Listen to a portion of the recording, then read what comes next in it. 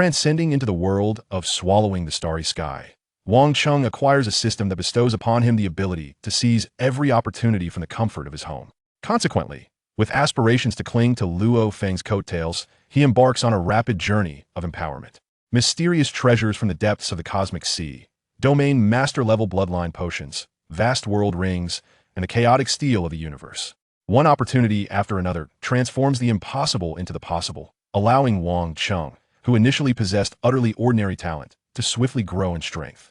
Chapter 1. Neighbor Luo Feng. Earth, Jiangnan Bay City, Yangzhou City, Mingyue Community. Dressed in loose casual attire, Wang Cheng stands in the small courtyard before his villa, engaging in conversation with a black-haired youth clad in white. Suddenly, a voice of urgency echoes from afar. "Brother Wang, my dad is calling for me. I must head over now." The black-haired youth scratches his head, apologetically uttering the words. "All right, we shall continue our conversation later. If you encounter any difficulties, feel free to seek me out." Wang Cheng replies with a smile. "I won't hold back." The black-haired youth waves his hand and swiftly departs. Observing the youth dash towards another villa not far away, Wang Cheng lets out a soft sigh. It has been 3 months since he traversed into this world teeming with martial artists and monsters. From the very beginning, Wang Cheng confirmed that this place is indeed the world of swallowing the starry sky through familiar names, and encountering Luo Feng himself leaves no room for doubt. Indeed, the very person who had just been conversing with Wang Cheng is none other than the future Galactic Lord, humanity's savior in the universe, and the foremost powerhouse of the cosmic sea, Luo Feng, the city lord of Luo. However, the current Luo Feng is still quite naive. He has just passed the preliminary martial artist assessment. Due to his extraordinary talent, he was granted early admission to the Extreme Martial Arts Academy, which led him to relocate to Mingyue Community with his family, thus becoming Wang Cheng's neighbor. Wang Cheng's villa is numbered 198, while Luo Feng's is 199, with less than 30 meters separating the two families. A simple turn of his head allows Wang Cheng to glimpse everything in the small courtyard of Luo Feng's villa. They are indeed neighbors. While I possess knowledge of numerous secrets, this body I inhabit is truly subpar. After 3 years as a martial artist, I have only managed to attain the rank of a high-level warrior. At this rate, I will likely remain just a battle general until my demise. To become a battle god, I would need to rely on luck. Wang Cheng contemplates, swiftly solidifying his future path. He must cultivate a strong relationship with Luo Feng. Once Luo Feng rises to prominence, even a small bit of assistance from him will be infinitely superior to his own futile efforts. Alas, with his mediocre talent and insufficient strength, Wang Cheng realizes that knowing more secrets is of little consequence if he cannot leverage them. Thus, the only course of action left for him is to make the best use of his neighborly ties. Without lingering in place, Wang Cheng quickly returns to the villa's hall and dials a phone number. "Hello, Mr. Wang. What dishes shall we prepare today? I would like to cook myself. Please send over some prepped ingredients." Wang Cheng replies nonchalantly, adding, "I will cover the costs." "Of course, that is absolutely fine." The voice on the other end responds without hesitation, readily agreeing. Please deliver them to the entrance of Mingyue Community. Someone will be there to collect them." After finishing, Wang Cheng hangs up the phone. "It has been a while since I last cooked. I wonder if my skills have diminished?" Wang Cheng hums a tune as he enters the kitchen, promptly beginning to wash and prepare. To forge a bond with Luo Feng, mere thoughts are insufficient. Today marks the occasion of Luo Feng's family's move, a splendid reason to invite them over. By personally preparing a feast, how could they not cultivate a friendship? After a bustling afternoon, he heads to Luo Feng's villa. "Brother Wang, are you treating us?" Luo Feng appears somewhat taken aback. "Haha, Luo Feng, I notice you just moved in, and since I have nothing to do, why not liven things up together?" Wang Cheng laughs, then turns to Luo Feng's father. "Uncle Luo, care to sample my culinary skills? Wouldn't that be too much trouble for you?" Luo Hongwa, still slightly surprised, can sense that Wang Cheng is genuinely inviting them, not merely being polite. "Not at all. Everything is prepared. We are simply awaiting you." Wang Cheng responds with a smile. "Brother Wang, don't be shy, come on." Wang Cheng interrupts, pulling Luo Feng by the hand and heading outside. "Uncle Luo, you can come over on your own. I won't call for you." By the time he turns to speak, he has already dragged Luo Feng out of the house. After all, Luo Feng has just become a martial artist, and in terms of strength, he is no match for Wang Cheng, a high-level warrior. Luo Feng, bewilderedly pulled outside, soon finds his father, Luo Hongwa, arriving with Luo Feng's mother and younger brother in tow. They come bearing hastily prepared gifts, which Wang Cheng graciously accepts. Although Wang Cheng's culinary skills are not extraordinary, they are certainly adequate, and with both parties harboring a sincere desire to foster goodwill, the dinner naturally unfolds with joy and laughter. In truth, while Wang Cheng is aware of Luo Feng's remarkable future, the Luo family is not. So in their eyes, building a rapport with a seasoned martial artist like Wang Cheng is undoubtedly beneficial. During the banquet, "Little Wang, why are you the only one at home? Where are your family members?" Luo Feng's mother, Gong Xinlan, inquires. "I've been alone since childhood. My parents perished during a monster attack," Wang Cheng replies. A hint of regret appears on Gong Xinlan's face. The atmosphere grows quiet as Luo Feng and his father instinctively fall silent. It's all right. It's been many years." Wang Cheng chuckles. "And Gong, why not share some stories about your family?"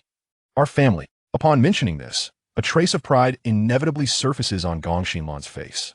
The Luo family of four previously squeezed into a meager 30 square meter subsidized housing unit, reliant solely on Luo Feng's achievements to move into their current luxurious villa.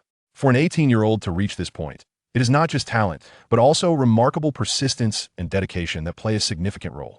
It is no wonder that Luo Feng's accomplishments are extraordinary. From a young age, he exhibited this exceptional quality.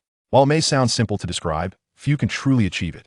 Luo Feng's success cannot merely be encapsulated by the phrase "he is lucky."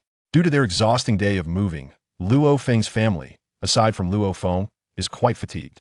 Thus, Wang Cheng does not keep them for long. After observing that they have nearly finished their meal, he takes the initiative to suggest they return to rest. "Luo Feng, our becoming neighbors is fate." Wang Cheng stands at his doorstep, patting Luo Feng on the shoulder as he continues. "If you ever need anything, don't hesitate to seek me out. Brother Wang, I won't hold back." Luo Feng beams with a grin. After bidding farewell to the Luo family, Wang Cheng stretches languidly and returns to the villa with a satisfied demeanor. After spending time together, he has developed a genuine appreciation for Luo Feng. After all, who doesn't admire a diligent and humble youth? With a cheerful tune, he tidies up a bit before pulling out his newly purchased gaming console to unwind for a while. In this world, although peril lurks beyond the confines of the base city, the interior remains a bastion of safety. Even the gaming industry has rebounded remarkably. Wang Cheng mused quietly to himself, regarding his transmigration to this exceedingly treacherous realm and his rather inadequate talents. If one were to inquire about his satisfaction, he would undoubtedly express immense contentment. Prior to his journey across dimensions, Wang Cheng was merely an ordinary member of society, living an unremarkable life. However now, he bears the esteemed and envied identity of a martial artist, possessing savings in the tens of millions, residing in a luxurious villa, indulging in gourmet delicacies delivered from high-end hotels, utilizing specialized gaming consoles for his leisure, and enjoying films in a dedicated media room. This existence is nothing short of a fantastical dream. How could Wang Cheng not be delighted? The only downside is that as a martial artist, one must venture outside the city to fight. How can someone who has never even witnessed blood endure such a reality? Wang Cheng pondered, yet he quickly pushed the thought aside. The earth of the world of Devouring the Starry Sky is undeniably perilous, teeming with indigenous monstrous creatures, not to mention the cataclysmic golden-horned beasts lurking behind, followed by the Nualan clan, who nearly upended the planet. In such circumstances, lacking strength provides Wang Cheng with little sense of security, even if he were to forge a friendship with Luo Feng. Moreover, becoming stronger can extend one's lifespan. Attaining planetary rank allows one to live for a millennium, and achieving immortality enables one to persist indefinitely in the absence of external interference. The dream of eternal life is one that resonates with all, and how could Wang Cheng not aspire to grow stronger? To forge iron, one must first be resilient. Aspiring for strength cannot solely rely on others. Thus, despite his inner reluctance, Wang Cheng must concede that when the time arrives, he will inevitably have to venture forth and strive.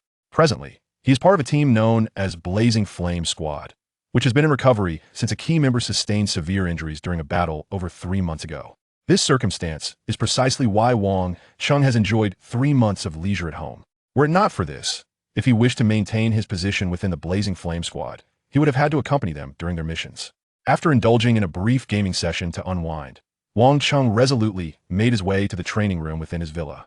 The villas in Mingwei community are equipped as extreme martial arts training facilities for martial artists. Thus, each villa is naturally outfitted with a fully functional training room. Wang Cheng's arrival at the training room signifies his intention to enhance his skills. Though he may be laid back, he is far from foolish. As martial artists venture outside the city, they must fight fiercely. Under these circumstances, how could Wang Cheng afford to be negligent? During the 3 months since his transmigration, while he cannot claim to be diligent, He is guaranteed daily exercise, maintaining his condition as best he can. However, shortly after Wang Cheng stepped into the training room, an unfamiliar surge of information abruptly flooded his mind, accompanied by a translucent blue screen materializing before him. Chapter 2. The Primordial Embryo Name.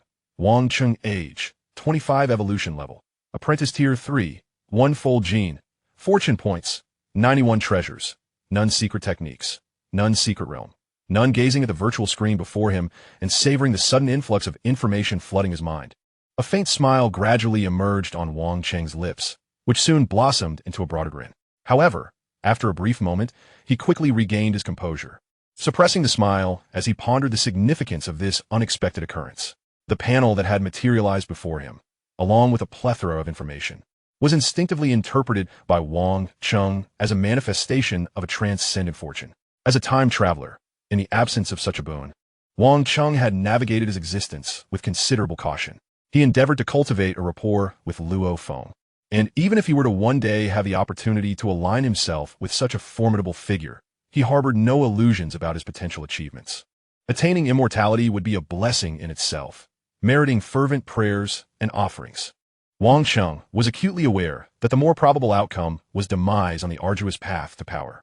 No matter how well he ingratiated himself with Luo Feng, he remained an outsider. Luo Feng would never extend the same assistance to him as he would to his kin. Under such circumstances, with his ordinary talent, the likelihood of becoming stronger seemed bleak. Yet now, with the arrival of this golden opportunity, Wang Cheng felt an immediate shift in his perspective. The notion of befriending Luo Feng was no longer tainted by ulterior motives. Rather, it stemmed from a genuine admiration for the man himself. This simple yet profound change in thought reflected Wang Cheng's newfound confidence. Even without relying on Luo Feng, hope had ignited within him. The Fortune Capture System. Wang Cheng mused over the name and function of his newfound ability, and an uncontainable joy welled up within him. The mechanics of the Fortune Capture System were straightforward. Even without taking any action, he could acquire scattered fortunes from around the world while remaining at home. Each day on Earth, he would accumulate a single fortune point, and having been in this world for 3 months, he presently possessed a total of 91 points. By consuming these fortune points, Wang Cheng could randomly seize opportunities. The more points expended in a single attempt, the broader the range of potential captures and the greater the likelihood of obtaining a favorable fortune. For instance, if Wang Cheng expended 1 fortune point, he could capture fortunes across the entire Earth. 3 points would extend this to the entire solar system, and 9 points would encompass the Milky Way. The solar system is vastly larger than Earth, and the Milky Way dwarfs the solar system countless times over, indicating that the relationship between the growth of fortune points and the magnitude of capture range is not linear. However, it was certain that the more fortune points consumed, the greater the range of potential captures. According to the information that had appeared in his mind, Wang Cheng's first capture was granted special privileges.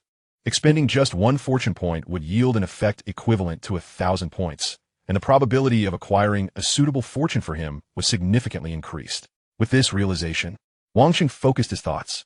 In an instant, the fortune points displayed on the virtual screen before him dwindled from 91 to 0.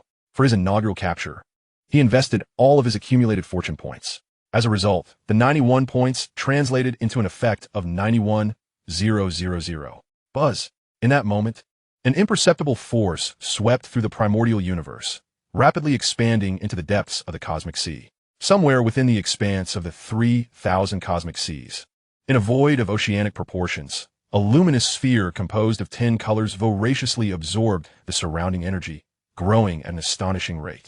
Suddenly, an inaudible force passed through this realm. In an instant, the 10-colored luminous sphere vanished. Simultaneously, the virtual screen before Wang Cheng underwent a transformation, revealing lines of text. Consumed 91 fortune points. First fortune capture successful. Fortune classification, treasure. Fortune name, primordial embryo. Infortune usage, oral. Fortune effect, transforms body and soul. Grants the primordial body. As these lines of text materialized, Wang Cheng felt his consciousness link to a null space. An empty realm save for a luminous sphere of 10 colors quietly suspended within. Is this the primordial embryo? Wang Cheng clearly sensed that with a mere thought. The primordial embryo would instantly manifest in his hand. With the fortune in hand, Wang Cheng harbored no intention of hesitating. He was determined to utilize it immediately. Hoping the commotion wouldn't be too great, he thought, and then focused his mind. Whoosh! In an instant, a gentle warmth enveloped his throat, followed by a comforting sensation radiating from within his body, while his consciousness began to blur. What has happened? A sense of confusion washed over Wang Cheng. But after considerable effort, he finally pieced together the events that had transpired. The primordial embryo had indeed materialized in his hand, and in that fleeting moment, he instinctively placed it into his mouth. This was an entirely subconscious action, akin to an individual starved for affection encountering an unsuspecting beauty. Hesitation was utterly absent. The allure of the primordial embryo upon his body was so profound that it could only be an extraordinary treasure. This was the final thought that crossed Wang Cheng's mind before he completely lost consciousness, collapsing within the training chamber. He did not remain unconscious for long. As dawn broke, Wang Cheng slowly opened his eyes on the floor of the training room. The morning dew dripped steadily, countless insects busily engaged in their unseen activities, and a gentle breeze accompanied the warm sunlight. Wang Cheng quietly absorbed this scene, fully aware that he was irrevocably transformed. Name: Wang Cheng. Age: 25. Evolution level: Planetary Tier 1, 10-fold gene. Fortune points: 1 treasures. None secret realm. None. Wang Cheng's eyes widened in disbelief as he stared at the virtual screen before him. The information displayed was almost too incredible to accept. In just a single night, he had ascended from Apprentice Tier 3 to Planetary Tier 1, and most importantly, the genetic level of his body had leaped to 10-fold. The designation of Planetary Tier 1, in earthly terminology, represented a being that transcended the war god, each one a paragon among mortals, wielding immeasurable power. Of course, this was merely the beginning. As in the vast universe, the planetary tier was only a stepping stone. Treasures capable of propelling an apprentice to planetary status were indeed countless. The crux of the matter lay in the leap in genetic levels. To describe the concept of genetic levels, one might liken it to the distinction between higher and lower life forms. Similar to the pinnacle bloodline golden-horned beast in the celestial monstrosity of the starry sky. It would not be an exaggeration to classify them as superior beings when compared to ordinary humans. In stark contrast to the frailty of Earth's humanity, a newly born golden-horned beast is already at the planetary level, while an adult golden-horned beast reaches the zenith of a realm lord. The genetic tier of the golden-horned beast is, in fact, 10-fold that of an ordinary human. The leap in genetic tier is an arduous endeavor. Aside from methods akin to the 9 catastrophes secret canon, which can be deemed as a cheat, elevating one's genetic tier generally relies on rare treasures, which are either extraordinarily precious or come with specific usage requirements. For instance, the blood crystal, which inflicts excruciating pain and is utterly impossible for an ordinary person to absorb. Is my genetic tier still increasing? Wang Cheng pondered, sensing the persistent warmth within his body that had yet to dissipate, a flicker of suspicion igniting in his heart. Wang Cheng was not merely speculating. The sensations within him suggested that his genetic tier was indeed still on the rise, albeit slowly, yet with unwavering determination. Moreover, have I also acquired a unique innate talent? Wang Cheng mused internally. With a mere thought, a faint white light emanated from him, enveloping him entirely, before gradually splitting into 2 streams. With a whoosh, the 2 streams of white light dissipated, revealing 2 Wang Chengs in their place. The distinction between them was stark. One exuded immense power, while the other appeared feeble. However, both forms were indeed Wang Cheng, and his consciousness flowed seamlessly between the 2 bodies. In essence, he was simultaneously controlling both entities. What an extraordinary innate talent is this? The 2 Wang Chengs exchanged exasperated glances. The powerful Wang Cheng retained the strength of a first-tier planetary being, representing his true self, while the weaker one was clearly the newly manifested doppelganger. Yet, this doppelganger's strength was lamentably low, even inferior to Wang Cheng, before he consumed the primordial embryo. I must experiment further. With another thought, a faint white light reappeared around Wang Cheng's true form. This time, the white light lingered longer than before, swiftly splitting into 2 streams once again, resulting in 3 Wang Chengs now present in the training chamber. Furthermore, the newly appeared 2 Wang Chengs exuded identical auras. Their power was evenly distributed, yet they remained mere doppelgangers. As Wang Cheng assessed his situation, he quickly deduced some vital information. Wang Cheng meticulously studied this innate talent, and only as dawn broke outside did he grasp its true nature. It was a unique doppelganger technique, enabling him to create numerous doppelgangers, though not infinitely, as the maximum was 10, 0, 81. The strength of these doppelgangers hinged on how much power Wang Cheng chose to allocate to them. A doppelganger receiving minimal power would naturally be weak, like the first doppelganger he created. Conversely, one endowed with considerable power would be formidable, akin to the second doppelganger. However, the total power possessed by Wang Cheng and all his doppelgangers remained constant. Thus, when he summoned a powerful doppelganger, his true self's aura would diminish accordingly. In truth, Wang Cheng sensed that what his doppelgangers took away was not merely power. A portion of his consciousness and soul was also siphoned off. This was not a favorable situation. For should a doppelganger perish, the soul would be unable to return to Wang Cheng's true form in time, resulting in a loss for him. It is worth noting that, at times, soul injury can be exceedingly fatal. Minor wounds can be overlooked, but significant damage renders one irretrievable. The currently entombed Huyen Bo on Earth could certainly attest to this. Viewed from this perspective, this innate talent was rather subpar. Of course, after thorough analysis, Wang Cheng did uncover a silver lining to this doppelganger technique. Chapter 3. The Terrifying Talent. While this doppelganger technique was ineffectual in combat, it proved immensely beneficial for cultivation.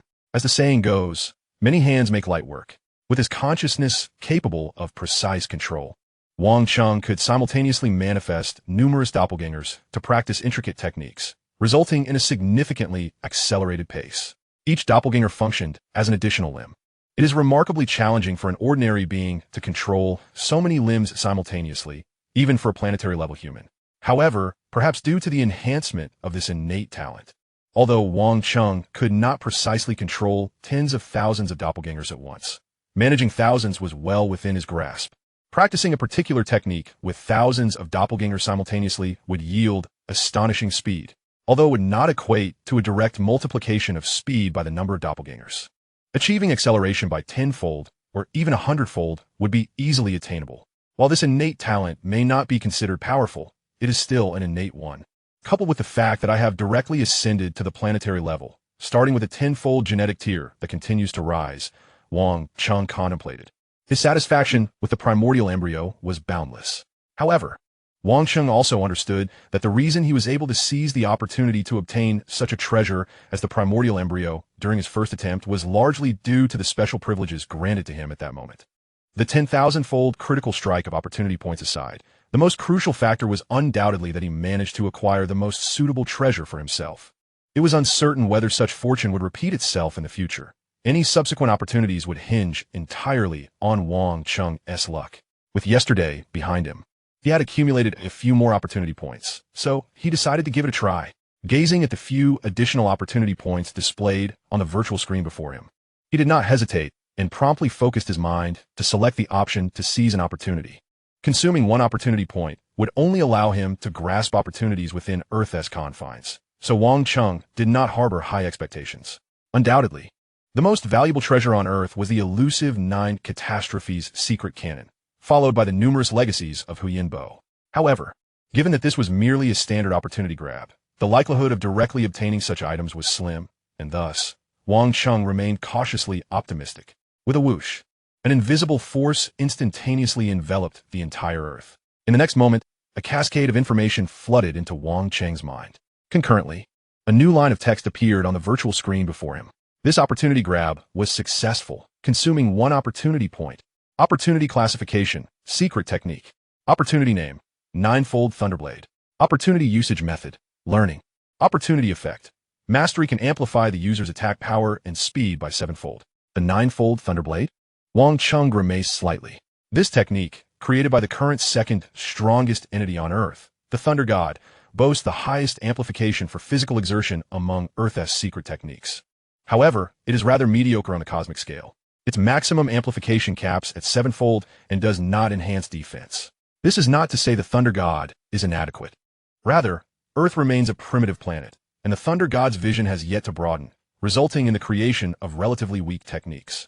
The 9-fold Thunderblade, after all, was a treasure I could never afford before. I shall practice it for a while and see how my innate talent performs. Wang Cheng mused, and soon a radiant white light enveloped him. In no time, this luminescence divided into 2, then 3, and subsequently into 4. Before long, nearly 100 clones, each exuding an aura akin to Wang Cheng before acquiring the primordial embryo, manifested within the training chamber. Remarkably, The essence of the original Wang Cheng only experienced a slight diminishment. The disparity between a third-level apprentice and a first-level planetary being was substantial. Given that Wang Cheng's genetic level was tenfold that of a regular life form, his strength was likewise magnified to 10 times that of an ordinary first-level planetary. Thus, the gap between a third-level apprentice and himself was naturally even more pronounced. Under such vast differences, it was effortless for Wang Cheng to produce these clones. Let us commence. Wang Cheng's 100 clones simultaneously began to contemplate the ninefold Thunderblade, each embarking on their own experiments. However, due to their interconnected consciousness, there were no redundant attempts among the 100 clones. This naturally led to a significant increase in efficiency. Half a minute later, one of Wang Cheng's clones moved an arm. Its speed suddenly surged. Has the first level been mastered so swiftly? Wang Cheng attempted to swing his arm, and what his clone had just accomplished, he too executed with ease. Even with the assistance of his innate talent, this speed seemed astonishingly rapid. Wang Cheng was acutely aware of his own limitations. He was certainly no prodigy. After inheriting the warrior's body for 3 months, his practice had merely maintained his original standard. Progress? There was some, albeit so faint as to be nearly imperceptible. It must be the influence of the primordial embryo. Wang Cheng concluded this was the only plausible explanation. He also realized that he had significantly underestimated the value of the primordial embryo. Onward, a smile graced Wang Cheng's face. As time passed, his learning pace with the ninefold Thunderblade was astonishingly rapid. After mastering the first level, he quickly advanced through the second and third levels. Within a mere half hour, Wang Cheng had comprehended the entirety of the ninefold Thunderblade. How swift! What a terrifying capacity for learning! Wang Cheng marveled inwardly. Logically, even with the aid of 100 clones, such speed should not have been achievable. This remarkable rapidity indicated a fundamental transformation in Wang Cheng's capacity for learning and comprehension compared to before. Surely, my cerebral domain has undergone a metamorphosis. Wang Cheng speculated. Indeed, the breadth of one's cerebral domain relates intimately to learning ability and comprehension. Furthermore, this concept is not confined to mentalists. Non-mentalists also exhibit variations in cerebral domain breadth. Typically, humans on Earth possess a cerebral domain breadth in the single digits, often minuscule. The genius Luo Feng, who emerged once every few millennia on Earth, had a cerebral domain breadth of merely 21 at the outset. Wang Cheng lacked a precise understanding of cerebral domain breadth, yet he was confident that his current breadth far surpassed the limits of any Earthling. However, while he had completed the ninefold Thunderblade, an insatiable feeling lingered. Wang Cheng's original self closed his eyes, quietly immersing himself in contemplation, while his over 100 clones engaged in their own reflections. Although it took Wang Cheng merely half an hour to learn the ninefold Thunderblade, he stood immobile in place for a significant portion of the day. Time progressed from morning to afternoon. Suddenly, the original Wang Cheng opened his eyes. At that moment, his primal force, consciousness, and body harmoniously coalesced. Threads of white lightning emanated from him, rapidly dispersing in all directions. In that instant, he seemed akin to a deity of thunder. The lightning domain. Though he had never witnessed a domain before, Wang Cheng discerned what he had inadvertently conjured. As he manifested the lightning domain, he soon became acutely aware of another existence. It was vast and unfathomable. Could this fluctuation be the law of lightning? Wang Cheng felt a surge of excitement. In truth, when he first regained consciousness, he sensed a marked clarity in his perception and awareness of many inexplicable fluctuations. However, at that time, his thoughts were largely preoccupied with superficial changes, such as his ascension to planetary level and the tenfold enhancement of his genetic level. Thus, he did not pay heed to those vague sensations. Now, as he practiced the ninefold Thunderblade and subsequently grasped the lightning domain, his perception of those complex fluctuations suddenly sharpened. Though this was the first time he had so clearly sensed these fluctuations, he had never truly comprehended what the laws entailed. Yet, the intricacy and magnitude of those fluctuations instantaneously led him to conclude that they must indeed represent the laws. The law he was acutely perceiving was most likely the law of lightning. According to what Wang Cheng knew, domains were categorized into 9 levels.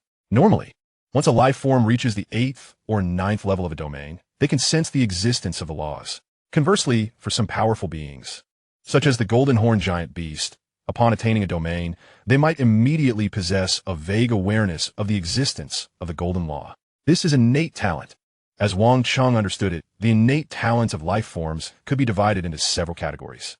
One type is the talent for evolution, like the golden horned giant beast, which, upon maturity, immediately attains the pinnacle of the realm.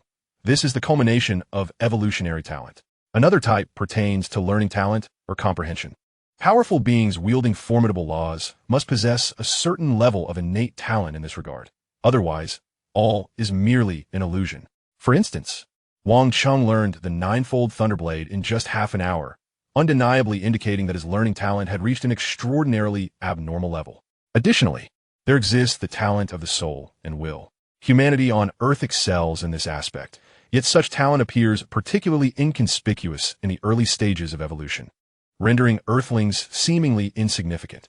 Lastly, there is the talent for perceiving the laws. With the same learning ability, the clearer one's understanding of the laws, the easier it becomes to comprehend them. Countless geniuses emerge among Earthlings, yet if they cannot even grasp the laws, how can they hope to understand them? Thus, Wang Cheng reflected, this is the true value of the primordial embryo. It elevated him to planetary status, enhanced his genetic level tenfold, and continues to do so. It significantly augmented his learning ability, allowing him to master the ninefold Thunderblade in merely half an hour. While the first three enhancements are impressive, the clarity of his comprehension of the laws is indeed rare. Even the peak bloodline of the golden horned giant beast can only vaguely sense the laws after attaining comprehension, whereas he had sensed the laws from the very outset. With the possession of a domain, his perception of the laws became extraordinarily clear. Moreover, this profound resonance transcends mere lightning principles. Wang Cheng now possesses an unparalleled clarity in sensing the laws of lightning, attributed to an unforeseen enlightenment he attained within the realm of thunder. In truth, the inexplicable fluctuations he initially perceived were not singular, but a confluence of myriad forces. This inevitably led Wang Cheng to ponder whether he had developed an extraordinary perception of multiple, if not all, principles. Such a notion is indeed staggering. Could this be a treasure from the primordial universe? Doubts began to fester within Wang Cheng. If such a treasure existed in the primordial universe, why had not other formidable beings utilized it to cultivate unparalleled geniuses? It must either originate from beyond the primordial universe, or perhaps its existence within the primordial realm is exceedingly rare, possibly limited to a solitary instance. Contemplating this, Wang Cheng felt elated at his fortuitous gain. Truly, he was deserving of the unique treatment afforded by his first opportunity grasping. This primordial embryo is perfectly suited for me. Another wave of sentiment washed over Wang Cheng. Chapter 4. Plans for the future. Just yesterday, he had contemplated how to align himself with Luo Feng. Yet today, he found himself as a planet-level being with boundless prospects, leaving Wang Cheng feeling as though he were ensnared in a dream. Upon entering the villa's grand hall, he brewed himself a pot of hot tea, savoring it while musing about what lay ahead. As a first-tier planet-level being, augmented by a tenfold genetic foundation, coupled with his recent mastery of the Thunder domain, Wang Cheng believed himself to be unmatched on Earth, save for the current strongest, Hong. Not even the god of thunder could instill fear in him. In fact, it wouldn't be long before even Hong might find himself eclipsed by Wang Cheng. Of course, Wang Cheng's practical combat experience was still lacking, and in a true confrontation, the outcome remained uncertain. The present god of thunder might very well surpass him. However, this was not a concern, for at this moment, Wang Cheng harbored no ambitions of domination on Earth, nor any intentions of conflict with other planet-level powers.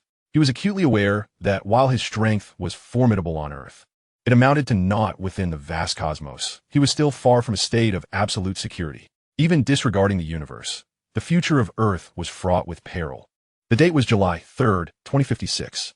According to the timeline of Swallowing the Stars, Wang Cheng's cognitive faculties had vastly improved since his arrival. He recalled intricate details from the narrative. The arrival of the golden horned giant's egg on Earth was approximately a year away, with its hatching expected in around 2.5 years, and its ascension to star level looming less than 4 years hence. Wang Cheng contemplated every facet concerning the golden horned giant. He could not afford to be indifferent to this matter, for the assault of the golden horned giant would undoubtedly be one of the greatest calamities faced by humanity, with countless innocents perishing under its rampage. Prior to acquiring the opportunity gathering system, this had been his greatest concern. Though he had undergone a transformation, this threat could not be dismissed. In fact, I am now significantly more formidable than the golden horned giant. It took the giant less than a year to evolve from hatching to star level. If I cannot achieve at least that within 4 years, I might as well find a place to bury myself. Wang Cheng mused, simultaneously resolving that if his growth rate proved insufficient, he would venture into the ocean to search for the giant. To preemptively eliminate the threat while it remained in its egg was not a disgrace. In this world, Wang Cheng had no kin. The Luo Feng family, whom he had met just yesterday, could barely be considered friends. In his eyes, nothing was more vital than his own life. Of course, everything hinged on how swiftly Wang Cheng could cultivate. If he could accelerate his personal growth, then all would fall into place. My immediate goal is to enhance my foundational physical strength. I wonder if my innate talent can be harnessed for absorbing cosmic energy? Wang Cheng pondered, then promptly activated his innate ability, swiftly manifesting 10 third-tier apprentice avatars. These avatars assumed a meditative posture, their palms facing the heavens, commencing the absorption of cosmic energy. Whoosh, whoosh, whoosh. Within Wang Cheng's perception, the cosmic energy diffused throughout space became strikingly lucid. As he actively absorbed it, this energy surged toward his 10 avatars with remarkable swiftness.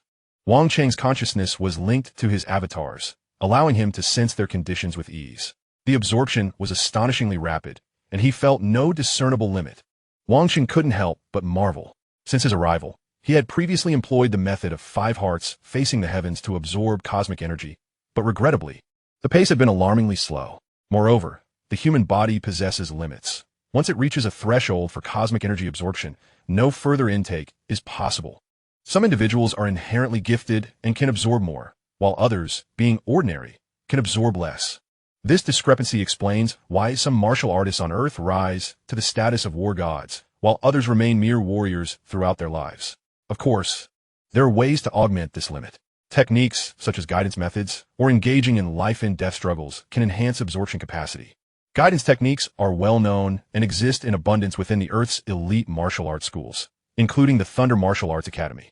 Engaging in life-and-death struggles compels the body to evolve, as individuals in prolonged high-stress environments instinctively strive for higher levels of evolution, thereby enabling them to absorb greater amounts of cosmic energy. However, these methods pertain to ordinary Earthlings.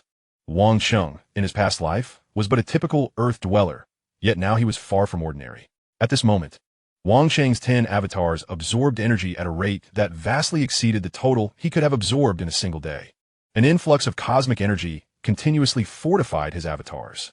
After 10 minutes, he estimated they had reached the 4th-tier apprentice level. With a mere thought, his 10 avatars transformed into specks of white light and rejoined his body. They had departed as 3rd-tier apprentices and returned as 4th-tier apprentices. What did this signify? Wang Cheng closed his eyes to attune to his bodily sensations, and soon, a faint smile graced his face. Though subtle, it was evident that the genetic energy within him had indeed increased. Wang Cheng nodded. This simple experiment had swiftly elucidated his next course of action. By generating a multitude of avatars, the velocity at which I absorb cosmic energy will be astonishing. As long as no bottleneck arises, my foundational physical strength will escalate at an unprecedented rate. Wang Cheng silently contemplated. Genetic evolution pertains to bodily talents.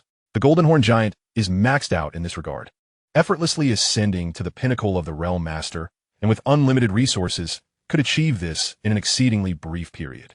However, Earthlings face bottlenecks in their evolution. From the 1st-tier apprentice level onward, these bottlenecks become increasingly formidable. The daily absorption of cosmic energy has its limits, a testament to these bottlenecks, which fundamentally explains why the strongest beings on Earth are merely planet level. Wang Cheng remained uncertain whether his primordial body would encounter similar bottlenecks, but he surmised that it likely did not.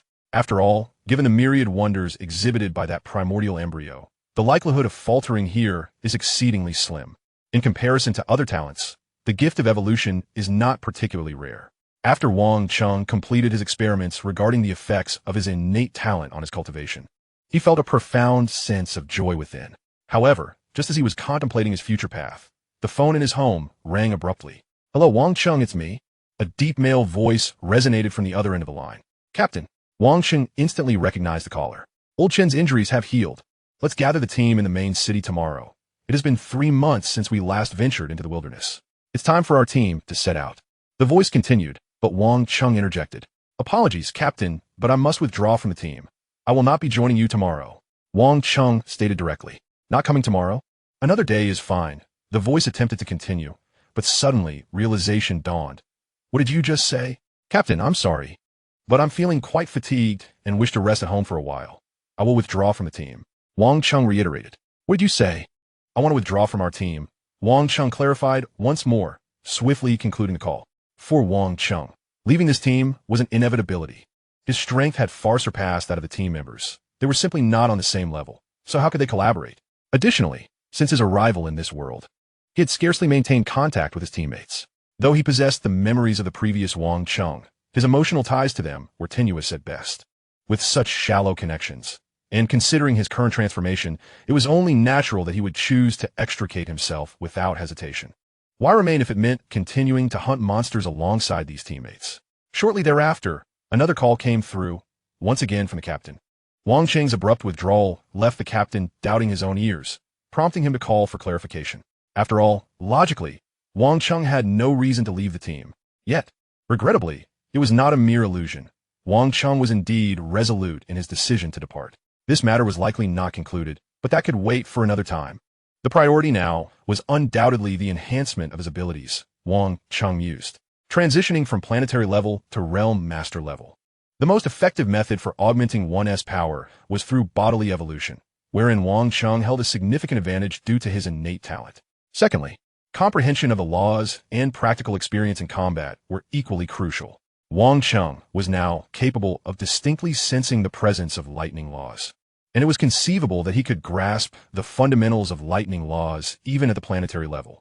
Of course, lacking guidance from a secret tome, it would be exceedingly challenging for Wang Cheng to attain even a fragment of these laws. As for practical experience, there were no shortcuts. He must engage in real combat. However, this did not worry Wang Cheng. His innate talent also granted him an edge in this regard. Though there were few beings on Earth that could match Wang Cheng's full prowess, he could easily dispatch weaker avatars, ensuring he would never lack for opponents. In fact, one could say they were abundant everywhere. Chapter 5, Base City Number 003. After pondering for a considerable time, Wang Cheng soon realized that his best option was to venture into the wilderness zone. Whether for absorbing genetic primal energy, comprehending laws, or accumulating combat experience, all could be effortlessly accomplished within the wilderness. Well, I have stayed home for 3 months. It's time to step outside. Wang Cheng resolved internally. Wang Cheng was rather reclusive. Otherwise, he wouldn't have spent nearly 3 months without stepping out since his arrival. However, now that he found it necessary to venture out, he no longer harbored any inclination to remain indoors. With his decision made, Wang Cheng wasted no time in gathering a collection of basic supplies, preparing to head towards the wilderness zone. Before departing, he utilized his innate talent to conjure a third-tier apprentice avatar to remain at home. Wang Cheng decided to temporarily retain his identity as a high-ranking warrior, as he intended to stealthily navigate the wilderness zone, necessitating a version of himself to stay behind. Fortunately, with his ability to create avatars, this task was but a trivial matter for him. Once everything was arranged, Wang Cheng swiftly departed from Minghua community, making his way to the outskirts of Yangzhou City. Yangzhou City is situated on the periphery of the Jiangnan Bay City. Thus, upon leaving Yangzhou City, one would directly enter the wilderness. Naturally, under normal circumstances, Yangzhou City does not provide martial artists with passage to exit the Jiangnan Bay City, as the military has established defenses around Yangzhou City to prevent monster incursions. However, Wang Cheng had no intention of using the conventional routes to access the wilderness zone, rendering the means of exit inconsequential. Moreover, he did not believe the military near Yangzhou City could hinder him. Upon reaching the uninhabited area of Yangzhou City, Wang Cheng took to the skies. For a planetary-level being, flying felt like an innate instinct, effortlessly. Let's try full speed, Wang Cheng thought to himself, and immediately, arcs of lightning flickered around him within 100 meters. Boom! In an instant, Wang Cheng surged forward. After approximately 10 seconds, he suddenly halted. Incredible, Wang Cheng marveled. Standing among the clouds, gazing down at a supply base, feeling a slight tremor of awe, he recognized this supply base was situated over 100 kilometers away from the Jiangnan Bay City, and he had traversed such a distance in mere seconds.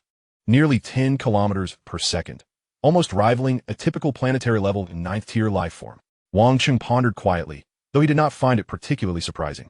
A standard planetary-level 9th-tier life form should achieve a maximum flight speed of around 10 kilometers per second. Although Wang Cheng was merely at planetary-level 1st tier, His genetic composition was 10 times that of ordinary life forms, making him considerably stronger than a typical planetary level first tier. He likely compared to an ordinary planetary level 4th or 5th tier. The crucial factor was that Wang Cheng also benefited from the enhancement of the lightning domain. Without the lightning domain, he would struggle to fly even 3 kilometers in a second. However, with it, his speed underwent a qualitative transformation. This was merely the domain. If he could comprehend the laws, he would likely become even more formidable. Wang Cheng understood that his ability to achieve such speed was partly due to the lightning domain's affinity for flight. Had he comprehended domains such as metal or fire, the results might not have been as effective. Yet, even so, it vividly illustrated the might of domains. With such a terrifying enhancement, it was no wonder that Hong, upon grasping the light domain, proclaimed himself invincible at the planetary level. With this speed, unless someone was prepared in advance, satellites above should not notice him. Wang Cheng glanced upward, wishing to remain inconspicuous. Although being discovered was not particularly concerning, it was preferable to avoid detection altogether.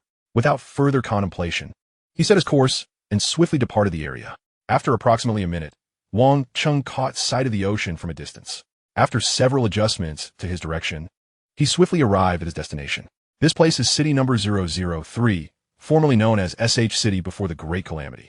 Once a magical metropolis, it has now transformed into a den of monsters, teeming with countless beasts. For an unskilled warrior, venturing here would be akin to courting death. However, that assessment applies to ordinary warriors. With Wang Cheng's current prowess, he could easily eradicate all the monsters in this city if he so desired.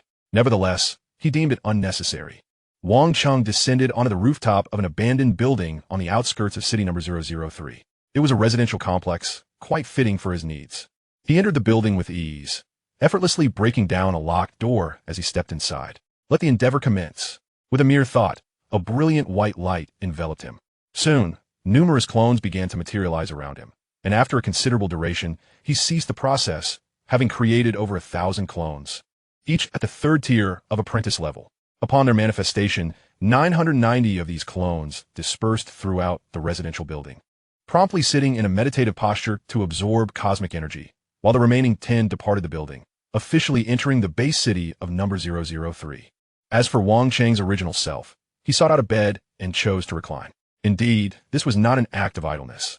After all, creating 1,000 clones for self-discipline hardly qualifies as laziness. His repose was, in fact, a means to comprehend the principles of lightning. Without any guiding texts, Wang Cheng could distinctly sense the existence of the lightning laws, yet he remained at a loss regarding how to master them. Thus, he opted for the simple approach of lying down to attune his mind to the experience. As the saying goes, repetition reveals meaning, and by immersing himself in the laws, he hoped to naturally grasp a fragment of their essence. Furthermore, at the dawn of the universe, there were no manuals, and myriad life forms nonetheless managed to comprehend the laws, proving that a slow pace does not equate to a lack of method. Within the residential building, Wang Cheng's clones, alongside the other 990, diligently pursued their tasks. Outside, it wasn't long before one of Wang Cheng's 10 clones encountered a monster. It was a shadowy creature, feasting ravenously upon the carcass of another beast, its size modest, just over 1 meter long, excluding its tail. Its glossy black fur shimmered subtly in the sunlight. An adult shadow cat. Wang Cheng quickly recognized this beast's true identity. It was likely a junior beast commander level creature. Encountering such a formidable foe right away was rather fortuitous, despite his clones being equivalent to high-tier warrior apprentices. Wang Cheng felt no fear towards this beast commander level shadow cat. The realm of origin energy is a perfect amalgamation of will and body. And while apprentice clones cannot project their origin energy, this does not diminish their combat capabilities. After all, he had mastered the entirety of a 9-fold Thunderblade. In its perfected form, the 9-fold Thunderblade may not be significant in the cosmos, yet it amplifies strength by 7 times. When it comes to raw power, the difference between high-tier warriors and high-tier commanders is merely 8-fold. Thus, if Wang Cheng's clone were to unleash its full potential, it would possess strength nearing that of a high-tier commander, rendering it unfazed by the Shadow Cat. However, true combat is not solely a contest of strength and speed. Numerous factors come into play, which is precisely why Wang Cheng had ventured out to battle. No matter how formidable one's strength, if it cannot be exhibited, it is meaningless. Only through extensive combat can genuine experience be accumulated. As my first adversary, Let me see what you are capable of. Wang Cheng approached the feeding shadow cat step by step. The creature, sensing his proximity, let out a series of piercing shrieks as a warning. Yet, regrettably for it, Wang Cheng remained undeterred, advancing with slow and resolute steps. Eventually, the shadow cat, fully incensed, transformed into a blur and vanished from sight. Though enraged, the cunning creature did not charge directly at Wang Cheng, but rather circled around to his blind spot before launching an attack. In an instant, Wang Cheng executed a roll, narrowly evading the shadow cat's pounce. The ninefold Thunderblade could amplify strength and speed, but it could not enhance reaction time. While he excelled in power and speed, due to the blade, his reflexes paled in comparison to the shadow cat's, to say the least. Wang Cheng pondered the power dynamics between them as he swiftly regained his footing, scanning for the now-vanished shadow cat. Perhaps due to his exceptional talent, he remained remarkably calm despite this being his first real battle. Suddenly, he sensed a slight movement behind him. Without a moment's hesitation, he spun and delivered a kick. Bang! This kick evidently struck true, sending a dark figure hurtling backward. Undoubtedly, this was a successful attack on the shadow cat. Yet, Wang Cheng was uncertain if he had inflicted any harm. To him, the creature's body felt exceedingly soft, akin to kicking a cotton ball. Why hasn't it reappeared? Wang Cheng remained vigilant for a moment before realizing, to his astonishment, that the shadow cat had seemingly fled. Cautiously, he approached the area to investigate and quickly confirmed that the creature had indeed escaped. It was to be expected. After all, it was a monster that had survived in this den of horrors, and upon sensing danger, it fled without hesitation. I hope to cross paths with you again. Wang Cheng did not dwell on the matter. He had not come here with the intent of hunting monsters, evidenced by the absence of any weapon. The shadow cat's retreat did not preclude future encounters. In fact, the likelihood of crossing paths again was quite high, as city number 03 was not vast. And with his 10 clones searching for opponents, another encounter with the shadow cat seemed entirely plausible. Chapter 6, Rapid Progress. As time flowed steadily, the 990 clones simultaneously absorbed cosmic energy, and Wang Cheng himself felt no signs of a physical bottleneck. Consequently, his evolutionary pace could only be described as skyrocketing. Moreover, thanks to the ongoing battles of the 10 clones in city number 003, Wang Cheng's combat experience was rapidly accumulating. On the first day of practical combat, his 10 clones engaged in battles with a total of 15 monsters, all at the beast commander level, with one even reaching the high-tier commander level. In a total of 15 battles, Wang Cheng emerged victorious in 14. However, these victories were achieved against formidable adversaries of merely the advanced general tier. When faced with such foes, Wang Cheng found himself with limited capacity to retaliate, to the extent that even his doppelganger was swiftly annihilated. Upon its demise, the doppelganger disintegrated into countless motes of light, from which Wang Cheng, situated far away in a residential building, absorbed some energy. This experience provided him with profound insights into his innate talent. It became evident that if a doppelganger perished externally, the energy it had expended would not return to Wang Cheng's true self, though fragments of its soul might. However, the extent to which a soul could return to its original form remained an enigma for Wang Cheng, a mystery that would require slow exploration over time. Moreover, if both the doppelganger and its soul were obliterated, the soul would certainly be lost. Nevertheless, the mere apprentice's creatures lacked the capacity to extinguish a soul, allowing Wang Cheng to promptly create another doppelganger following the first demise. The death of a doppelganger was not a cause for alarm. It merely entailed a loss of energy. At that moment, Wang Cheng's 990 doppelgangers were swiftly absorbing cosmic energy, making the energy loss easily replenishable. On the second day of practical combat, while Wang Cheng's doppelganger survived, one of the monsters he encountered did not, marking his first kill. After its demise, he discarded the creature's remains outside. Despite the valuable resources the monster possessed, Wang Cheng's current capabilities rendered earthly currency utterly unappealing. He could effortlessly amass an inconceivable amount of earth coins if he so desired. A handful of materials held no significance for him. On the third day of combat, Wang Cheng began to discern the intricacies of movement techniques. On Earth, martial skills and movement techniques are categorized into 5 tiers: ordinary, subtle, perfect, artistic conception, and realm. In the cosmos, they are divided into 4 realms: foundation, artistic conception, domain, and world laws. The earthly tiers of ordinary, subtle, and perfect correspond to the cosmic foundation, while artistic conception and domain align correspondingly. As for the ultimate realm of laws, no one on Earth had yet comprehended them, thus rendering such classification moot. Wang Cheng had already grasped the domain. His previous ability to fly was a testament to his domain-level movement technique. However, with the use of an apprentice-level doppelganger, he was unable to manifest the domain, reducing his movement technique to a mere afterthought. In other words, Wang Cheng's foundational skills were woefully inadequate, one might even say non-existent. Recognizing this shortcoming, he swiftly prioritized strengthening his fundamentals, for the logic was simple. The more foundational the skill, the more crucial its mastery. Given Wang Cheng's prodigious talent for swiftly comprehending the domain, he deployed 10 doppelgangers to engage in combat training simultaneously, propelling his progress to astonishing heights. By merely the third day, his foundational movement technique had reached its zenith, achieving perfection by earthly standards. Subsequently, leveraging his understanding of the domain, he seamlessly integrated the essence of lightning into his movement, elevating its level to artistic conception. As he diligently honed his skills, a month swiftly elapsed in City 003. By this time, even with his apprentice-tier doppelgangers, Wang Cheng could effortlessly vanquish advanced general-tier monsters. While he refrained from claiming his skills were exceptionally formidable, he was confident they were not lacking in strength. A month later, seated cross-legged on a sofa within the residential building, Wang Cheng witnessed the dispersal of nearly 1,000 doppelgangers, their dissipated motes of white light swirling from all directions into his being. Typically, he maintained a restrained aura. Yet as these motes merged with him, his internal energy surged uncontrollably. How swiftly I have grown! A smile graced Wang Cheng's lips. In just a month, not only had he rectified his foundational techniques, but his physical prowess had also undergone remarkable advancement. Presently, he had reached the 8th tier of planetary rank.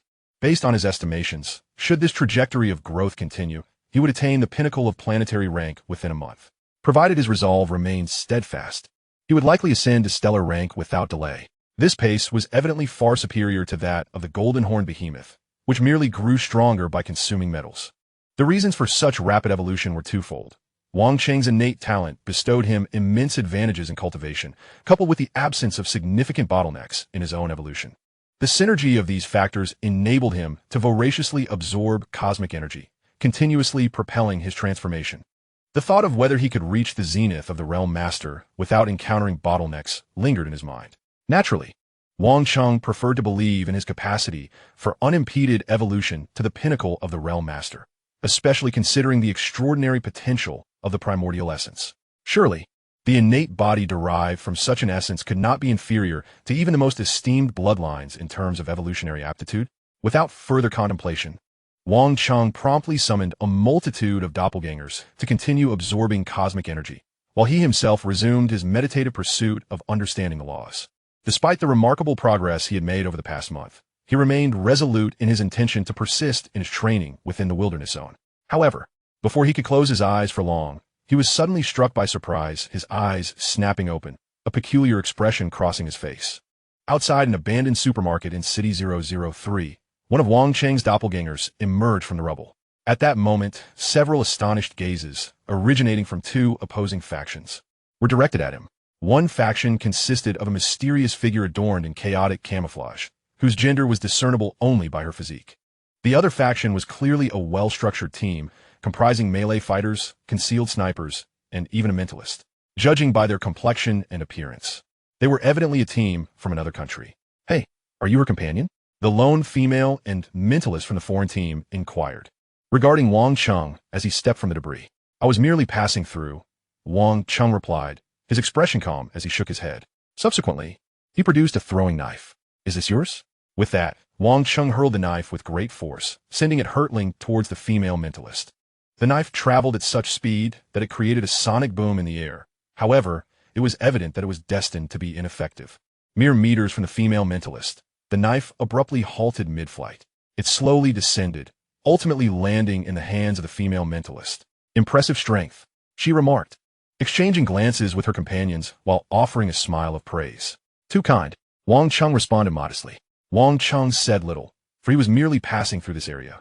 Upon witnessing a confrontation, he approached with a sense of curiosity, only to discover that one party was in fact a psychic adept. Upon hearing his movement, the individual swiftly launched a flying dagger, albeit without any intent to kill, as it was aimed at Wang Cheng's feet. If his conjecture held true, the object of contention between the two factions was a severely weakened shadow wolf, languishing in the middle of them. An adult shadow wolf ranks among the high beast general class of monsters, and the value of its materials is considerable within that echelon.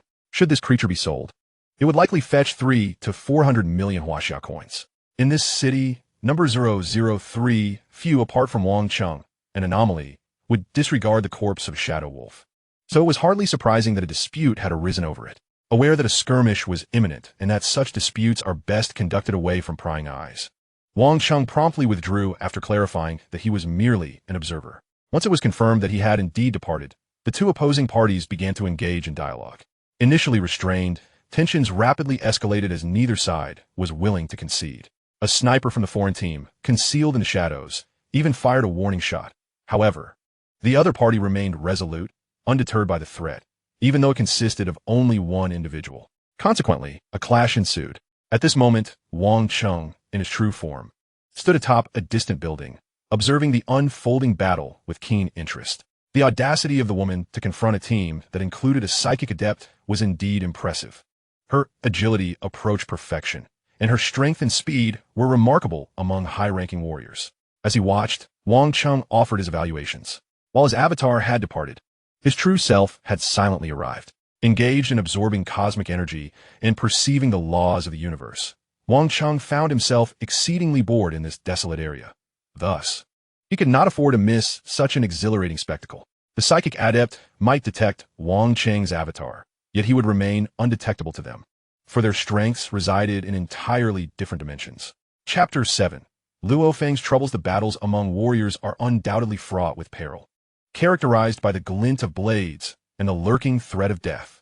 Thus, the skirmish concluded in less than half a minute. The solitary woman was defeated, and quite severely at that. In a brief clash, she bore numerous wounds inflicted by flying daggers. Left with no choice, she fled in disarray. This outcome did not surprise Wang Cheng. Despite her formidable prowess, the opposing team was equally strong and well-coordinated, making her victory implausible. At this juncture, Wang Cheng furrowed his brow slightly as he observed that the foreign team had seized ownership of the Shadow Wolf and showed no signs of retreating.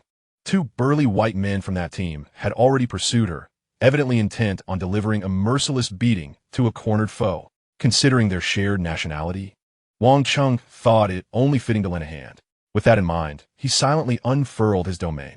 A torrent of genetic energy surged from his being, quickly darkening the sky. Boom! The sound of thunder rolled forth, illuminating much of City 003 under the brilliant flashes of lightning. The sudden storm drew the attention of many warriors and monsters, who gazed skyward in bewilderment. Naturally, their curiosity was in vain. They could not discern the true nature of the event. Meanwhile, on the path from which the woman had fled, the 2 white men stood frozen in place, paralyzed by fear. The reason was simple. The 2 bolts of lightning had erupted directly above them, striking less than 100 meters away. The charred ground ahead served as undeniable evidence that what had transpired was no mere illusion, but a stark reality.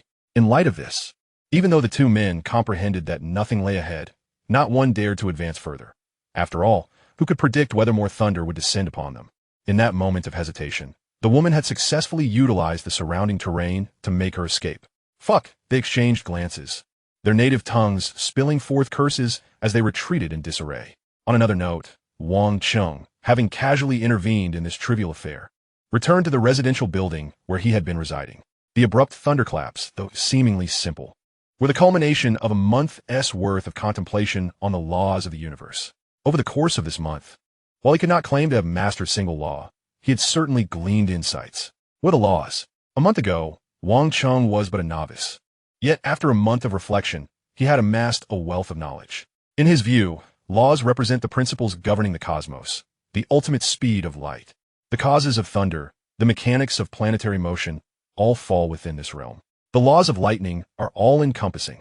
Having spent a month contemplating the laws of lightning, he had vaguely discerned how to conjure thunder. Should he be compelled to create it, he believed he could produce a tome entitled Art of Summoning Thunder. Regardless of its quality, it represented progress compared to the Wang Cheng of a month prior, who was utterly inept. This realization solidified his resolve to continue grasping the laws from thin air. Wang Cheng understood, well, that having a guide could expedite his understanding 100-fold.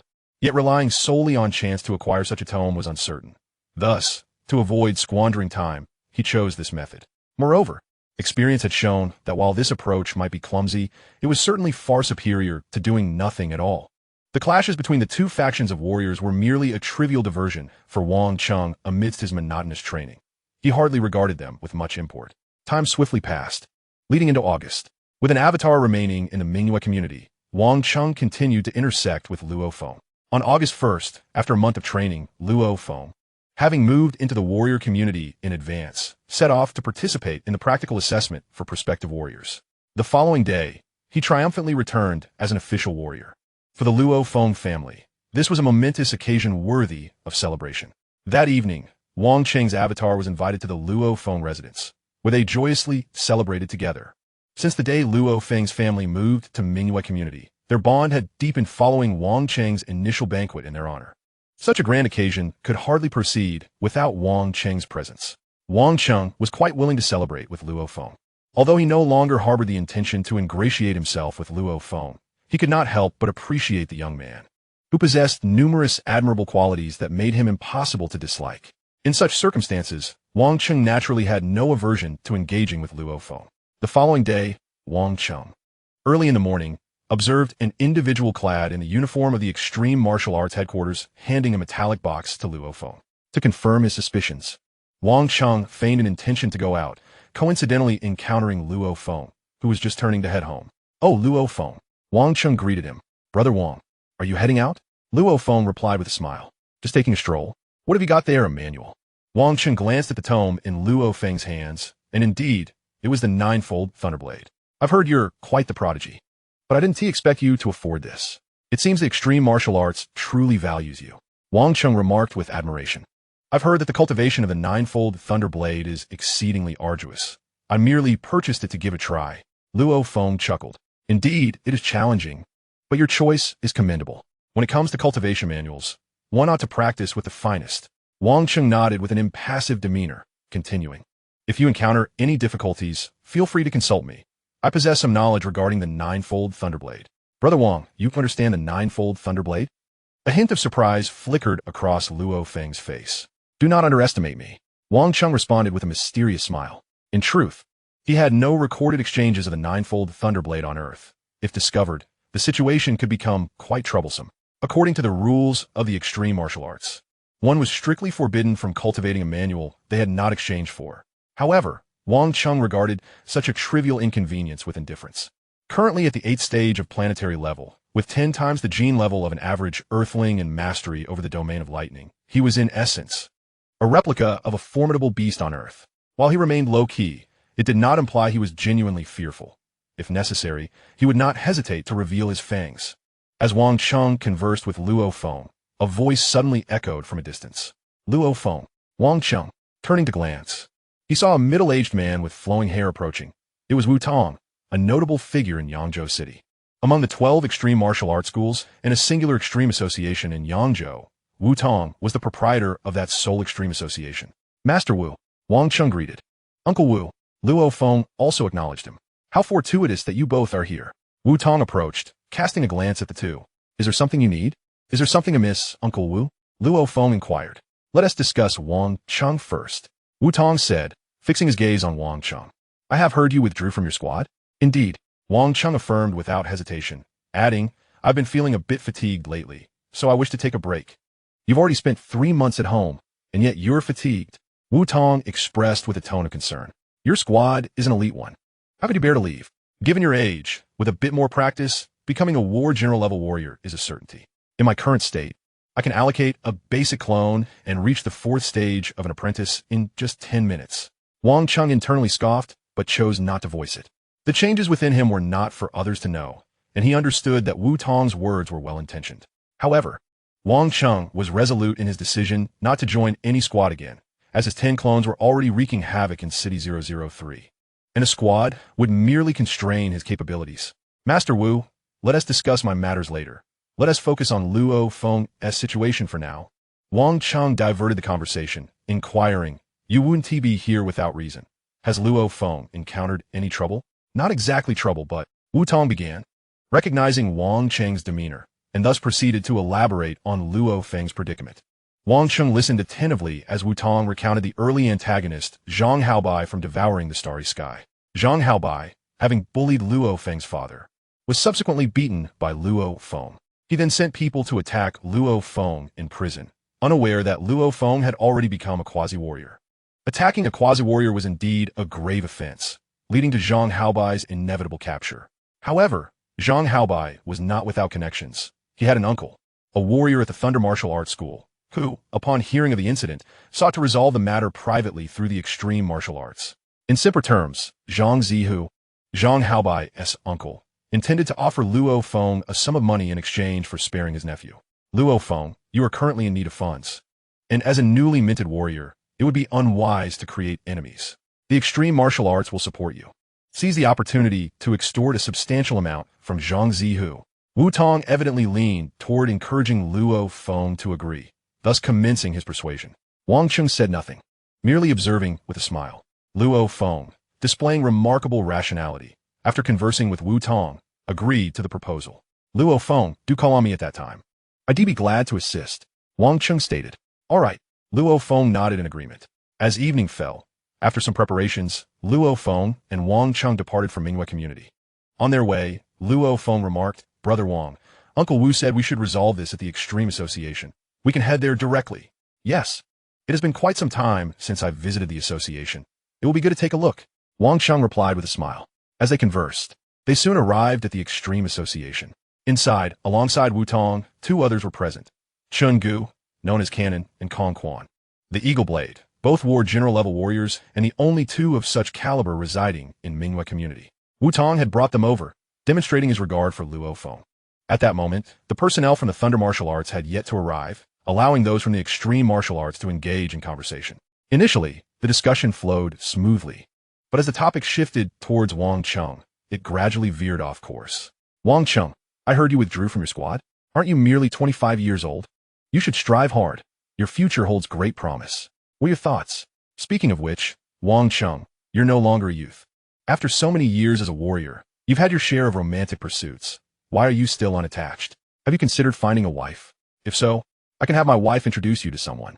Wang Cheng was quite well known within Mingyue community, notorious for being a notorious flirt, switching girlfriends with a frequency that rivaled changing clothes. However, given his high societal status as a warrior, finding a spouse would not pose a challenge. Of course, those were matters of Wang Cheng's past, unrelated to his current self, and he had no intention of seeking a partner at this moment. Wang Cheng responded perfunctorily, and soon, Wu Tong and the others shifted their focus back onto Luo Feng. At merely 18 years of age, Luo Feng finds himself at the cusp of societal expectations, especially in the aftermath of the Great Cataclysm, where the laws now permit marriage at such a youthful age.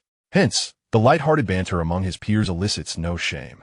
However, Luo Feng feels an undeniable embarrassment, as his heart is solely devoted to Su Exine. After a brief interlude, the arrival of the Thunderbolt Martial Arts Academy snaps Luo Feng from the teasing gazes of his companions. With their entrance, the atmosphere shifts dramatically from one of light-hearted revelry to palpable tension. Both martial arts academies are resolute in protecting their own, leading to a spirited exchange of words. Wang Cheng observes with keen interest, remaining silent as the situation unfolds, culminating in an unforeseen development. In a fit of rage, the notoriously foul-tempered Zhang Zihu resolves to pay an exorbitant sum of 100 million to secure his nephew's release rather than offer Luo Feng a mere 30 million in compensation. This astonishing decision leaves everyone in stunned silence. Yet the members of the Thunderbolt Academy refrain from dissuading him under Zhang Zihu's firm stance. 100 million? I have labored for 5 years without amassing such a fortune. As the Thunderbolt Academy members prepare to depart, Wang Cheng, who has been quietly observing, suddenly interjects with a smile. Zhang Zihu, I have a proposition. Would you care to hear it? You, Wang Cheng. Zhang Zihu regards him with a mixture of curiosity and skepticism. Although they are both martial artists from Yangzhou City, their paths have rarely crossed. What do you wish to say? He inquires, narrowing his eyes. Since we are both martial artists, it is only fitting that we settle this with our fists. Wang Cheng replies, his demeanor unwavering. I propose a duel. If I win, you shall give Luo Feng that 100 million. If I lose, I will compensate you with 30 million to secure your nephew's release. What say you? Just you? Zhang Zihu scoffs. At this moment, Wu Tong, Kong Quan, and others hastily whisper their concerns. Wang Cheng, are you out of your mind? Zhang Zihu is an experienced high-level warrior, nearly at the rank of a battle general. You have only recently attained your own high-level status. He far surpasses you. A mere Zhang Zihu is hardly worth my concern. Wang Cheng replies nonchalantly. The pivotal question is whether Luo Feng agrees. Brother Wang, this may not be wise, Luo Feng interjects, instinctively wishing to decline. He is not one to take advantage of others, and under Wang Cheng's proposal, he stands to lose nothing. On the contrary, should Wang Cheng lose, he would bear a significant loss. What is there to fear? It is but a duel with Zhang Zihu. The strength of a martial artist is not determined by age.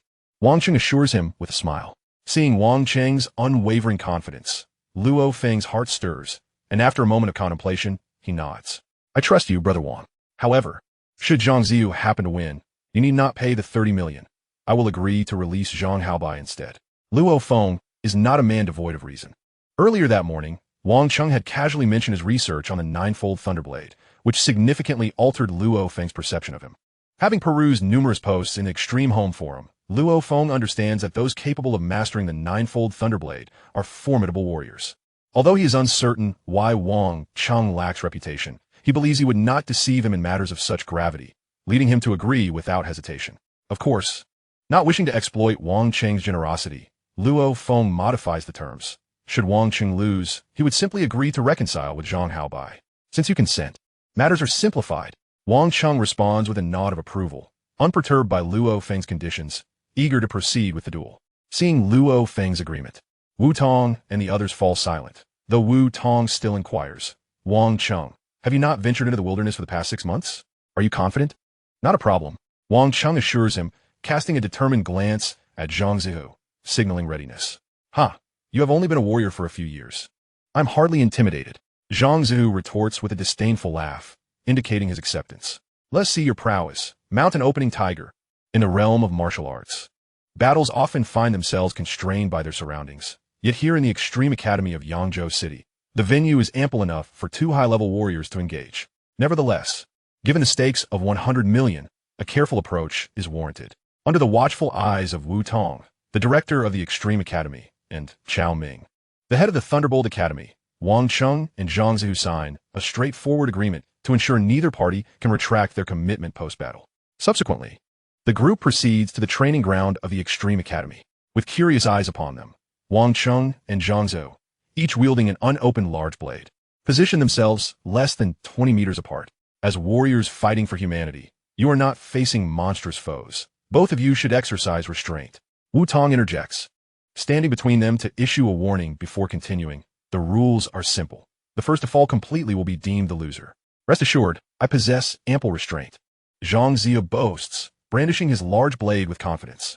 Thanks for saving me 100 million. Think nothing of it. Wang Cheng gestures invitingly towards Zhang Zihu. Let's commence. As Wu Tong senses the palpable tension between the two, he leaps back to a safe distance. With a swift motion, Zhang Zihu transforms into a shadow. Lunging toward Wang Cheng, known as the mountain opening tiger, he wields his large blade with ferocity. Yet, as he draws near, he suddenly feels as though his feet are ensnared by some unseen force, leading him to stumble. Fortunately, Zhang Zihu quickly regains his balance. Otherwise, he would have met an embarrassing fall. Turning to face Wang Cheng, he finds him standing calmly, a smile gracing his features. Mountain Opening Tiger, you certainly possess agility. I see you should perhaps be renamed Mountain Opening Cat. Wang Cheng quips, you seek death. Zhang Zihu bellows in anger, charging at him once more. With the blade slicing through the air, Zhang Zihu targets Wang Cheng's vital points. Yet Wang Cheng merely shifts his body, evading every attack with effortless grace. Is dodging all you can do? Come and fight. Zhang Zihu shouts in frustration. What a curious demand. Wang Cheng chuckles. In an instant, a precisely angled blade strike surges toward Zhang Zihu's face, sending him hurtling backward with a resounding impact.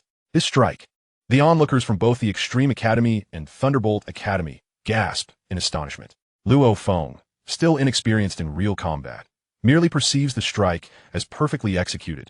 Yet Wu Tong and the others recognize the intricacies involved. In a different setting, they ponder whether they themselves could evade such a sudden, skillful assault. When did Wang Cheng master such a blade technique? And his agility surpasses even those adept in advanced maneuvers. Could it be that his skills have reached perfection? Wu Tong and the others are left in awe, their minds racing with questions. They were somewhat familiar with Wang Cheng, yet they had never heard of his remarkable skill. It is important to note that even among martial artists of battle general caliber, a subtler level of movement technique is considered quite commendable, while a perfect level of technique is typically attainable only by those of divine warrior status. Wang Cheng, a mere advanced warrior, astonishingly exhibited a level of movement skill that transcended the subtle, leaving Wu Tong and the others utterly astounded. It was certainly superior to the subtle level. Whether it was perfect, however, remained uncertain.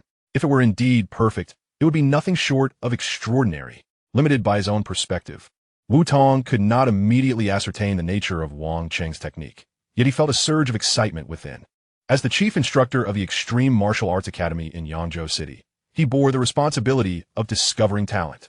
Each time he uncovered a gifted individual, he reaped considerable rewards. Having previously discovered Luo Feng, he felt he had already struck gold this year, and now, unexpectedly, he had stumbled upon Wang Cheng. As Wu Tong pondered, Zhang Zhu below, seemingly undeterred by misfortune, repeatedly charged towards Wang Cheng in a desperate attempt to prove himself, only to be met with merciless retribution each time. The slaps were genuine. With each strike, Zhang Ziya's face became increasingly swollen, prompting the onlookers from the Thunderbolt Martial Arts Academy to intervene. "Enough, Kaishan Tiger!" exclaimed the chief instructor Chao Ming, rushing into the fray to restrain Zhang Ziyu, who was still eager to charge forward. "Wang Cheng, a contest is one thing, but this is excessive." Chao Ming frowned as he addressed Wang Cheng. "Zhang Ziyu is nearly at the battle general level, and my strength pales in comparison. This is the only way I can secure victory." Wang Cheng replied with a smile.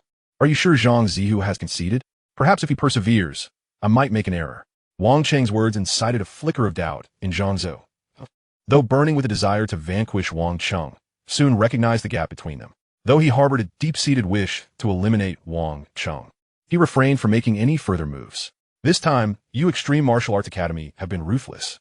We concede," Chao Ming remarked with a strained smile before leading his fellow members of the Thunderbolt Martial Arts Academy away. "Don't forget the 100 million, Wang Cheng called out. The group remained silent, hastening their departure from the scene. "Haha, rest assured, with the prior agreement in place, they cannot renege." Wu Tong laughed heartily as he approached. Following closely were Luo Feng, Chen Gu, and Kong Quan. "Goodness, Wang Cheng, when did you hone such a remarkable sword technique and movement skill?" Chen Gu and Kong Quan gazed at Wang Cheng in awe. Even as battle general-level warriors, they dared not claim victory against him with such astonishing skill. "I mastered it during my time at home over the past few months." Wang Cheng chuckled, choosing not to elaborate further. At home, the immediate reaction of Wu Tong and the others was disbelief. How could one cultivate such techniques at home? What was the point of their arduous battles against beasts? Luo Feng's expression turned peculiar upon hearing Wang Cheng's words. Having met with him frequently over the past month, he had formed the impression that Wang Cheng was rather laid back and not one to diligently refine such skills. Of course, recognizing Wang Cheng's reluctance to divulge more, they chose not to press further, for everyone harbors their own secrets. "By the way, Director Wu, I would appreciate it if you could keep my affairs under wraps for a while. I wish to enjoy a few peaceful days at home," Wang Cheng suddenly stated. "You." Wu Tong regarded Wang Cheng, momentarily at a loss for words. Ultimately, he acquiesced, for the discovery of talent ultimately relies on the willingness of the individual. If the talent itself is unwilling, what purpose does it serve to uncover them? Chapter 9, Sylvia. Had it not been for Wang Cheng's intervention, the clash between the Extreme Martial Arts Academy and the Thunderbolt Martial Arts Academy would have merely resulted in mutual destruction. However, now it had culminated in a resounding victory for the Extreme Martial Arts Academy. Such an event naturally warranted a celebration. They headed to the finest hotel in Yangzhou City, courtesy of Luo Feng, who had profited immensely from the encounter. After the banquet, the group returned to the Mingyue community, parting ways to their respective homes. Wang Cheng and Luo Feng's residences were adjacent, making them the last to separate. At this moment, Luo Feng took the initiative to speak to Wang Cheng. "Brother Wang, I only require 30 million from that 100 million. It's what I am entitled to, and I shan't be modest. The remainder is what you earned from your confrontation with Zhang Ziyu." Before Luo Feng could finish, Wang Cheng nodded affirmatively. "If it weren't for you, Luo Feng, I wouldn't have had the opportunity to confront Zhang Ziyu. So let us split it 50-50. Wang Cheng smiled. "However, you need not rush to give me the 50 million. Having just become a martial artist, you will need funds for equipment and techniques. You can repay me when you're more financially secure. Brother Wang Yu." Luo Feng was momentarily taken aback. He had anticipated Wang Cheng's refusal and had prepared a counter for it. Yet he had not expected Wang Cheng to leave such a substantial sum in his hands. In truth, Luo Feng was indeed in need of funds. Although his martial prowess was only at the intermediate warrior level, his mental prowess had already reached that of a battle general. The equipment for battle generals is exceedingly expensive, and though he had received an initial sum from the Extreme Martial Arts Academy, it was evidently insufficient to procure battle general level equipment after purchasing the ninefold Thunderblade. I mentioned before that I don't plan on venturing into the wilderness for the time being. If you give me that money, it will merely sit in the bank. It is better lent to someone who truly needs it. Wang Cheng chuckled. Besides, 50 million is a trifling sum. I truly do not place much significance on it. I understand. Luo Feng nodded, refraining from saying more. This confrontation with Zhang Zhu, like the previous one, was merely a brief amusement amidst Wang Cheng's otherwise monotonous training. And he did not take it to heart. Meanwhile, in City 003, Wang Cheng's true self and numerous doppelgangers were each engrossed in their respective endeavors. As time swiftly passed, night fell upon the city. Suddenly, a series of beastly roars shattered the stillness of the night, followed by seismic tremors that shook the earth. What on earth is going on at this hour? Wang Cheng's true self opened his eyes, gazing outside with bemusement. Though the night was indeed deep, Wang Cheng's keen sight quickly discerned the tumultuous herd of beasts outside. Such vitality! Perhaps I shall slay a few more tomorrow. Wang Cheng shook his head and resumed his meditation on the principles of thunder and lightning. However, after approximately 10 minutes, he abruptly opened his eyes once more. Outside the residential building, a figure, precariously balancing on a shield, hurtled towards the structure, the shield wobbling erratically as it flew. At last, the figure crashed through the glass of a room in the building, bursting into the interior. Wang Cheng gazed at the individual who had unexpectedly barged into the room, blinking slightly in surprise. How fortuitous that she had stumbled directly into the chamber where he resided. Had she wandered into another room, she would have encountered a multitude of his avatars, all engaged in the absorption of cosmic energy. At that moment, upon realizing the presence of others, the figure that had intruded into Wang Cheng's domain opened her mouth to utter something before promptly collapsing to the ground. Help! Wang Cheng glanced out the window, where a dark swarm of bat-like creatures was rapidly approaching. Bloodthirsty bats. He instantly recognized the menacing entities gathering outside. While a solitary bloodthirsty bat may not possess significant strength, their collective presence was dreadfully formidable. It was said that even ordinary battle gods preferred to avoid them. My goodness, Wang Cheng murmured, rising to the window just as several dozen bloodthirsty bats charged forth. Before they could draw near, arcs of white lightning radiated from Wang Cheng, enveloping him at the center. In the blink of an eye, the oncoming swarm of bloodthirsty bats was reduced to black dust, scattering into the winds of the universe. Begone! Wang Cheng uttered coolly, his aura subtly surging. The overwhelming presence of a planetary-level life form at the 8th tier, enhanced tenfold, emanated from him, striking terror into the hearts of the bloodthirsty bats, far surpassing the fear invoked by primordial beasts. In an instant, shrill cries echoed from the bat horde, causing all the bloodthirsty bats to halt mid-flight and retreat at breakneck speed, not daring to look back. Oomph! Wang Cheng chuckled inwardly. In this ruthless world of survival of the fittest, possessing formidable strength was indeed exhilarating, validating the arduous training he had undergone over the past month. After approximately 2 to 3 hours, the unconscious Sylvia gradually opened her eyes, greeted by the sight of an unfamiliar ceiling. Where am I? Sylvia rubbed her temples and sat up.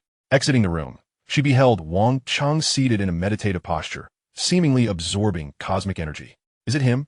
A flood of memories washed over Sylvia, and she finally recalled the events leading up to her current predicament. This night marked the 7th day of her team's hunt for beasts in City 003 of Huaxia. They were accustomed to taking turns resting and keeping watch, but unexpectedly, they had been ambushed by a horde of beasts, including a swarm of bloodthirsty bats. In the face of the beastly onslaught, Sylvia and her comrades had instinctively chosen to scatter and flee. Even as a psychic master, she found it impossible to exploit aerial advantages with bloodthirsty bats in pursuit. As she fled in disarray, her psychic energy dwindled rapidly. She remembered crashing into a building and catching a glimpse of a figure before succumbing to unconsciousness. Upon seeing Wang Cheng, Sylvia immediately realized that the figure she had last seen was indeed him. In other words, he had rescued her. You're awake. At that moment, Wang Cheng also opened his eyes. Thank you for saving me. Sylvia approached him with a smile. Do you remember me? We've met before. Indeed. Your throwing knives were quite impressive. Wang Cheng responded with a smirk. That was merely an accident. Sylvia took a seat before him. Moreover, I doubt I could inflict harm upon a battle god, correct? Who told you I'm a battle god? Wang Cheng inquired. Only a battle god could effortlessly repel that swarm of bloodthirsty bats. I can think of no other explanation. Sylvia asserted. This is still the building I crashed into earlier? Is it not? If you believe it to be so, then it is, Wang Cheng replied, contemplating before asking, why would you confront a swarm of bloodthirsty bats? Are you seeking death? We are not that foolish. Sylvia recounted the events leading up to their ambush, adding, I suspect we were set up. Especially after that little vixen fled. Stop. Wang Cheng interrupted her, stating coolly, I have no interest in your grievances. Moreover, I believe you should not be here analyzing why your group was assaulted by beasts. You ought to check on your teammates. They may require your assistance. You're right. Sylvia nodded. Your shield is over there. Wang Cheng pointed to the corner of the room. I will be grateful to you, Sylvia said, rising to retrieve her shield before hastily exiting. The woman, whose name he did not even know, departed in a hurry, but Wang Cheng paid it little mind. His act of saving her stemmed solely from humanitarian concern, and he thought little of it. However, to his surprise, shortly after dawn, the woman returned, looking exhausted. I apologize. My teammates have likely perished. May I rest here for a while? Sylvia inquired, looking at Wang Cheng. Of course, but it would be wise not to wander about. Wang Cheng replied with a smile. Her staying was of little concern to him. In fact, Wang Cheng found his training rather tedious, and having company could provide some amusement. Thank you. Sylvia expressed her gratitude. My name is Sylvia Balance. You may call me Sylvia or Sil. I am Wang Cheng. The choice of address is yours. He responded. Mr. Wang, I need to take a nap. I am utterly exhausted. Sylvia yawned, and in that moment, even her heavy combat attire could not entirely conceal a figure that would make any ordinary girl envious. Remarkable, Wang Cheng silently mused, observing as Sylvia unapologetically re-entered the room she had previously occupied. He found it curious that despite her teammate's demise, she exhibited little sorrow and could still afford to sleep. Was she inherently cold-blooded or merely lacking in emotional depth? What does it matter to me? Wang Cheng shook his head, resuming his meditation on the principles of lightning. Even a high-ranking psychic master could not withstand the fatigue of an entire night, especially after enduring a pursuit that had drained her psychic energy.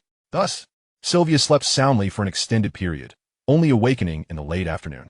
Upon waking, her first action was to retrieve the jerky she always carried, indulging herself in a hearty meal. True to her warrior nature, she ate with abandon, entirely unladylike. Mr. Wang, won't you partake in something to eat? Sylvia asked. I've already eaten. Wang Cheng shook his head. What a pity, Sylvia lamented, though her own consumption was anything but restrained.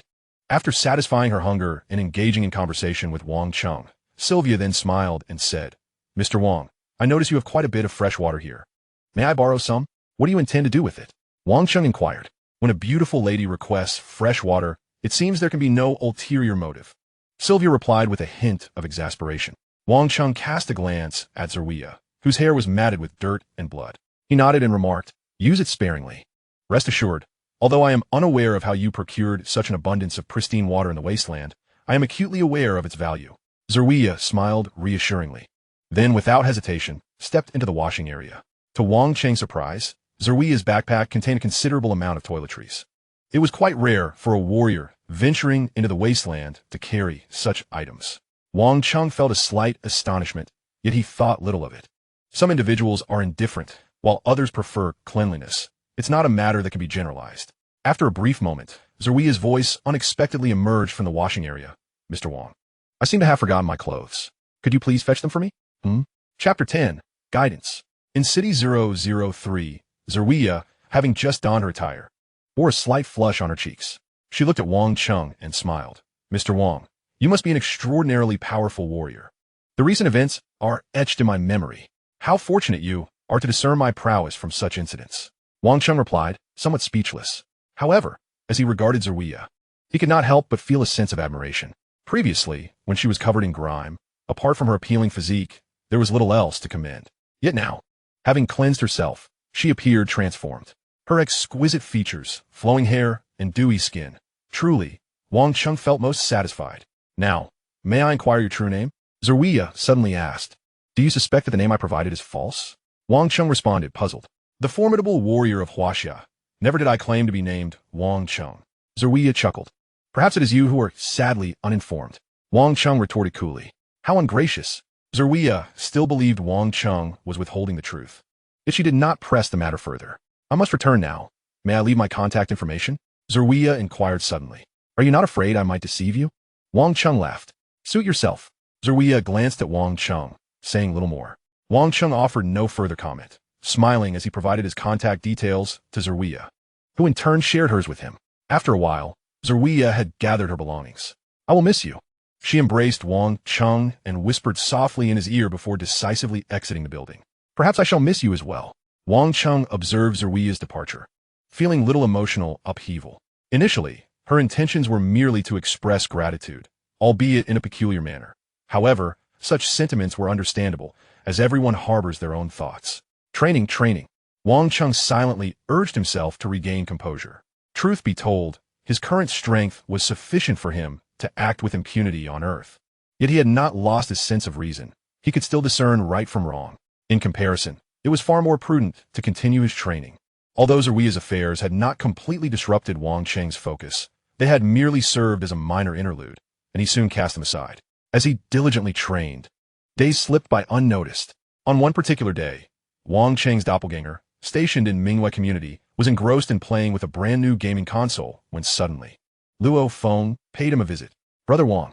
Luo Feng greeted, though he regarded Wang Cheng, engrossed in the gaming console, with a slightly perplexed expression.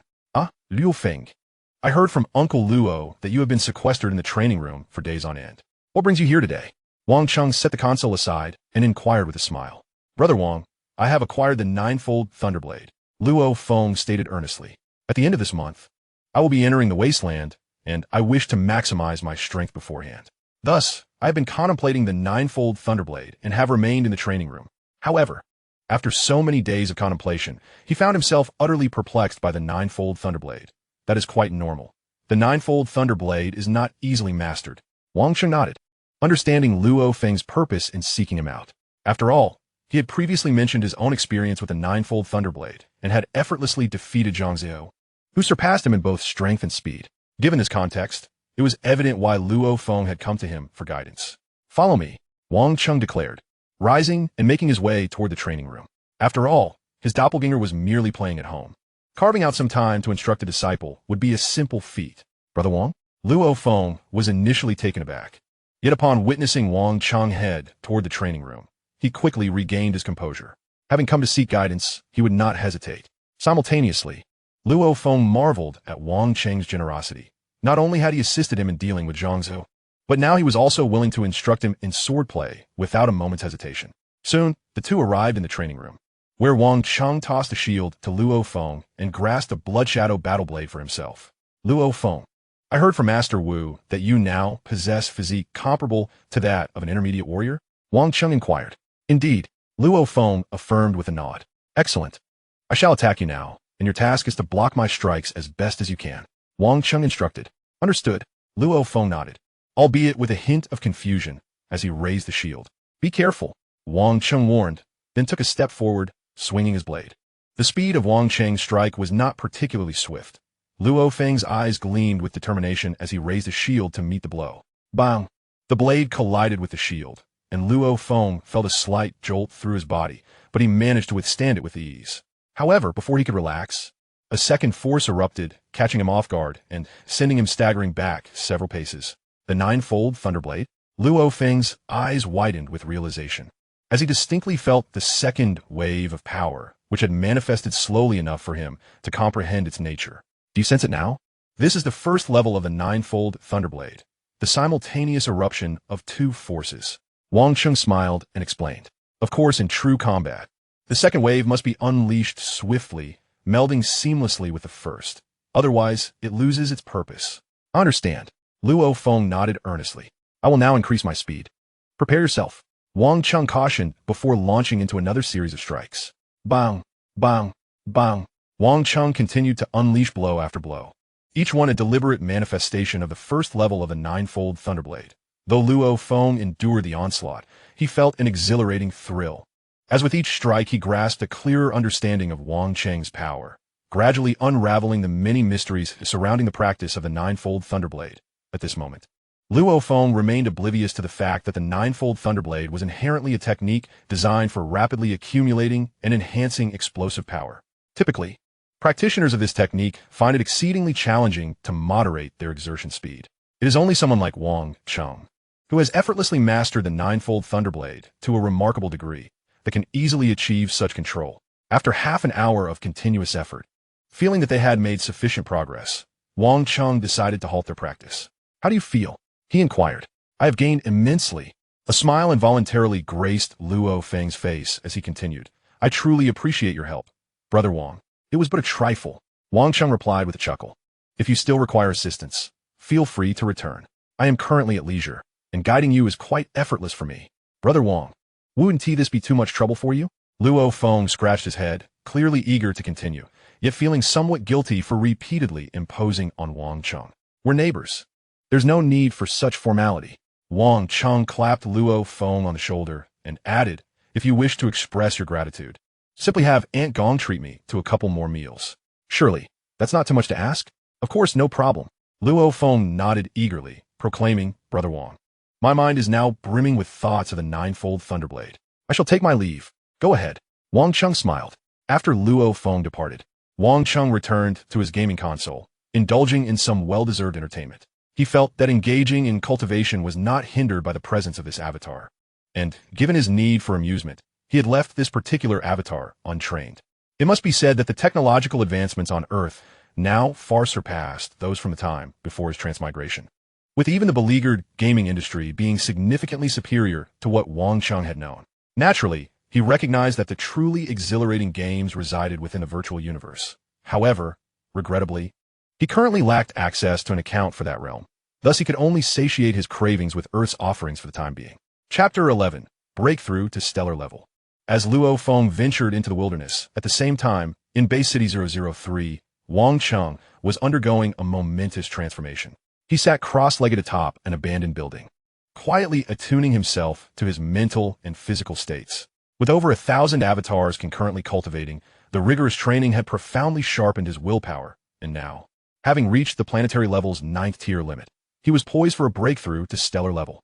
Wang Cheng contemplated, and with a mere thought, in an instant, over 900 avatars cultivating within a nearby residential building simultaneously dissipated. A surge of energy returned to him, and in that fleeting moment, Wang Cheng felt an overwhelming sensation of fullness within his body, along with the faint awareness of a threshold awaiting his transcendence. "Breakthrough," he commanded inwardly, and in a flash, a barrier within him shattered, unleashing a torrent of long-accumulated energy that began to fervently transform his physique. His muscles, bones, and blood all surged with unprecedented strength. At that moment, an aura involuntarily emanated from Wang Cheng, causing nearly all the monsters within Base City 003 to instinctively prostrate themselves, while the expressions of all the martial artists shifted dramatically as they were engulfed by an inexplicable fear that welled up from the depths of their being. What transpired over there? A man clad in a gray combat suit, hiding beneath a mound of rubble, could not suppress the swallow that escaped his throat. Could it be that a Lord-level beast has ascended to King level? One of his companions suggested, articulating a possibility. The name of the King-level beast had only been whispered in hushed tones before, and the man licked his lips, clearly believing his companion's assessment to be plausible. To these ordinary martial artists, the idea of a Lord-level beast transcending to King level was already beyond the limits of their imagination. Stellar level? What manner of being is that? This is beyond our capacity to handle. We must report this, his companion urged. Let's hope the satellite phone is still functional. The breakthrough to stellar level was far less troublesome than anticipated. Upon realizing the considerable commotion he had created, Wang Cheng swiftly rose and departed Base City 003 with remarkable speed. At the planetary first tier, he could achieve speeds nearing 10 kilometers per second with the aid of his lightning domain, and now, without relying on that power, he was capable of flying at several times that velocity. This was the advantage of a solid physical foundation. The tenfold genetic tier at stellar level 1 granted him strength far beyond that of planetary level 1, and thus his flight speed naturally exceeded previous limits. Wait, this can't merely be a tenfold genetic tier, Wang Cheng mused as he sensed the warm currents coursing through his body. With a thought, he summoned the panel of the fortune grasping system. Name, Wang Cheng. Age, 25. Evolution tier, stellar level 1, 12-fold genetics. Fortune points, 57. Treasures, none. Secret technique, ninefold Thunderblade. Secret realms, none. 12-fold genetic tier. Wang Cheng marveled at this revelation.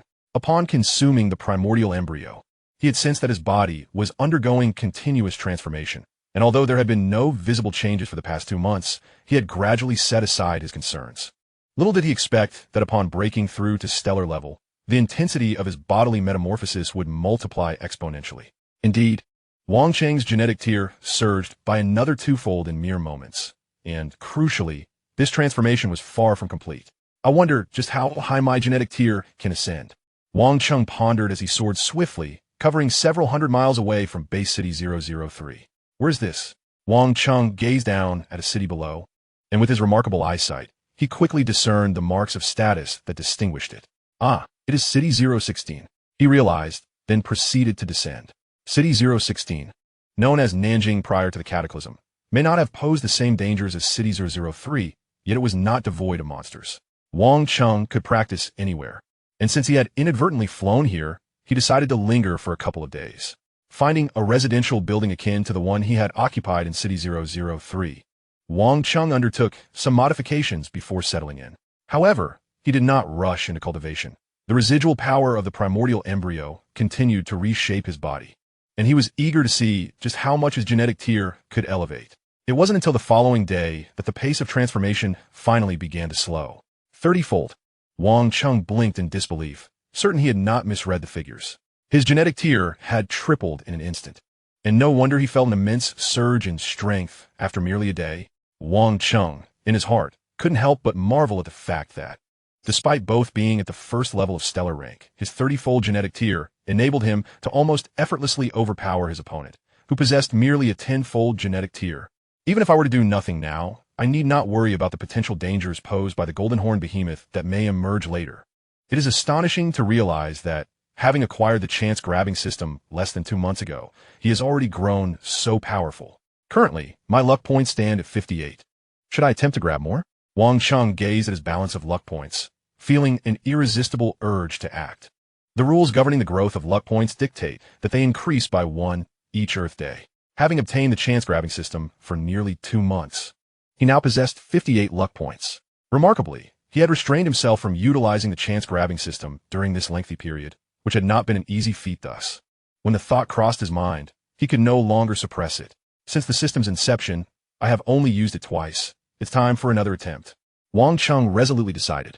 However, how many luck points should he expend? He pondered deeply. The greater the number of luck points invested in a grab, the wider the range of opportunities captured. To seize chances across the entire Milky Way galaxy would require 9 points. Consequently, Wang Cheng concluded that his investments in each attempt should either be 1 point or exceed 9 points. 1 luck point could secure opportunities on Earth, which, despite its seemingly feeble nature, harbors numerous secrets, making it plausible for Wang Cheng to stumble upon valuable treasures. Beyond Earth, the entirety of the Milky Way appeared rather mundane, particularly since various regions have been sealed off by Huyan Bo's spatial sorcery. Thus, he did not expect to find anything of worth within the galaxy. I shall start with 15 points. Wang Cheng resolved in his heart, and with a singular thought. The virtual screen before him displayed a transformation of his luck points from 58 to 43. Instantly, an invisible force radiated outward. This power surged past the solar system, transcended the Milky Way, and expanded countless times until it settled upon a silver-gray spaceship traversing the dark cosmos. Unbeknownst to the life aboard this vessel, its most cherished treasure vanished without a trace. Simultaneously, the virtual screen in front of Wang Cheng updated. Consumed 15 luck points. Chance grab successful. Chance category, treasure. Chance name, domain lord-level bloodline elixir. Method of use, oral, effective elixir. The user's bloodline will be entirely transformed, inheriting the bloodline of a domain lord-level life form. A domain lord-level bloodline elixir. Wang Cheng silently mused, and at that moment, he perceived a completely sealed metal box materializing within the realm connected to his consciousness. Though the box remained unopened, he could sense the presence of a deep purple elixir resting quietly within. What a remarkable treasure! Information about this artifact swiftly surfaced in Wang Cheng's mind. The vastness of the original universe is staggering. After all, Swallowing the Starry Sky is merely a book and cannot encompass every treasure. However, this domain lord-level bloodline elixir had indeed made an appearance within its pages, allowing Wang Cheng to glean some pertinent information. This elixir is exceedingly precious. valuable enough to exchange for an entire galaxy akin to the Milky Way. For a domain Lord-level bloodline, elixir nearly signifies the existence of a domain Lord-level life form. Consuming this elixir would fundamentally alter a life form's bloodline to that of a domain lord. And the implications of possessing such a bloodline mean immediate ascension to domain lord status upon reaching maturity. For Earthlings, reaching adulthood does not even equate to attaining the apprentice level, while those who consume this elixir could naturally develop into domain lords. One can only fathom its worth. Of course, should an Earth adult consume this elixir, they would not instantaneously transform into a domain lord. The definition of adulthood for Earth humans does not align with that of other life forms. A truly mature, domain, lord-level bloodline would likely take around 80 to 100,000 years to reach maturity. Alas, it is of no use to me. Wang Cheng shook his head. Though this artifact was indeed extraordinary, it was ultimately unnecessary for him. His original body ensures that he faces no bottlenecks during evolution and may very well continue evolving to the pinnacle of the realm lord level without hindrance. In light of this, how could he possibly make use of the domain lord-level bloodline elixir? Despite its value, it would have to remain temporarily set aside. Wang Cheng had no intention of retrieving the metal box from his consciousness space for the time being. After all, not only was this elixir of no immediate use to him, but there was also no one on Earth worthy of receiving such a gift. As for trading, there was no one capable of affording such a treasure on this planet. Although it holds no value for me, the domain lord-level bloodline elixir does signify a promising start. Let us proceed, Wang Cheng thought, and once more he focused his mind. This time, the virtual screen before him reflected a direct decrease of 20 luck points, reducing his total from 43 to 23. In an instant, the invisible force spread out once more. Consumed 20 luck points, chance grab successful. Chance category, treasure, chance name, large world ring, method of use, consciousness manipulation, effect. The ring contains an independent world, which may also house additional treasures. The world ring. Wang Cheng stared at the information flashing across the virtual screen, momentarily taken aback. Then with a thought, a silver ring appeared in the palm of his hand. Is this the world ring? As his consciousness entered it, he beheld an immensely vast plain. Yet that was all. The strength of his consciousness was insufficient to reach the boundaries of this world in an instant. From what Wang Cheng understood, a large world ring typically refers to a ring whose internal dimensions span millions of kilometers. What does this imply? The Earth's maximum diameter is barely over 10,000 kilometers. The disparity in length, width, and height is 100-fold, resulting in a volume difference of 1,000,000 times. In other words, this ring could accommodate millions of Earths if necessary. This world ring is worth countless times more than the domain lord-level bloodline elixir, especially considering it may also contain other treasures placed there by its original owner. Wang Cheng's eyes gleamed with excitement. His luck today was truly remarkable. Having drawn 2 commendable treasures in succession, particularly the world ring, which delighted him immensely. Chapter 12. The Inheritance World of the Qianwu Universe Nation. Having secured 2 excellent treasures in consecutive grabs has filled Wang Cheng with a sense of fortuitousness today. With 23 luck points remaining, why not seize the moment? A fleeting thought crossed his mind, and with a focused intent, he made another attempt. In an instant, the virtual screen displayed his luck points as 0. The invisible force expanded for the 3rd time.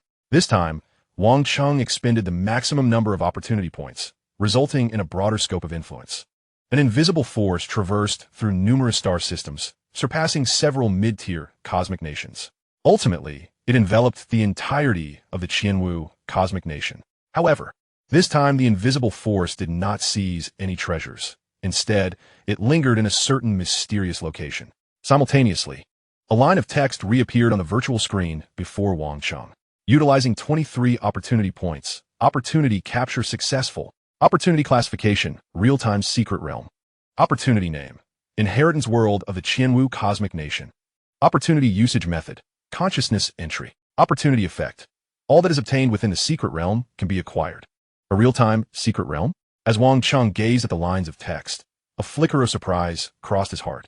In fact, since the inception of the opportunity capture system, he had been aware that the opportunities he could seize fell into 3 primary categories: treasures, manuals, and secret realms. Thus far, he had captured opportunities 5 times. The initial primordial embryo and the recently acquired domain lord-level bloodline potion and large world ring all belong to the treasure category. He had only drawn from the manual category once, during his second opportunity capture, when he obtained the ninefold Thunderblade from Earth. Among the three categories of opportunities, treasures were the easiest to obtain, while secret realms were the most challenging, particularly real-time secret realms. The term real-time secret realm is quite straightforward. It signifies events currently transpiring in the universe, in which Wang Cheng could participate. Of course, it does not imply his physical presence, but rather that his consciousness would traverse the boundless cosmic expanse via the opportunity capture system, arriving at a specific location and reconstituting a new body. Once the real-time secret realm concludes, Wang Cheng's consciousness would return, and the temporarily formed body would naturally dissipate. Since the real-time secret realm encompasses ongoing occurrences in the universe, Wang Cheng must make a decision about whether to enter this secret realm within a limited time frame. Once the time elapses, he would no longer be able to enter the inheritance world of the Qianwu cosmic nation. Wang Cheng silently recited the name of this secret realm in his mind, and conjectures began to form. Cosmic nations established by the human race in the universe are categorized into three tiers: low tier, mid tier, and high tier. Low tier cosmic nations govern around 10 star systems, with their strongest possibly being domain lords. Although they are infinitely stronger than present-day Earth, they are ultimately insignificant.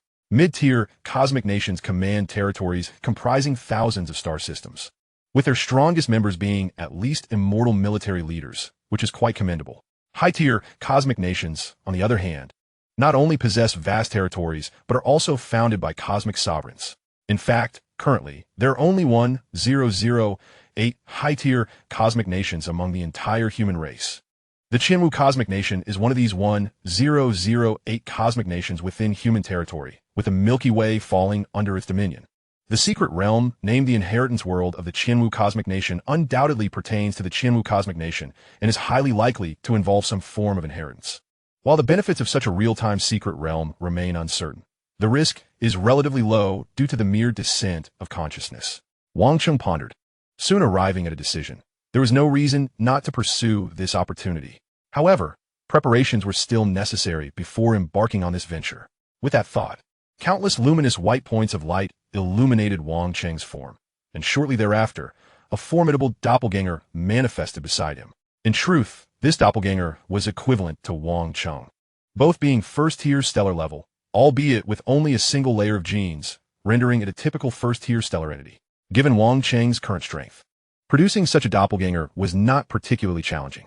As for the purpose of creating this doppelganger, once his consciousness entered the real-time secret realm, his original body would be immobile. Thus he decided to produce a doppelganger for oversight, considering that his stellar-level physical strength had yet to reach a point where it could withstand attacks from Earthlings without consequence. However, Wang Cheng wondered whether the doppelganger could continue to exist after his original consciousness entered the real-time secret realm. He then entrusted the world ring to the doppelganger and proceeded to enter the world ring himself. Since this was his first foray into a real-time secret realm, Wang Cheng was unsure if his original consciousness could maintain its doppelganger. So he opted for a dual layer of protection by allowing his main self to enter the world ring. Should the doppelganger dissipate later, the world ring bore a spiritual mark, making it inaccessible even if a planetary-level life form from Earth happened upon it. Thus, his original self would remain safe. Moreover, given the limited number of planetary-level life forms on Earth, it was highly unlikely that the ring would be fortuitously discovered by one of them. In summary, this arrangement was virtually foolproof. Within the world ring, Wang Cheng reclined on a vast plain and soon attuned himself to the passage leading to the real-time secret realm. In the next moment, he felt a brief darkness enveloping him, a profound sensation of weightlessness washing over him, accompanied by a surge of information flooding his mind. Before long, his vision brightened. Where is this? Wang Cheng turned to survey his surroundings. He found himself at a monumental altar, upon which stood scattered sacrificial towers, each emanating an aura of superiority. Yet upon closer inspection, he discerned that the auras of these towers varied significantly, both in essence and intensity. Surrounding these towers were figures, seemingly observing something with great interest. However, he could no longer sense the presence of his doppelganger. Could it have dissipated? Wang Cheng pondered, knowing that his doppelganger was connected to his consciousness.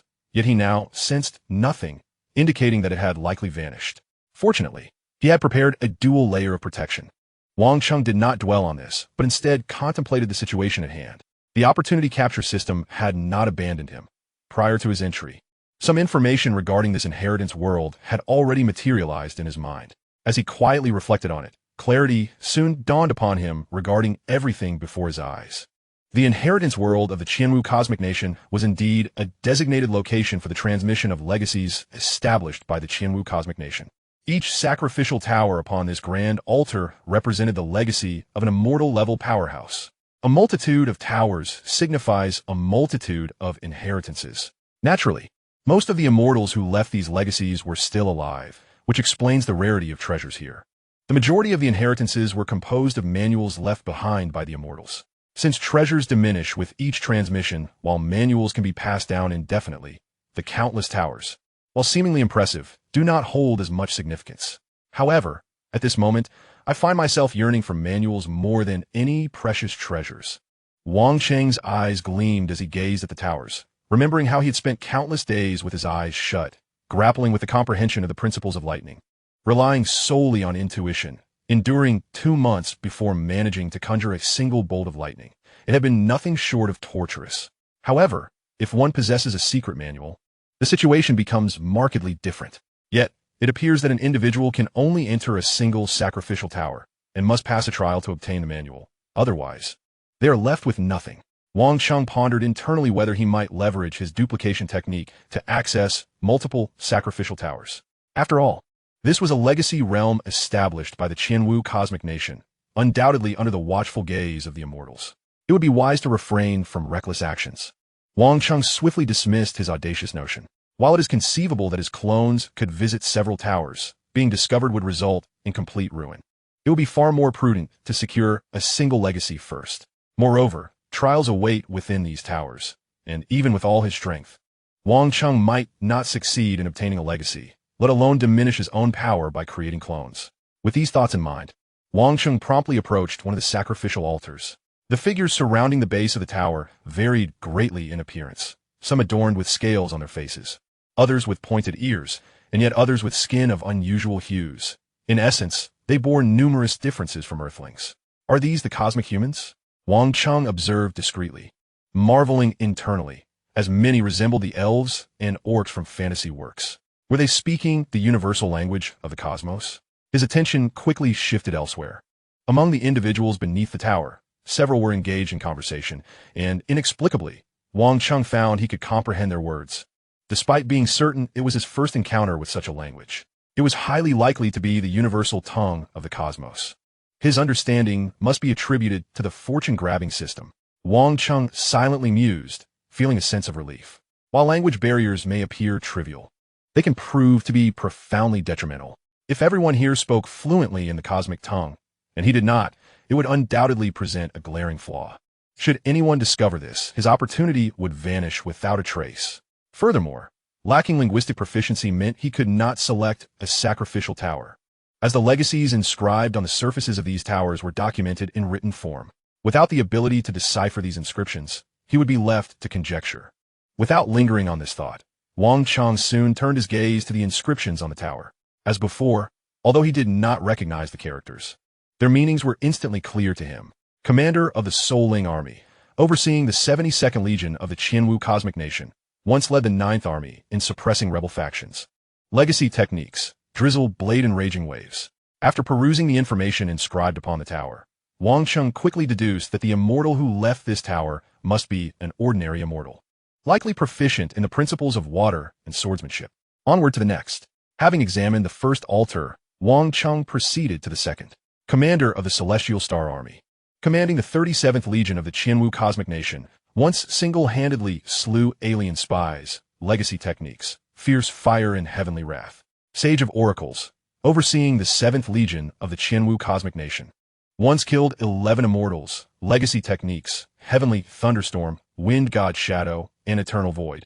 Wang Cheng continued to scrutinize each tower in succession, noting the varied strengths of the immortals who had left these altars. The weaker ones were merely ordinary commander-level immortals, while the stronger ones approached the status of marquises, with others reaching the rank of marquises and even those nearing kingship. However, there were no kings among them. It was hardly surprising, as king-level immortals rarely existed within the Cosmic Nation. When they sought to join forces, they typically aligned with the mightiest factions such as the Great Axe Duel Arena and the Virtual Universe Company. As Wang Cheng diligently examined each sacrificial tower, He quietly absorbed the universal language of the cosmos. The unfamiliar characters gradually revealed their meanings, and with many cosmic humans conversing around him, he was able to learn pronunciation as well. This combination of factors created an optimal learning environment. Moreover, Wang Cheng possessed an exceptionally vast mental capacity, which rendered his learning ability almost terrifying. Thus, he managed to study the universal language while simultaneously examining the altars with remarkable ease. And he felt the speed of his learning was astonishingly swift. Chapter 13. Sage of Oracles. As Wang Cheng continued to review the contents of the towers while learning the universal language, 3 full days passed in the blink of an eye, including Wang Cheng. The cosmic humans gathered here were predominantly stellar-level beings, so 3 days were merely a fleeting moment for them. However, this duration was sufficient for each individual to have examined all the towers, naturally leading them to form their choices. Sage of Oracles. Wang Cheng arrived at a tower whose aura stood out among the many. The immortal who left this tower was known as the Sage of Oracles, a Mark-level immortal. Aside from Wang Cheng, 7 others stood beneath this tower. Naturally, everyone desired the legacy left by a Mark-level immortal, yet few dared to choose it.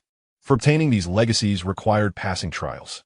The more powerful the immortal, the more formidable the trials they imposed, increasing the likelihood of failure. In such circumstances, those opting for legacies from weaker immortals far outnumbered those who chose the more powerful ones. Only those with immense strength and confidence would dare to select the legacy of a mighty immortal. The number of individuals bold enough to choose a marquee-level immortal was exceedingly scarce. Wang Cheng's courage stemmed from his self-assessment as a considerable genius. After Wang Cheng made his selection of the sacrificial tower, several more hours passed. Suddenly, a tempest swept across the colossal altar, and a massive, bull-headed apparition materialized in the center. Young ones, it seems you have all made your choices. The bull-headed figure spoke slowly. I shall now unveil the legacy of the sacrificial tower, and I wish you all good fortune.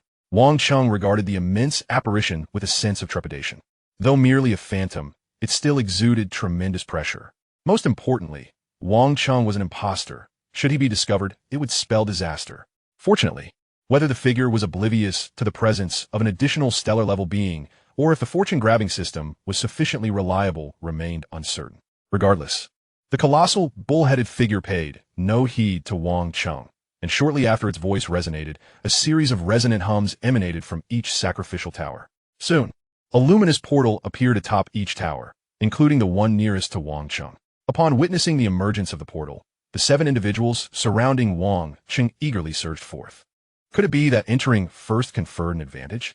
Wang Cheng wondered, and without hesitation, he swiftly darted into the radiant portal.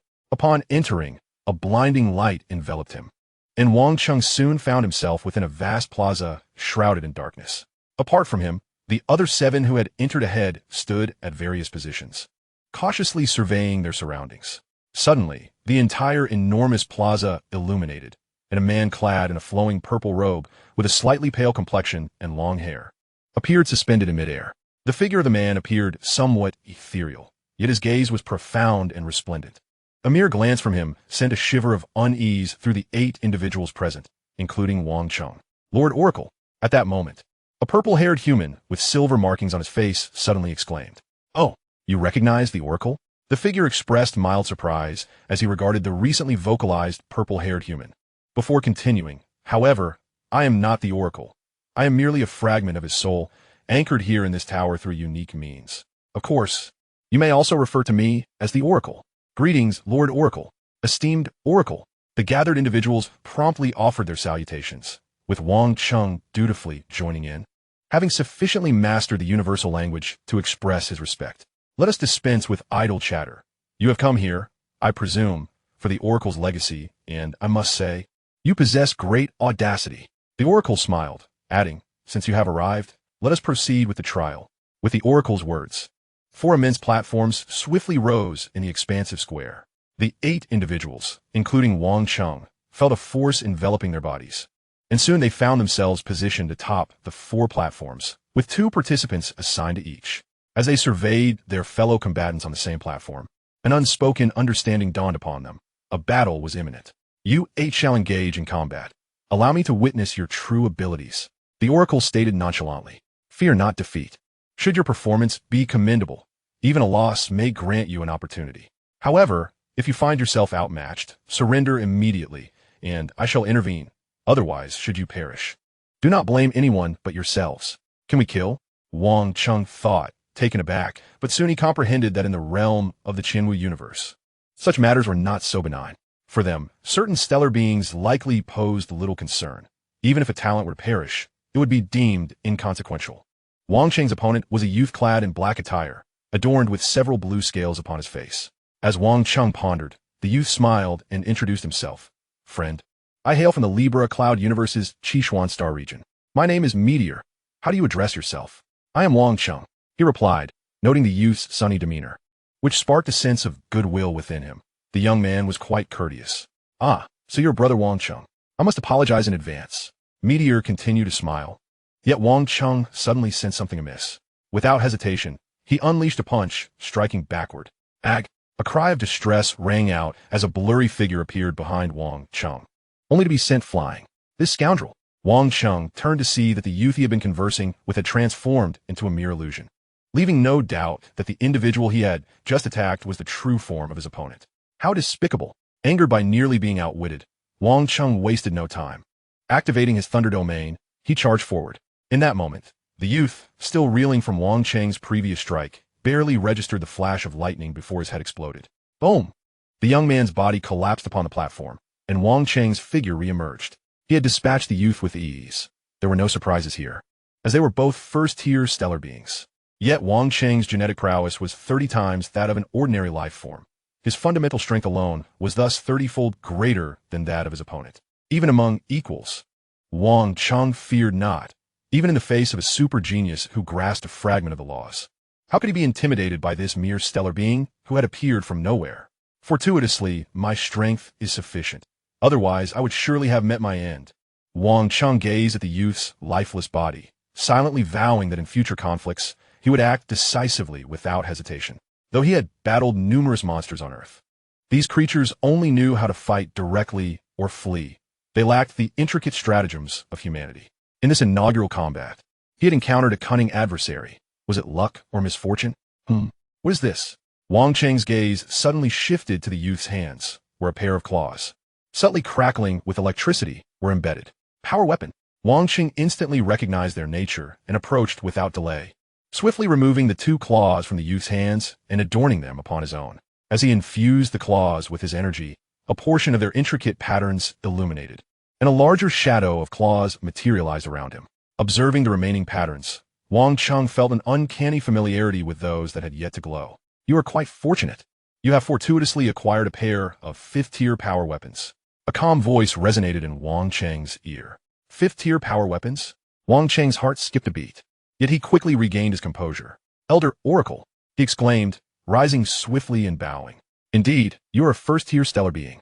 The Oracle regarded Wang Cheng with an expression of curiosity, pondering momentarily before inquiring, You are human, correct? Surely you jest. I am undoubtedly human. Wang Cheng promptly discerned the Oracle's implication. I have observed your battle. Your physical strength surpasses that of a typical first-tier stellar being by a considerable margin. Such prowess is beyond the capabilities of an ordinary human, and even a true Oracle would struggle to achieve it. The Oracle remarked with a hint of detachment. Huh? The true Oracle cannot achieve this? Wang Cheng feigned surprise. Naturally. The Oracle nodded. Do you have any notion of how much stronger you are than a normal first-tier stellar being? In terms of sheer physical strength, it should be 30 times. Wang Cheng spoke candidly, unafraid to reveal the truth, knowing that he was merely a consciousness temporarily manifested and would soon return. Such a confession, in his view, hardly constituted a grave concern. 30 times. The Oracle gasped, a flicker of astonishment crossing his visage. When I was still an apprentice, I inadvertently acquired a peculiar, colorful fruit. Upon consuming it, I attained this form, Wang Cheng explained, eliciting little skepticism from the Oracle. It is worth noting that even the most exalted races rarely exceed a 10-fold enhancement in genetic strength. Achieving 30 times, barring extraordinary circumstances, is certainly not something a first-tier stellar being could accomplish. The Oracle surmised that even if Wang Cheng harbored some secrets, they were likely of little consequence. You have consumed such a miraculous treasure. The Oracle shook his head, certain that if the fruit still existed, even the sovereign of the Qianwu nation would regard it with utmost seriousness. Those of eternal life would surely covet it. Alas, it had already been consumed. Your foundation is remarkably strong. It seems you have also mastered the realm of lightning. You must be an extraordinary genius. What brings you here? Inquired the Oracle Lord once more. I have yet to showcase my true capabilities. Wang Cheng replied earnestly. You little rascal, you must have come from a remote place. If you had revealed your prowess sooner, would you still need to come here for the secret manuals? There would have been a plethora of immortals vying to become your master. The Oracle Lord remarked with a shake of his head. You now have two choices. First, I can send you away immediately. Second, you may stay, but you will still need to undergo further trials. Of course, given your innate talent, the challenges you face will be of the utmost caliber. Should you succeed, you will gain access to all the secret manuals left by the Oracle Lord. I choose the second option, Wang Cheng declared without hesitation. Oh, you possess quite the audacity, the Oracle Lord chuckled, and then he vanished from Wang Cheng's sight. When he reappeared, he found himself hovering above the vast square. Seeing that he had passed the trial, Wang Cheng felt a quiet sense of relief. Originally, he had not intended to display such a degree of strength, but the sudden ambush by the one called Meteor had compelled him to reveal more of his power. Thankfully, the outcome was favorable. The Oracle Lord not only dismissed the incident, but also presented him with a superior challenge. Chapter 14, The Trial. Unlike Wang Cheng, whose battle concluded in an instant, the other 6 individuals were still engaged in fierce combat. The Oracle Lord had paired opponents of similar strength, such as Wang Cheng and that earlier youth. Both were, in fact, first-tier stellar-level beings. Wang Cheng's ability to defeat the other in an instant was truly an anomaly. For normal stellar-level beings could not possess a 30-fold genetic level. These 6 individuals are indeed formidable, Wang Cheng mused inwardly.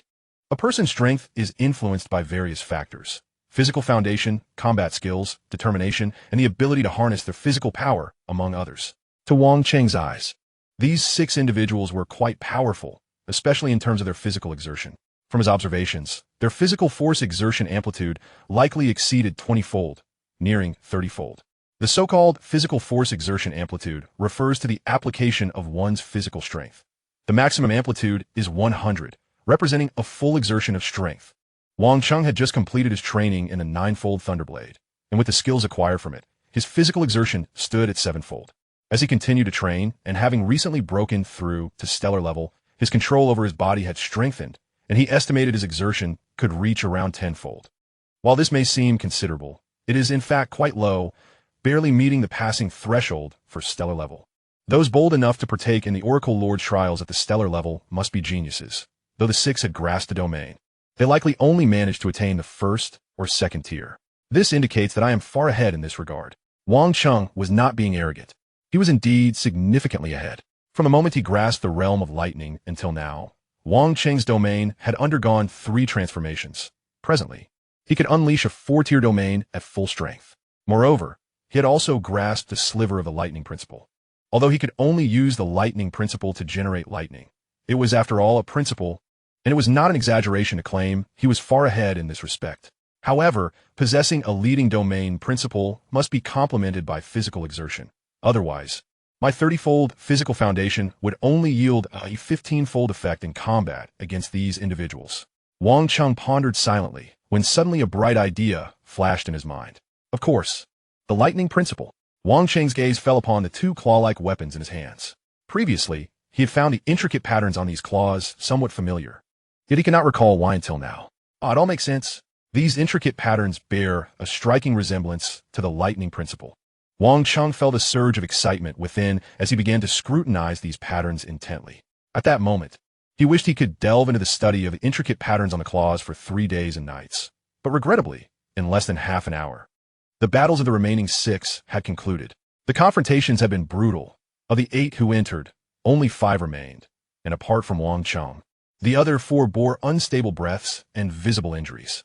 However, the Oracle Lord seemed disinclined to allow anyone to recuperate. After all battles concluded, he gathered the remaining 5 together.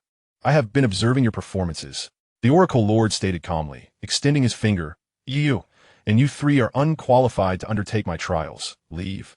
The faces of those 3 individuals instantly paled. They had already fought valiantly, only to find themselves deemed unworthy of even participating in the trials. Unfortunately, this was not a place for reasoning. They had no opportunity to voice their grievances before being whisked away by force. Now, Only Wang Cheng and another individual remained. This was a woman clad in silver battle armor, her hair and skin as white as snow. It was a true, unblemished white, devoid of any color. Yet her pupils were a deep crimson, standing out strikingly against her snow-white complexion, akin to a ruby embedded in a snowy landscape. Wang Cheng turned to assess her, and she, in turn, glanced at him. He offered a slight smile, but she merely nodded in stoic acknowledgement, maintaining an air of aloofness. "You two are quite impressive," the Oracle Lord resumed, gazing at them both. "The forthcoming trials will remain perilous. I shall ask once more, are you certain you wish to participate?" "Indeed, Lord Oracle." The silver-armored woman affirmed with a nod. "I am certain," Wang Cheng asserted, unwavering in his resolve. He had no other choice, and besides, should he perish here, it would merely signify the failure of this secret realm trial, with his consciousness returning unscathed. "Excellent," the Oracle Lord nodded. "Next, you shall be transported to a small world, where numerous ferocious beasts reside. Among them, the strongest possess prowess rivaling that of a 9th-tier stellar-level being." "A 9th-tier stellar level?" Wang Cheng's expression shifted slightly. "Your task is to hunt down 10 7th-tier, stellar-level, ferocious beasts within 10 days. The Oracle Lord directed his gaze toward the woman clad in white. "Yes, Lord Oracle," she promptly affirmed. To task a 5th-tier, stellar-level individual with confronting a 7th-tier stellar-level creature seems reasonable. However, would it be fair for me to face a 9th-tier stellar-level beast? Wang Cheng contemplated, recognizing that he felt quite confident in dealing with an 8th-tier stellar-level beast, but a 9th tier felt somewhat daunting. Yet, alas, matters would not bend to Wang Cheng's will. After issuing the directive to the woman, the Oracle Lord turned to Wang Cheng and stated, "As for you, your task is to hunt down 3 9th-tier, stellar-level ferocious beasts within 10 days. Am I truly to confront a 9th-tier, stellar-level beast?" Wang Cheng felt speechless internally. Yet he refrained from voicing any objections and simply nodded in acceptance. If it were an ordinary first-level stellar entity, there would be little hope of contending against a 9th-level stellar being, akin to how a superior warrior could easily vanquish a novice fighter with just a finger. Similarly, a 9th-level stellar being could dispatch a first-level one with comparable ease. However, Wang Cheng, being a first-level stellar entity with a 30-fold genetic enhancement, is only slightly inferior to an ordinary 6th-level stellar being in terms of foundational strength. While it may be improbable for a first-level stellar entity to defeat a 9th-level one, it is not entirely out of reach for a 6th-level stellar being. Although Wang Cheng's own offensive capabilities may be lacking, he possesses the advantage of a 4-fold domain, which might afford him the opportunity to engage a 9th-level stellar being directly.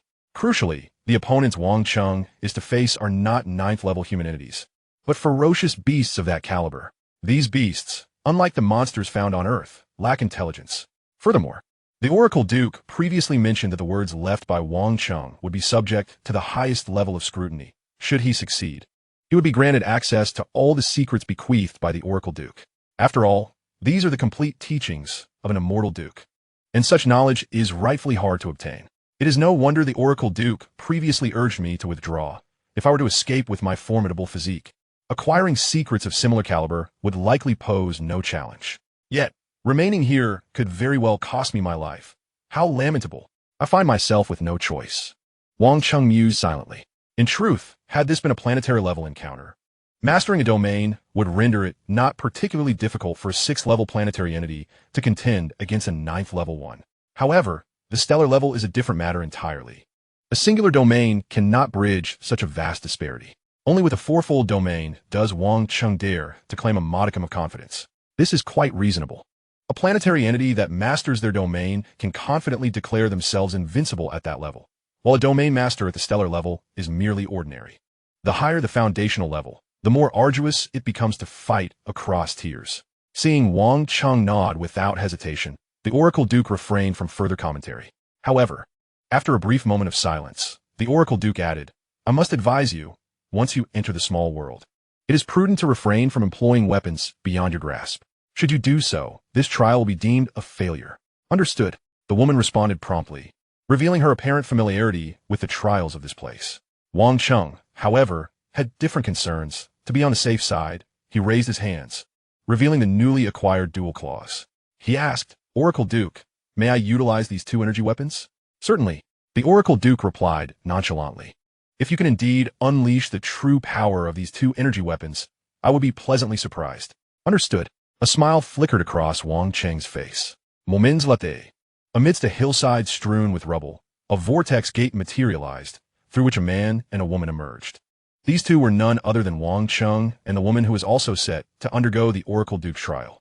Are you truly prepared to hunt a beast comparable to a 9th-level stellar entity? I advise you to find a place to hide for 10 days.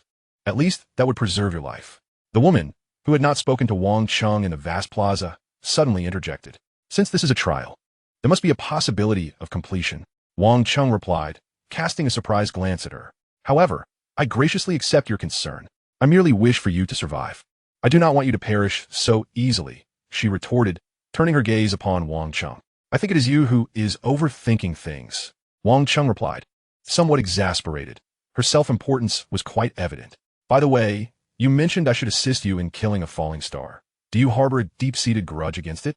Wang Cheng inquired, intrigued, as this woman was already a 5th-level stellar being, while that falling star was merely a 1st-level one. It's a bit personal. If you do not kill him, I will eventually find someone who will, she stated, offering little elaboration. I will be grateful to you, of course, provided you manage to stay alive. Grateful? Wang Cheng pondered the weight of that word, feeling a peculiar sensation within him. The woman, clearly oblivious to Wang Cheng's thoughts, took to the skies and swiftly departed. Well then, back to business. Wang Cheng observed her retreating figure, dismissing further contemplation, and took to the air himself to leave the area. Chapter 15, 9 Dreams. This world, referred to as a small realm by the Oracle Duke, is, in truth, far from small. It is at least significantly larger than Earth. Thus, after soaring for quite some time, Wang Cheng had yet to encounter a single stellar beast, though he had dispatched several planetary-level creatures. Presently, he harbored no immediate desire to seek out a stellar beast for a duel. As the saying goes, sharpening the axe does not hinder the work of cutting firewood. He felt that the 2 5th-level energy weapons he had recently acquired held immense potential. He resolved to dedicate 3 days to their study. After some time, Wang Cheng discovered a secluded location and descended. I hope for a bit of surprise, he mused internally, proceeding to extract the 2 energy weapons and delve into their study. Immersed in the intricate patterns of the energy weapons, time flew by, and before he knew it, 3 days had passed. Yet, despite his initial plan to study them for only 3 days, Wang Cheng remained engrossed, lost within those designs. The experience was simply too enchanting. Previously, he had no assistance and could only grasp the laws of lightning through sheer intuition. However, now, observing these intricate patterns not only made his prior insights into the laws of lightning useful, but also granted him a wealth of new understandings. Thus, he found himself utterly captivated. The 4th day, the 5th day, and the 6th day passed in silence. Then, on the 7th day, a sudden commotion erupted nearby, shaking the ground and mountains. Initially, the noise seemed distant, but in an instant, it drew closer to Wang Cheng. He snapped back to reality from that delightful feeling. How much time had elapsed? He quickly realized the gravity of the situation. However, as the noise grew ever nearer, he had no choice but to set aside his current exploration. He ascended into the air and focused his gaze toward the distance.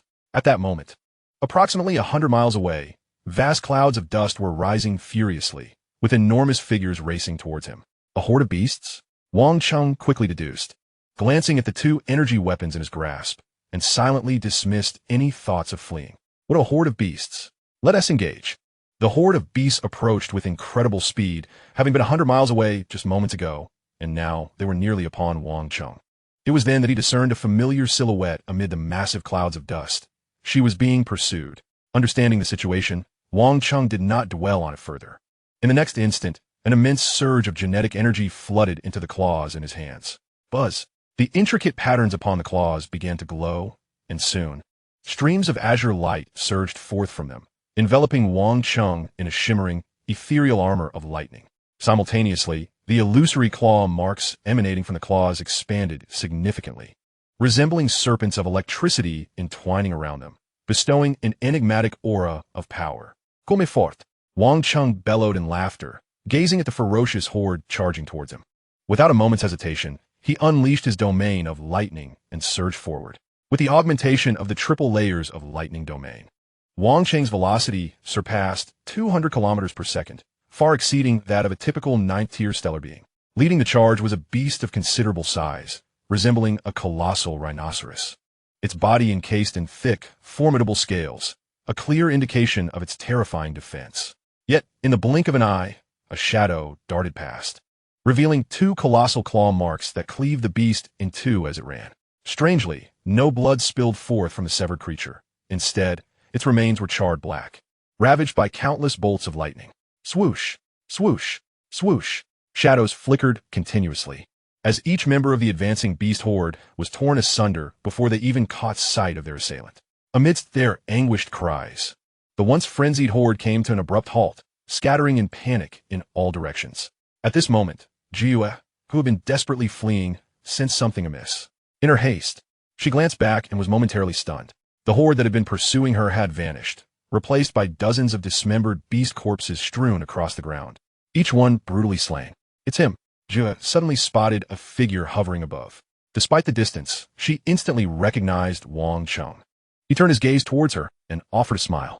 Suppressing her astonishment, Jiyue quickly flew towards him. "Thank you," Jiyue exclaimed as she halted before Wang Cheng, placing her hands together in a gesture of gratitude that he could not decipher. "There's no need for such formality. I merely happened upon this situation." Wang Cheng waved dismissively. "Nevertheless, your intervention was indeed a lifesaver," Jiyue replied earnestly. "I apologize for my earlier words. I hope you can overlook them. Did you not mention wanting to repay me?" Wang Cheng feigned ignorance, causing Jiyue to feel a slight relief, as she had worried he might mock her.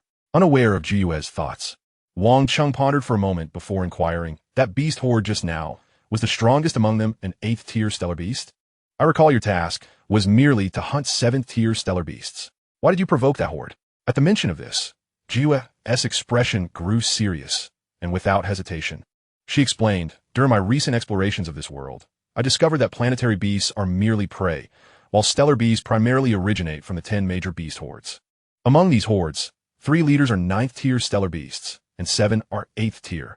To hunt 7th-tier stellar beasts, I must choose from these hordes." Wang Cheng nodded in understanding. It became clear why Jiyue did not target the horde led by an 8th-tier beast. To do so would be to invite danger from the 9th-tier beasts. "Are you suggesting that there are only 3 9th-tier stellar beasts in this world?" Wang Cheng's countenance shifted slightly, for his task was to slay 3 9th-tier monstrosities. "That appears to be the case," Jiyue affirmed. "How much time has passed?" Wang Cheng asked again. 7 days. Only 3 days remain." He glanced at the 2 claw weapons in his hands, recognizing their immense power, but lamenting the time they had silently consumed. A mix of admiration and frustration coursed through him. "I know where the 3 9th-tier beasts reside. If you wish to confront those 3 leaders, I can guide you," Jiyue offered, discerning that Wang Cheng's expression was not favorable, and she quickly surmised the situation. Initially, upon entering this world, Jiyue had believed Wang Cheng would be incapable of completing his task, which was why she had urged him to abandon it. Yet now, witnessing his prowess, she no longer viewed him as an ordinary 1st-tier stellar being. Who among them could so effortlessly dismantle an 8th-tier stellar beast, while simultaneously dispatching numerous 6th and 7th-tier beasts? Though Jiyue was filled with questions, including the mystery of how a 1st-tier stellar being could be so formidable, she had no inclination to delve deeper. She simply recognized that Wang Cheng was indeed capable of slaying 9th-tier beasts. "How embarrassing," Wang Cheng chuckled. "But I appreciate your assistance. It's no trouble at all." Jiyue smiled. "By the way, I am Jiyue from the Snow Maiden clan. I am Wang Cheng." Although unfamiliar with the Snow Maiden clan, Wang Cheng inferred that it must be a well-known lineage in the cosmos, likely stronger than Earthlings, even if not on par with the Marenka. After exchanging names, the two took to the skies together, and under Jiyue's guidance, Wang Cheng swiftly located the first horde led by a 9th-tier stellar beast. The leader was indeed a 9th-tier stellar beast, flanked by 3 8th-tier subordinates, with an additional 20 or more 7th-tier beasts. After observing the enemy from a distance, Wang Cheng quickly assessed the situation. "When I hunted 7th-tier beasts previously, I always devised ways to isolate them," Jiyue whispered. "However, this method may not suit you. The 9th-tier beast, being the leader, is unlikely to stray from the horde. You'll need to think of another strategy." "I already have a plan," Wang Cheng replied with a smile. "By the way, how many beasts do you need to complete your trial?" 3, Jiyue answered. "Perfect. For the next 3 hordes, I will ensure you secure 1 7th-tier beast from each," Wang Cheng proclaimed, as strands of condensed lightning began to weave through the 2 claw weapons in his hands. Simultaneously, a suit of lightning armor manifested around him. In Jiyue's astonished gaze, Wang Cheng charged forth. "Wait, Jiwei reached out, wanting to say something, but at that moment, Wang Cheng had already ascended above the horde. The beasts before him resembled ravenous wolves, with their leader adorned in shimmering golden fur. Wang Cheng's speed reached an unparalleled zenith, leaving the other ferocious beasts momentarily stunned. Yet, the leader sensed an impending danger and, without hesitation, lunged at Wang Cheng. With a resounding whoosh, two massive claw marks materialized, and in an instant, the beast was sent hurtling backward, its body marred by two colossal charred wounds. Impressive. Wang Cheng paused briefly, then charged forward once more. Chapter 16. The Acquisition of the Secret Tome. As Wang Cheng wreaked havoc ahead, Juming stood transfixed, witnessing the carnage. She had always known of Wang Cheng's formidable prowess. After all, the very beast that had nearly claimed her life fell before him with alarming ease. However, she had not anticipated the extent of his strength. The leader of the beast pack, a stellar-grade, 9th-tier creature, was vanquished in a mere exchange, utterly defeated within 10 strikes. The remaining beasts, seeking vengeance for their leader, met a similar fate. Ultimately, the horde scattered in disarray, leaving only one stellar-grade, 7th-tier beast to be intercepted by Wang Cheng. Jiumeng, are you not coming? Wang Cheng's voice echoed from a distance. Oh, Jiumeng instinctively soared toward him. Half an hour later, she stared breathlessly at the colossal beast lying before her, feeling a sense of relief wash over her. Thankfully, she had not disgraced herself. She had successfully slain this stellar-grade, 7th-tier adversary. You have indeed mastered both the realms of water and lightning. Impressive. Wang Cheng remarked with a chuckle as he flew over.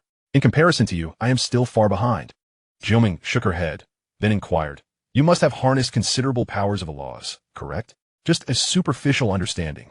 Wang Cheng did not deny it. Had it not been for his insights into the laws of lightning on Earth, he would not have been able to wield this 5th-tier primal weapon. The Oracle Duke had previously expressed his astonishment at Wang Cheng's ability to unleash even a fraction of the weapon's might because of this. Only a modicum of mastery over the laws of lightning could activate these weapons, and to possess such mastery at the stellar level is the hallmark of a true genius. It is essential to note, typically, only domain lords can grasp realms, and only realm lords can engage with laws. Jiumeng felt a wave of relief wash over her. She had unexpectedly encountered a prodigy capable of mastering laws at the stellar level. Such talents were exceedingly rare, even within her entire Snow Maiden clan. There's no need for such astonishment. Let us proceed to the next beast pack. Wang Cheng said with a smile. I initially intended to assist you, yet it seems I have inadvertently become the one you helped. Jiumeng confessed, a hint of embarrassment in her voice.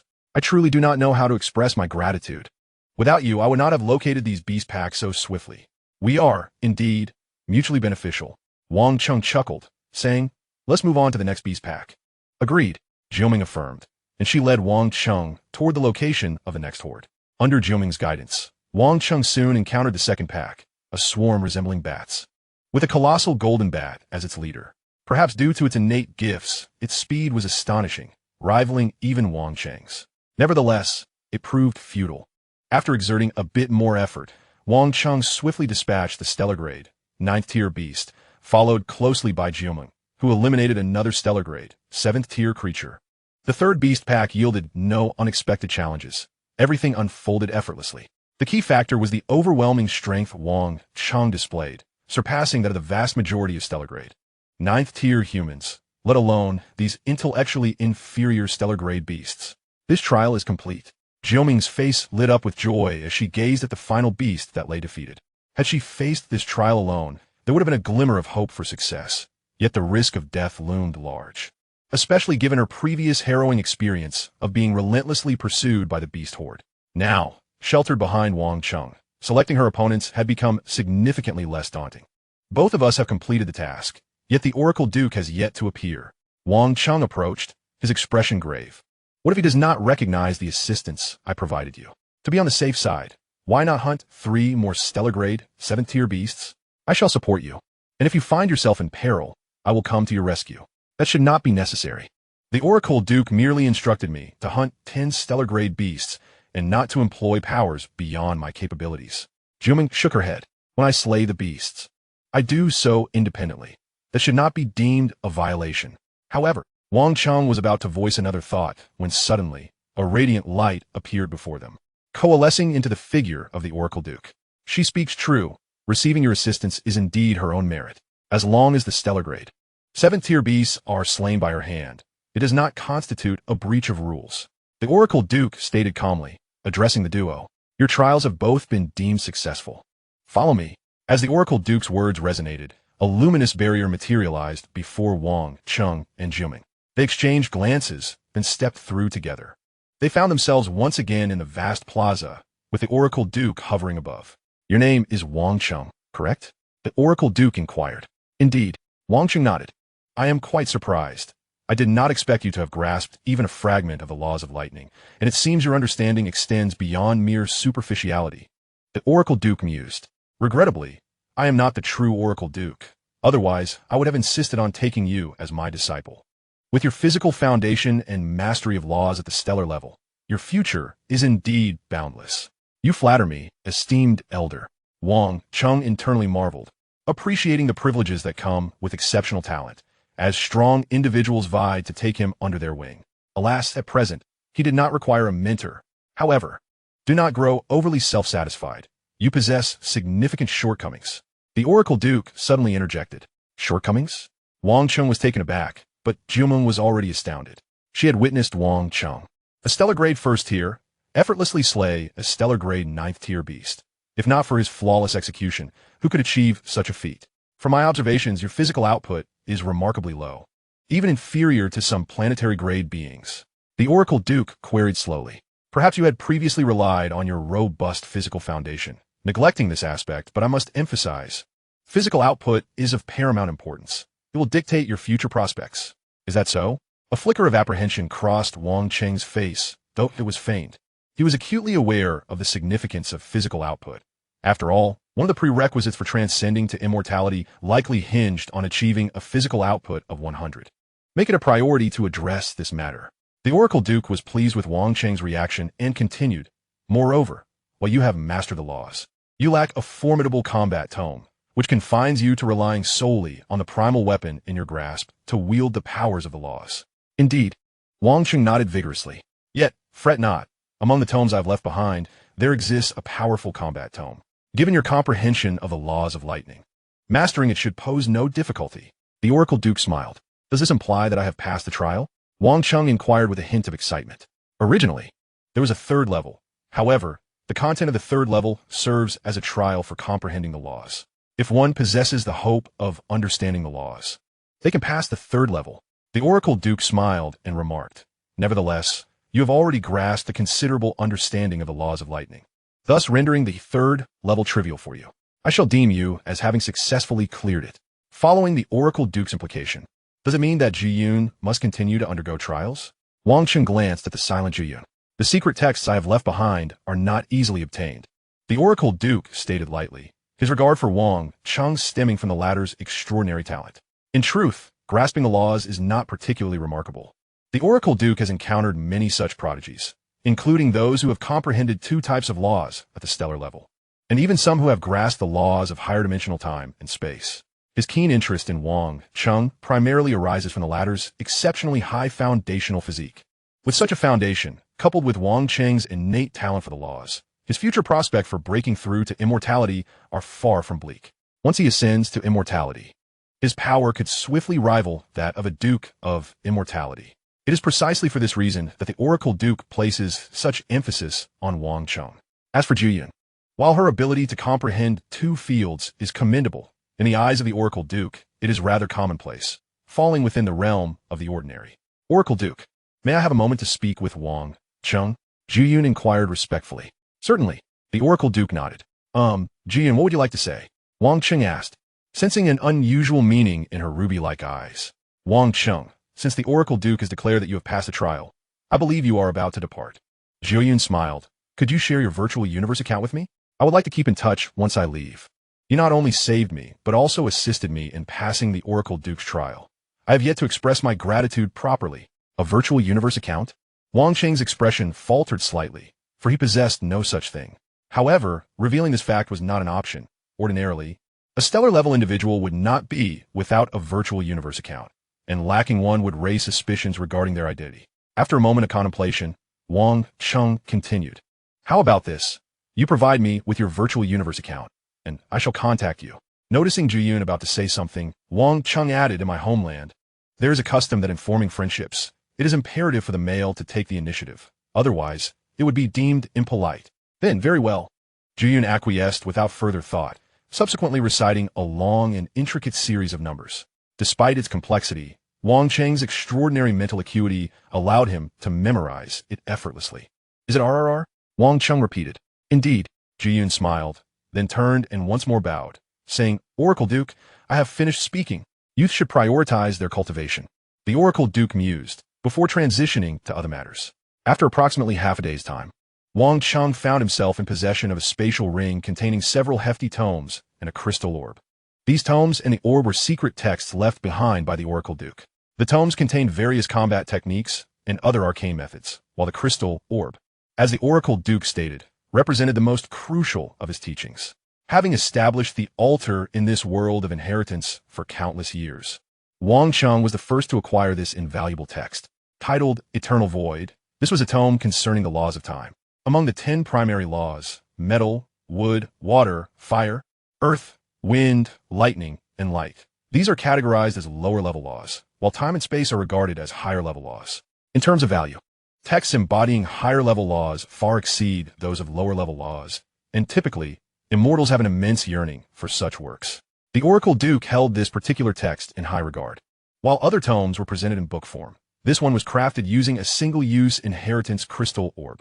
Though creating a single-use inheritance crystal orb is cumbersome, it eliminates any risk of leakage, whereas a book form carries a significant potential for exposure. Although, generally speaking, the Qianwu Cosmic Nation prohibits the leakage of text from the world of inheritance, even with the assurance from the Qianwu Cosmic Nation. The Oracle Duke opted for the single-use inheritance crystal orb, underscoring his profound respect for this text. Fortunately, the Oracle Duke chose the single-use inheritance crystal orb. Otherwise, Wang Cheng would have silently departed this world of inheritance, and at that point, the Qianwu Cosmic Nation would have been unable to restrain him. Chapter 17, Return to Earth. Through a spatial passage, Wang Cheng emerged from the altar, and the moment his feet touched the ground, his mind stirred. With a whoosh, Wang Cheng's form vanished instantaneously, and once again, he experienced that sensation of consciousness traversing infinite space. In the next moment, he found himself within his world ring on Earth. Wang Cheng's fingers twitched slightly, and soon he opened his eyes. I'm back, he thought. A flicker of joy coursing through him as he took in the vast expanse of the plains surrounding him. Each of the 3 opportunities he had drawn brought forth treasures more splendid than the last. The first was a domain lord-level bloodline elixir, the second a large world ring, and the third was truly remarkable. Focusing intently, he soon noticed that within the space connected to his consciousness lay 3 new items. 2 claw-like force weapons and a spatial ring. With a mere thought, the 2 force weapons and the spatial ring appeared before him.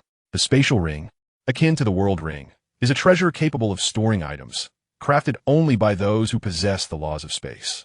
However, in general, spatial rings are not as precious as world rings, for the spaces they encompass are incomparable in magnitude. Spatial rings are typically described solely by the volume they contain, whereas a world ring, no matter how small, constitutes an entire world. This truly is an exceptional windfall. Wang Cheng withdrew all items from the spatial ring, his gaze gleaming with uncontainable delight as he beheld the tomes and the inheritance crystal orb. It seems my cultivation plans require an overhaul, he mused, a contemplative glimmer in his eyes as he surveyed the texts before him. Before long, Wang Cheng selected several tomes for his upcoming cultivation endeavors. Thunderstorm, which contains combat techniques encapsulating the laws of lightning, will undoubtedly enhance my understanding of the lightning laws, propelling my speed beyond previous limits. Wind God Shadow, embodying the laws of wind and combat techniques. Although I have mastered the laws of lightning, I am open to further exploring the laws of wind.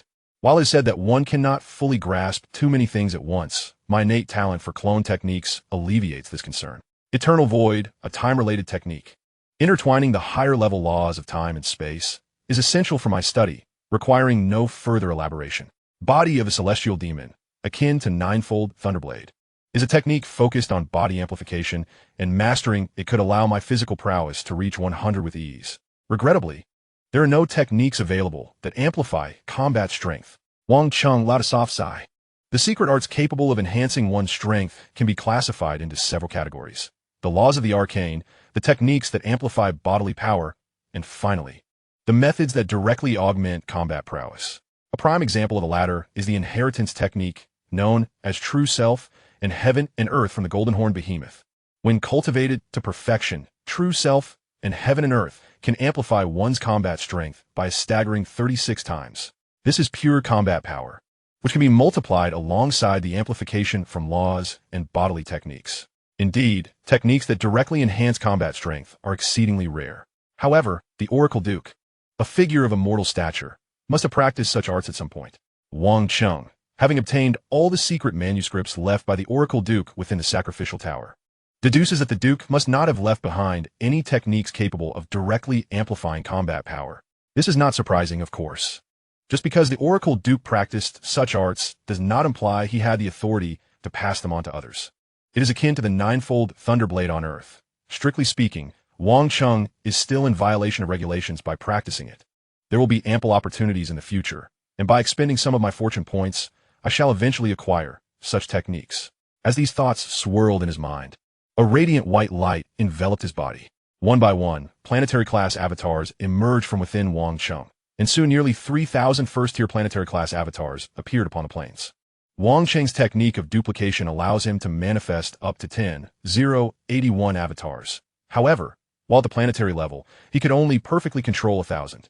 Now that he has broken through to the stellar level, the number of avatars he can master has surged to 3,000. Furthermore, when he was at the planetary stage, he could effortlessly create numerous apprentice-level avatars. Now, as a stellar being with a gene level increased 30-fold, summoning 3,000 first-tier planetary-class avatars is indeed a trivial endeavor. Before him lay 4 tomes: Heavenly Thunderstorm, Wind God Shadow, Eternal Void, and Celestial Demon Body. As he gazed upon these texts, a training plan began to form in his mind. From this moment forth, 1,000 avatars would venture into the cosmos to absorb universal energy, thereby further enhancing Wang Cheng's physical foundations. Another 1,000 avatars would remain within the world ring to study Eternal Void, while 900 would delve into the 3 great techniques: Heavenly Thunderstorm, Wind God Shadow, and Celestial Demon Body. The final 100 would be reserved for contingency tasks and miscellaneous matters. Ah, the innate talent bestowed upon me is truly monstrous. Wang Cheng could not help but marvel. When he first acquired this innate ability, he found it rather unremarkable. Now, however, he could only describe it as extraordinary. A single first-tier planetary-class avatar lacks the cognitive intensity of Wang Cheng himself. Thus, an individual avatar would certainly not match his speed in researching secret techniques. Yet, the cognitive breadth of the avatars is not inferior to that of his true self. While one avatar may fall short, a multitude of them can easily surpass him. And the thought of over 1,000 avatars working in unison left Wang Cheng awestruck. Having arranged his training plan, Wang Cheng swiftly prepared to exit the world ring. Upon his arrival in the inheritance realm of the Qianwu Cosmic Kingdom, he felt that the avatars he had left on Earth were likely to have dissipated. Now, upon returning to consciousness, he confirmed that his prior avatars were indeed no more. Nearly half a month had passed. He wondered what transpired in the outside world. In truth, Wang Cheng's own situation was stable, but if the avatars in the Mingwe district had vanished without a trace, it could potentially lead to complications. Nevertheless, it was not a grave issue, given Wang Cheng's current strength, unless the dormant queen of the insectoid race, Irina, suddenly awakened on Earth. Nothing would pose a significant threat to him. With these thoughts in mind, he focused intently, and in an instant, his true self vanished from within the world ring. Wang Cheng's figure materialized amidst the ruins, when suddenly, a shadow lunged towards his head. What on earth? Wang Cheng furrowed his brow, extending his hand to swiftly grasp the shadow that had pounced upon him. The Iron Beetle King? Recognizing the creature that matched his size, he identified it instantly. The Iron Beetle King, a rare insectoid beast, is generally classified as an elementary Lord-level creature, despite its relatively small stature compared to other Lord-level monsters. Lord-level beasts correspond to human warriors of the god of war caliber, and due to their physical advantages, they are often even stronger. With a casual swipe, Wang Cheng crushed the head of the Iron Beetle King, then turned to face another figure standing at a cautious distance of 1 or 2 meters away, holding a peculiar long spear and watching him intently. Is it you? Wang Cheng's brow furrowed slightly. He instantly recognized the figure as the one he had encountered during his trials in Base City 003, who had confronted the Sylphia squad. He had once summoned lightning to save her in that encounter. Moreover, it seemed that the attack on the Sylphia squad had also been orchestrated by this individual. Do you recognize me? The woman, her face adorned with various camouflage patterns, asked in surprise, evidently having forgotten their previous encounter in Base City 003. However, this was to be expected. At that time, Wang Cheng had merely been a fleeting presence, and her thoughts were likely occupied with how to deal with the Sylphia squad, making it understandable that she would forget him. Over a month ago, you were still in City 003. Wang Cheng replied nonchalantly. It is quite remarkable that he had first met her in City 003, and now he found himself in City 016, yet she had also arrived here. Most intriguingly, after his avatars had dissipated, his world ring should have fallen into the neighboring residential building. Yet, at this moment, it was affixed to her weapon. Indeed, Wang Cheng's world ring must have been picked up by her, cleverly secured to the spear as its tip. The notion of a ring serving as a spear tip may sound amusing, yet Wang Cheng could not help but commend her intelligence. Although a mere ring, the world ring could encapsulate a realm millions of times larger than Earth, crafted from materials of unparalleled hardness. The same force applied to cotton would struggle to shatter a piece of glass, while a block of iron would easily accomplish the task. The Iron Beetle King's most renowned trait is its impenetrable exoskeleton, akin to glass, while an ordinary spear tip is like cotton. It is inconceivable that a cotton tip could harm the Iron Beetle King. However, the world ring is an entirely different matter. Under absolute hardness, the shape of the ring becomes less significant. Wang Cheng recalled that this woman was merely an advanced battle general. Although her agility approached perfection and her physical prowess was not far from that of a god of war, it would typically be quite challenging for her to contend against an elementary lord, let alone the extraordinarily hard-shelled Iron Beetle King. Her courage to confront the Iron Beetle King likely stemmed from the presence of the World Ring. Chapter 18. Jiang Mingwei. Through various clues, Wang Cheng quickly discerned the full scope of the situation. At the same time, Jiang Mingwei, who was being scrutinized by Wang Cheng, found herself engulfed in an abyss of anxiety. Unbeknownst to her, Wang Cheng had emerged from the ring at the tip of her gun, and she mistakenly believed that his sudden appearance was merely due to his astonishing speed, one that had left her unable to discern the details.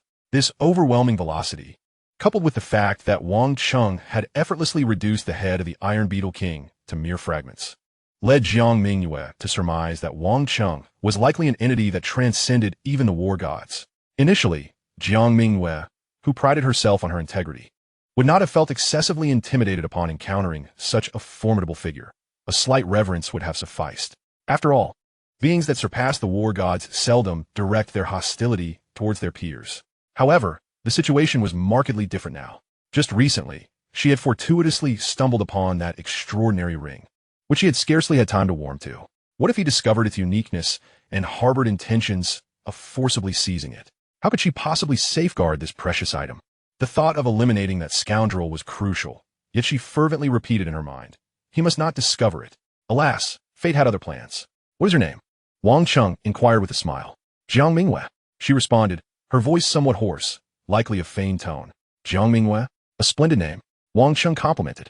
He continued, however, Miss Jiang, the last time I encountered you, you were merely a high-ranking battle general. I am astonished to see you now engaged in combat with a lord-level beast. Your progress is indeed remarkable. It was not my intention to engage in battle. It emerged from the ground unexpectedly, and I had no choice but to confront it. Jiang Mingwei calmly explained, convincing herself to believe at least half of her own words, regardless of whether Wang Cheng did. Regrettably, Jiang Mingwei remained oblivious to the fact that Wang Cheng had already discerned the entirety of the situation's causation. So, in that case, I have saved your life? Wang Cheng gestured towards the decimated Iron Beetle King. I am uncertain how to address you, but should I have the opportunity in the future, I, Jiang Mingwei, will express my utmost gratitude, she said earnestly, her heart racing. For Wang Cheng had now fixed his gaze upon the tip of her gun. Jiang Mingwei suppressed the urge to conceal the weapon, as doing so would only serve to arouse further suspicion. You need not wait until later to express your gratitude. You can do so right now. Wang Cheng chuckled. That gun tip of yours is quite appealing. Why not gift it to me? You. In an instant, Jiang Mingwei comprehended that Wang Cheng was fully aware of the anomaly of her gun tip. His previous remarks had merely been a jest at her expense. What's the matter? Are you reluctant? Wang Cheng inquired. Indeed, I am reluctant. I shall repay your kindness by other means in the future, Jiang Mingwei responded solemnly. Fully aware that Wang Cheng was continuing to toy with her, yet understanding that turning hostile would yield no advantages for her. What if I insist? Wang Cheng emitted a faint aura, Though it was but a wisp, the stellar-level essence was sufficient to instill fear in a high-ranking battle general. Will you grant it to me? Wang Cheng pressed once more. Absolutely not. Jiang Mingyue stood her ground, gritting her teeth, resisting the dread that surged from within. Quite resilient, aren't you? Wang Cheng observed, his expression remaining neutral as he unleashed an even more terrifying aura, a force that felt almost tangible. Despite her efforts to resist, Jiang Mingyue found herself involuntarily stepping back. Yet, even in retreat, she exhibited no inclination to yield. Your will is commendable. Wang Cheng raised an eyebrow. As a stellar-level being with 30 times the genetic level, even after dispatching 3,000 planetary-level avatars, his presence was far more formidable than that of a typical stellar level. Such an aura, even when released at merely 1/10 of its capacity, could induce profound terror in planetary-level beings, causing apprentice-level individuals to collapse on the spot.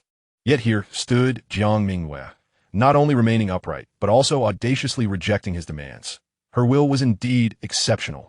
While resilience is a trait of humanity, not all Earthlings possess such formidable determination. Otherwise, there would not be so many inept individuals. Senior, I respect your immense power in your past battles for humanity. But that does not justify your coercive tactics.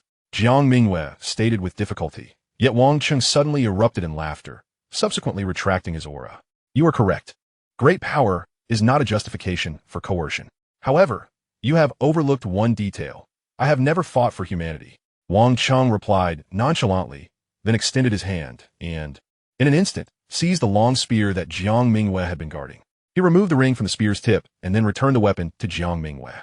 You explicitly stated that you would not seize it. Jiang Mingyue exclaimed incredulously, gazing at the now barren tip. This ring was originally mine. How can it be considered theft? You, on the other hand, have claimed that which does not belong to you. Is it not rather inappropriate? Wang Cheng queried coolly. This ring is yours? Jiang Mingyue asked skeptically. If I am not mistaken, you found this ring in a residential building, specifically on the 10th floor. Wang Cheng inquired with a smile. Am I correct? At that moment, Jiang Mingyue was at a loss for words. Indeed, she had stumbled upon the ring while resting in a residential building, and it had indeed been on the 10th floor. What is rightfully yours is yours. What is not, even if taken, is of no use to you. As compensation, I shall gift you the corpse of the Iron Beetle King. Do take care of it. Wang Cheng smiled, then soared into the air, disappearing from Jiang Mingyue's sight in an instant. As Wang Cheng departed, Jiang Mingyue could not help but slump to the ground, feeling despondent. Although the corpse of the Iron Beetle King, worth a fortune, lay nearby, she felt utterly bereft of the strength to dissect it. The presence of someone who surpassed the war gods had rendered her immobile. The ring she had fortuitously acquired was now lost. Jiang Mingyue pondered in despair. Time passed, and eventually, she rose, retrieving a dagger from her backpack and approaching the corpse of the Iron Beetle King. Meanwhile, as Jiang Mingyue dissected the carcass, Wang Cheng had quietly returned to his villa in the Mingyue community of Yangzhou City. His avatars had vanished over 10 days prior, leaving the villa with a thin layer of dust from its prolonged vacancy. As a stellar-level genius, I hold a position of significance in the universe, yet here I am, left to clean my own room. Perhaps I should find a lackey for miscellaneous tasks in the future. Wang Cheng mused, dispatching 3 avatars to tidy up the villa, while sending another apprentice-level avatar to gather information outside. As for Wang Cheng's true self, he reclined lazily on the sofa in the hall, lost in contemplation. In truth, after 2 encounters with Jiang Mingyue, Wang Cheng had initially felt a sense of connection and intended to engage with her further.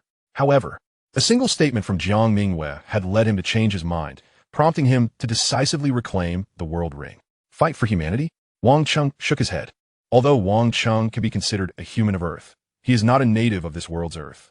After all, his original world remained peaceful even in 2022, while this Earth experienced a cataclysm as early as 2013, rendering the 2 realms utterly unrelated.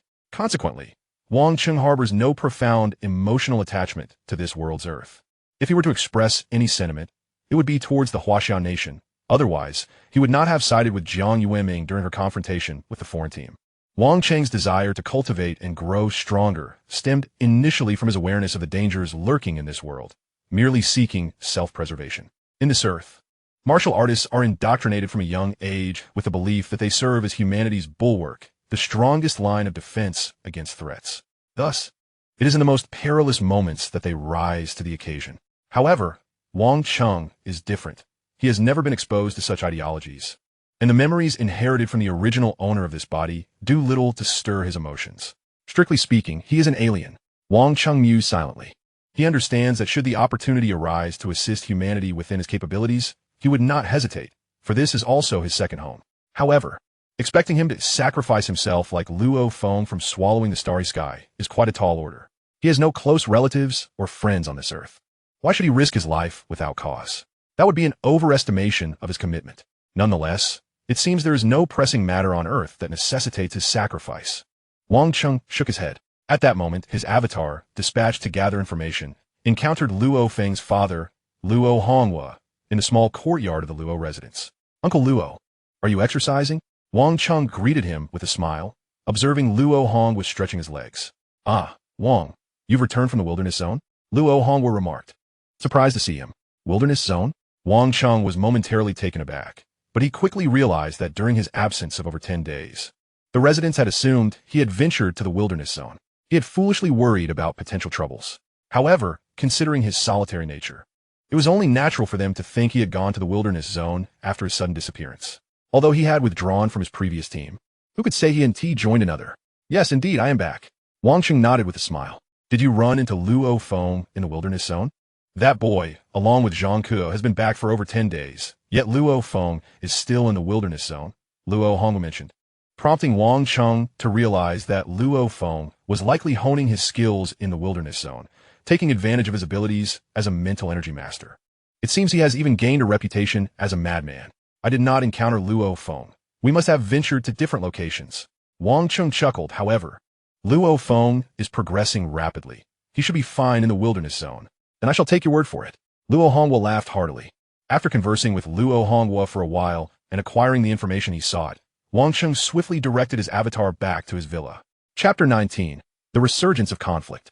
Upon returning to the villa, Wang Cheng chose not to return to the wilderness zone. Although the monsters there were not entirely useless to him, their significance had diminished. Thus, he spent a month enjoying a tranquil life at home. However, while Wang Cheng's main body remained inactive during this month, his 3,000 avatars were exceedingly busy, absorbing cosmic energy and delving into various secret arts. Wang Cheng's rate of progress far exceeded that of previous times, especially in terms of comprehending laws. Time. So that is how it works. Wang Cheng stood in the training room of his villa, surrounded by a slight distortion of light. If one were to observe closely, they would notice that everything within the warped area, including his movements, occurred at an extraordinarily accelerated pace, as though a fast-forward button had been pressed. In reality, this was indeed a form of fast-forwarding. After 3 days of study through his multitude of avatars, Wang Cheng had mastered the fundamentals of the time-related secret art, Eternal Void, which focuses on time acceleration. Having grasped the basics within 3 days, he soon discovered that his earlier assumptions were correct. Not only was his perception of the lightning laws exceptionally clear, but so was his understanding of the laws of time. With a month gone by, he could now initiate slight time acceleration around himself. Do not underestimate this modest acceleration in combat. It significantly enhances Wang Cheng's burst speed and reaction time. Now, should he face the Wang Cheng of a month ago, it would be a mere trifle, effortlessly handled.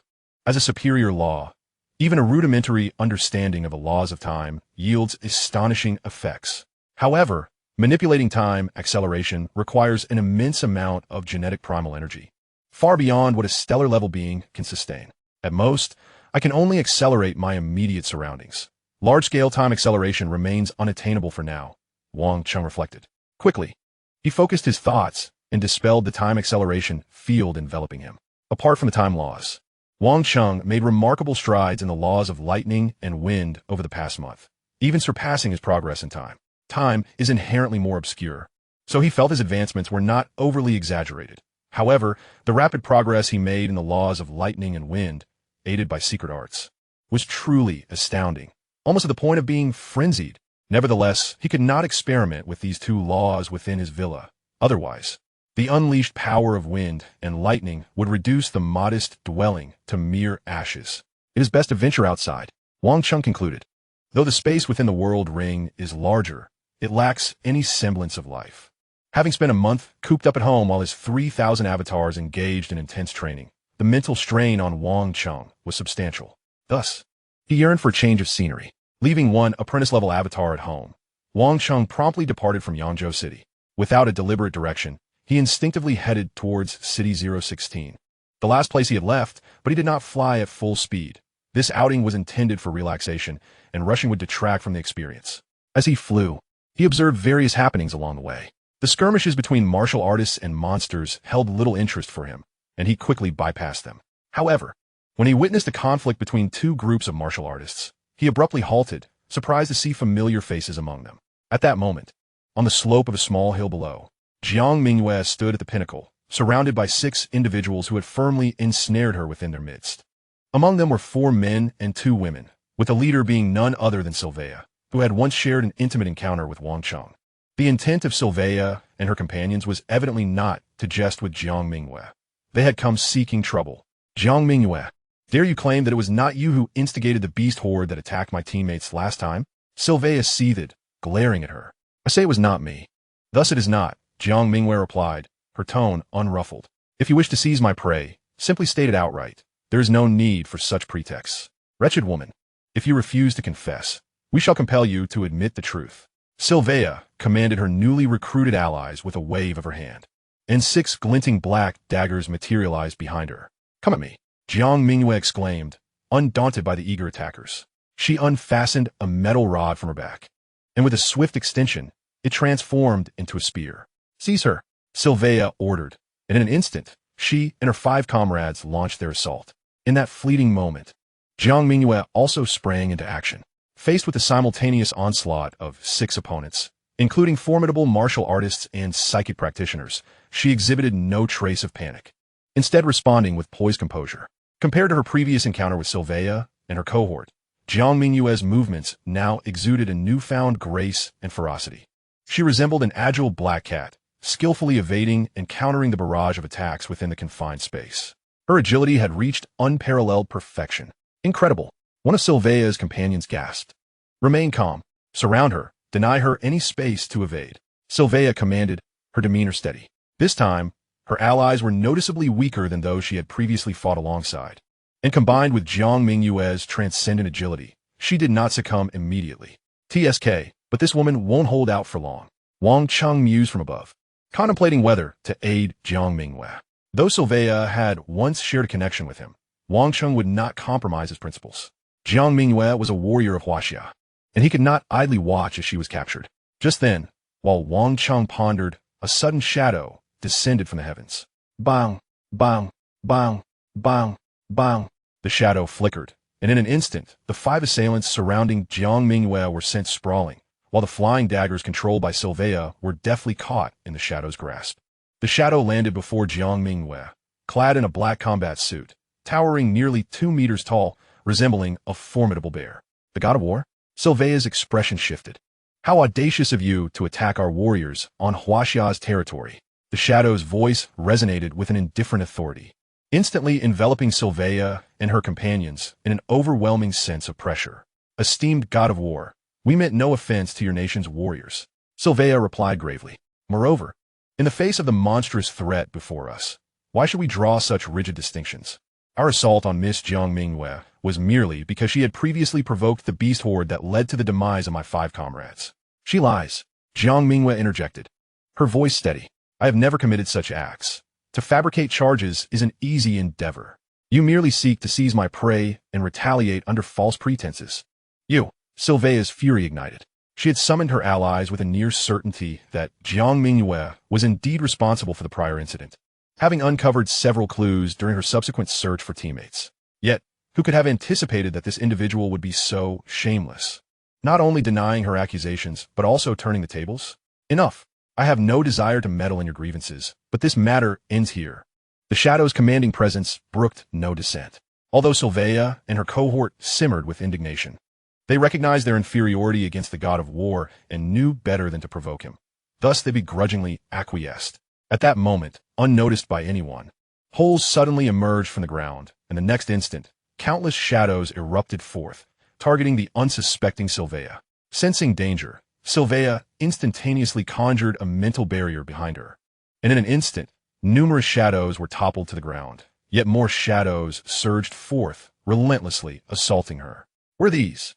Sylvia's mental barrier faltered under the relentless tide of shadows, and soon, the others finally comprehended the gravity of the situation. It's a swarm of rats. The god of war, who had just moments ago staunchly defended against two factions, now wore a grave expression. Gather around. If this psychic dies, none of you will escape, he bellowed, prompting an immediate response from all. Even Jiang Mingyue, after a slight hesitation, grasped her spear and charged forward. Although Jiang Mingyue harbored no goodwill toward Sylvia, she understood that if they faced a minor rat swarm, they might prevail, but if it were a rat calamity, only the flying psychic could offer any hope of survival. The rest would be doomed. Forget whether Sylvia will save her. For now, we must rescue them first. Chapter 20. The Arrival of Wind and Thunder. With a few individuals standing in defense, Sylvia finally broke free from the encirclement of the rat swarm. However, it was merely a temporary reprieve, as millions of rodent beasts began to erupt from the soil around them. Most of these creatures were low-tier beasts equivalent to human warriors, yet their sheer numbers posed a formidable threat. A multitude could indeed vanquish even a god of war. Moreover, the majority being warrior class did not preclude the presence of several beast commanders among them, and amidst the chaos, a golden rat could be discerned weaving through the throng. That rat, if not a lord class, was perilously close. Now, faced with this inexhaustible horde of rodents, the erstwhile opposing factions found themselves huddled together. None of us can escape alone. Even if you can fly, it will be challenging. We must unite if we are to have any hope, the god of war declared, as he fought valiantly against the encroaching swarm. Agreed, Sylvia nodded, acknowledging the truth of the situation. Although she was a psychic adept capable of flight, she found herself on the ground. Without someone to help fend off the terrifying multitude of rats, she would likely be overwhelmed before she even had the chance to ascend. Excellent. It seems we have reached a consensus. For now, set aside your differences in the face of these beasts. The war god felt a slight relief in his heart. However, all 8 of us are warriors of battle general rank or higher, and with your weapons combined, our total weight likely exceeds 10 tons. My psychic force cannot lift you all into the air. Sylvia intended to say more, but suddenly, the horde of rats erupted into chaos. A massive wave surging towards them like a frenzied tide. Damn it, quickly place your shields at your feet, Sylvia shouted, disregarding any hesitation. Whoosh, whoosh, whoosh. The group moved with remarkable speed, and Jiang Mingyue silently complied, all the while desperately fending off the tide of rats while subtly inching closer to Sylvia. She resolved silently that if Sylvia intended to abandon her, she would rush forward and cling to Sylvia's legs, refusing to let go even in death. As a psychic adept of considerable rank, the fundamental strength of her psychic power exceeded 30 tons, making it far from difficult for Sylvia to lift 8 individuals into the air. Moreover, Sylvia had not yet abandoned the thought of bringing Jiang Mingyue along, partly out of respect for the war god, and partly because she still held some regard for the bonds of humanity in the face of these monsters. Boom! The 8 soared into the sky, but just 2 or 3 meters above ground, a multitude of rats leapt up, desperately attempting to drag them down. With fewer footholds in the air, even the war god found himself somewhat constrained against the overwhelming horde of rats. In contrast, Jiang Mingyue, possessing perfect agility, appeared remarkably composed in the chaos.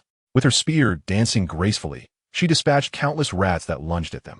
Something's clinging beneath the shields. Get rid of them. Sylvia's face flushed with strain, yet their ascent remained sluggish as a snail.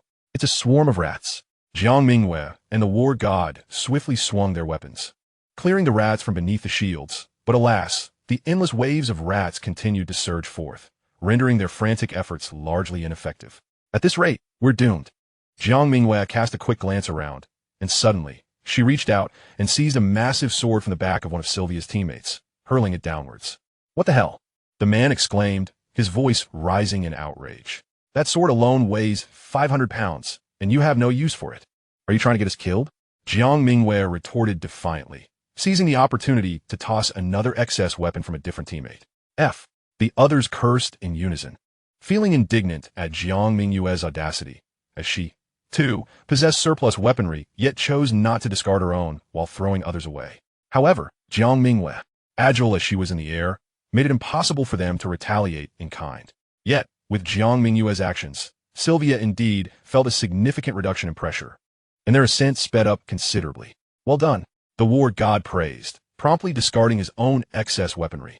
Jiang Mingyue remained silent, running her fingers over an extra long sword on her back, momentarily setting aside the thought of tossing it down. If this continued, Escape seemed within reach, and besides, the sword was not particularly heavy, Jiang Mingyue mused. However, just as their situation appeared to improve, they were beset by yet another crisis. At that moment, a golden rat leapt from a swarm and landed directly on one of Sylvia's teammates' shields. Whoosh! The golden rat propelled itself off the shield, hurtling straight towards Sylvia. Its speed was astonishing, surpassing even that of the war god. In that instant, no one had the chance to react, not even Sylvia herself, who only became aware of the impending collision when the rat was mere moments from her head. But it was too late. At that critical moment, a thunderous boom erupted, and those standing atop the shield felt a sudden darkness envelop them, their ears ringing. What was that? The war god was the first to regain his sight, immediately spotting the golden rat lingering near Sylvia.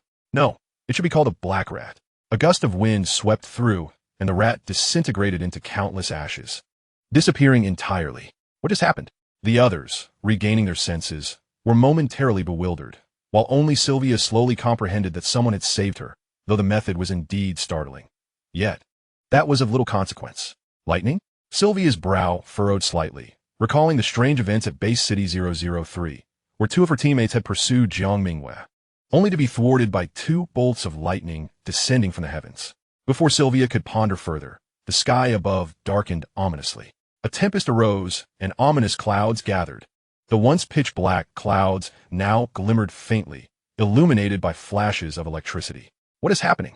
The sudden upheaval left both the war god and the battle generals momentarily stunned, a terrifying pressure descending upon them, rendering the distinction between war god and battle general irrelevant under such weight. Look, Jiang Mingyue suddenly pointed into the distance. There, where the ground had been obscured by the horde of rats, tornadoes spontaneously emerged, sweeping countless beasts into their vortex. Bolts of lightning rained down, reducing all the ensnared rats to mere ashes. A cloud of ash descended upon Jiang Mingyue and her companions, yet none paid it any heed. This scene was terrifying, shocking, and utterly unbelievable. What on earth is this? Sylvia asked, her disbelief evident. Not a clue. The war god shook his head, then continued, regardless, we are saved. We should descend. While I doubt those bolts of lightning will strike us, having such a massive storm overhead makes me uneasy. Agreed. The others nodded in unison. In the wake of that frenzied onslaught, although not all the rat monsters were eliminated, a significant portion had perished, and the remaining rats no longer possessed even a fraction of their previous reckless bravado, now shrieking as they fled underground.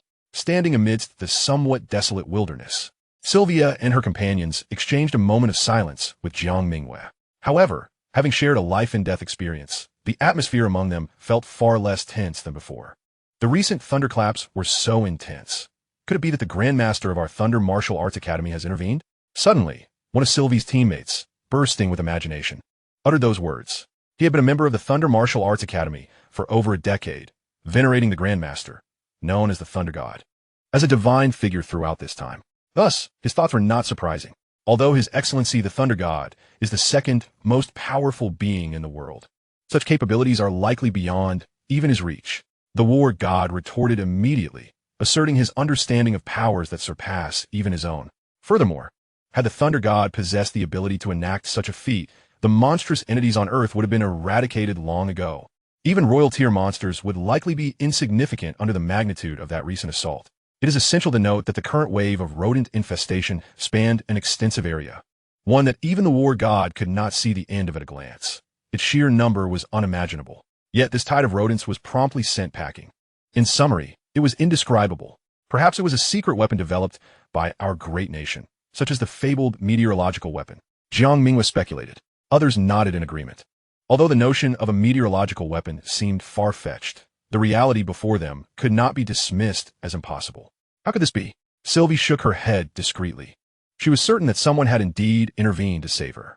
The precision of that strike was beyond what a meteorological weapon could account for. After a brief discussion, their interest in continuing waned. Whatever the cause of the recent events, it was likely beyond their capacity to influence. Their only course of action was to report the incident. Jiang Mingyue, consider yourself fortunate this time. Do not let us encounter you again, Sylvie declared with a sharp remark before leading her team away. Take care. The war god cast a glance at Jiang Mingyue and promptly departed. At that moment, the war god felt no fondness for Jiang Mingyue. as he had been disheartened by her decision to retain her own weapons after discarding the others during the aerial confrontation. Despite being fellow martial artists from the same nation, the war god lost interest in continuing the conversation with her. Jiang Mingyue remained silent, adjusting her gear and attire before quietly pursuing the direction in which Sylvie and her companions had departed. Chapter 21. Invitation and rejection. Shortly after Sylvie and her team left, they arrived at a deserted small county town. Sylvie instructed her teammates to rest briefly while she prepared to attend to her personal hygiene.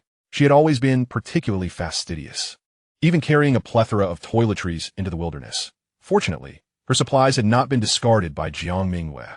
After tidying herself, Sylvie suddenly noticed a figure standing atop a nearby building, smiling down at her. A creep? The thought flickered through her mind, but she quickly realized it was a familiar face. After a moment's contemplation, Sylvie deftly controlled her shield with her mental energy and soared swiftly to the adjacent floor. "Hello, Sylvie. Do you remember me?" The war god, Wang Cheng, greeted her with a smile. "I find it difficult to forget you," Sylvie replied, stepping forward to embrace him. "What a coincidence to encounter you here." Wang Cheng chuckled. "You saved my life last time, and now you've done so again. How shall I repay you?"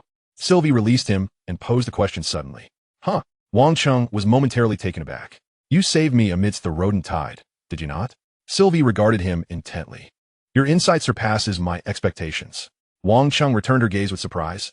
"How did you deduce this?" "Goodness, it truly was you?" Sylvie was now the one astonished. "So, you were uncertain until now." Wang Cheng smiled. "Indeed. Had you denied it, I would not have trusted my judgment." Sylvie nodded. "You must understand, it was too incredible. I had no intention of denying it, for I intended to bring it up myself. Remaining anonymous after saving someone is not in my nature. And since I saved you once more, you ought to express your gratitude." Wang Cheng replied with a grin. "I believe you would not admit to it merely for a token of gratitude." Sylvie responded with surprising calmness. "That can only be considered part of the reason." Wang Cheng smiled. "However, I am now more curious about how you discerned that it was I who saved you." "Through scent, intuition, and my analysis," Sylvie explained, having noticed a refreshing aroma on Wang Cheng's attire when she had embraced him. It was not the scent one would expect from someone who had just endured a rodent disaster in the wilderness, but rather that of someone who had soared through the skies. Additionally, Sylvie had discreetly inquired about any war god named Wang Cheng in her earlier return. With only around 3,000 war gods globally, and even fewer in their nation, her inability to discover a war god by that name had already raised her suspicions. Two significant reasons, coupled with her intuition, led Sylvie to make her earlier assertion. Just as she had mentioned, she was not entirely certain of her deduction. She had merely spoken offhandedly, only to find Wang Cheng confirming her suspicion. "Who are you truly? How did you manage that just now?" Sylvie could not restrain her curiosity. "Do you genuinely wish to know?" Wang Cheng inquired, casting a sidelong glance at her. "I already know that it was you behind a recent incident. Knowing more should make little difference." Sylvie shrugged. You make a valid point." Wang Cheng nodded, then added with a smile, "However, if you ask how I accomplished it, I cannot provide a definitive answer. I can only tell you that it requires sufficient strength. But we have always been informed that the strongest being on the globe is Hong, the Grand Master of the Ultimate Martial Arts Academy, and the second is the Thunder God, Grand Master of the Thunder Martial Arts Academy." Sylvie voiced her internal confusion. "Indeed, the strongest on Earth is Hong, and the second is the Thunder God," Wang Cheng affirmed with a smile. "Their powers far exceed those of any other human. Yet, neither Hong nor the Thunder God should be capable of such feats, correct?" Sylvie was still grappling with the underlying implications of Wang Cheng's earlier statements. "They're far from it." Wang Cheng nodded once more. "You have left me perplexed." Sylvie pondered deeply, but could not discern a coherent explanation. "The truth is rather simple. I am a human from beyond this earth. What you would refer to as an extraterrestrial." Wang Cheng divulged the stark truth, which Sylvie clearly found difficult to accept.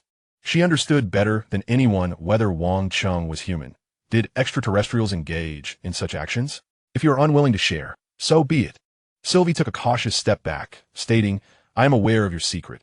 You would not resort to eliminating me, would you? What do you think?" Wang Cheng's expression bore a hint of a smile. Yet as he fixed his gaze upon Sylvie, she felt an unshakable dread rising within her. It was a suppression emanating from the very essence of life, rendering Sylvie's mind momentarily blank. However, this sensation was fleeting, vanishing as swiftly as it had come. As Wang Cheng's gaze shifted to another direction, Sylvie's thoughts returned to their normal state. "Indeed, it was you." Sylvie was now devoid of any doubt regarding the previous events. A mere glance from Wang Cheng had left her mind in a state of void. He was undoubtedly more than just a formidable warrior. Please remember to keep this confidential. Wang Cheng nodded in affirmation. Is that all it takes? Sylvie expressed her disbelief. What more do you desire? Wang Cheng inquired. Aren't you afraid I might divulge this? Sylvie questioned. It's entirely up to you. Wang Cheng replied, regarding Sylvie with a smile. It would be best if you chose not to say anything, but if you do, it won't cause much trouble. Just a minor inconvenience. Sylvie gazed at the man before her and gently nodded. Although Wang Cheng had suggested that revealing the matter would not be an issue, he instinctively chose to maintain secrecy. Now let us discuss serious matters, Wang Cheng said, his expression becoming slightly more solemn. Indeed, Sylvie nodded in agreement, her demeanor shifting to one of gravity. In her mind, the current Wang Cheng had become enigmatic.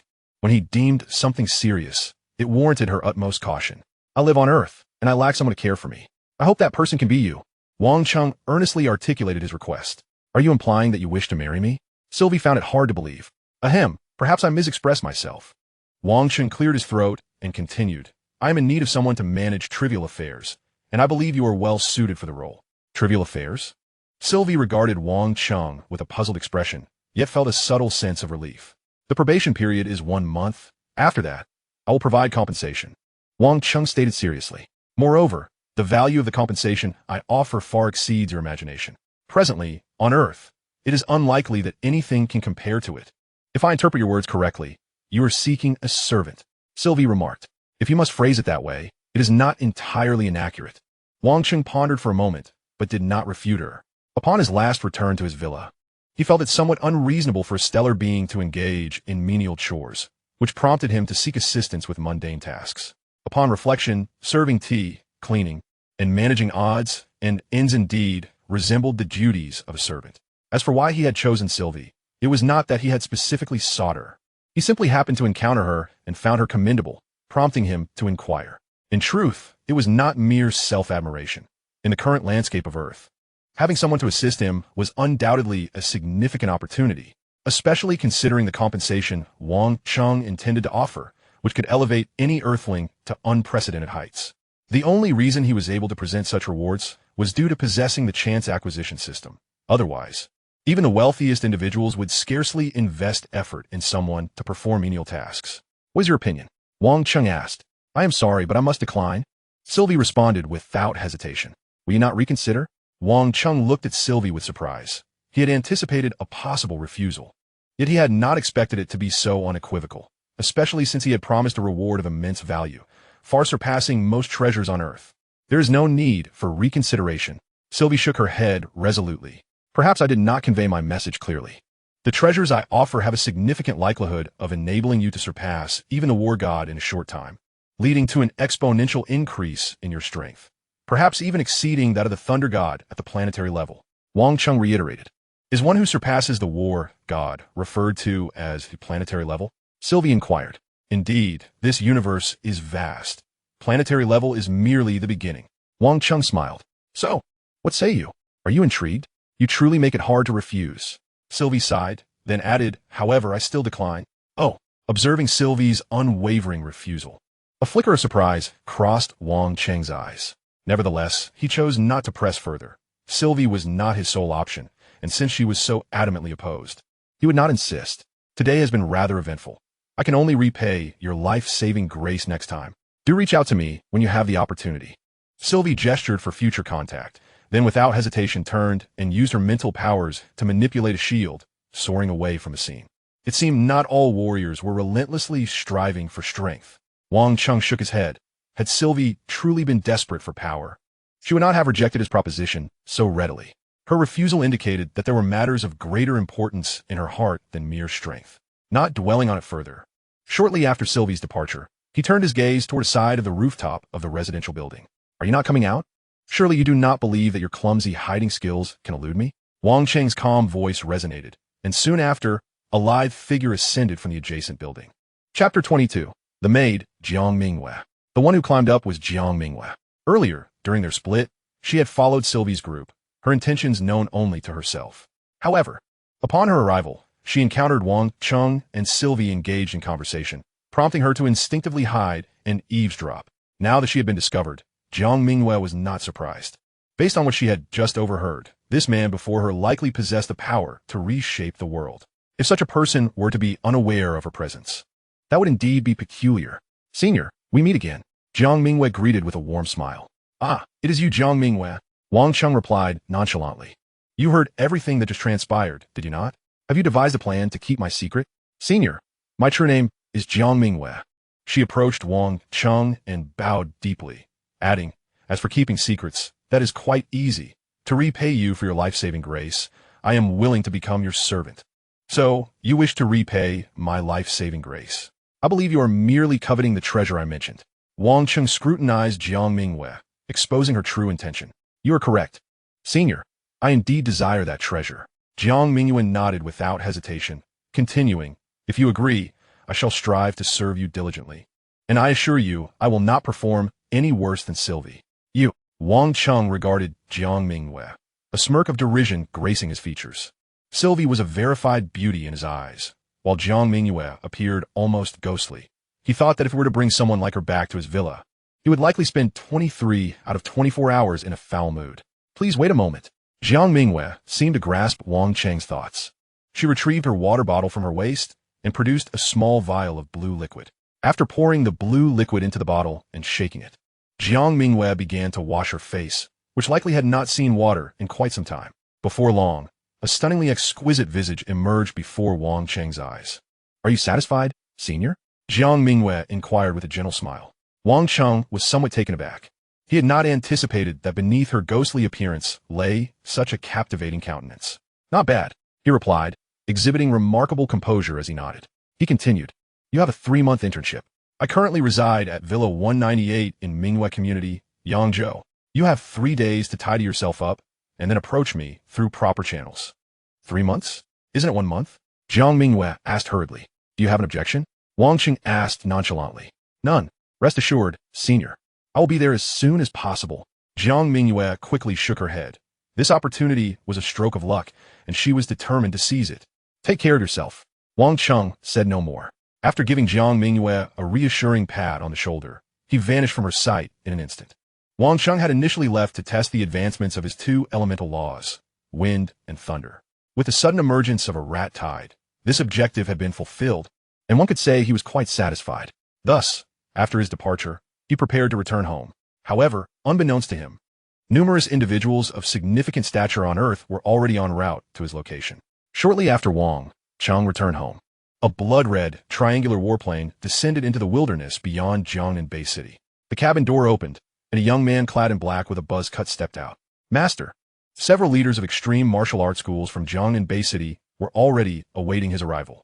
Upon seeing him, they hurriedly approached. Soon thereafter, some officials from the Jiangnan Bay City's Thunder Martial Arts School also arrived nearby to greet their master, Thunder God, within less than 3 minutes. The 2 most formidable individuals on Earth, aside from Wang Cheng, had converged here. Brother Hong, you saw everything, didn't you? Thunder God said, stroking his bald head with a smile. How can you still be smiling? Hong shook his head, then stated, based on the fragmented videos recorded by all the martial artists, coupled with the satellite footage from that time, and my own investigation, it could be concluded that half an hour ago, a rat plague spanning hundreds of miles was utterly eradicated in an instant. Moreover, the means employed were wind and thunder. Since we discovered the first ancient civilization relic, we have speculated about the possibility of extraterrestrial life descending upon us, but we never anticipated it would occur so swiftly. It seems you also suspect that it was the work of aliens. Thunder God chuckled. My subordinates have informed me that the cause of all this might be a weather weapon, but we are well aware that such a weapon does not exist. No one on Earth could create it, and even if it could not possess such formidable power. Even if it did have that level of potency, it would not exhibit the precision necessary to annihilate the majority of monsters without harming a single human. Therefore, there's only one possibility. It is the work of a formidable being from beyond our planet, very likely a cosmic-level life form. Hong added. Upon hearing this term, Thunder God fell silent for a moment. Despite being the foremost and second most powerful beings on Earth, they were akin to ants in the face of cosmic-level entities. Just as they could subdue ordinary people with a mere glance, these beings might effortlessly inflict grave injury, or even death with a mere breath. This unknown life form appears to harbor no hostility towards humanity, When it acted, not a single one of the thousands of martial artists within that range was harmed. On remarked. That is indeed good news. Thunder God's countenance brightened once more. His ability to smile after receiving such news stemmed not only from his innate disposition, but also from this assessment. Let's observe for now, Hong replied with a smile. In the best-case scenario, this could turn out to be our opportunity. However, Brother Hong, how should we respond to the 5 great nations and the HR Alliance? Thunder God inquired. Let us speak the truth. They will deduce certain things on their own. Ned. We must also remain vigilant to prevent them from engaging in any unnecessary maneuvers. I understand. Thunder God nodded. In the face of a formidable adversary, the 5 great nations might unite against a common foe, but when confronted with a benevolent and powerful life form, the situation became far more complex. Although logically, they should grasp the situation, there are always a few fools who can complicate matters. The exchanges between Hong and Thunder God went unnoticed. And the very cause of this upheaval, Wang Cheng, remained indifferent to the repercussions of his actions. After returning home, he settled down for a day of tranquility. The following day, an impeccably prepared Jiang Mingwei came to visit. Your outfit is quite impressive, Wang Cheng remarked, seated on the sofa as he observed Jiang Mingwei, clad in a black and white maid's attire. I'm pleased to hear that, senior. Jiang Mingwei replied with a smile. From now on, I shall be your maid. Please feel free to give me any instructions. I didn't expect you to be so professional. First, bring me a cup of tea. Wang Cheng instructed, then added, additionally, there's no need to call me senior. Let's use a different form of address. Understood. Jiang Mingwei nodded, stepping forward to prepare the tea while tentatively asking, Master? Not necessary. Wang Cheng shook his head. Choose something more endearing. Sheng Yi, Jiang Mingwei suggested. Huh. Wang Cheng couldn't help but spit out his tea. And Jiang Mingwei swiftly wiped the dampened surface of the table. Is there a problem? Jiang Mingwei queried, feeling somewhat perplexed. That will suffice. After a moment's consideration, he thought that this name was not without its charm. Very well, Changge. Is there anything else you require? Jiang Mingwei smiled. Please tidy up this villa. But you must do it yourself, no hiring outside help. I dislike disturbances. Wang Cheng waved his hand. All right, Jiang Mingwei readily agreed, as Wang Cheng watched her industrious figure. A flicker of interest sparked in his eyes. Jiang Mingwei proved to be quite intriguing. From her demeanor, it was evident she possessed considerable adaptability. Quite fascinating. Wang Cheng mused inwardly. Jiang Mingwei's arrival indeed rendered Wang Cheng's life considerably more convenient. However, a mere Jiang Mingwei could not effectuate substantial change in his life. He remained committed to absorbing cosmic energy and delving into the mysteries of the laws. On the 3rd day following Jiang Mingwei's arrival, Luo Feng, who had been training alone in the wilderness, finally returned to Mingwei community. Shortly after his return, he visited Wang Cheng's home. Wang Cheng had previously guided Luo Feng in the cultivation of a 9-fold thunderblade, for which Luo Feng was immensely grateful. Furthermore, due to the incident involving Zhang Zihu, Luo Feng oved Wang Cheng a considerable sum.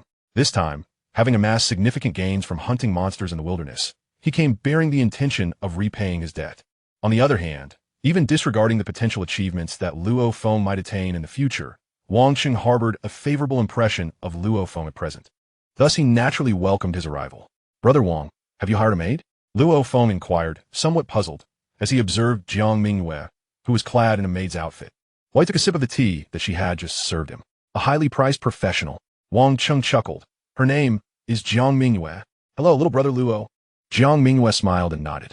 She was now quite aware that Wang Cheng was residing in this martial artist community. Thus she had no intention of undermining his affairs.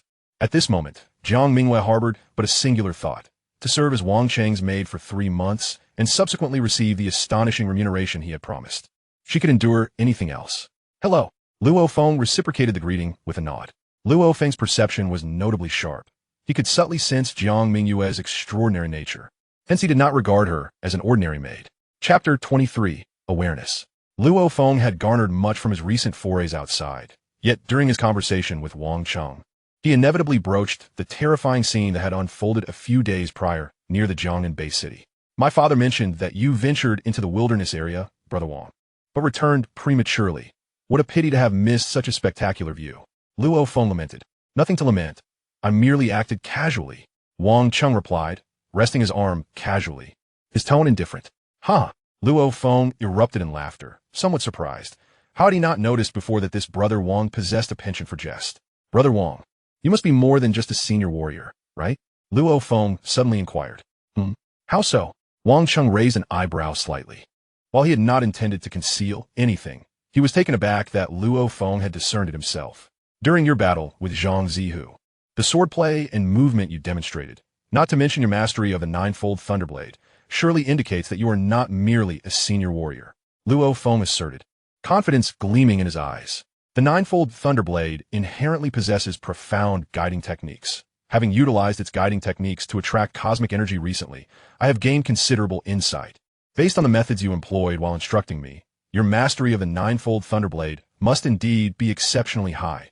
Otherwise, you could not have guided me with such effortless grace. As a ninefold Thunderblade reaches advanced levels, the speed of absorbing cosmic energy increases significantly. After all, Brother Wang, you cannot merely be a senior warrior. As he spoke, Luo Feng scrutinized Wang Cheng, his confidence in his analysis unwavering, especially since he had recently advanced to the second level of the ninefold Thunderblade, further solidifying his suspicions. Your analysis is astute. Indeed, I am not a senior warrior. Wang Cheng replied with a smile and a nod. Yet he followed up with a question. But aren't you concerned that I might be some hidden criminal intent on silencing you? Brother Wang, you never intended to conceal the truth from me. Otherwise, you wouldn't have taught me the ninefold Thunderblade. Luo Feng shook his head resolutely. Smart. I truly bear no ill will. Consider me as someone in seclusion while I am here. Wang Cheng chuckled. I will keep your secret, Luo Feng pledged. Confident in his judgment that Wang Cheng was unlikely to be a fugitive and feeling a strong affinity towards him, he was naturally inclined to protect his secret. Suit yourself. Wang Cheng was indifferent to the matter. After a moment's thought, he continued. How is your practice of the ninefold Thunderblade progressing? I have mastered the second level, but I feel I'm still a bit short of the third. Luo Feng candidly expressed his uncertainties. I understand. Wang Cheng nodded. These challenges are actually quite simple. I could easily provide you with answers, but would you like to learn something new? Something new? Luo Feng was puzzled. Once you grasp it, practicing the ninefold Thunderblade will become significantly easier. Wang Cheng smiled. Is it really that easy? Luo Feng doubted his ears. Haha, don't be surprised. Follow me. Wang Cheng laughed, rising and heading towards the training room. Though Luo Feng still harbored doubts, he did not hesitate and promptly followed. Meanwhile, Jiang Mingyue, who had been quietly observing, felt a flicker of excitement in her eyes as she glanced at the two figures before turning to follow suit. Upon reaching the doorway, seeing that Wang Cheng had not voiced any objections, Jiang Mingyue felt a wave of relief wash over her and boldly entered the training room. Wang Cheng indeed paid no heed to Jiang Mingyue's eavesdropping. Whether tending to one sheep or two, it made little difference to him. His guidance of Luo Feng was merely a casual endeavor, and having Jiang Mingyue join in was of no consequence. The ninefold Thunderblade is essentially a technique focused on bodily force, and what I aim to teach you consists of some subtle techniques for harnessing that force. Wang Cheng stated directly, revealing his intentions. Bodily force? Luo Feng was slightly perplexed. Our bodies are akin to a treasure trove brimming with boundless power. Unleashing the entirety of that power is exceedingly challenging.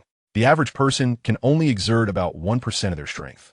The ninefold Thunderblade, through specialized techniques, allows you to harness significantly more power. That is the essence of bodily force. Wang Cheng elucidated. I see. Luo Feng immediately comprehended.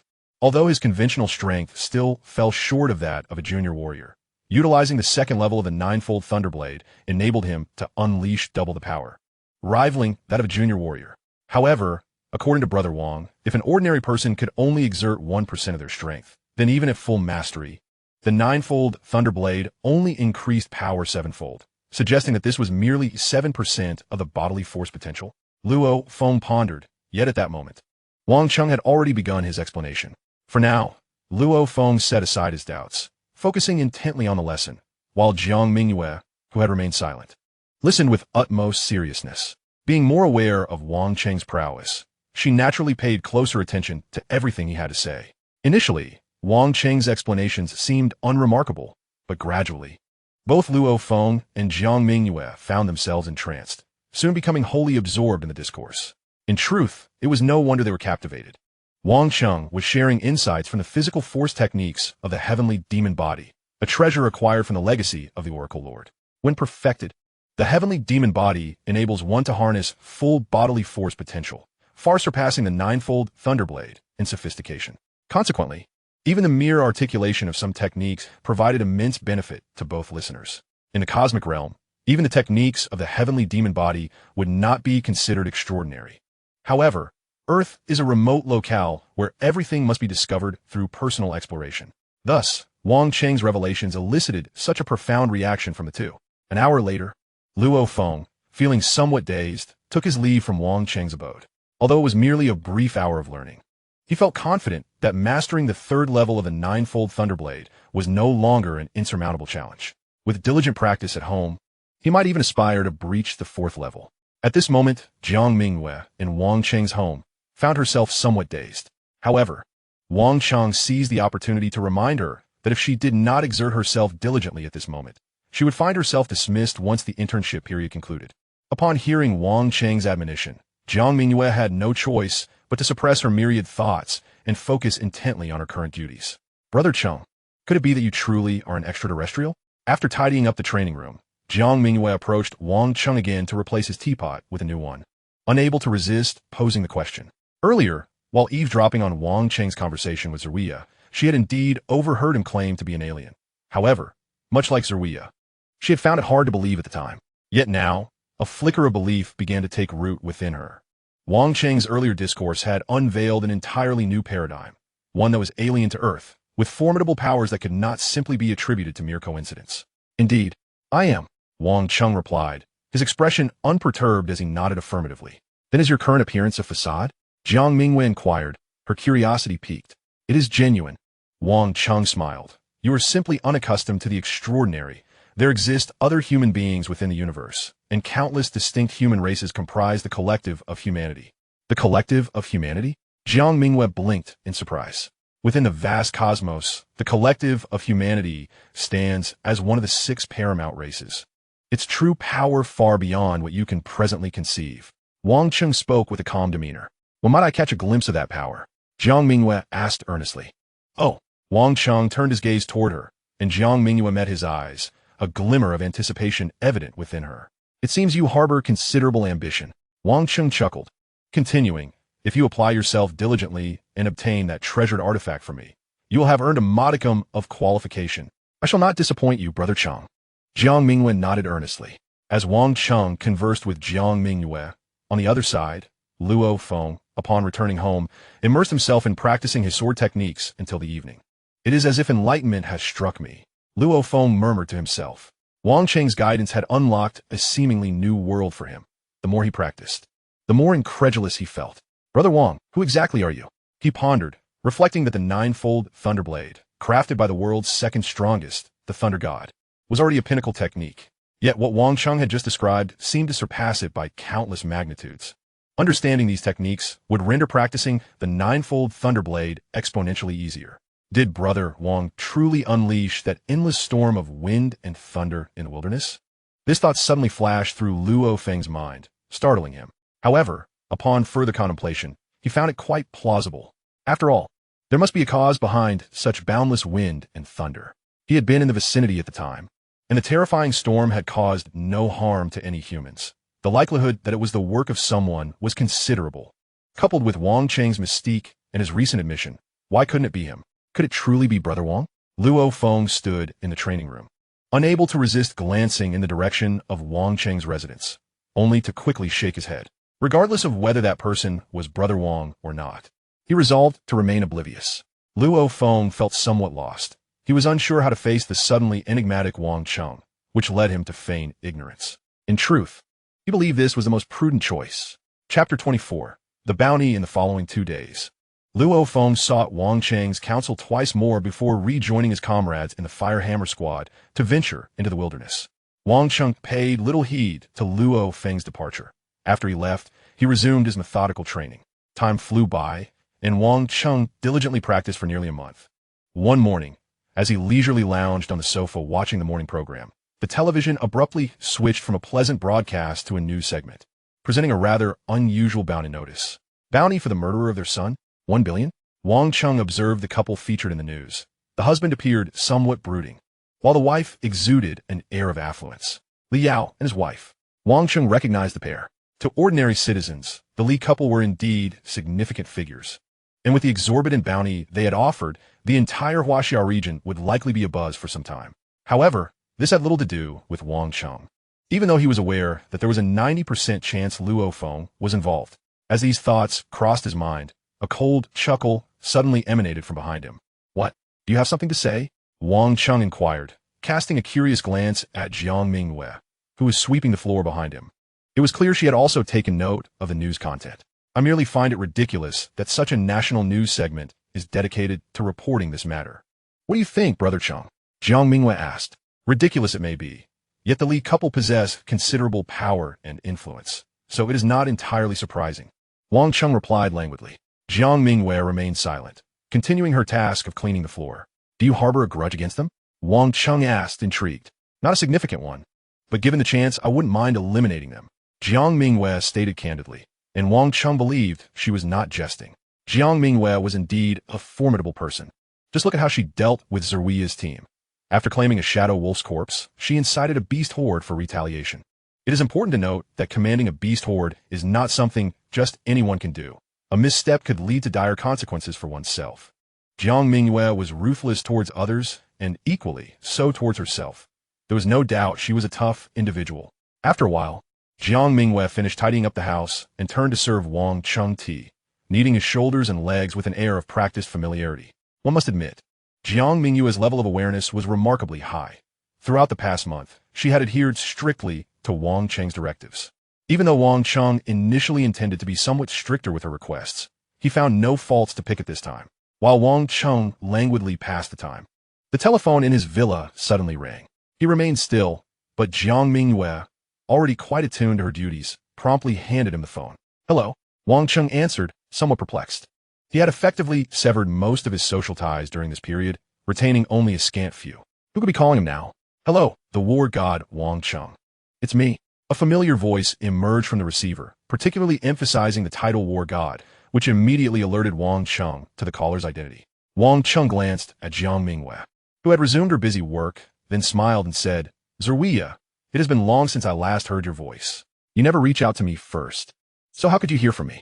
Zerwia questioned. "Isn't it because I fear disturbing you? I know that warriors are quite busy." Wang Cheng replied with a smile. After a brief exchange of pleasantries, Sylvia swiftly revealed the true purpose of her call. She intended to visit Huagua and wished to meet Wang Cheng in order to express her gratitude for his life-saving assistance during their last encounter. Wang Cheng had no objections to this, yet he inquired, "What prompted your sudden desire to come to Huagua? Are you aware of the Li Yao couple's bounty of 100 billion for the murder of their son? I plan to try my luck. Who knows? I might uncover a clue," Sylvia replied, and Wang Cheng was taken aback. "I offered you treasures worth far beyond 100 billion last time, yet you showed no interest. What has changed this time?" Wang Cheng questioned. "That's entirely different," Sylvia retorted without hesitation, indicating her lack of regret regarding her decision. "Very well. Then tell me where we shall meet." Wang Cheng did not dwell on the matter any longer. "Where are you currently residing?" "I shall come to you," Sylvia inquired. Wang Cheng glanced at Jiang Mingyue before eventually disclosing his address. Jiang Mingyue had previously assumed the alias Jiang Yueming, and her current appearance was vastly different from that time, making it unlikely that Sylvia would recognize her. "It sounds rather ordinary, not befitting your status," Sylvia remarked with surprise, though she soon agreed and indicated she would arrive by evening. "Humph."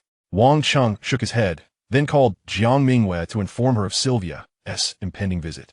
To Wang Cheng's astonishment, Jiang Mingyue reacted with little concern. "Rest assured, Chenggu, it is Jiang Mingyue who has a vendetta against her. I shall not interfere with your affairs." Jiang Mingyue responded with keen awareness. "You seem quite perceptive," Wang Cheng remarked, slightly surprised. "Not too bad. I've seen a lot." Jiang Mingyue nodded, then curiously asked, "But is there reproductive isolation between extraterrestrial humans and Earthlings?" "How would I know?" Wang Cheng replied, somewhat exasperated, and continued, "Prepare yourself. Sylvia is a guest who has traveled a long way, and we must extend her our finest hospitality tonight." "Understood." Jiang Mingyue nodded before hastily retreating to the kitchen. Jiang Mingyue was indeed an excellent cook. In the past, whenever Wang Cheng craved something, he would call a restaurant to have it delivered, but now, it was mostly Jiang Mingyue's culinary creations. One could only wonder where this high-ranking warrior had acquired such remarkable skills. Jiang Mingyue remained busy throughout the morning, and by evening, Sylvia arrived outside Mingyue community. After receiving her call, Wang Cheng instructed Jiang Mingyue to go out and escort her in. Although Sylvia found Wang Cheng's residence rather unremarkable, it was still a community for martial artists, making it difficult for outsiders to enter. For a stranger to gain access, a residence guarantee was required. Nevertheless, these concerns were trivial compared to Wang Cheng's relief when he observed Jiang Mingyue bringing Sylvia inside. Both engaged in light-hearted conversation, with Sylvia entirely oblivious to the fact that Jiang Mingyue was the enemy she sought. One must commend Jiang Mingyue for her remarkable acting skills and strong composure.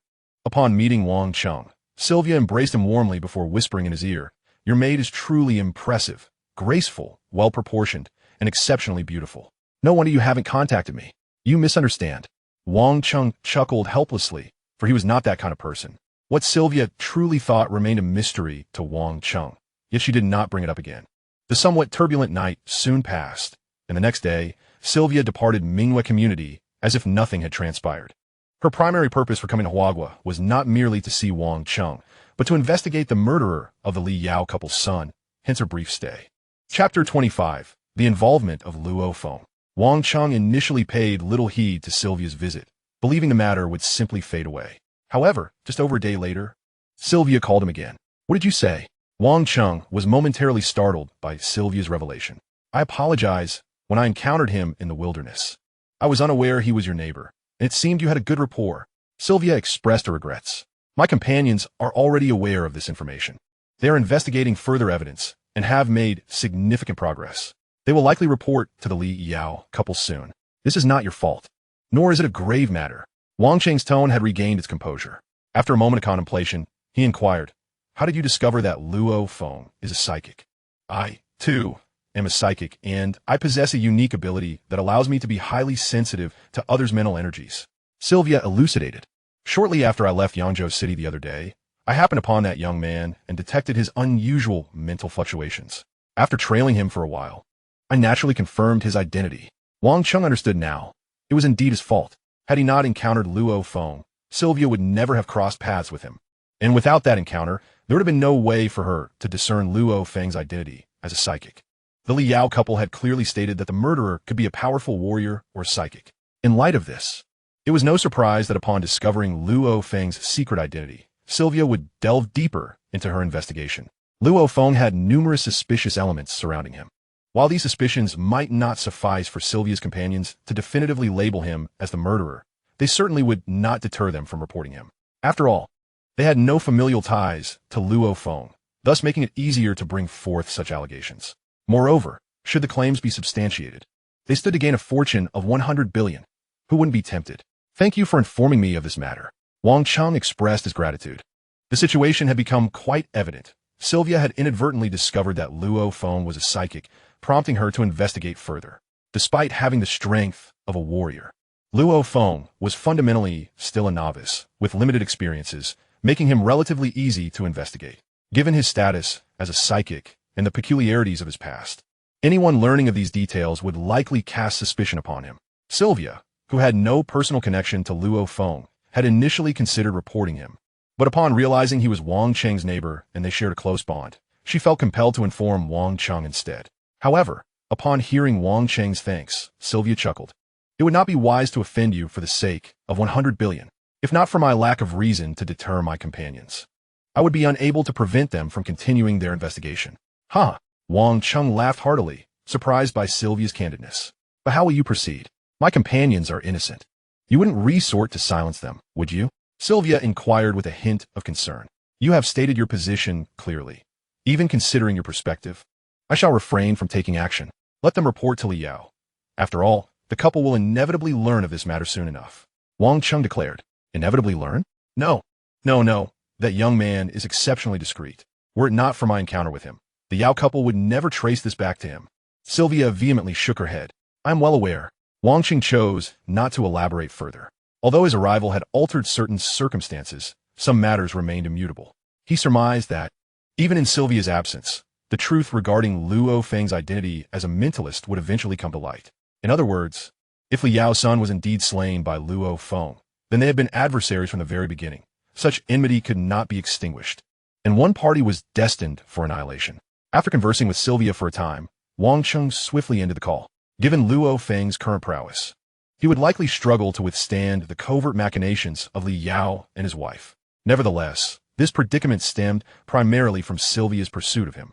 Had she not sought him out, she would never have encountered Luo Feng, and consequently, she could not have uncovered his identity as a mentalist. Thus, Wang Cheng felt a sense of responsibility. Originally, he had not intended to intervene. He believed that Luo Feng could mature normally without the Yao couple posing a threat to him. Furthermore, their existence could serve as a source of pressure for Luo Feng.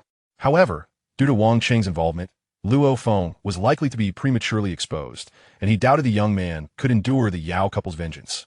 Under such circumstances, irrespective of whether this situation originated from Wang Cheng, considering his connection with Luo Feng, he could not turn a blind eye. Luo Feng was not entirely weak. As long as Li Yao did not act directly, he should be able to manage. Contemplating this, Wang Cheng soon reached a resolution. Li Yao was a high-tier war god, equipped with the Black God suit. Should he engage personally, Luo Feng would likely stand no chance. However, as long as Li Yao refrained from direct confrontation, his other means of action would be limited to enlisting assistance. Luo Feng was not merely a pushover. After benefiting from Wang Cheng's repeated guidance, his progress had been considerably accelerated, making him far from an easy target. As for how to prevent Li Yao from directly eliminating him, there was no necessity for excessive bloodshed, for Wang Cheng was not one to indiscriminately slay the innocent. Let him languish in bed for a few months. Wang Cheng chuckled softly, rising and vanishing from the villa in an instant. Moments later, Wang Cheng arrived at the main urban area of Jiangnan Bay City, specifically the Jiangnan Scenic Community. This locale was the most opulent in all of Jiangnan Bay City, particularly the 6 grand villas situated at its heart, boasting breathtaking views. However, despite the exquisite surroundings, Li Yao, seated cross-legged on the balcony, was devoid of any inclination to appreciate them. His countenance darkened as he gazed into the distance, his fury and anxiety nearly boiling over. Nearly 3 days had passed, yet the perpetrator remained elusive. Despite his staggering bounty of 100 billion, no useful information had surfaced, leaving Li Yao to question whether he would ever uncover the true culprit. Whoever murdered my son shall pay dearly. Li Yao's feasts cracka ominously. Just then, he seemed to sense something, and his expression shifted slightly. He abruptly turned his head, and indeed, a shadowy figure had appeared behind him without him noticing. Who are you? Li Yao instinctively rose, questioning the figure. At that moment, the shadow lifted its head, and in a fleeting instant, Li Yao glimpsed a pair of profoundly deep eyes. Li Yao, remember to keep a low profile from now on. A calm voice resonated in his ears, and suddenly, an excruciating pain surged through his entire body. Boom! Li Yao was sent flying far away, crashing through an unknown number of buildings before finally coming to a halt. Hearing the commotion, a strikingly beautiful blonde woman rushed out of the villa, clearly a figure of considerable strength. Li Yao's wife, Venina Polanas. Yao! Venina gasped, seeing her husband crumpled and bloodied on the ground. I nearly forgot. It turns out you're also a high-tier war god. The calm voice echoed once more. And in the next instant, Venina was sent hurtling backwards with equal ferocity. In an instant, 2 high-tier war gods were incapacitated, and the shadowy figure was none other than Wang Cheng. For him, this was merely a trivial matter, and after dealing with them, he departed without a second thought. Shortly after Wang Cheng's departure, the housekeeper of the Yao residence discovered the situation. Upon confirming the astonishing reality, he hurriedly transported the Yao couple to a martial artist hospital. Approximately half an hour later, news of their condition circulated among the political circles on Earth. To incapacitate 2 high-tier war gods in an instant was beyond the capability of ordinary high-tier war gods. This feat could only be performed by planetary-level martial artists or mentalists, all of whom were members of the council. Thus, the incident swiftly spread within the political sphere. In truth, upon learning of the Yao couple's injuries and the circumstances surrounding the event, most council members quickly deduced that it was not the work of an ordinary member. For planetary-level beings, killing a high-tier war god was not particularly challenging. However, to shatter their bones with a single strike was something that ordinary council members could not achieve. On the entire planet, only the 5 council leaders and a select few members possessed that capability. Naturally, the identity of the assailant was a matter for speculation. Yet, as other council members engaged in conjecture, some began to cast their suspicions in different directions. The location where the Yao couple was attacked was under surveillance, and the footage had been obtained by 4 factions: the Huagua government, the Extreme Martial Arts School, the Thunder Martial Arts School, and the HR Alliance, to which the Yao couple belonged. At this moment, Hong and Thunder God, who had visited Jiangnan Bay City just a month prior, returned to the area. After a brief meeting with the recently awakened Yao couple, they convened once more. Previously it was mere speculation, but it now appears that extraterrestrial visitors have indeed arrived on our planet. Thunder God remarked, stroking his bald head with an expression of complexity. Indeed, only dead. With the video evidence and the nature of Li Yao's injuries, we have sufficient grounds to confirm this. A being capable of arriving on Earth must possess advanced technological assistance. On l'analyse. Hence, I surmise that this surveillance was intentionally left behind.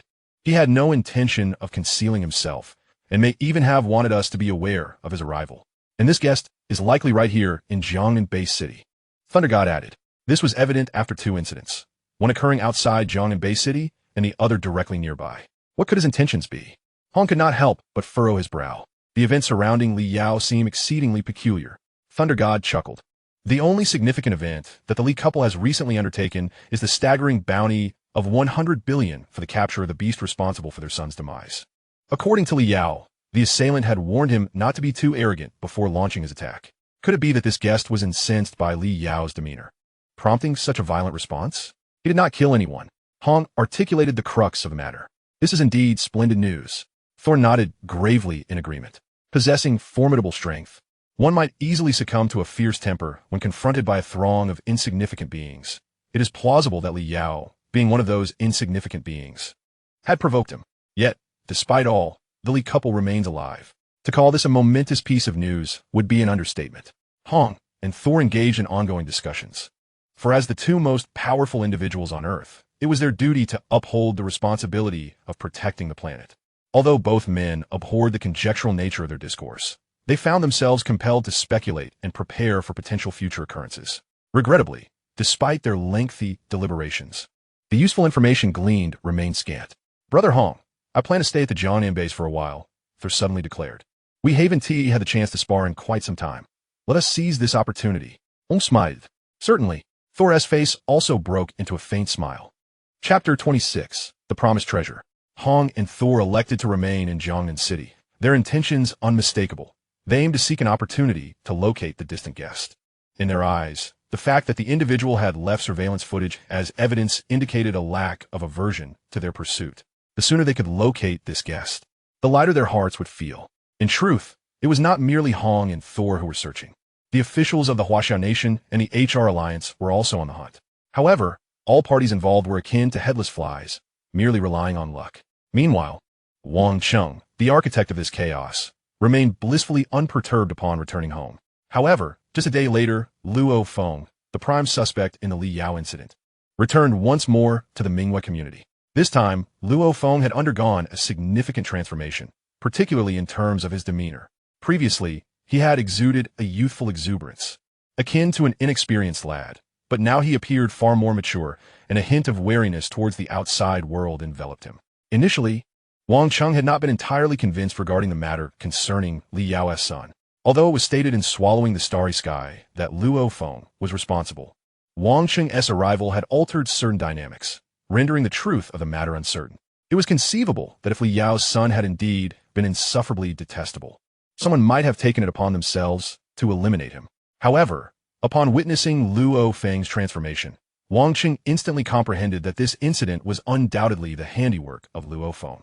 Only a bounty of such magnitude could precipitate such a profound change in his demeanor. Naturally, while Wang Cheng discerned this connection, he refrained from voicing it. For it was apparent that Luo Feng was now wary of everyone. Luo Feng, are you planning to venture into the wilderness again? Wang Cheng inquired with a smile as Luo Feng revisited him. Not for now. With the new year approaching in 2 months, I'll wait until after the festivities. Luo Feng replied, shaking his head. A break at home can be quite pleasant. Wang Cheng nodded in agreement. Brother Wang, I wish to return for further guidance in the future. Would that be acceptable? Luo Feng asked, scratching his head. Of course. Wang Cheng nodded slightly before inquiring. I've noticed a significant change in your demeanor. Have you encountered setbacks that have spurred your desire to grow stronger? Indeed, Luo Feng acknowledged with a nod. You possess your own fortuitous opportunities. My role is merely to guide you. Ultimately, your strength must arise from within. Wang Cheng smiled. Focus your mind. Haste will yield no fruit. I understand. Luo Feng affirmed earnestly. Luo Feng did not linger for long and soon departed from Wang Cheng's villa. At that moment, Jiang Minghua, busy with household chores, cast a curious glance in their direction. Previously, she had thought of Wang Cheng's guidance as a mere convenience. But now she sensed that he held a high regard for Luo Feng, which was why he chose to mentor him. After all, Luo Feng's talent was unparalleled on Earth. Wang Cheng seemed to read Jiang Mingyue's thoughts, as he abruptly remarked, "He possesses the most exceptional talent." Really? The most exceptional? Jiang Mingyue, taken aback, could hardly hide her disbelief. It was not a title to be bestowed lightly. Although Luo Feng had only recently become a martial artist, in a month or two, you might find yourself at a disadvantage against him. Wang Cheng stated matter-of-factly, "I cannot be outmatched by him. That is preposterous," Jiang Mingyue asserted, evidently confident in her own abilities. Wang Cheng chose not to elaborate further. Jiang Mingyue indeed had her strengths, such as her commendable willpower, which she shared with Luo Feng. However, in other respects, she still fell short. In terms of perception, Luo Feng's cognitive capacity had reached a remarkable 21, making him the most gifted among all beings on Earth, save for Wang Cheng. As for his cultivation talent, Luo Feng possessed an innate mental energy collective within his mind, propelling him toward the ranks of higher warrior. Furthermore, once Luo Feng transcended to the planetary level, his pace in honing his mental energy would surpass that of an ordinary planetary warrior. With all these advantages combined, Luo Feng's talent was indisputable, at least among the top echelon on Earth. Seeing that Wang Cheng had fallen silent, Jiang Mingyue had no choice but to refrain from further inquiries and resumed her household duties. In comparison to sheer talent, Jiang Mingyue held a stronger belief in the principle that diligence is rewarded. Once, no one had believed in her potential. Yet she had persevered to reach a level very close to that of a warrior, even honing her skills to perfection. With effort, nothing was unachievable. With 2 months remaining, we shall see what unfolds, Jiang Mingyue resolved, biting her lip, and then continued diligently with her household tasks. After temporarily aiding Luo Feng in resolving Li Yao's predicament, Wang Cheng settled into a more reclusive lifestyle at home. With Jiang Mingyue, his diligent maid, attending to nearly all matters, he seldom ventured outside, except for occasional strolls to refresh his mind. Before he realized it, 2 months had swiftly passed. While other nations remained relatively quiet, Huaxiao was on the cusp of its grandest celebration, the New Year. Confronted with this festive occasion, Wang Cheng, an outsider, could not remain indifferent. He too wished to partake in the festivities, yet regrettably, he had no family nearby, save for Jiang Mingyue's company. Wang Cheng had intended to grant Jiang Mingyue a respite, allowing her to reunite with her family, but she had informed him that she had no family to return to, save for a cousin in the God of War training camp with whom she had lost touch over the years. Thus, she opted to stay. In truth, Wang Cheng was quite pleased that Jiang Mingyue had chosen to remain. After all, how desolate would he be spending the New Year alone? Having someone by his side was far better than solitude. Jiang Mingyue began her preparations early in the morning, culminating in a lavish spread by evening. "Brother Cheng, you've been living in seclusion on Earth for quite some time now, haven't you? You seem more familiar with the New Year than I am." Jiang Mingyue sat across from Wang Cheng. Her curiosity piqued as she inquired, "You noticed all this?" Wang Cheng chuckled softly, raising his glass and cheerfully proclaiming, "Happy New Year." Upon seeing Wang Cheng lift his glass, Jiang Mingyue momentarily paused in surprise, but soon followed suit. "Happy New Year." As the meal concluded and Jiang Mingyue tidied up the tableware, Wang Cheng's thoughts shifted, and he retrieved a metallic box, presenting it to Jiang Mingyue. "Consider this a New Year's gift. Please accept it," he said with a smile. "Thank you, Chengge." Jiang Mingyue's voice trembled slightly, as she had a faint inkling of what was contained within. Eagerly, she opened the metallic box, and a wave of frigid air emanated from within, causing even Jiang Mingyue, whose physical prowess far surpassed that of ordinary individuals, to shudder involuntarily. However, she was undeterred, her gaze fixated on a deep purple vial nestled inside the box. "Sheng Yi, what is this?" she could not help but ask. "A remarkable treasure," Wang Cheng replied with a smile. "It is known as the Domain Lord Bloodline Potion." "The Domain Lord Bloodline Potion?" A flicker of confusion crossed Jiang Mingyue's eyes. "I previously mentioned that the existence you often refer to as surpassing the war god is the planetary level. Above the planetary level, there exists the stellar level. And beyond that, the cosmic level. The Domain Lord is even above the cosmic level." Wang Cheng elaborated. "To be precise, in terms of sheer power, a Domain Lord is 100 billion times stronger than an ordinary planetary level being." 100 billion times? Jiang Mingyue had little concept of the various levels, but the thought of such overwhelming strength made her swallow hard. The notion of a being surpassing the war god was already a distant dream for her. To be 100 billion times stronger than that. What kind of existence could that possibly be?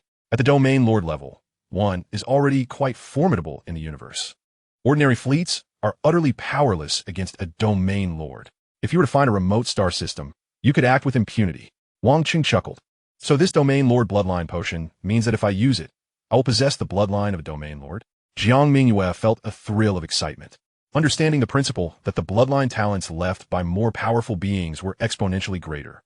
After all, on Earth, the offspring of the mightiest were all war gods.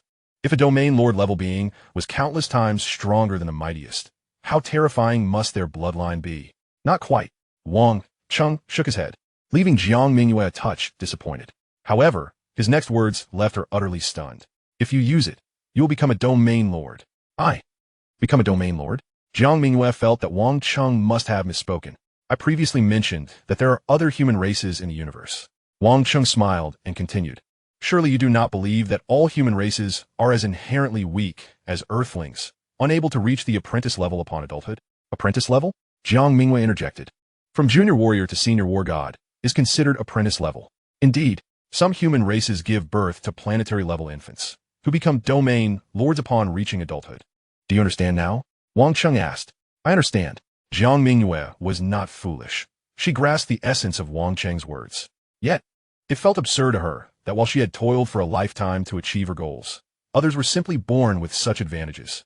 Pondering for a moment, Jiang Mingyue then asked, So, Wang Gu, are you suggesting that after using this potion, I will transform into another race? Yes. Wang Cheng nodded decisively. Moreover, I am unaware of which human race this domain lord bloodline potion belongs to, nor can I ascertain whether this race's appearance aligns with Earthlings' aesthetic standards. You may very well end up looking like a hideous creature. A hideous creature? Jiang Mingyue paid little heed to this notion and hesitantly inquired. Am I truly capable of becoming a domain lord? Even if you do not actively absorb cosmic energy, after 100,000 years, becoming a domain lord would be effortless. Wang Cheng reassured her with a smile. Of course, as their infants are planetary level, I estimate that after using this potion, you will instantly attain planetary level. This potion is incredibly precious. Jiang Mingyue could not help but gaze at the metallic box in her hands, her heart fluttering with a mix of fear and excitement. Even though she was fearless by nature, she found herself momentarily hesitant. This potion represents your compensation for a considerable duration in the future, meaning you will still need to work for me. Do you understand? Wang Cheng inquired coolly. I understand. Upon hearing Wang Cheng's words, Jiang Mingyue finally came to terms with it. Since it was her salary for the years to come, there was nothing more to deliberate. She would use it. However, at that moment, a thought suddenly struck her, and she asked with a hint of confusion, Changge, you previously told Zerwia that this treasure ranks among the finest on Earth, implying that there are other treasures that could rival it? There are. Wang Cheng replied with a smile. How is that possible? Jiang Mingyue found it hard to believe. This potion was capable of guaranteeing one a position as a domain lord. According to Wang Cheng, a domain lord could easily command an entire star system. And yet Earth was merely a small planet. How could it possibly harbor treasures that rivaled this one? That is not something you need to concern yourself with. Wang Cheng shook his head, indicating that he had no intention of elaborating. Under normal circumstances, an ordinary life-bearing planet would not possess anything that could rival the domain lord bloodline potion. However, Earth was anything but ordinary. Here, remnants of the Nine Calamities' secret tome existed, alongside the starship and legacy of the marquee-level immortal Huyin-Bo.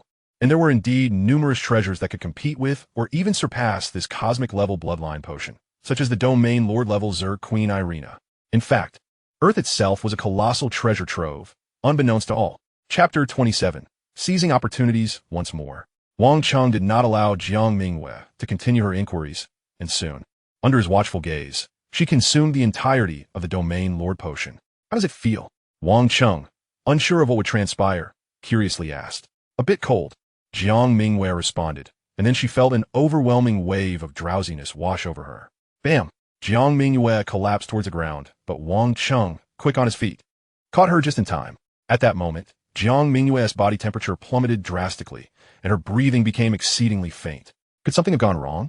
Wang Cheng felt a pang of concern. After all, Jiang Mingyue had cared for him for 3 months, and he could not simply disregard her well-being. However, He quickly set aside his worries as he observed tendrils of purple energy radiating from Jiang Mingyue's body, gradually enveloping her in a cocoon. Before long, a complete cocoon formed, and streams of cosmic energy began to flow towards it. It appears to be going smoothly. Wang Cheng sighed in relief. And after a moment of contemplation, he carefully relocated the cocoon to Jiang Mingyue's own room. Tomorrow marks the first day of the lunar month. Perhaps visitors will come to extend their New Year greetings. Such an object, of course, is wholly unsuitable for display in the Grand Hall. It feels quite unsettling. Wang Cheng cast a fleeting glance at the empty villa, a sense of regret washing over him for having handed over that potion to Jiang Mingyue today. After all, it would have been more prudent to wait until after the festivities. Nevertheless, since the deed was done, he pondered for a moment, and soon a glimmer of inspiration lit up his eyes. It had nearly been 5 months since his last opportunity to draw from the Well of Fate, hadn't he it? With this thought, he summoned a virtual screen before him. Name, Wang Cheng. Age, 26. Evolution level, Stellar level 4, 30-fold genetic tier. Fortune points, 142. Treasures, World Ring. Secret techniques, 9-fold Thunderblade, Eternal Void, Wind God Shadow. Secret realm, none. Having accrued 142 fortune points, he mused, what better time to draw than now? With determination, he resolved to spend 40 points for his first draw. Feeling rather affluent, he boldly invested the entire sum of 40 points in one go. It must be noted that during his last opportunity, he had only utilized a maximum of 23 points. The range for a 40-point draw would undoubtedly be far greater. As anticipated, with a mere flicker of his thought, the 40 points vanished, and an unseen force rapidly expanded outward. In an instant, this energy permeated the entirety of the Qianwu Universe Nation, and its expansion showed no signs of abating, accelerating further into the vastness beyond. Soon, lines of text materialized on the panel before Wang Cheng.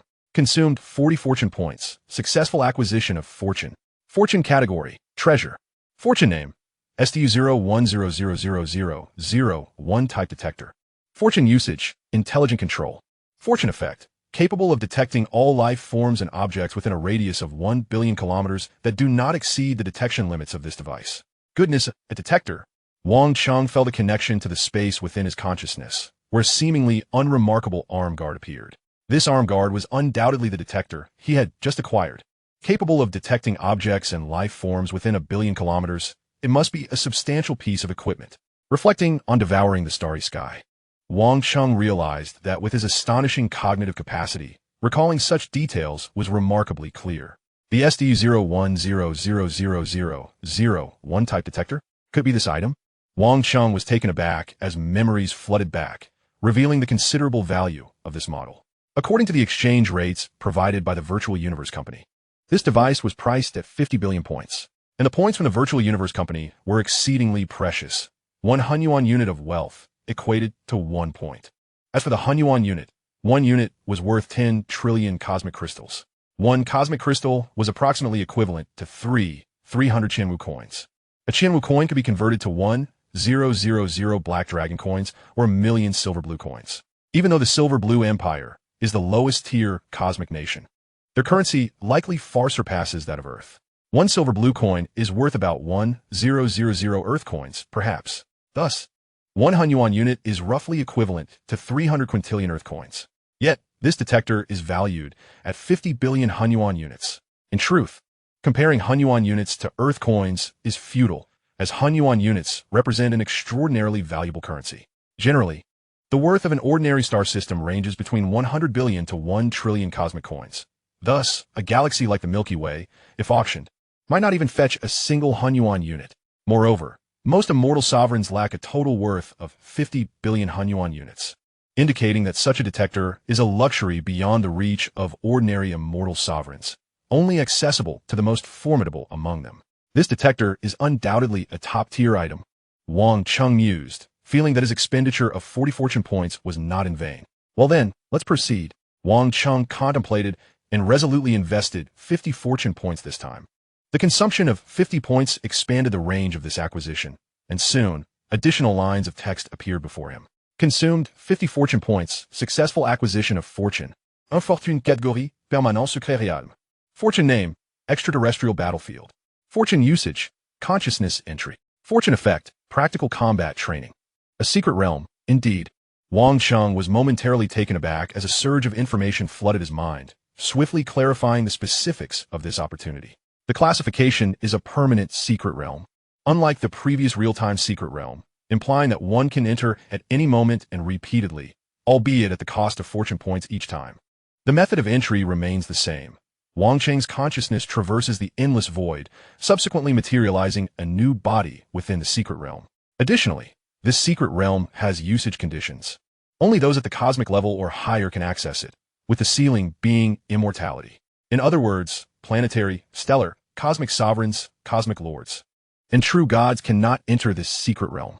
Is it because the lowest tier warriors in the extraterrestrial battlefield are of cosmic level, while the highest are immortal sovereigns?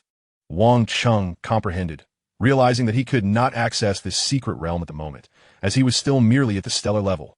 Not overly concerned about the fortune he could not utilize, Wang Cheng swiftly redirected his focus to the ongoing fortune acquisition before him. After 2 draws, with his initial 142 fortune points now dwindled to 52. Resolutely, he bit the bullet and invested another 50 fortune points. Buzz, an intangible force surged forth, rapidly converging near a vast continent at the core of human territory, then seamlessly entering a cosmic passage nearby. On the other side of this passage lies the very heart of the human race within the primordial universe, the origin of the cosmos. The unseen force descended, unnoticed by anyone, not even by the Chaos City Lord who governs the primordial universe, until, suddenly, within the Chaos City of the primordial universe, a piece of the chaos steel vanished. Boom! An endless tide of chaotic energy surged forth. Who goes there? A furious shout erupted, as the guards outside and those within, who had been contemplating the chaos steel, were instantly engulfed in boundless terror. Simultaneously, on the distant earth, Wang Cheng gazed at the lines of text that materialized on his virtual screen, his eyes widening in astonishment. Consumed 50 fortune points, successful acquisition of fortune. Classification of opportunities, treasures. Name of opportunity, Cosmic Chaos Monument. Method of use, comprehension. Effective opportunity, enables the understanding of the laws of time and space. At that moment, Wang Cheng could distinctly perceive the presence of a colossal stone tablet within the realm of his consciousness, radiating an enigmatic aura that he could sense with utmost clarity. A singular thought occupied Wang Cheng's mind. After this opportunity had been seized, could it be returned? After a prolonged period of disarray, Wang Cheng finally regained his composure. It was indeed the Cosmic Chaos Monument. He let out a faint sigh. Wang Cheng was aware that within the most crucial domain of the human race, the primordial universe, there existed a total of 52 chaos monuments, each representing a pathway that could potentially lead to becoming the sovereign of the cosmos. Typically, these chaos monuments resided within the primordial universe, where many powerful beings of the human race would seek to comprehend them, and the opportunities for such comprehension were exceedingly scarce, with each individual allowed only 7 days per attempt. This alone attests to the preciousness of the 52 chaos monuments.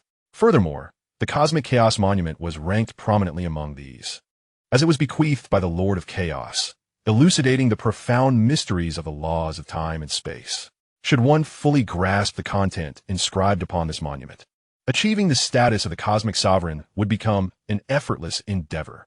However, despite its rarity, Wang Cheng harbored no desire for this opportunity. Firstly, while he lacked the fervor to fight to the death for the human race of this universe, as a human being, he still wished for the betterment of his kind.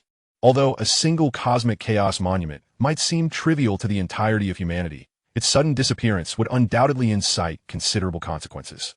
Secondly, this opportunity was, in essence, a double-edged sword. Would Wang Cheng dare to utilize such a significant treasure? He did not, for he could not ascertain whether the monument possessed any tracking mechanisms. Although the vicinity of Earth was shrouded by Hu Yanba's spatial secret arts, such a minor concealment was utterly inconsequential in the grand scheme of the human race. If the Cosmic Chaos Monument indeed had tracking capabilities, utilizing it would be tantamount to courting death. That said, Wang Cheng's opportunity acquisition system was shrouded in mystery. Its inherent spatial properties should be capable of thwarting external pursuits.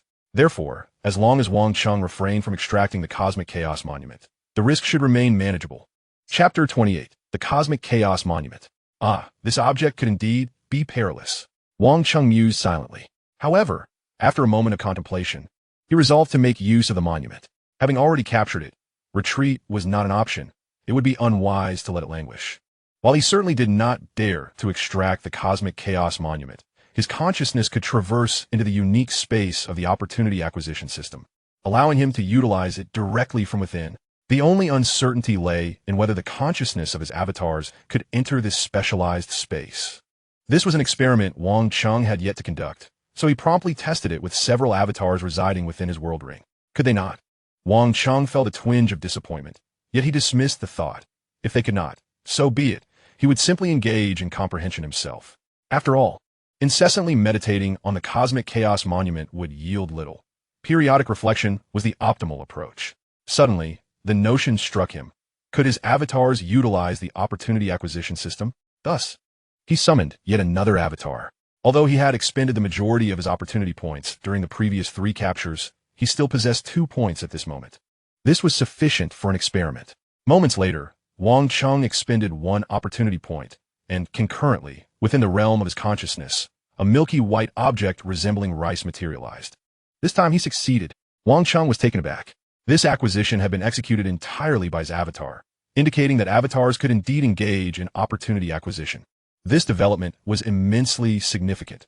Opportunity acquisition had its limitations, and Wang Cheng was currently on Earth, without the means to venture far.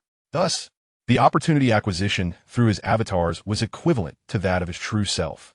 In the future, once he departed from Earth, he could send his avatars into areas abundant with opportunities, albeit fraught with danger. Once inside, they would only need to expend a small number of opportunity points to capture all opportunities within a certain range. Was this not an exquisite arrangement? With this thought in mind, Wang Cheng's true self willed it, and a sizable grain of rice appeared in his hand.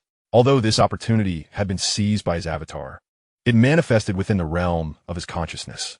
As for the treasure acquired this time, it was undoubtedly a Muya crystal. The Muya crystal harbored exceptionally pure energy, and absorbing it for evolution was vastly superior to assimilating cosmic energy. Presently, the only location on Earth where Muya crystals existed was within the spacecraft left behind by Huyanba.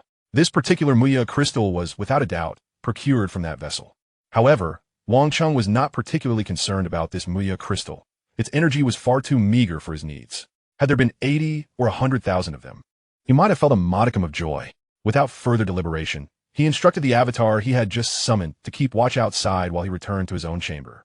Wang Cheng sat cross-legged on the ground, simultaneously entering the spatial realm of the opportunity acquisition system. Let me behold the wonders of the cosmic chaos monument, Wang Cheng contemplated, focusing intently on the immense monument. The entire structure featured 7 illustrations, each composed of intertwining purple and blue lines. The first illustration contained merely 2 lines, 1 purple and 1 blue, representing 2 distinct essences. A time, Wang Cheng fixated on the purple line, and in an instant, countless insights regarding time surged forth from his mind. Immersed in that peculiar state, he realized that a substantial 3 days had elapsed. At that moment, Wang Cheng abruptly emerged from his trance. My comprehension of time appears to be far deeper than I had imagined, he mused. Over the span of 3 days, he had thoroughly contemplated the purple line of the first illustration of the cosmic chaos monument with remarkable ease. This indicated that his understanding of time had surpassed that which the first illustration represented. However, when Wang Cheng sought to continue his meditation on the second illustration, he was abruptly halted by an uncomfortable sensation. This was not due to a lack of understanding regarding time. In fact, he had ample comprehension, as evidenced by his effortless engagement with the first purple line. The reason for this interruption was clear to Wang Cheng. The cosmic chaos monument, at its core, was a conduit for simultaneously exploring the realms of time and space.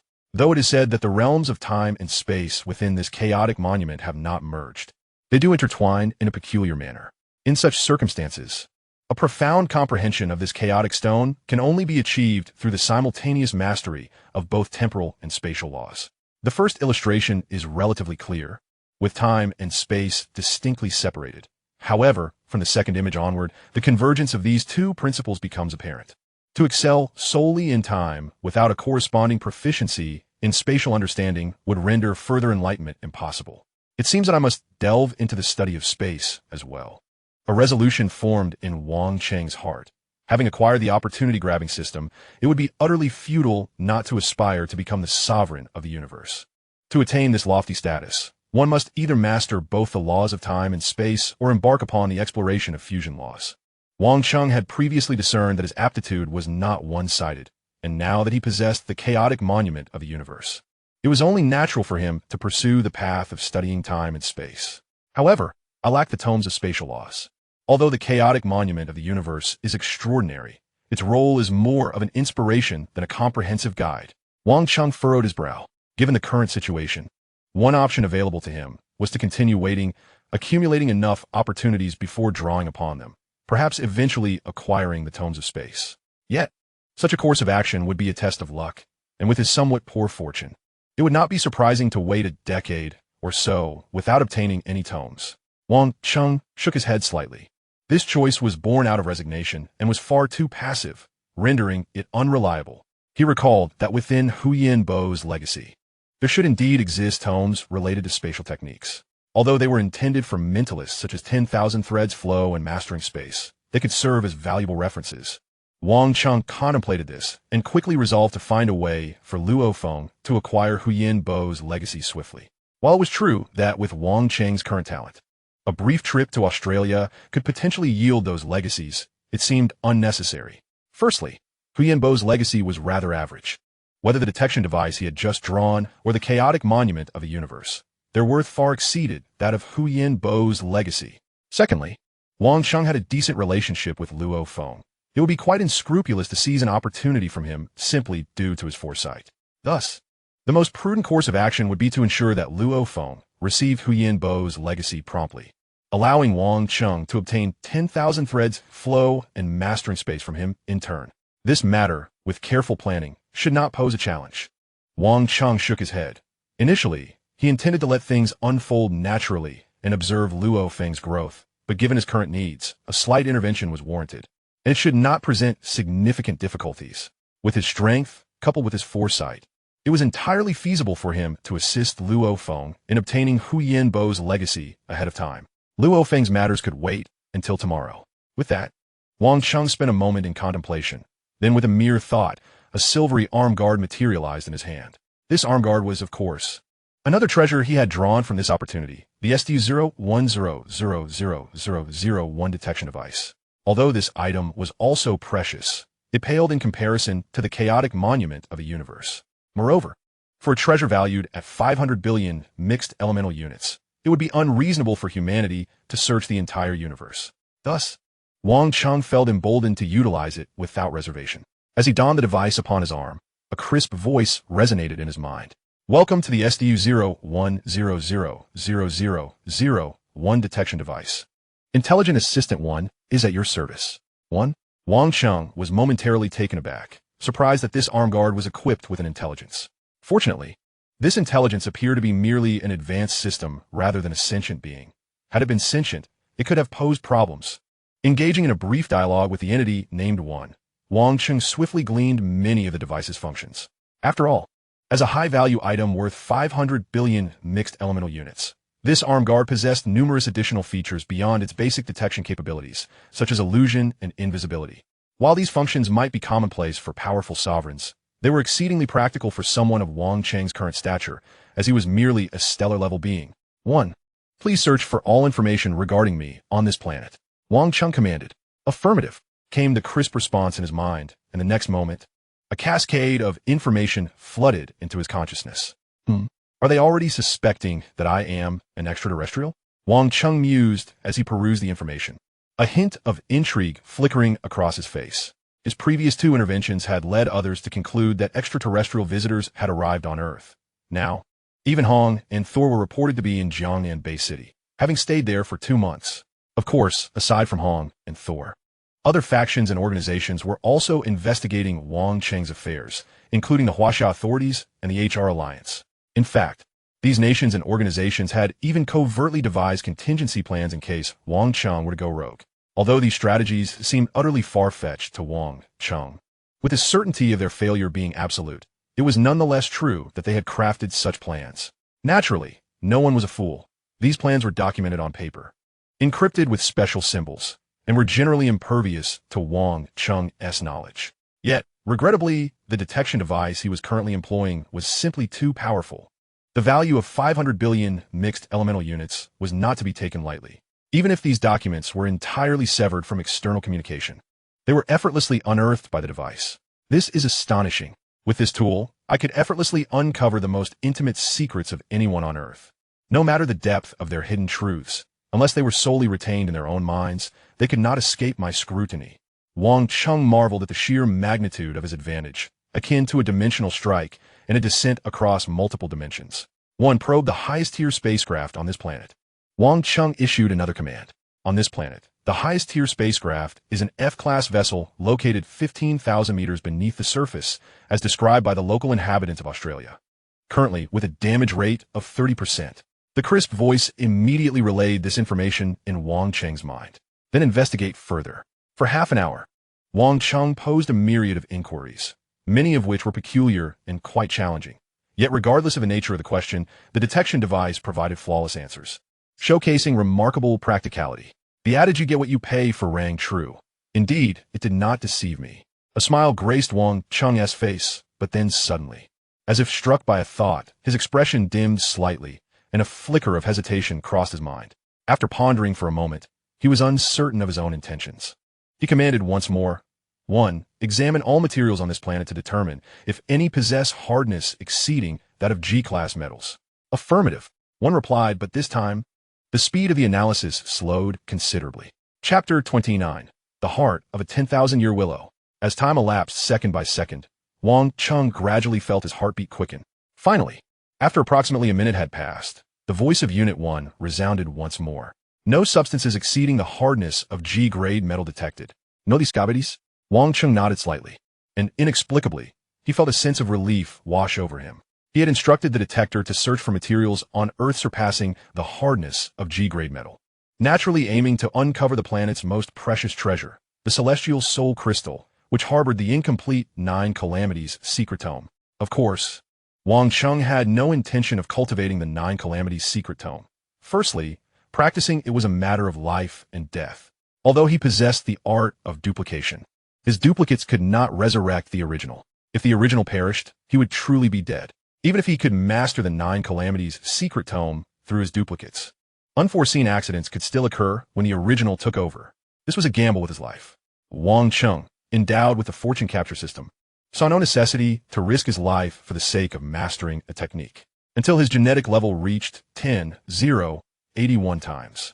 There existed a plethora of treasures both within and beyond the primal universe that could enhance his genetic level. The primordial embryo he had consumed previously was a quintessential example. Moreover, once his genetic level surpassed 10,081 times, the 9 Calamities secret tome would become irrelevant. Surpassing this limit would naturally lead to the attainment of true divinity, an achievement not merely attainable through techniques or treasures. Hence, Wang Cheng harbored no inclination to perilously pursue the cultivation of such a thing. Furthermore, it was widely known that the 9 Calamities secret tome was a technique prepared by the former God King, now the survivalist deity, the mountain guest, for his third disciple. Anyone who practiced this tome would inevitably have to traverse the Star Tower. Wang Cheng, aware of his own mediocre willpower, had no desire to engage with the perilous Star Tower. Nevertheless, out of curiosity, he instructed the detector to conduct a search. Finding nothing was a relief. He certainly did not wish to attract the attention of the mountain guest. Wang Cheng silently mused, subsequently abandoning the idea of further searching. In truth, although Earth was created by the mountain guest, he hardly paid it much heed. Even if Earth were to be destroyed in countless years, new planets would emerge in its place. Earth's uniqueness did not lie in the planet itself, but rather in the transformed environment surrounding it. Any planet born in Earth's location could nurture life with exceptional will. However, while the mountain guest typically remained indifferent, he would not overlook anyone who dared to touch the celestial soul crystal that contained the 9 Calamities secret tome. Even if the mountain guest merely cast a glance, Wang Cheng would perceive it as a significant threat. Wang Cheng had always been a person lacking in security, and now he possessed the fortune capture system, which only heightened his unease. In light of this, not finding anything was indeed a fortuitous outcome. Enough of such thoughts. Wang Cheng shook his head and then rose. Stepping out of his room, he took a glance at Jiang Mingwei, only to find her still ensconced in a cocoon, evidently not emerging anytime soon. For the foreseeable future, I shall have to rely on myself. Wang Cheng sighed softly, Having been attended to for 3 months, suddenly becoming self-sufficient felt rather disconcerting. In the following days, Wang Cheng exerted himself to expedite Luo Feng's inheritance of Yamba's legacy. On the 8th day of the first lunar month, while Luo Feng was diligently practicing at home, he unexpectedly received a message from Wang Cheng. Without hesitation, he made his way to Wang Cheng's residence. "Brother Wang, you called for me?" Luo Feng inquired, a hint of confusion in his gaze. "Luo Feng, what is your current strength?" Wang Cheng asked directly. "As for my strength," Luo Feng pondered briefly before continuing. "A year ago, I tested myself at the Extreme Club. My punching power and speed are nearing that of an intermediate battle general, while my neural reflex speed has even reached the standard of an intermediate battle general of the highest rank. Coupled with my 9-fold Thunderblade reaching the 6th level, my strength should far exceed that of an ordinary high-level battle general, and I estimate it has reached the threshold of a beginner battle god. Rapid progress." Wang Cheng nodded approvingly. Indeed, Luo Feng's rate of advancement at this moment far surpassed his own during the same period in Swallowing the Starry Sky. And the reason was simple. The 9-fold Thunderblade possessed inherent guiding techniques. The higher its level, the faster it absorbed cosmic energy. As Luo Feng's 9-fold Thunderblade had already reached the 6th level, the rate of cosmic energy absorption was naturally swift, enabling his physical foundation to approximate that of an intermediate battle general. Thus, it was hardly surprising that his strength far exceeded that of an ordinary high-level battle general. Of course, in reality, Luo Feng was a mental master, and at this moment his prowess as a mental master should already be at the battle god level. "I owe it all to your guidance, Brother Wang." Luo Feng scratched his head. His ability to master the 6th level of the 9-fold Thunderblade was largely thanks to Wang Cheng's instruction. He estimated that had he relied solely on his own efforts, reaching even the first 2 levels of the 9-fold Thunderblade would have been a considerable achievement. As for the 3rd level, that would depend on luck. However, your rate of progress is still insufficient. Wang Cheng suddenly shook his head. "Is this not fast enough?" Luo Feng was slightly taken aback. He had only been a martial artist for just over half a year, nearing the level of a battle god. This speed of enhancement was nothing short of astonishing. "Let me assist you." Wang Cheng chuckled. Unbeknownst to Luo Feng, a captivating shade of green had already appeared in Wang Cheng's hand. "What is this?" Luo Feng stared at the green object, sensing an extraordinary allure emanating from it. "This is a 10,000-year willow heart," Wang Cheng explained. "This 10,000-year willow heart, cultivated specifically by me, can enhance one's physical attributes by approximately 6 to 10 times. Given your near-intermediate battle general physique, upon utilizing this 10,000-year willow heart, you will most likely attain the level of an intermediate battle god. With a stroke of good fortune, you might even ascend to the status of a high-level battle god." "What?" Luo Feng doubted his own hearing. "You heard correctly," Wang Cheng affirmed with conviction. Previously, through the fortune capture system, Wang Cheng had acquired a wood crystal. He found a willow tree in the wilderness, and after grinding the wood crystal into powder, he nourished that willow tree with it. The once ordinary willow tree transformed into something extraordinary, resulting in the birth of this 10,000-year willow heart. It's important to note that a wood crystal could easily create a planet-level treasure. The willow tree, having absorbed an entire wood crystal, produced this top-tier 10,000-year willow heart. Wang Cheng's assertion that it could enhance physical attributes by 6 to 10 times was merely a conservative estimate. It could very well be even more impressive. At this moment, as Luo Feng gazed at the earnest expression on Wang Cheng's face, he gradually came to accept this astonishing truth. This 10,000-year willow heart was indeed likely to be as remarkable as it seemed. In fact, Luo Feng had previously speculated that Wang Cheng might be the one who unleashed boundless winds and thunder in the wilderness.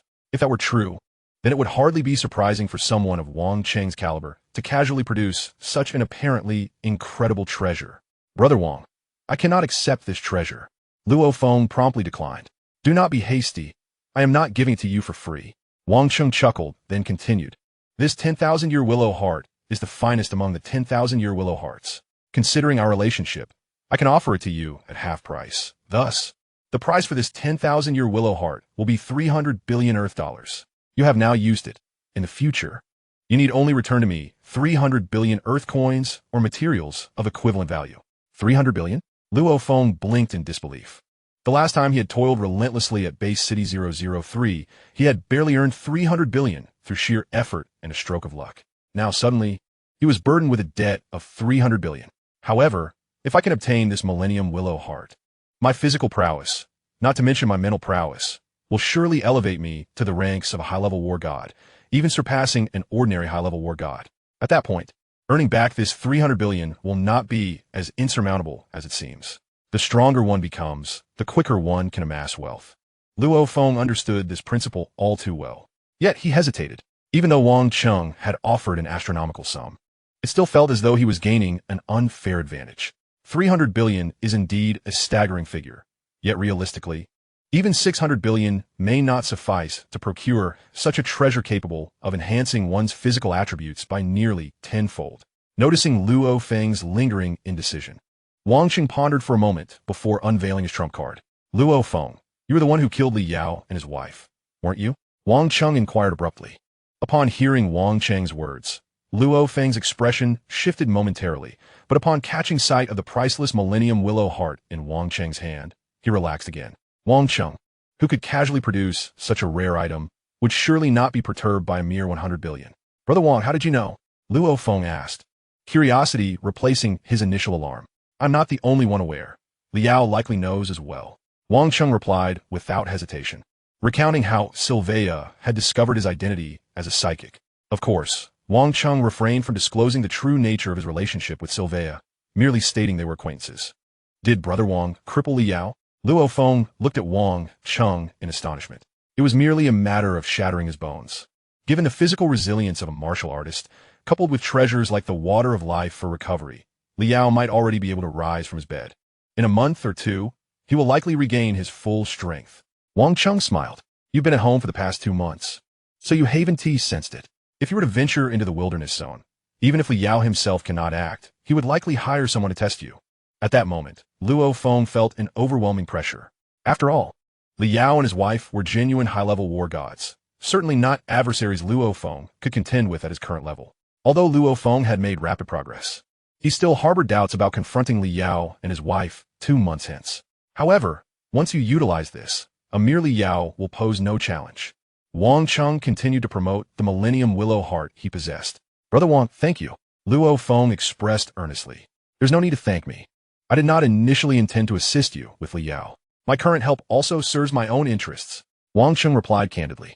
Interests? Luo Feng queried, puzzled. You will understand in due time. Wang Cheng did not elaborate further.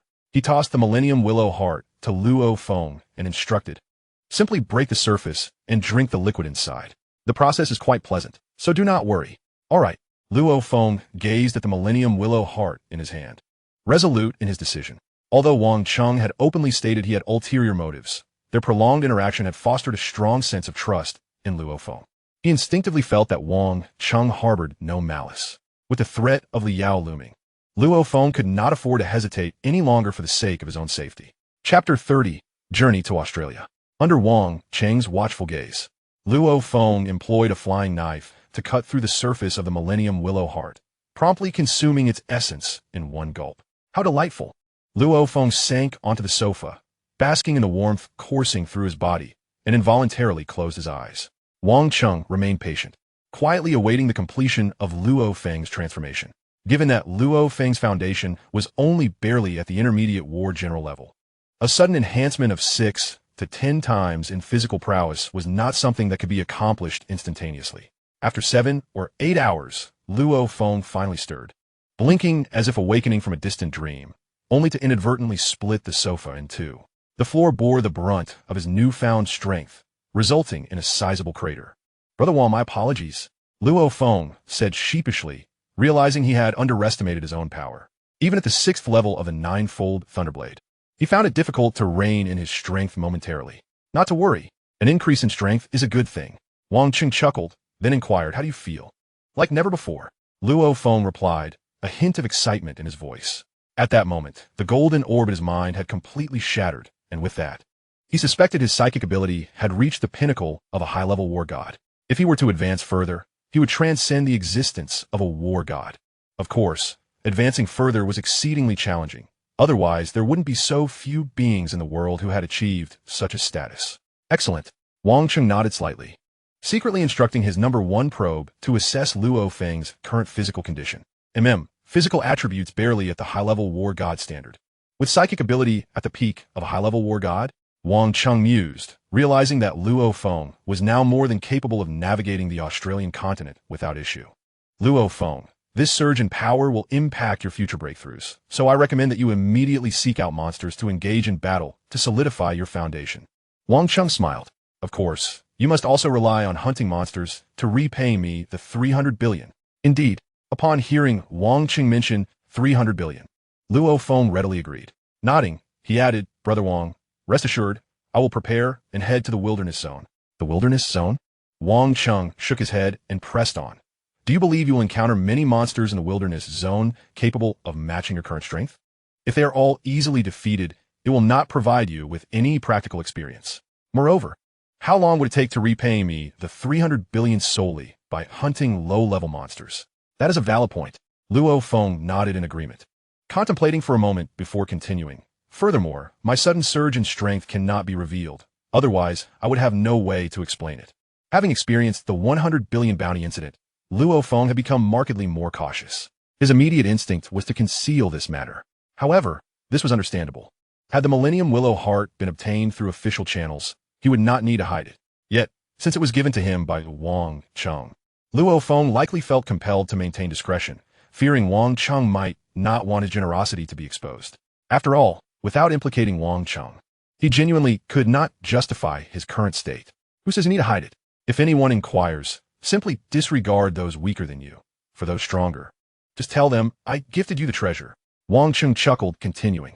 Furthermore, I am aware of a secluded place, devoid of human presence, yet teeming with formidable high-level monsters, which is exceptionally suitable for your training. Such a place exists? Luo Feng gazed at Wang Cheng in astonishment. Follow me. Wang Cheng rose and strode out of the villa. Luo Feng, intrigued, accompanied him. Once they had stepped outside, Wang Cheng placed a hand on Luo Feng's shoulder. Shield yourself with your mental power. Wang Cheng's voice resonated in Luo Feng's ear, and in the next moment, the two soared into the sky. With a high-grade detector in hand, Wang Cheng flew without a care, ensuring that no one could see him, not even those standing directly in front of him. Thus, as they ascended from the Minuet community, they left no trace behind. The distance from Jiangnan Bay City to Australia is approximately 6,000 kilometers.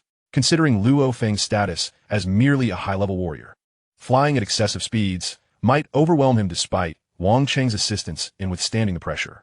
Therefore, he maintained a speed of around 100 kilometers per second. After about a minute, they arrived in Australia. Brother Wang, where are we? Observing the vast expanse of plain before him, Luo Feng could not help but rub his slightly dizzy head. He had overexerted his mental power during the flight and was still recovering. On another note, it was fortunate that he was a mentalist, capable of forming a conical shield to withstand atmospheric pressure. Otherwise, a mere martial artist at such speeds would likely have been torn apart. This is Australia. Wang Cheng was aware of Luo Feng's condition, but it posed no detriment to Luo Feng, whose mental power had surged. Australia? Luo Feng's eyes widened. His previously dizzy head felt considerably clearer. Just a minute ago, he was in Jiangnan Bay City, and now he was in Australia? How fast had they been flying? No wonder he almost felt like he was being torn apart. Australia is a haven for monsters, devoid of human life. Moreover, it is rife with high-level Lord-class monsters. This is precisely the place I deemed most suitable for your training. Wang Cheng declared with a smile. He then added, you need not worry about matters back home. I will explain everything. If you wish to return, simply call me, and I will come to fetch you. Luo Feng felt somewhat bewildered by Wang Cheng's series of arrangements, and he vaguely sensed that these plans had been meticulously crafted in advance. Brother Wang, may I inquire about your true identity? Ultimately, all of Luo Feng's myriad questions coalesced into this singular inquiry. Previously, while he had speculated about Wang Cheng's identity, it had remained mere conjecture. However, after being whisked away at such an incredible speed, all his assumptions morphed into undeniable truths, igniting his curiosity. The answer to that will likely require your own discovery. Wang Cheng laughed heartily, and then he vanished from Luo Feng's sight. Discover myself? Luo Feng stared into the emptiness ahead, shaking his head. In truth, Wang Cheng had not departed. He remained concealed above the Australian continent, keenly observing Luo Feng's every move. The detector Wang Cheng now employed was far superior to the one left by Hu Yanbo. Thus, as long as he wished to remain undetected, the intelligent life-form Babata would never uncover his presence. Additionally, Wang Cheng lingered here to guide Luo Feng in locating Hu Yanbo's spacecraft. The Australian continent was vast, and relying solely on Luo Feng's luck. Who could say when he would stumble upon the vessel's traces? Trusting Babata was equally unreliable. Based on the narrative of swallowing the starry sky, Babata's range for detecting others' mental domain wits was not extensive. Otherwise, he would not have gone to such lengths to create the Beast Emperor and lure Earth's formidable warriors with a plethora of wood spirits. In light of this, if Wang Cheng wished for Luo Feng to promptly acquire Hu Yanba's legacy, he needed to provide guidance. Unbeknownst to Luo Feng, who commenced his cautious hunting journey upon arriving in Australia, he was indeed no weakling. However, he possessed no suitable weaponry. The few throwing knives he owned were remnants from his days as a warrior general, utterly ludicrous for slaying Lord-class monsters. This left Luo Feng at a significant disadvantage when facing the enormous beasts.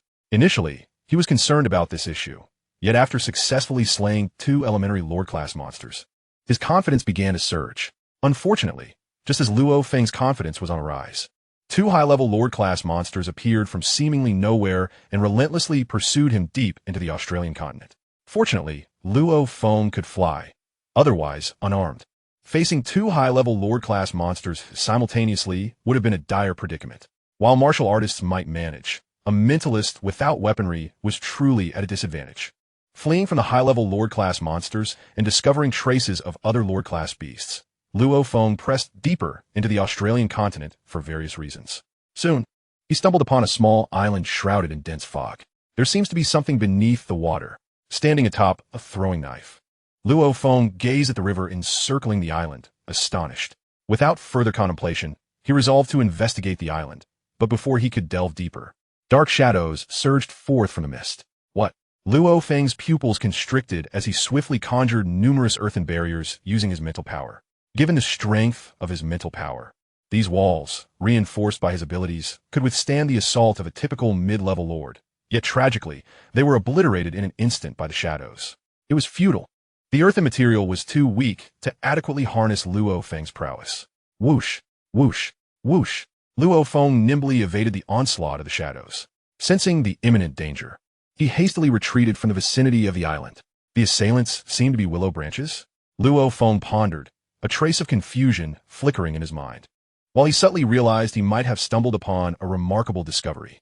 During the era of Cataclysm, he had only heard of animals transforming into monsters, not plants. However, the assailants were willows, and their strength was at least on par with high-level lords.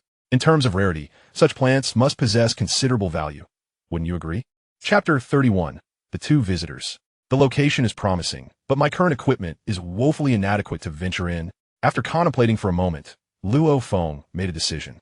He used his martial artist communicator to contact Wang Cheng, then patiently awaited his arrival. After approximately half a minute, Wang Cheng appeared before Luo Feng. Luo Feng was not surprised by Wang Cheng's swift arrival, as he had previously flown with him, which took just over a minute.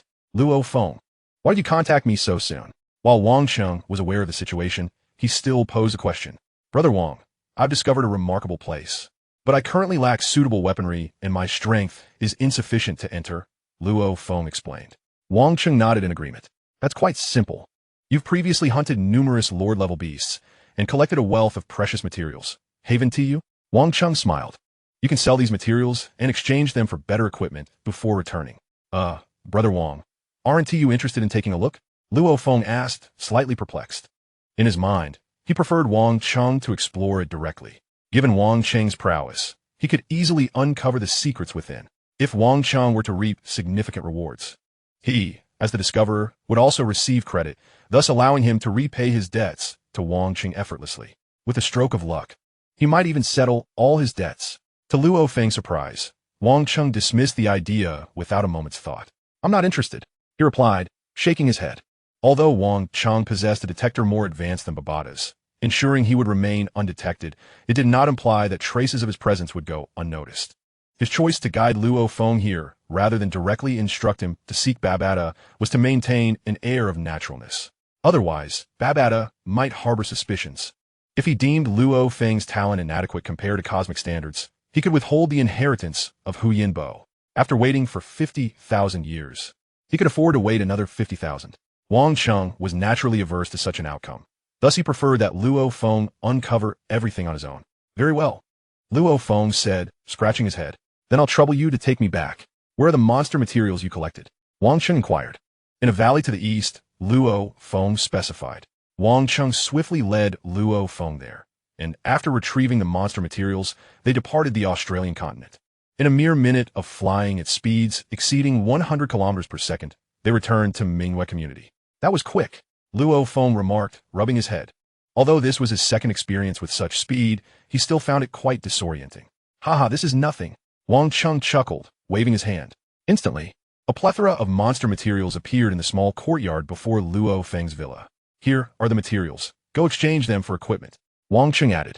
Brother Wang, are you sure I don't need to keep this a secret for you? Luo Feng asked again, aware that these materials were primarily harvested from initial Lord-level beasts. Selling such a large quantity would surely reveal his strength. I'm not a criminal. What is there to hide? Wang Cheng laughed. If anyone inquires, just tell them the truth. I understand. Luo Feng nodded. Wang Cheng and Luo Feng exchanged no further words, promptly returning to their respective homes. Wang Cheng checked on Jiang Mingwei, who remained cocooned, indicating she would not emerge anytime soon, while Luo Feng greeted his family before contemplating selling the monster materials he had acquired. After some deliberation, Luo Feng resolved to sell these materials to the Extreme Martial Arts Hall. Although the price offered by the Extreme Martial Arts Hall was significantly lower than that of the HR Alliance, selling to them would earn him contribution points. Since he intended to purchase weapons from the Extreme Martial Arts Hall, accumulating contribution points would afford him greater discounts. In any case, selling to them was advantageous. Having made his decision, Luo Feng contacted the purchasing staff at the Extreme Martial Arts Hall in Jiangnan Bay City and arranged a transaction location. That same day, he brought a portion of the materials to finalize the deal. In just one afternoon, he sold materials equivalent to 3 initial Lord-level beasts, netting over 10 billion Huaxia coins. The purchasing staff, though astonished by the quantity, refrained from asking further questions. However, the following day, Luo Feng returned with an even greater quantity of monster materials, including those from medium Lord-level beasts. This time, the purchasing staff could no longer maintain their composure. Without hesitation, they reported the situation. Given the potential implications regarding a war god, the matter escalated beyond the jurisdiction of the Jiangnan Bay City branch, reaching the headquarters of the Extreme Martial Arts Hall. Despite the fact that the hall's master was Hong, he typically did not involve himself in trivial matters, particularly as he was currently absent from headquarters. According to the records, Luo Feng had only been a martial artist for just over half a year, with his team's highest achievement being the defeat of a high-level combat General Beast. Yet, he suddenly produced a trove of initial and even medium Lord-level beast materials, prompting one of Hong's elite guards, Yao Lao, to scrutinize Luo Feng's profile with increasing astonishment. In truth, slaying Lord-level beasts is an arduous task. In the realm of War God, only high-level and medium-level war gods could confidently claim to be able to kill initial lords without fail, while only high-level war gods could guarantee the demise of medium lords. Most critically, the investigation revealed that Luo Feng had utilized the funds acquired from selling the monster materials to purchase an array of weapons typically reserved for war gods. This suggested that prior to this, Luo Feng had likely killed these beasts unarmed, including medium lords. The records indicated that Luo Feng was merely a junior combat general, but all evidence pointed to the probability that he had already attained the strength of a high-level war god. While contemplating these revelations, Yao Lao was struck by another thought. Since Luo Feng was conveniently located in Jiangnan Bay City, could he be connected to the matter Hong was currently investigating? With that, she promptly relayed the information to Hong, who was also in Jiangnan Bay City. The next day, instead of the anticipated troubles, Luo Feng found himself at home waiting in vain, while his neighbor, Wang Cheng, received 2 unexpected visitors, a cold man and a bald giant. Upon seeing them, Wang Cheng was momentarily taken aback, but quickly managed to smile. What a rare visit. Please. Guomin. Once seated, the bald man scratched his head and began to introduce himself. Mr. Wang, we are. One a planetary level 7th rank. The other a planetary level 6th rank. I know. Hong and the Thunder God, right? Wang Cheng interjected. The 2 men were momentarily stunned by Wang Cheng's words, but then they nodded in acknowledgement. Initially, they had investigated Luo Feng's situation and noticed some oddities regarding Wang Cheng, but it had only raised their suspicions. However, at that moment, when Wang Cheng spoke, it instantly became clear to them that they had indeed found the right person. After all, an ordinary martial artist would never be able to casually mention planetary level 6th or 7th tiers. Without beating around the bush, he boldly declared, I am the extraterrestrial you seek. And as you may already know, my name is Wang Cheng. Wang Cheng directly revealed his identity. In truth, he did not feel compelled to identify himself as an alien. It It was simply that Hong and Thunder God had already drawn their own conclusions about his identity, and he was too weary to elaborate further. Moreover, the source of his formidable power was not easily explained. If Wang Cheng were to claim he had recently been an ordinary human from Earth, who wouldn't be curious? Conversely, if he were indeed an extraterrestrial, everything would fall into place seamlessly. Regardless, whether he was a human or an alien, if trouble were to arise on Earth, Wang Cheng, driven by both duty and genuine intent, would undoubtedly lend his assistance within his capabilities. Mr. Wang, our visit is somewhat presumptuous, but we wish to express our gratitude for your earlier intervention in eradicating the rat infestation that plagued Jiangnan Bay City, Hong said, weighing his words carefully. As the leader of Earth's martial artists, he naturally held a sense of pride, yet he was acutely aware that the seemingly ordinary individual before him might possess world-altering abilities. Until he fully grasped the situation, he knew he must tread cautiously. No need for further elaboration. Wang Cheng interjected, stating matter-of-factly, "We are aware of your concerns, but they are entirely unnecessary. Firstly, I harbor no ill intentions toward Earth. Secondly, I bear no malice towards humanity. And lastly, I simply wish to reside here peacefully. How could that possibly affect you?" The two men remained silent, merely nodding in acknowledgement. "You two should be the strongest humans, in my eyes. You are the leaders of this planet. Hence, I am inclined to converse with you at length. So, would you care to stay for a meal?"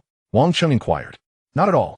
The two men, engrossed in their thoughts, had no appetite for food, and they quickly sensed Wang Cheng's subtle hint to leave, prompting them to rise and take their leave immediately.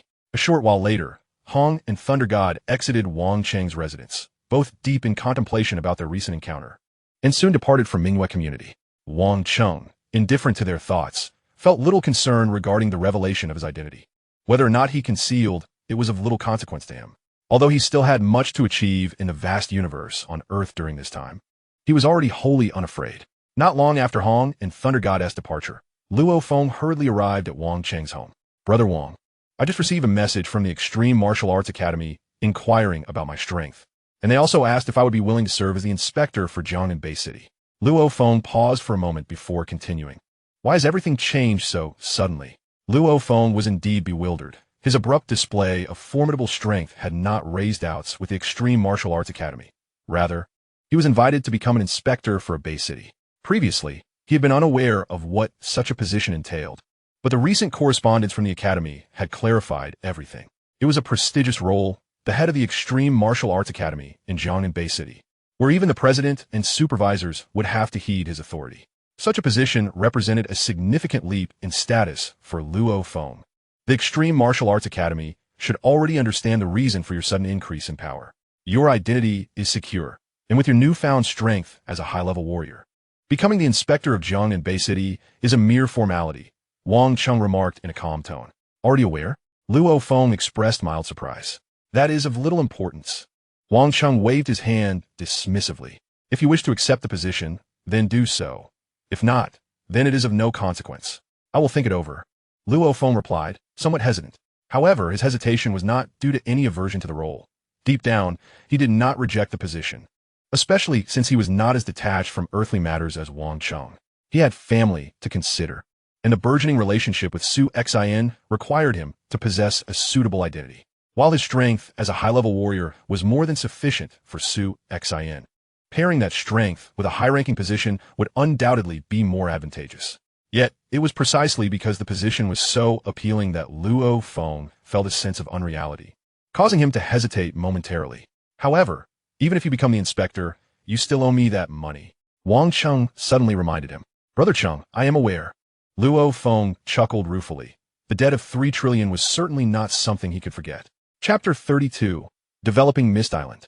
Prompted by Wang Cheng's reminder, Luo Feng quickly returned home to gather the complete set of equipment he had recently purchased. Clad in armor, armed with a battle blade, and equipped with a myriad of throwing knives suitable for a mental warrior, Luo Feng was now truly prepared to unleash his full power, deserving of the title of Invincible Warrior. Once fully equipped, Wang Cheng escorted Luo Feng once more to the Australian continent, where this time, with his preparations in place, Luo Feng headed straight for Mist Island. His strength was indeed formidable.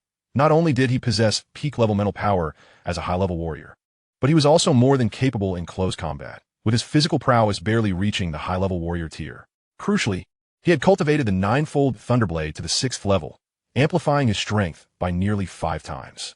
Although this amplification might be considered modest in the vast universe, it was exceptionally high on Earth. If Luo Feng's physical capabilities reached the peak of a high-level warrior, his close combat skills would rival his mental prowess.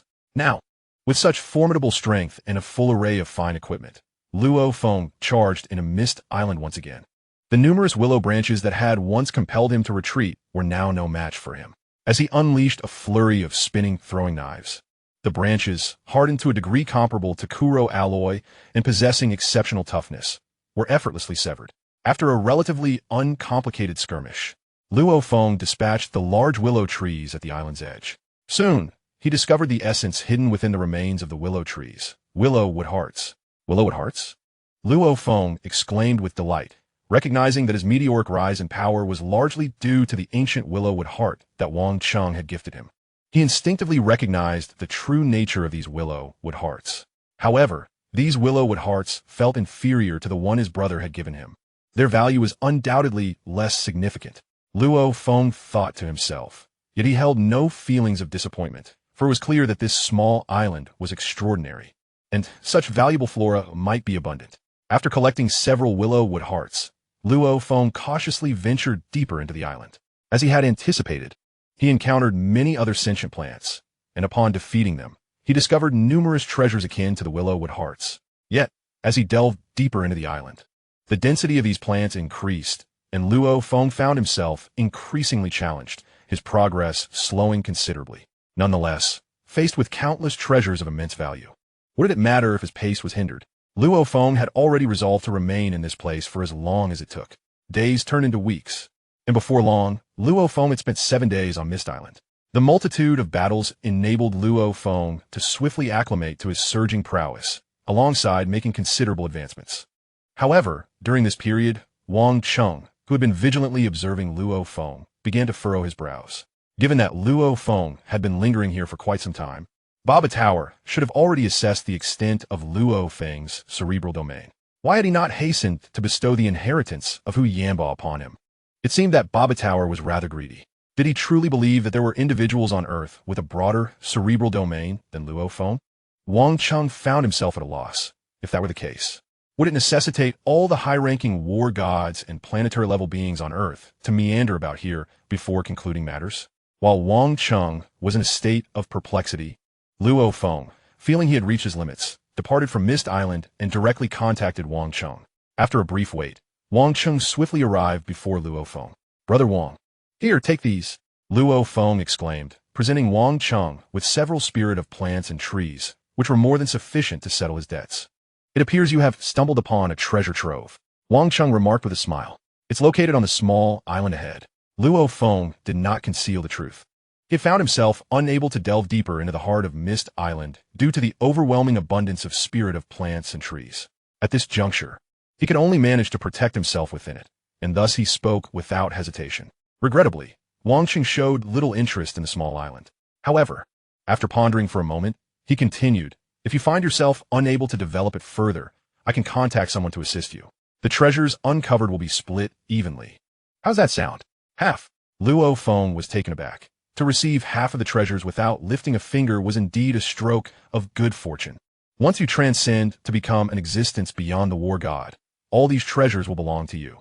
For now, receiving half is hardly a loss. Wang Cheng chuckled. Transcend to become an existence beyond the war god? Luo Feng shook his head, though brimming with confidence. He did not perceive himself breaking through this bottleneck in the near future. Wang Cheng said nothing more. After smiling, he instructed number 1 to assist him in contacting Hong. With the formidable capabilities of the detector at his disposal, reaching out to Hong was a simple task. At that moment, Hong, having returned to the headquarters of the Extreme Martial Arts Hall after discovering Wang Cheng's extraterrestrial nature, was honing his marksmanship in the training room. Suddenly, a virtual screen materialized before him. "Mr. Wang?" Hong paused in his training, glancing in surprise at the figure on the screen. After departing from Wang Cheng's residence, he presumed that Wang Cheng, who seemed reluctant to be disturbed, would not reach out to him again soon. Yet here he was, unexpectedly appearing. "Hong, Master Hong, there's a remarkable place you might want to see," Wang Cheng inquired. "A remarkable place?" Hong was momentarily taken aback. realizing that any location deemed remarkable by the extraterrestrial Wang Cheng must possess extraordinary significance. Where might that be? He asked solemnly. In the central southern region of the Australian continent. I will send the coordinates to your auxiliary intelligence device shortly. However, we must agree on one thing. Any treasures discovered here must be divided equally with the discoverer. Wang Cheng stated. The discoverer? Hong nodded slightly, quickly grasping that the individual responsible for uncovering this location was not Wang Cheng, but someone else entirely. Soon, Wang Cheng severed the communication, and after a brief contemplation, Hong resolved to personally investigate. After all, this was the first time the extraterrestrial Wang Cheng had actively contacted him, warranting his utmost attention. Having made his decision, Hong swiftly gathered 2 of his 3 trusted guards, Beast and Ice Mountain, and boarded the only primal-grade warplane on Earth. Hastening towards the Australian continent, Hong's speed was impressive. Within half an hour of Wang Cheng's notification, he arrived. Luo Feng, observing from a distance, focused intently on the leading figure among the trio descending from the warplane. Unlike Wang Cheng, who maintained a low profile despite his stellar-level strength, often concealing his presence, Hong, as the head of the vast extreme martial arts hall, did not always suppress his aura. At times, he might even utilize his domain to showcase his might. Nevertheless, he would certainly refrain from doing so in Wang Cheng's presence, as it would be a blatant provocation. Even so, Hong's habitual demeanor could not be entirely altered, and thus Luo Feng immediately discerned that he was no ordinary individual. This is the head of your extreme martial arts hall, Hong. Wang Cheng smiled. Cool, me. Let's converse with him. Luo Feng was taken aback, yet as he observed Wang Cheng approaching, he hesitated only briefly before following suit. Mr. Wang. Hong greeted him, nodding toward Luo Feng. Seeing Luo Feng here did not surprise Hong.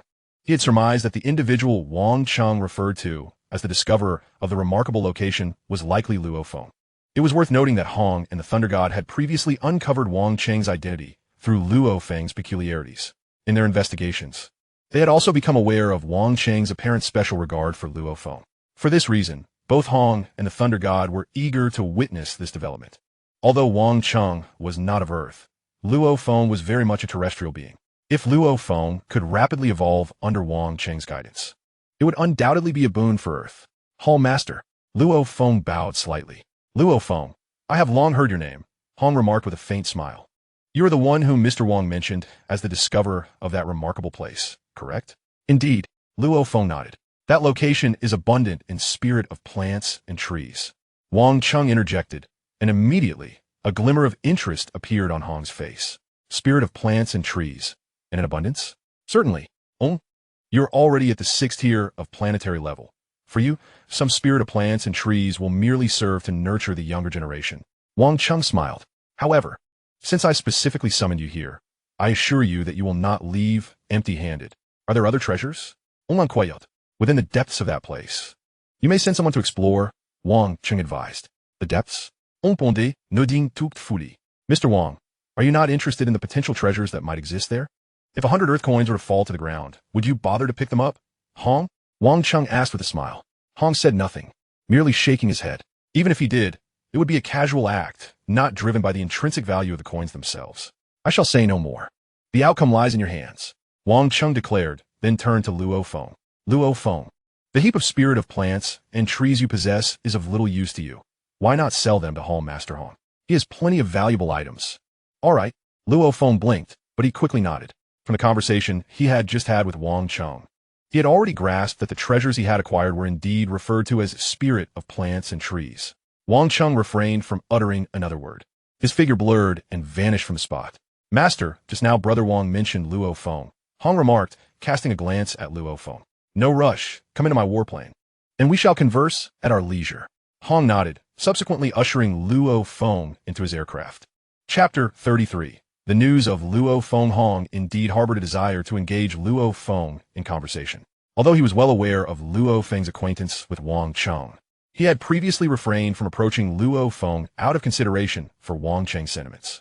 Now that the opportunity had presented itself, he was eager to delve into a discussion with Luo Feng, inquiring how Luo Feng had come to know Wang Cheng and what Wang Cheng's demeanor was like in everyday life. In truth, Luo Feng had numerous questions for Hong as well.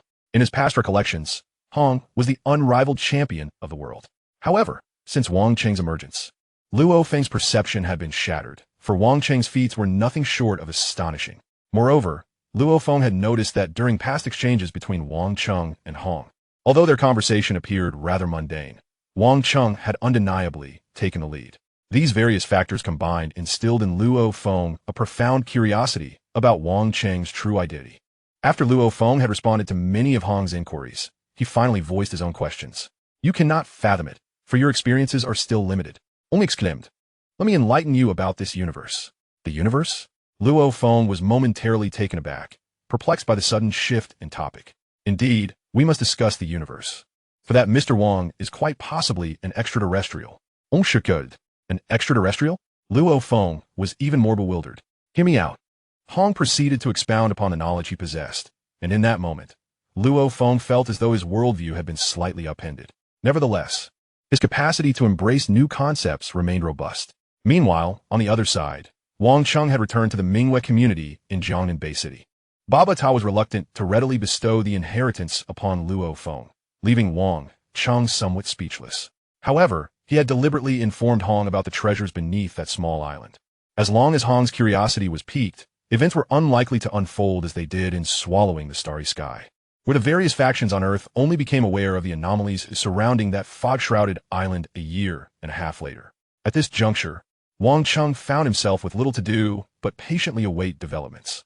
Meanwhile, in the Australian continent, after conversing with Luo Feng for quite some time, Hong swiftly dispatched 2 of his loyal guards to the Fog Island, intent on extracting all the spirits of the flora.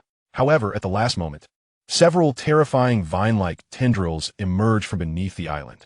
Hong's 2 guards were overpowered and could only make a hasty retreat. Upon receiving word of this incident, Hong's heart swelled with delight.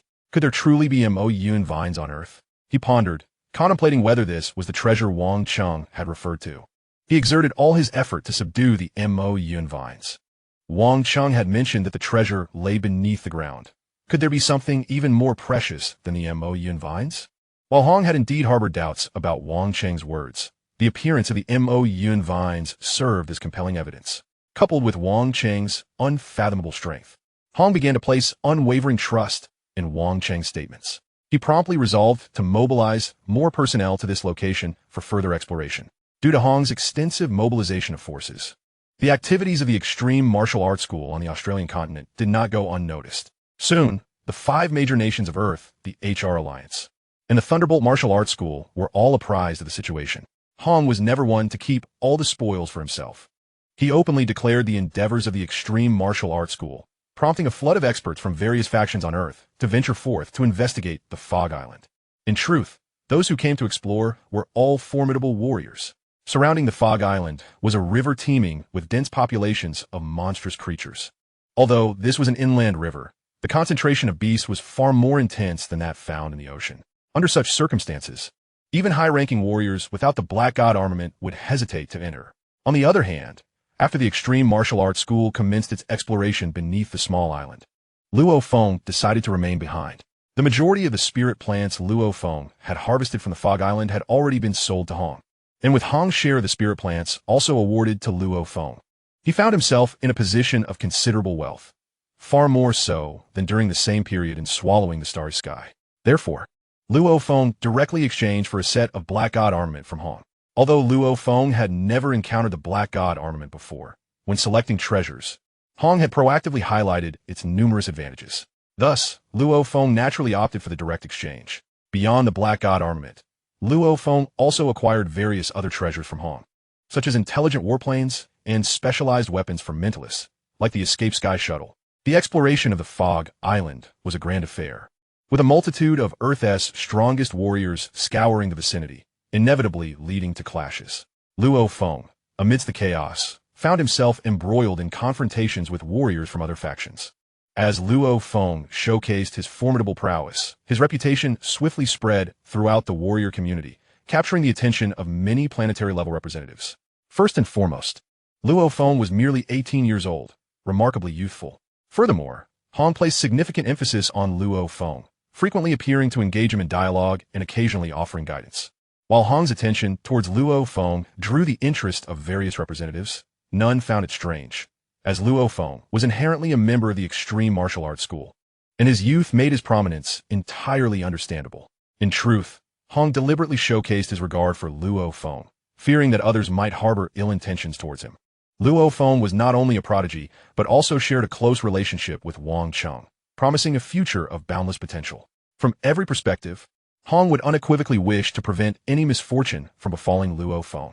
As the search for treasures by Earth's myriad powerful warriors on the Australian continent intensified. Far away in Jiangnan Bay City, within the Jiangnan Shanshui community, a priceless vase was abruptly shattered into fragments with a resounding crash. Bang, bang, bang. One after another, precious items met a similar fate, as Liao vented his frustrations, eventually collapsing onto the now chaotic sofa in a state of utter exhaustion. "Yeah, what troubles you?" Liao's wife, the high-ranking warrior Vini Na, pushed open the door and entered. "The murderer of our son has been identified," Liao replied, his voice hoarse. "Who is it?" Upon hearing this, Vini Na's eyes narrowed instantly. Previously, several foreign warriors reported to us about an individual suspected to be a mentalist. It has now been confirmed that he indeed possesses mentalist abilities, and he is quite powerful, Liao stated expressionlessly. "That Luo Feng has finally dared to leave the warrior community?" Vini Na's voice turned icy. "I want him dead." Vini Na certainly remembered Luo Feng. However, when the previous warrior team had informed her of the news, they had not presented concrete evidence, so she had been waiting for an opportunity to confirm the matter. The issue was that ever since Luo Feng had returned home, he had not left Yangzhou City, leaving both Vini Na and Liao without a chance to test him. However, they were not in a hurry. After all, in their eyes, Luo Feng was merely a newcomer who had recently become a warrior for half a year, and they could afford to wait. Now, for Vini Na, an opportunity had presented itself. Death? Liao shook his head. "What's wrong?" Vini Na finally sensed something amiss. "This is the information conveyed to me by Senior Yan Hai. Take a look." Liao sent some intelligence to Vini Na's communicator. As she perused the details regarding Luo Feng, disbelief soon flickered across her face. The invincible war god? The black god Set? A genius esteemed by the foremost expert. Hong? Could it be that Senior Yan Hai had erred? Vini Na inquired, raising her gaze. "Are there not photographs? Is there any possibility of error?" Liao clenched his fists tightly, feeling a sense of impotence in light of the strength and resources Luo Feng now exhibited. "It is impossible." Vini Na shook her head, unable to accept this news, while Liao remained silent. Suddenly, Vini Na exclaimed, "He is in the light while we are in the shadows. We still have a chance. Pull yourself together, Yao." "What chance?" Liao shook his head. "You must go to the Australian continent and seek an opportunity to ambush him," Vini Na asserted. "My injuries are only beginning to heal. It will take at least another month for me to fully recover." Liao shook his head again and continued. "Moreover, Luo Feng is a mental energy master and possesses the black god Set. What means do I have to ambush him? I will procure treasures through the alliance to expedite your recovery," Vini Na declared. "You must go to the Australian continent. If an opportunity arises, take action. If not, endure. As long as you become an existence surpassing the war god, there is hope. Even if I become an existence surpassing the war god, I may not be able to kill him. Besides, can I even achieve that?" Liao still shook his head. "Are we to do nothing while our son dies in vain?" Vini Na retorted, angered. "Of course not." A cold glint flashed in Liao's eyes as he spoke coldly. "Luo Feng killed my son. I will ensure he tastes the bitterness of losing his family." "Yao, you've lost your mind." Vini Na looked at Liao in disbelief, then urged, "The situation hasn't reached that point. We still have a chance. You should seek out Senior Yan Hai. Perhaps he will be willing to assist." Hong places immense importance on Luo Feng. "Senior Yan Hai will not help me." Liao shook his head. "We will offer all our accumulated wealth as a price. We must at least try." Vini Na continued to persuade, though deep down she too longed for Luo Feng's family to perish. Yet that was a last resort. To involve family in the enmity of warriors would equate to declaring war against all warriors in the world. If discovered, it would almost certainly lead to death. "Very well." Liao finally nodded. "I will prepare," Vini Na said, and then she swiftly exited the room. Chapter 34. Seeking help from Yan Hai. After merely 3 days of preparation, Liao arrived at the Australian continent through the HR Alliance channels, joining a grand operation involving most of the world's powerful warriors. Liao's strength was still formidable, and he possessed the black god Set, thus naturally qualifying him for participation. Shortly after arriving in Australia, he encountered Luo Feng. Faced with the slayer of his son, Liao could only choose to feign ignorance, pretending not to recognize Luo Feng. Unfortunately, Liao was unaware that Luo Feng had already learned much through Wang Cheng. At that moment, Li Yao's act of pretending not to know him only stirred Luo Feng's suspicions, and he quickly deduced that Li Yao was indeed targeting him. Consequently, Luo Feng became vigilant, and during subsequent searches, he made every effort to stay with other warriors from the extreme martial arts school to avoid being isolated. Although Luo Feng was unafraid of Li Yao, he was wary of any potential underhanded tactics. With Luo Feng's caution, Li Yao could find no opportunity whatsoever. Finally, he resolved to seek out his mentor, Yan Hai, who had always supported him, in hopes of assistance. Yan Hai was an elderly man with slightly graying hair, yet his mental state remained vigorous. When Li Yao met Yan Hai, he was leisurely savoring tea in a tent near Misty Island. "Little vulture, your heart is in turmoil." Yan Hai poured a cup of tea for Li Yao, speaking slowly. "Do not rush. First, come to mind. I beg your pardon for troubling you, senior." Li Yao rubbed, closing his eyes. Soon, the aura emanating from Li Yao settled into tranquility. Observing how quickly Li Yao adjusted his emotions, Yan Hai internally nodded. He had always believed in Li Yao, and it appeared that Li Yao indeed harbored the potential to break through to become an existence surpassing the war god. "What is it? Speak." "Zanhai uget gen Li." Li Yao nodded, then quietly recounted his circumstances and requests. As Li Yao spoke, Yan Hai's initially placid expression grew grave. "Are you aware that the Luo Feng you mentioned is highly regarded by the first speaker?" "Huh?" "Zanhai inquit." "Senior, I understand that my request is exceedingly excessive, but I am left with no other options." Li Yao continued, "With your strength, if an opportunity presents itself, killing that Luo Feng would be but an instant. Should you be willing to assist, Venina and I are prepared to offer all the wealth we have accumulated over the years." "What can the meager wealth of you two juniors accomplish?" Yan Hai shook his head. Li Yao remained silent, recognizing the truth in Yan Hai's words. As one of the few formidable figures among the Council on Earth, Yan Hai was also a patron of the HR Alliance, and he lacked for nothing, least of all money. Thus, Li Yao had understood from the outset that the likelihood of succeeding in his plea was minimal. When Yan Hai rejected his request, he chose not to press further, knowing that no amount of additional words would alter the situation. However, just as Li Yao was about to take his leave, Yan Hai suddenly shifted his tone, saying slowly, "However, if you can find that Luo Feng alone in some secluded place, I can assist you once." "Senior?" Li Yao looked up at Yan Hai in disbelief. "Go." Yan Hai offered no further explanation. "Understood." Li Yao nodded, filled with excitement as he exited. Although it would be exceedingly challenging to find Luo Feng alone in a very remote location, this was nonetheless a glimmer of hope. In an instant, the despair that had nearly consumed Li Yao dissipated, and the world felt brighter. Meanwhile, watching Li Yao leave, Yan Hai quietly sipped his tea, his thoughts known only to himself. With Yan Hai's assurance, Li Yao spent the following days discreetly monitoring Luo Feng's movements, but regrettably, he failed to find any opportunity. However, soon, a treasure known as the Woodya crystal unexpectedly emerged, plunging the already chaotic underground of Misty Island into even greater turmoil. Yet to Li Yao, this was an enormous stroke of fortune. The Woodya crystal was rumored to enable rapid breakthroughs to planetary rank, and while Li Yao was indeed very interested in it, at that moment, his curiosity regarding Luo Feng was even greater. Thus, although Li Yao appeared to be searching for treasures like everyone else, in reality, he was primarily focused on Luo Feng from the shadows. This time, Li Yao felt that fortune truly favored him.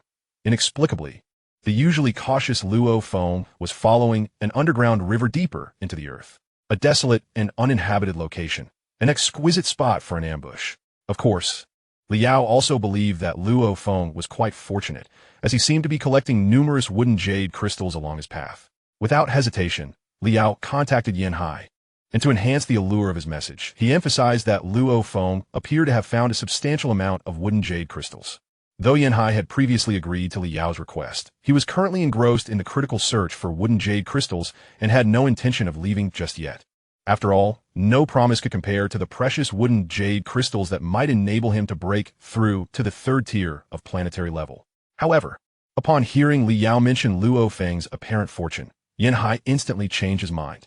"Are you certain he found many wooden jade crystals?" "Zanhai inquit ugenti." "Senior, Luo Feng is a mental energy master. I dare not approach too closely, but I've caught a whiff of rice fragrance from a distance on multiple occasions. He must have found wooden jade crystals." Li Yao raplia swiftly. "All right, wait for me." Yan Hai promptly made his decision. Li Yao anxiously waited for a moment, and soon, Yan Hai, enveloped in his black god suit, arrived. At that moment, Yan Hai adjusted his physique, and with his entire body cloaked in the Black God suit. Even the most familiar individuals would not recognize him. "Where is he?" Yin Hai asked in a raspy voice. "Just below." Liao suppressed his excitement and replied in a low voice. "Follow me." Yin Hai nodded and swiftly descended, with Liao immediately following suit. Moments later, the two found themselves in a vast underground space resembling a cavern, yet it was utterly empty, and not a trace of Luo Feng was in sight. "Where is he?" Liao thought in disbelief. "Search." Yin Hai remained calm and said resolutely. "Understood." Liao nodded, and the two began to meticulously search the cavern. Unbeknownst to them, at the center of this enormous cavern lay a concealed spaceship, and at that moment, Luo Feng was inside this very vessel, guided unerringly by the intelligent entity Babata. Luo Feng had just met with Babata. A few days prior, Hong had enlightened Luo Feng about the cosmos, refreshing his worldview, and now, Babata was introducing him to an entirely new perspective. The vastness of the universe unfolded before Luo Feng, and despite his strong capacity for comprehension, he felt somewhat dazed. Concurrently, in the Mingyue community of Jiangnan Base City, Huaxia, Wang Cheng leaned against the sofa, deeply reflecting. Finally, he has entered. My guidance was not in vain. In truth, Wang Cheng had been closely monitoring the events near Mist Island through Number 1. With Number 1's probing abilities, everything that transpired there was naturally visible to Wang Cheng. Babata is so slow. I've practically delivered Luo Feng to him. Yet it took him this long to decide to accept Luo Feng as Hu Yinbo's successor. Wang Cheng mused silently, now waiting for Luo Feng's return. Just then, as if sensing something, Wang Cheng suddenly turned his gaze toward the room where Jiang Mingyue was located. Good fortune comes in pairs, he thought with surprise, but without hesitation. He swiftly approached Jiang Mingyue's room and pushed the door open. At that moment, the large cocoon that had tightly enveloped Jiang Mingyue began to show signs of cracks, and under Wang Cheng's watchful eyes, the fissures multiplied. Finally, bang! The purple cocoon shattered entirely, revealing a curled-up figure before Wang Cheng's eyes. Jiang Mingyue's appearance still largely resembled that of a human, but her ears had grown notably pointed, and two pairs of somewhat translucent wings had emerged from her back. Each pair was small, measuring less than half a meter in length, leading Wang Cheng to speculate that they were not meant for flight. At that moment, Jiang Mingyue opened her eyes. "Sheng Yi," she exclaimed upon seeing Wang Cheng, who was gazing at her. She stretched her curled body and quickly stood up. "It seems I must congratulate you. Not only have you gained power, but you've also enhanced your beauty," Wang Cheng remarked with admiration. "Beauty?" Jiang Mingyue blinked in surprise. "You'll know once you look in the mirror."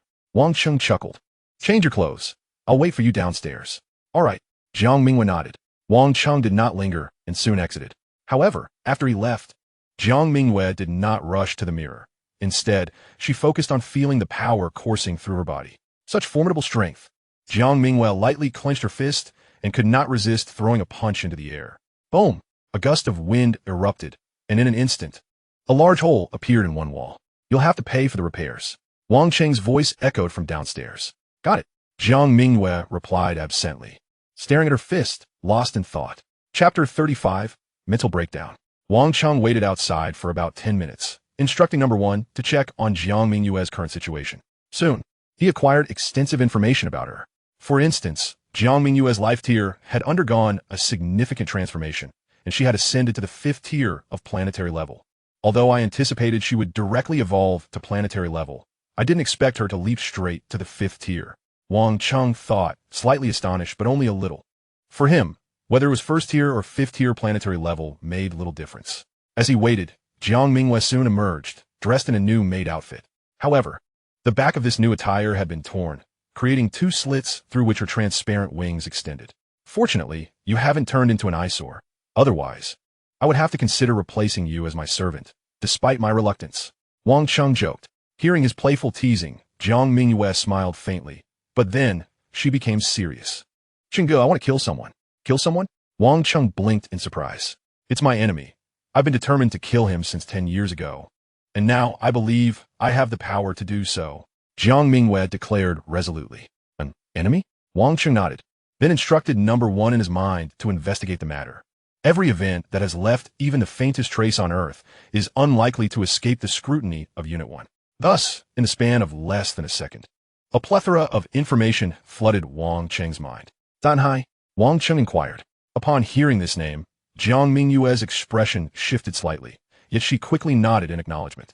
It was somewhat surprising for Jiang Mingyue that Wang Cheng could utter this name so readily, but considering the air of mystery surrounding him, it soon felt rather natural. You are currently at the 5th tier of planetary level. Eliminating Yanhai should pose little difficulty. Wang Cheng remarked with a smile, adding, coincidentally, I happen to know Yanhai's whereabouts. Wang has had dealings with Yanhai? Jiang Mingyue asked, her brow furrowed in confusion. You're overthinking it. Wang Cheng replied curtly. Come, I shall lead you to Yanhai. Besides, I have a score to settle. All right. Jiang Mingyue agreed without hesitation. At this moment, she had little time for contemplation. Her mind singularly focused on one objective, to locate Yanhai and exact vengeance.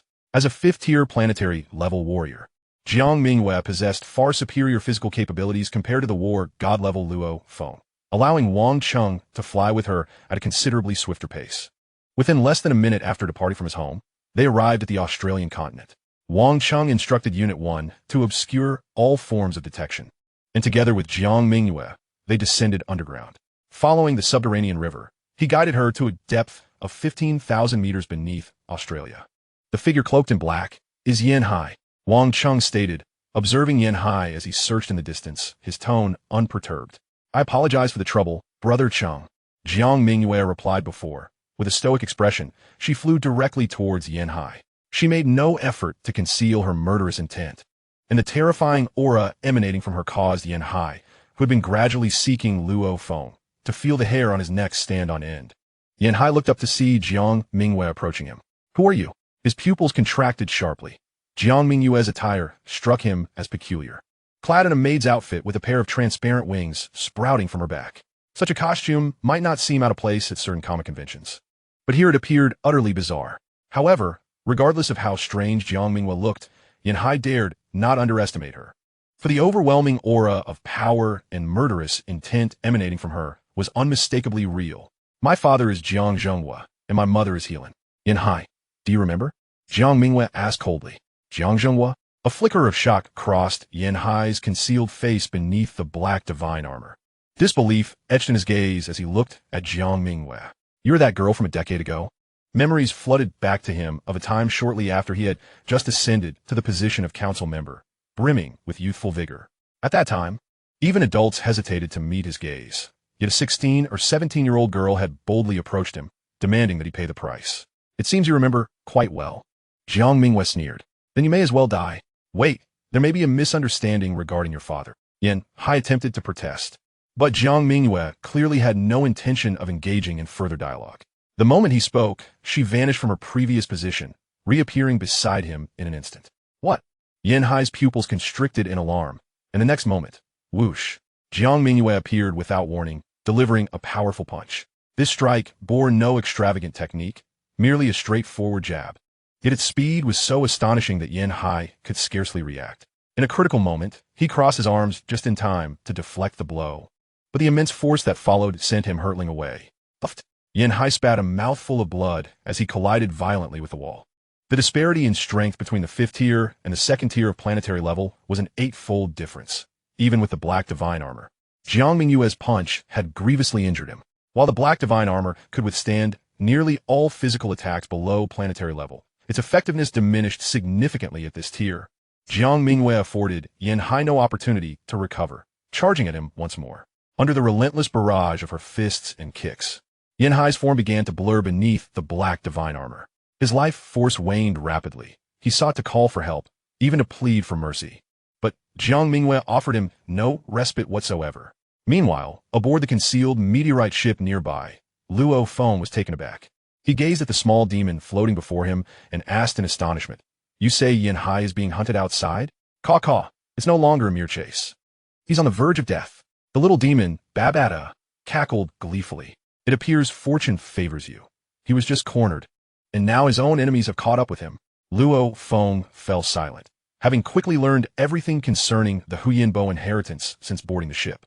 Babata also informed him that outside, Li Yao was searching for him alongside a 2nd-tier planetary-level individual.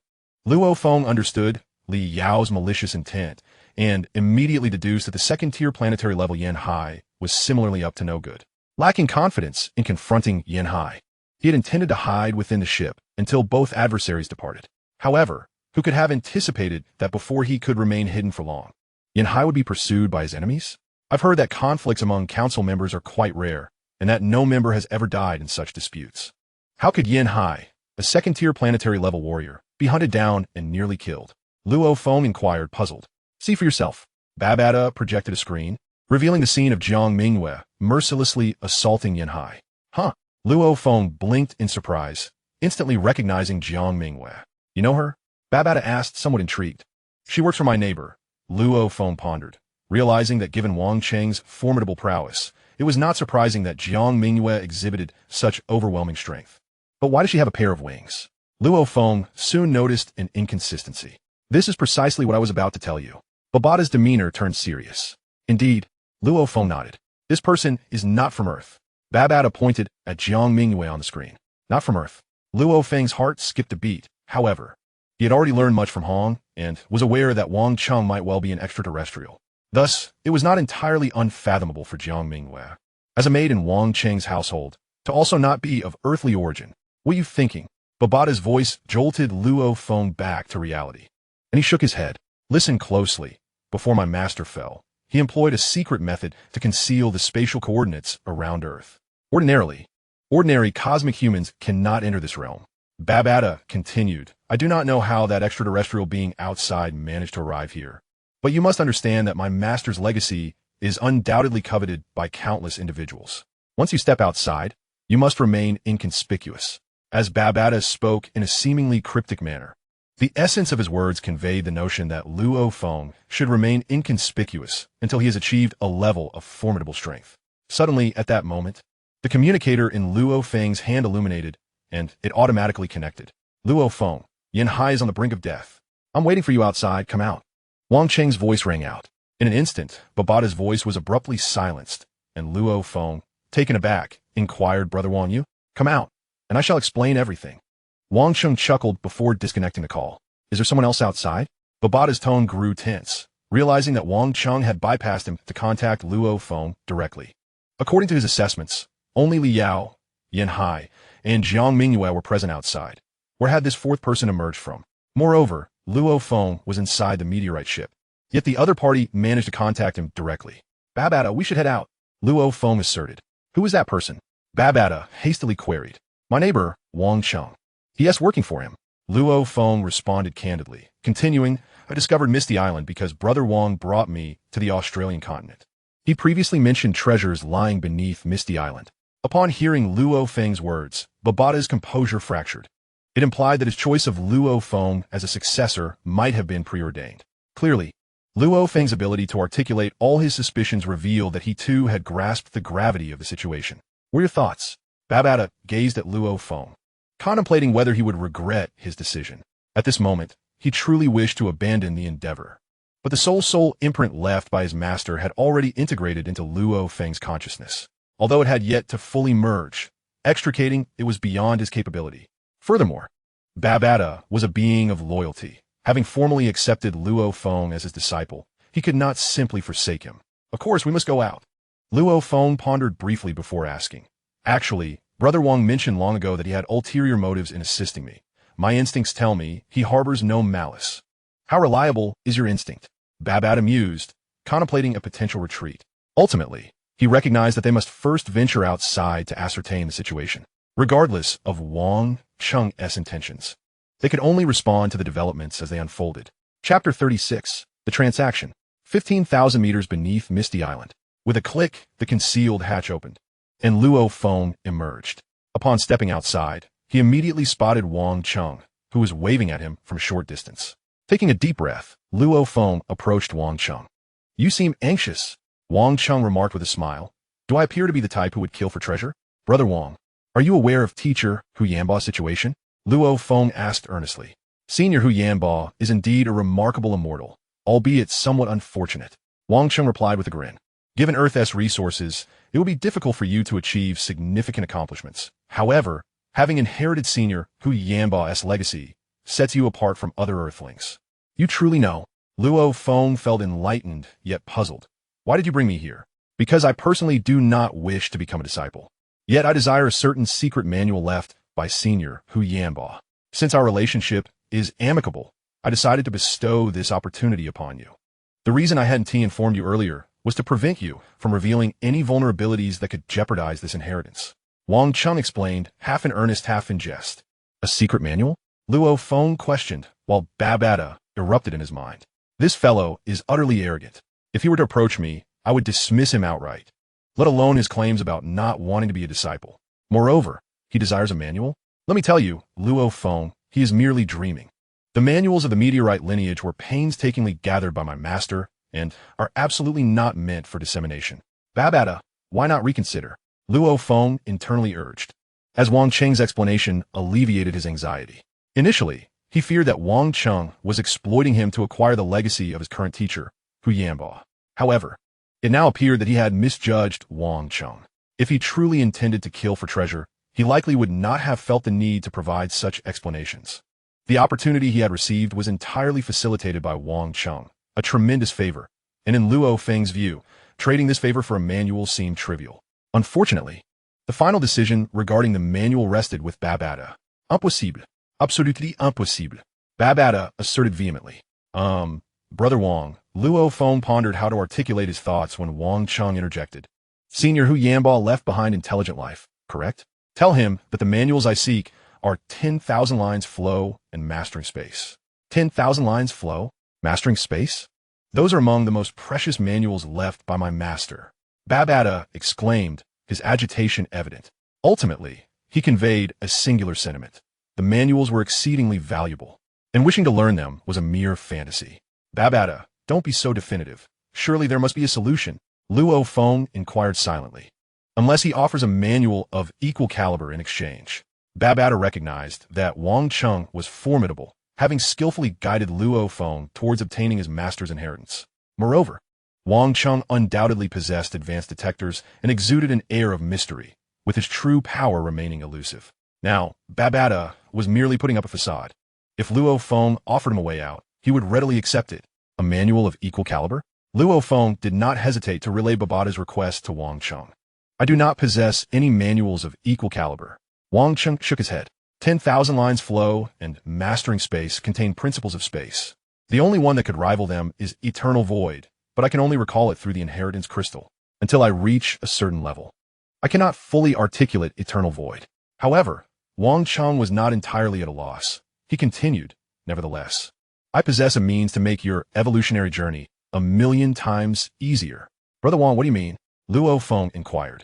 Recognizing that he was merely an advanced war god, and his mental prowess had been bolstered by innate talent, rendering him unaware of the arduous path of evolution faced by Earthlings. You are still at the apprentice level. Once you become a planetary level being, you will comprehend the challenges of physical evolution. Ask him what the method is. Babata urged eagerly. Yet, before Luo Feng could pose the question, Wang Cheng stated, I can exchange a golden-horned giant beast's egg for those 2 manuals. The egg of a golden-horned giant beast. Babata exploded with astonishment. What is that? Luo Feng wished to inquire further when Babata could no longer contain himself. Under Wang Cheng's scrutiny, a childlike specter with blood-red eyes and 2 sharp horns on its forehead appeared on Luo Feng's shoulder. Finally unable to hold back, Wang Cheng smiled and said, Allow me to introduce myself. I am Wang Cheng. Babata. Babata replied, quickly asking, Are you certain it is the egg of a golden-horned giant beast? Absolutely certain. Wang Cheng nodded calmly. Do you understand what the egg of a golden-horned giant beast signifies? What does it signify? Luo Feng could not help but inquire. This signifies your meteoric rise. Babata did not elaborate further. Instead, he cast a dubious glance and inquired, Are you truly willing to engage in this transaction with us?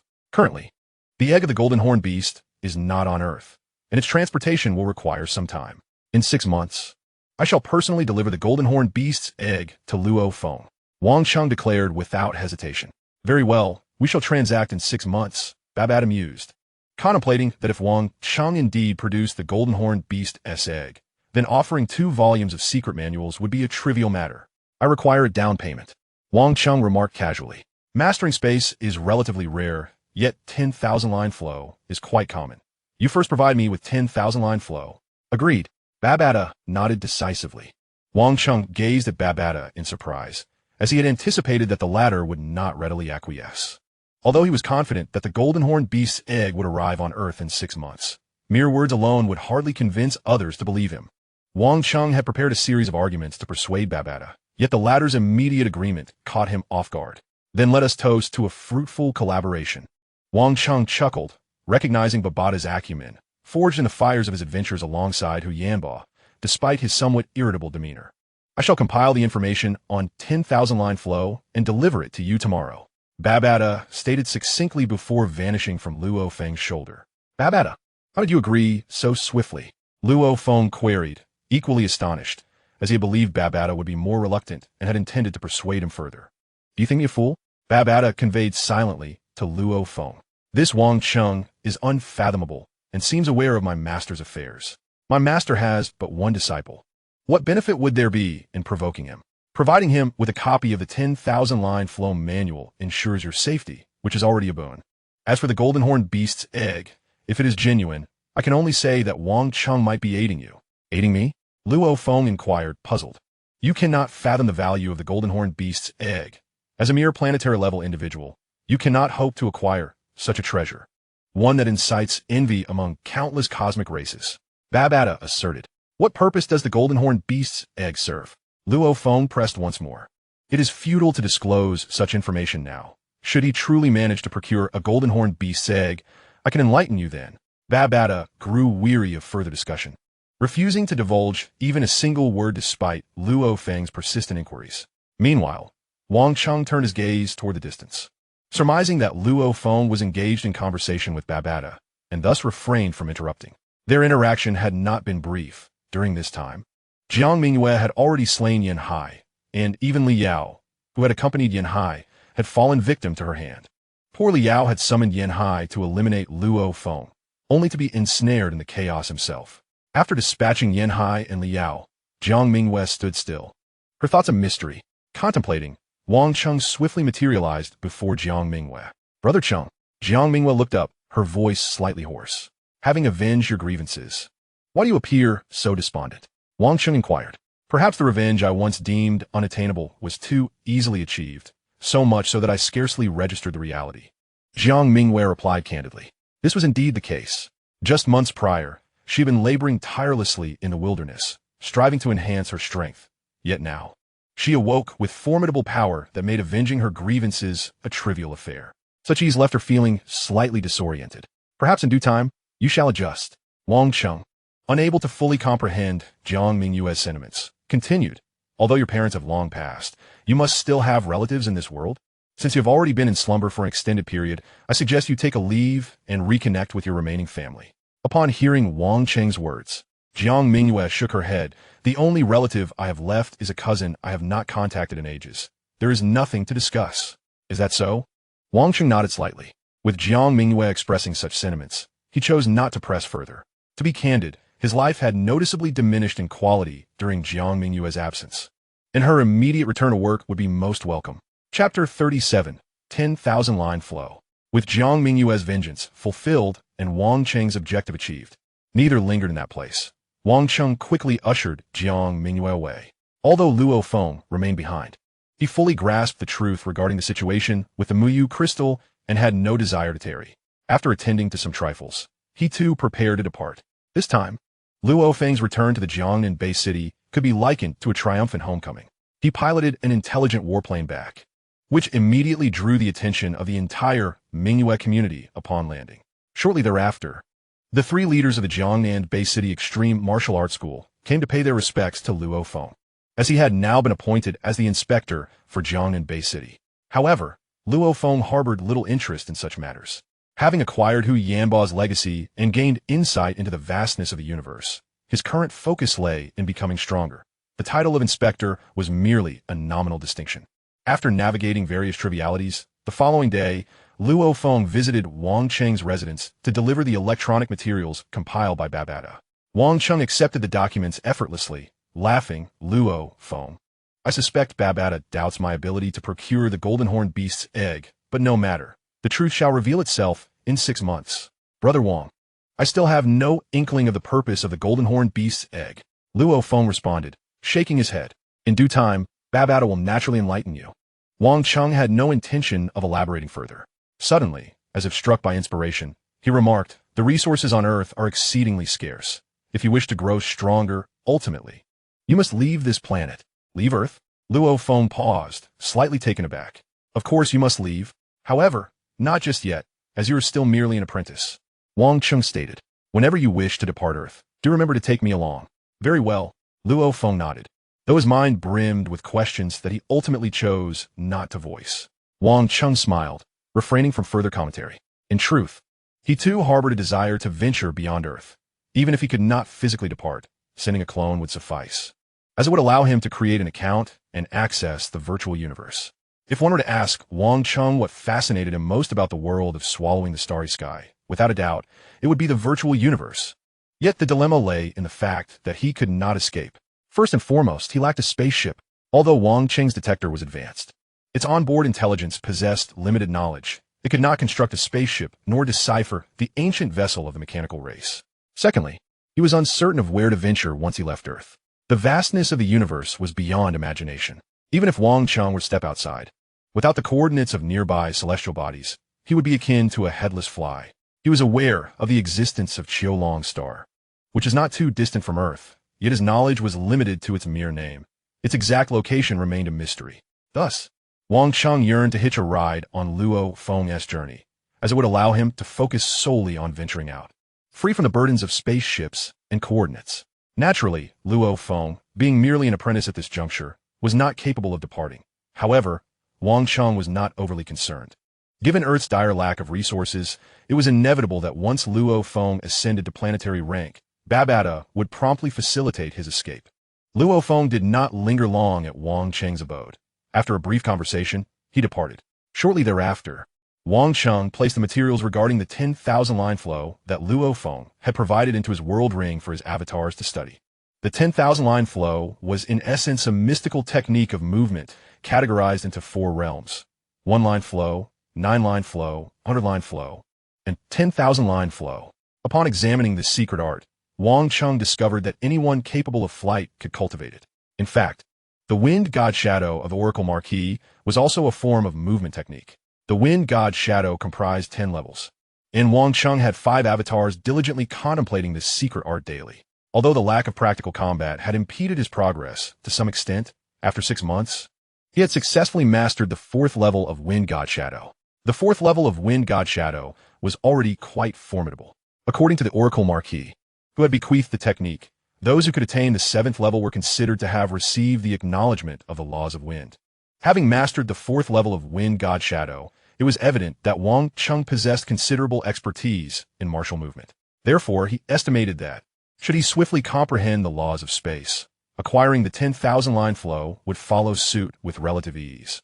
With my innate talent, coupled with the assistance of the Cosmic Chaos Tablet, I should be able to grasp the laws of space expeditiously.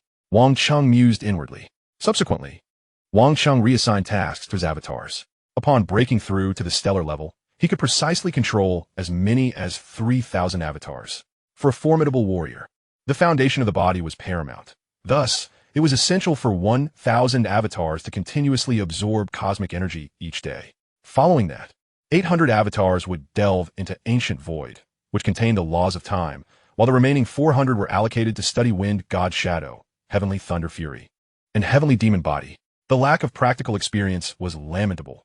Otherwise, my comprehension of the laws would be considerably swifter. After finalizing his training regimen, Wang Cheng sighed. Isolated from the world, it was not that he was incapable of grasping the laws. Rather, he often found himself ensnared in various bottlenecks, especially given his rapid rate of understanding. At such times, having a mentor would undoubtedly alleviate his struggles. However, without a teacher, he was reliant solely on his own explorations, necessitating practical combat to aid his growth. Regrettably, Wang Cheng was bound to Earth, where no worthy opponent existed. The thought of sending an avatar to engage in battle with others was simply impractical. The apprentice-level genetic origin could not be externalized. Not even the domain could be utilized, let alone the subtleties of the laws. A minimum of planetary-level avatars could wield the laws. Yet with Wang Cheng's current understanding, even if he dispatched a first-tier planetary-level avatar, no one on Earth could pose a challenge to him.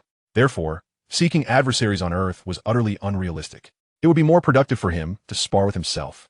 I hope to expedite my breakthrough to cosmic level. Wang Cheng held a faint hope within. during his last stroke of fortune. Aside from acquiring a detector and the Cosmic Chaos Tablet, he had also drawn a permanent secret realm known as the extraterrestrial battlefield. Wang Cheng was well aware of the nature of the extraterrestrial battlefield. It was a battleground for the four pinnacle races of the cosmos and their countless subordinate species. In terms of honing life forms below the cosmic sovereign level, the extraterrestrial battlefield undoubtedly ranked highly. Unfortunately, this permanent secret realm required Wang Cheng to attain cosmic level before it could be accessed. Although half a year had elapsed since he broke through to stellar level, he was still only at the 7th tier of stellar level. Even at an accelerated pace, it would take him at least another 6 months to reach cosmic level. If he were to progress more slowly, a delay of a year would not be surprising. In truth, this speed was already astonishingly rapid. Any faster, and my body might struggle to adapt to such an evolutionary pace. Wang Cheng shook his head. A year was a year, and he would take his time with it. Chapter 38, Misguided Path. The tranquil days of quietly growing stronger passed swiftly. Since Wang Cheng acquired the 10,000 line flow, more than 5 months had flown by in the blink of an eye. During this time, Wang Cheng had rarely ventured outside, with all matters being managed by Jiang Mingwei. Although she had grown a pair of wings, she had no qualms about walking around openly. Aside from her semi-transparent wings, she bore no other distinguishing features from an ordinary human, and most would merely perceive her wings as props. Naturally, dressed in a maid outfit, Jiang Mingwei had already attracted considerable attention within the Mingwei community. With the addition of her wings, the residents now considered Wang Cheng to have a rather unique taste. Wang Cheng was indifferent to the gossip. After all, he had minimal contact with others, and he did not mind how they speculated. Over the past 5 months, he had observed Jiang Mingwei's transformation. Originally reticent, she had become increasingly taciturn following her revenge, and Wang Cheng felt she resembled a living corpse for a period, mechanically engaging in various tasks. Fortunately, this state did not persist for long. After about 10 days, Jiang Mingwei underwent a change. Although her speech remained sparse, her demeanor shifted dramatically. She began to practice fervently, dedicating her time to relentless training. Aside from completing the tasks assigned by Wang Cheng, the remainder of her time was devoted to absorbing cosmic energy. Possessing the bloodline of a domain Lord-level race, Jiang Mingwei could naturally grow stronger without any effort. Under her conscious absorption of cosmic energy, her growth rate skyrocketed. Although she paled in comparison to Wang Cheng, in just 5 months, she had already reached the 8th tier of planetary level. While planetary level was considered the easiest stage for advancement, a 3-tier leap in 5 months was indeed exceptional, especially when considering that Thor and Hong had been at planetary level for decades, yet had only attained the 7th and 6th tiers, respectively. Of course, Jiang Mingwei's physical foundation surpassed that of both, but in a real confrontation, she would undoubtedly fall short against them. Unfortunately, Jiang Mingwei was currently engrossed in her absorption of cosmic energy, and her skills in movement, physical exertion, and combat techniques had all stagnated at the high-ranking warrior stage. Ever since she realized her rapid absorption of cosmic energy, she had neglected these aspects entirely. 5 months later, Wang Cheng had just finished tidying up and called Jiang Mingwei over, who was preparing to absorb cosmic energy. Ready to continue your training? Wang Cheng inquired with a smile. Upon hearing Wang Cheng's inquiry, Jiang Mingwei was momentarily taken aback, yet she swiftly nodded in acknowledgement. During this period of cultivation, she had never concealed her endeavors, so there was little reason to deny it. What puzzled her, however, was Wang Cheng's sudden interest in this aspect, as he had not previously shown any concern. Rest assured, Xingge, I will not neglect my other commitments, Jiang Mingwei assured him. I never said you couldn't cultivate. Wang Cheng chuckled, continuing, however, considering the considerable assistance you've provided me, I can't bear to see you stray from the right path, so I intend to offer you a word of caution. Stray from the right path? Jiang Mingwei looked at Wang Cheng with a hint of confusion. I've observed that while you diligently cultivate your genetic primordial energy, you seem to neglect other vital aspects. Do you believe that this alone suffices? Wang Cheng queried. Jiang Mingwei remained silent, but her expression clearly conveyed her agreement with that notion. You were once a high-ranking war general. You should understand that sheer strength alone does not determine one's prowess. Wang Cheng remarked, perplexed by her apparent oversight. This was a fundamental truth known by many. Since my metamorphosis, I have encountered no barriers in absorbing cosmic energy, and my rate of absorption is astonishingly rapid. Jiang Mingwei replied without hesitation. My rate of growth is remarkable. As long as I continue to strengthen myself, any foes I encounter in the future will be crushed beneath my might.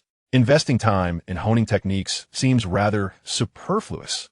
So, that is your perspective? Wang Cheng nodded slightly, conceding that in a limited context, her view was not entirely misguided. For instance, on Earth, if Jiang Mingwei were to spend years training in other areas, she might still struggle against the likes of Hong and Thor. However, should she focus solely on her genetic primordial energy, she could achieve stellar-level prowess in a year or two, thus rendering Hong and Thor no match for her. After a moment of contemplation, Wang Cheng declared, "I shall take you to a place." Huh? Jiang Mingwei was momentarily startled, and in the next instant, Wang Cheng had placed his hand upon her shoulder. She felt a wave of disorientation, and soon found herself atop a desolate mountain. "Where's this?" Jiang Mingwei gazed around in astonishment, surrounded by an endless expanse of white mist. "This can be considered my training ground." Wang Cheng smiled. "Wait here. I will find you an opponent." "Sheng Yi, what do you mean by opponent?" Jiang Mingwei inquired hastily.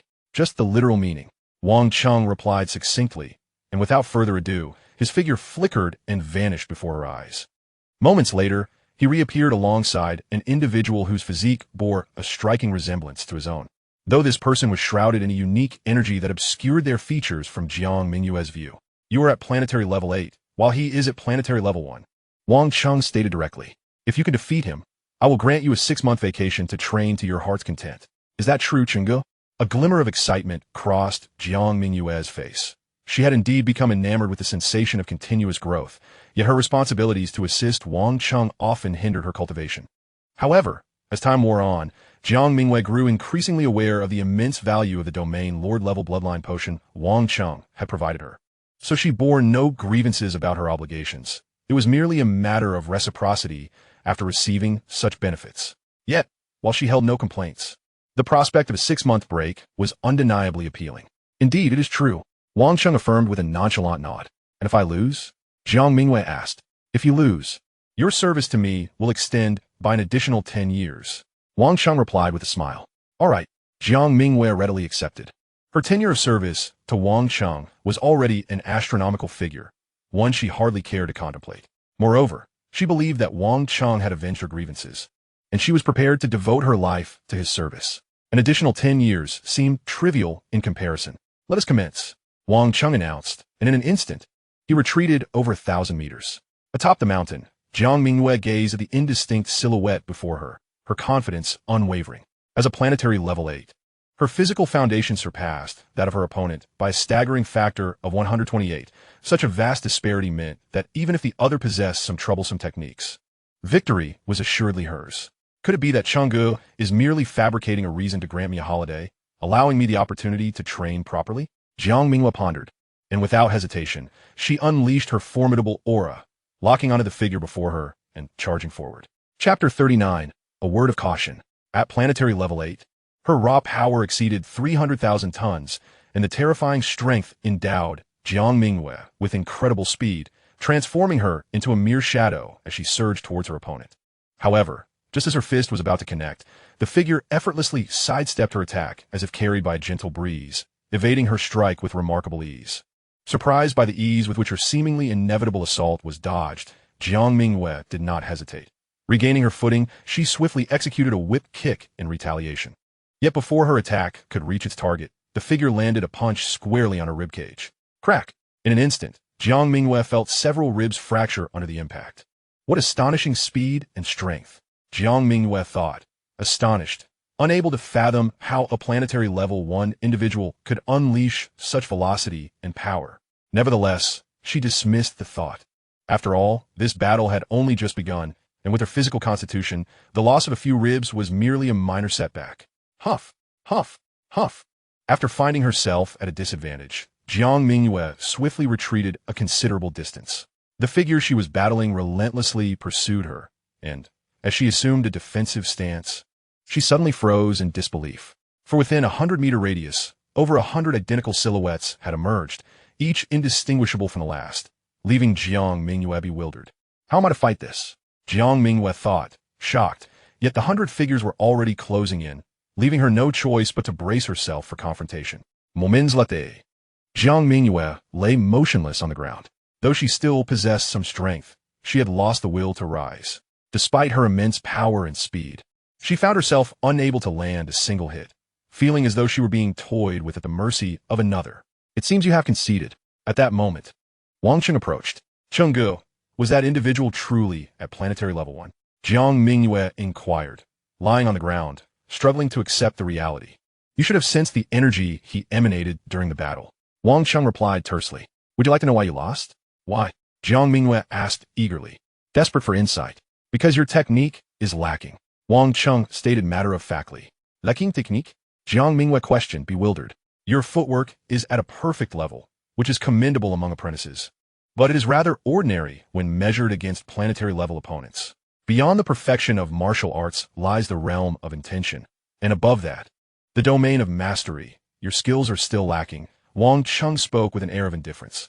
The renowned Hong from the Extreme Martial Arts Academy is merely at the 6th tier of planetary rank. However, in combat with him, you would find yourself dispatched in just a few moves. Upon hearing this name, Jiang Mingyue's eyes sparkled with a glimmer of recognition. Among warriors worldwide, few are unaware of Hong, the preeminent champion whose reputation commands reverence among many. Although Wang Cheng suggested that Jiang Mingyue would be easily defeated by Hong, a sense of solace blossomed within her heart. She had just endured a brutal defeat, leading her to question whether her arduous efforts over the past 6 months had been in vain. Now, with Wang Cheng indicating that she could indeed spar with Hong, a flicker of comfort surged within her. Brother Cheng, what should I do? Jiang Mingyue inquired without hesitation.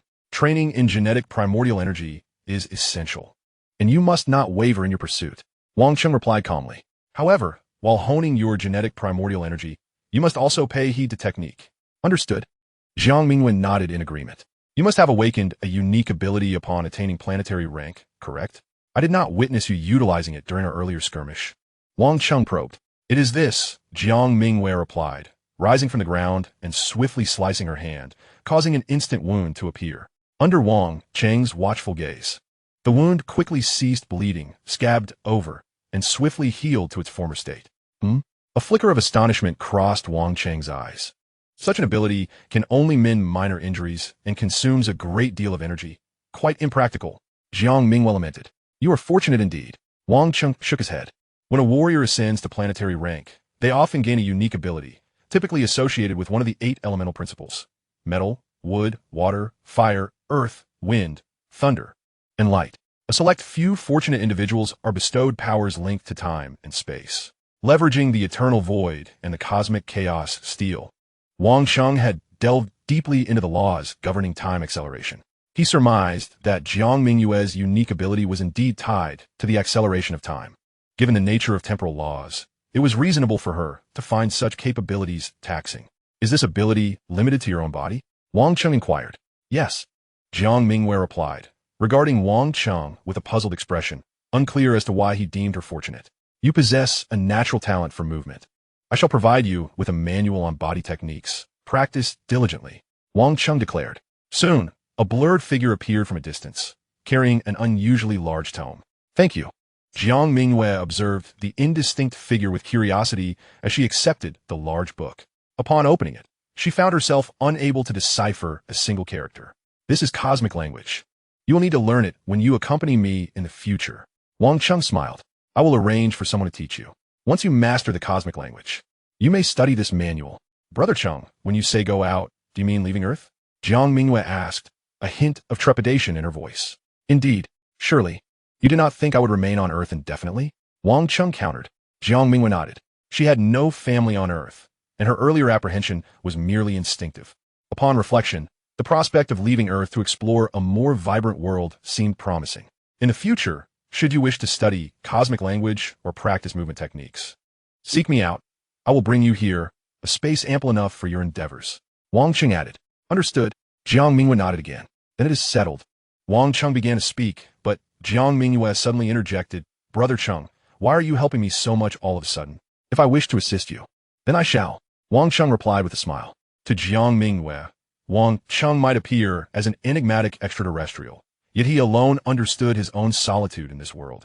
Devoid of kin, and with only Sylvia and Luo Feng as companions. In this shared isolation, Jiang Mingyue's presence felt particularly comforting to him. Witnessing her veering off course compelled him to offer guidance, for it cost him little effort. Of course, he was also mindful that Jiang Mingyue was no pure-hearted individual. Her allies, Sylvia's team, were likely victims of her machinations. I understand now. Thank you, Brother Cheng. Jiang Mingyue expressed, a smile gracing her face, even as she remained uncertain of what she had truly grasped. Chapter 40. The Egg of the Golden-Horned Behemoth. Wang Cheng took Jiang Mingyue to a location within his world ring. After guiding her, he prepared to depart. Although he had indicated that she could return to learn cosmic language and practice movement techniques, it was contingent upon her completing all assigned tasks. Wang Cheng had bestowed upon Jiang Mingyue a domain, Lord-level bloodline potion, seeking a companion rather than a disciple. In truth, Wang Cheng had no desire to take on a student. He himself was far from reaching his own potential, leaving him little time to instruct others. Thus, he ultimately provided Jiang Mingyue with a manual, leaving her to practice independently. The manual he offered was Wind God Shadow, a profound tome containing the complete principles of wind. Its value was immeasurable, yet Wang Cheng had acquired it effortlessly from the Oracle Duke, rendering him indifferent to whom he gave it.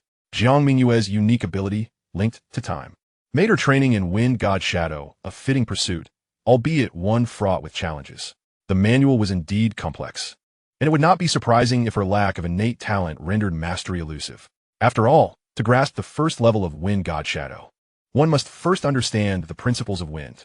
However, Wang Cheng was not Jiang Mingyue's teacher, and he had little concern for her struggles. He had given her the manual, and if she failed to excel, it was of no consequence to him. In reality, the challenges posed by Wind God Shadow and the cosmic language were formidable. Wang Cheng's swift learning was due to his primal essence, which bestowed him with exceptional cognitive abilities, a gift not shared by Jiang Mingyue. Thus, she could only seize every opportunity to learn incrementally. As Jiang Mingyue diligently pushed her limits, Wang Cheng continued to cultivate with his myriad clones, and both progressed swiftly. Before long, August arrived. Since half a year ago, Wang Cheng had instructed his first clone to monitor Earth's happenings. Finally, on the night of August 1st, a streak of light pierced the atmosphere, descending into the ocean. As it arrived, Wang Cheng received the notification from his clone and silently left the Mingyue community, making his way beneath the Pacific Ocean. In less than half a minute, he returned to the Mingyue community, but now, within his world ring, there resided a colossal black egg towering over 10 meters in height. Without hesitation, Wang Cheng instructed his clone to contact Luo Feng. A phantom materialized before Wang Cheng, within which lay Luo Feng, his expression somewhat unnatural. "Brother Wang, is there something you need at this late hour?" Luo Feng inquired. "It seems I have inadvertently interrupted your good fortune." A hint of amusement flickered across Wang Cheng's face. Luo Feng offered a somewhat awkward smile in response. "Do you recall the egg of the golden-horned giant beast I mentioned 6 months ago? It is now in my possession. Feel free to come and collect it when you have the time." Without waiting for Luo Feng's reply, Wang Cheng abruptly ended the communication. The egg of the golden-horned giant beast? Luo Feng momentarily froze, but before he could fully process the information, Babata's voice erupted in his mind. He truly obtained the egg of the golden-horned giant beast. "Hurry, Luo Feng, go and see it. Is there really such urgency? I have matters to attend to today." Luo Feng shook his head, wishing to decline. After all, today was indeed exceptional, and he could easily wait until tomorrow. What could possibly be more important than the egg of the golden-horned giant beast? Babata roared within his mind, exuding an air of frustration. "Is there an urgent matter?" At that moment, a slightly weakened voice rang out. Luo Feng turned to see Su Exen, already dressed. "It's nothing, you should rest," he replied. "I'm not tired. If you have something to do, please go ahead." Su Exen insisted, shaking her head. But what? You need to hurry back. That is the egg of the golden-horned giant beast." Babata interjected once more, urging him. Although Luo Feng had initially intended not to return that night, Babata's persistent urging and Su Exen's perceptive encouragement ultimately swayed him to head back to Mingyue community. In less than 10 minutes, a deep blue battle aircraft appeared above an open area in Mingyue community. With a whoosh, the aircraft's hatch opened, and Luo Feng descended from the sky, carrying Su Exen. Half a year had passed, during which Luo Feng had not only attained planetary-level status as a mental cultivator, but had also made significant breakthroughs as a martial artist. Hence, he was able to fly unaided by mental power. "Luo Feng, have you transcended to become a being beyond the war god?" Su Exen, previously unaware of his progress, looked at him with surprise. "I just broke through not long ago." Luo Feng smiled.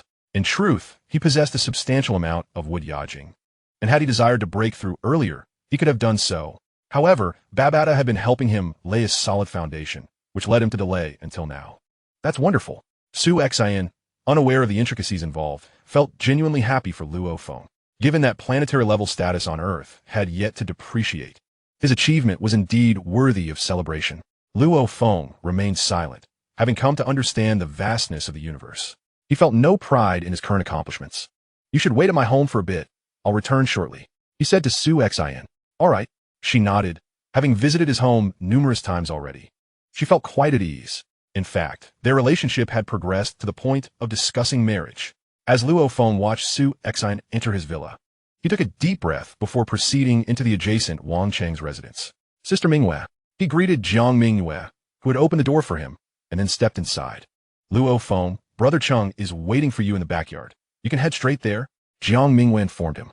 "Understood," Luo Feng nodded. Having visited Wang Cheng's home many times, he was well acquainted with the route to the backyard. Navigating through several doors, Luo Feng soon arrived at the backyard. However, contrary to his expectations, the once spacious area had become constricted as a massive boulder, towering even higher than a two-story villa, loomed in place. Looking up, Luo Feng saw a figure reclining atop the boulder. "I thought you wouldn't return tonight." Wang Cheng chuckled as he jumped down from the boulder. "Brother Wang, is this the egg you mentioned?" Luo Feng ignored Wang Cheng's teasing, staring in awe at the colossal object before him. He had previously acquired an egg from a lord-level beast, which, although sizable, paled in comparison to the one before him. There was simply no contest. "You have a spatial ring, right? Hand me the control space manual, and you can take this egg with you," Wang Cheng said with a grin. "Brother Wang, what exactly is the use of the golden-horned giant beast's egg?" Luo Feng couldn't help but ask again. "Babata will inform you." Wang Cheng raised an eyebrow, adding, "I hope you won't be too astonished. I've developed quite a strong capacity for acceptance." Luo Feng chuckled. Over the past year, he had transformed from a failed college entrance examinee to a planetary-level mental cultivator and martial artist, while also inheriting the legacy of an extraterrestrial power. Thus, he felt that most matters would hardly surprise him anymore. "It's merely an egg. What wonders could it possibly hold?" Wang Cheng remained silent. In truth, he suspected that, barring any imminent crises, Luo Feng might not be inclined to become the golden-horned giant beast. Although the beast possessed a unique ability to create a new body for a human, such a body would inevitably differ slightly from the original. Chapter 41. Breakthrough to Cosmic Level. At present, the golden-horned giant beast was still in an embryonic state, thus not the optimal time for seizing its body. The best moment for such an endeavor would be immediately after the golden-horned giant beast hatched. Therefore, whether Luo Feng would actually wish to seize the golden-horned giant beast remained uncertain to Wang Cheng. However, at this moment, he had little time to concern himself with Luo Feng's affairs. Just days after entrusting the golden-horned giant beast's egg to him, Wang Cheng sensed that his physical evolution had reached the stellar-level limit, and with the right opportunity, he could break through to cosmic level. The two primary conditions for breaking through to cosmic level were: first, the body must meet the requisite standards. Second, one must possess sufficient willpower. Wang Cheng had no need to elaborate on the body aspect. After absorbing cosmic energy through thousands of avatars, the speed of his physical evolution was astonishing, and he faced no bottleneck in advancing to cosmic level. As for his willpower, while Wang Cheng was not particularly distinguished in that regard, he practiced daily with 3,000 avatars, which greatly honed his resolve.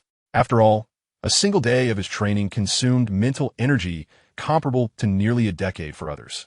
If he could endure that, his willpower would certainly not be lacking, at least sufficient to support his breakthrough to cosmic level. After sensing that his body had nearly reached its limit, and after another 3 to 4 days, Wang Cheng finally perceived the barrier that was within reach. Without hesitation, he informed Jiang Mingyue and then stepped directly into the world ring. A breakthrough to cosmic level was bound to create quite a stir, making it impractical to do so on Earth. Outside of Earth, even the nearby moon would require considerable flight to reach. Hence the world ring was undoubtedly the best place for such a breakthrough. With a deep breath, Wang Cheng sat cross-legged on a plane within the world ring. And at that moment, all his avatars dissipated. The aura that had been deliberately suppressed by Wang Cheng gradually began to unfurl, and as it reached its zenith, it continued to ascend slowly. An invisible current emanated from Wang Cheng, radiating outward in all directions. This current spread far and wide, reminiscent of relentless ocean waves. Surging in an unending tide, time slipped by, and suddenly, the barrier that had impeded Wang Cheng's ascension dissipated. In an instant, boundless energy surged forth, rapidly augmenting his muscles, bones, and internal organs. This enhancement persisted for 3 days, and when he finally felt it was sufficient, Wang Cheng reopened his eyes. At last, He had achieved the cosmic level. Rising to his feet, he reveled in his vast newfound power, a glimmer of amusement dancing in his eyes. Although, in the grand scheme of the universe, being at the cosmic level may seem trivial, it undeniably signified strength. Within the cosmic realm, planetary-level beings were regarded as ordinary citizens. Stellar-level individuals could serve as bodyguards, and those at the cosmic level were hailed as cosmic warriors. Even in the treacherous battlefield beyond the stars, one could only begin to qualify for entry after attaining the cosmic level. Moreover, I'm not just an ordinary cosmic-level being. A thought struck Wang Cheng, and in an instant, a semi-transparent screen materialized before him. Name, Wang Cheng. Age, 27. Evolution level, cosmic level 1, 150 times the genetic baseline. Fortune points, 279. Treasures, world ring, ST01000001 type detector, cosmic chaos monument. Secret techniques, ninefold thunderblade, eternal void, wind god shadow. Secret realm, battlefield beyond the stars, permanent. A genetic level of 150 times. Wang Cheng paused momentarily. During his previous breakthrough, he had sensed a tremendous enhancement in his physical strength. Yet he had not anticipated such a staggering increase in his genetic level. From planetary to stellar level, he had crossed a threefold increase, while from stellar to cosmic level, he had leaped a full fivefold. A contemplative glint flickered in Wang Cheng's eyes. This primordial embryo is indeed an extraordinary entity, should he become a realm master. Who knows if he could attain the perfect genetic level permitted by the primordial universe. With a genetic level of 150 times, although I am merely at cosmic level 1, my physical foundation likely rivals that of a cosmic level 9, especially when coupled with my understanding of the laws. Wang Cheng's confidence began to swell within him.